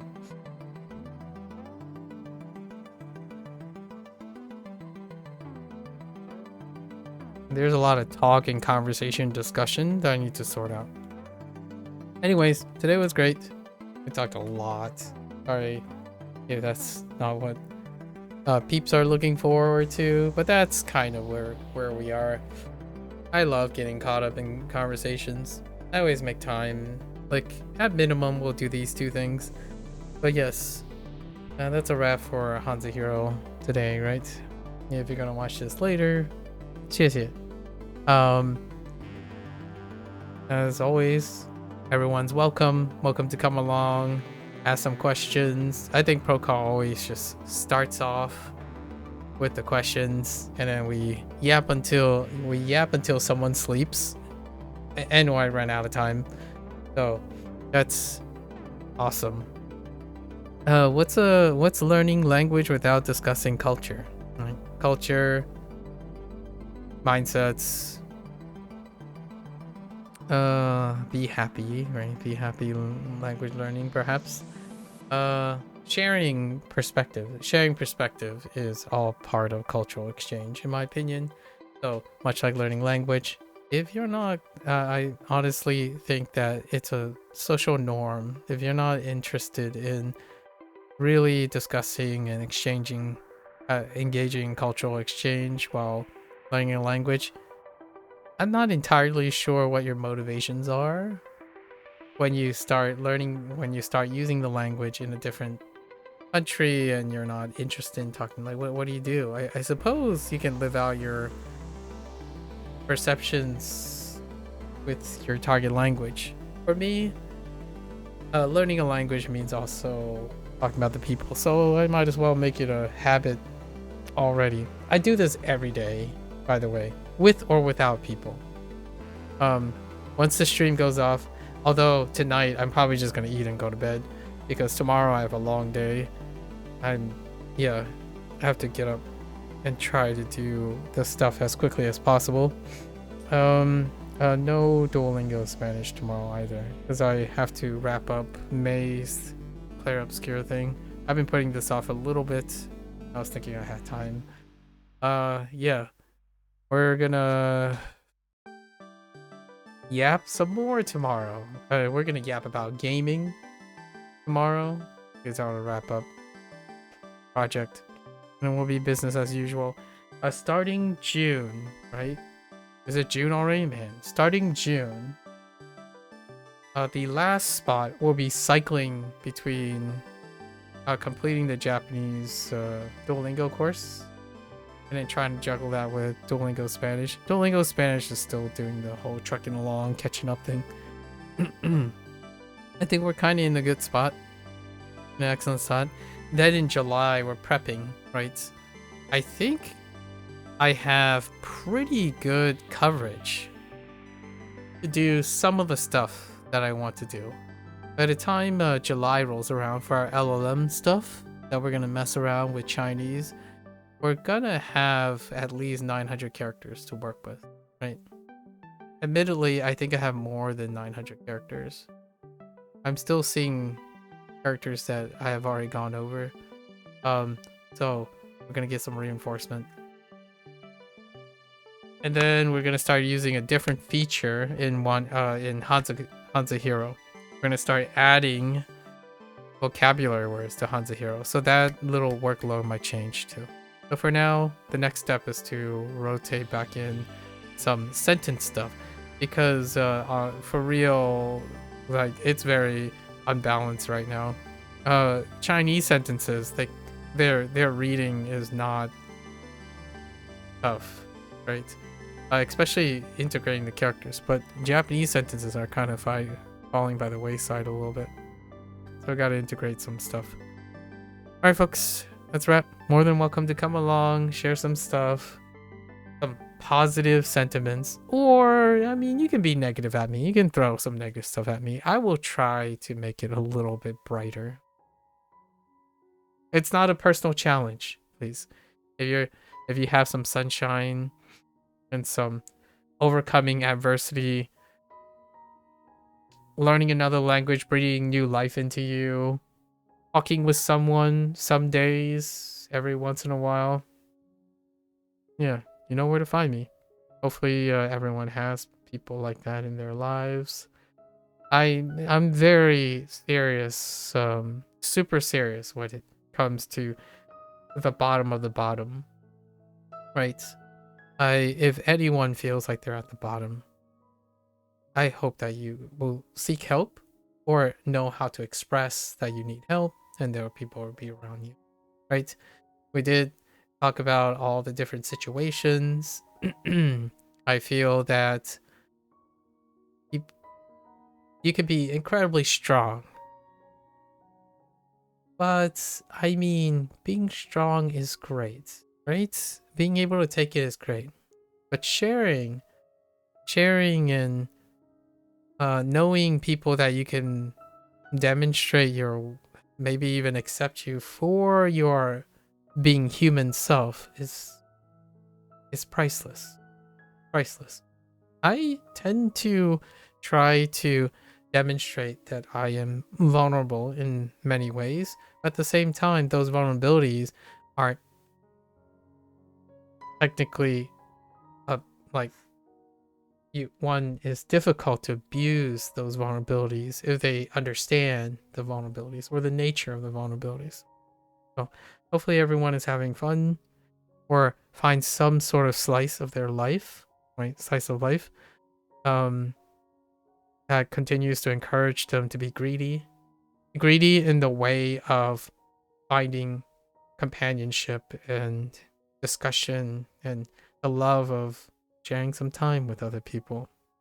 I mean, this life is, each and every life is only so long to create some legacy along the way. I really love that idea of tracing one's heritage. I might actually give it a go. We'll see.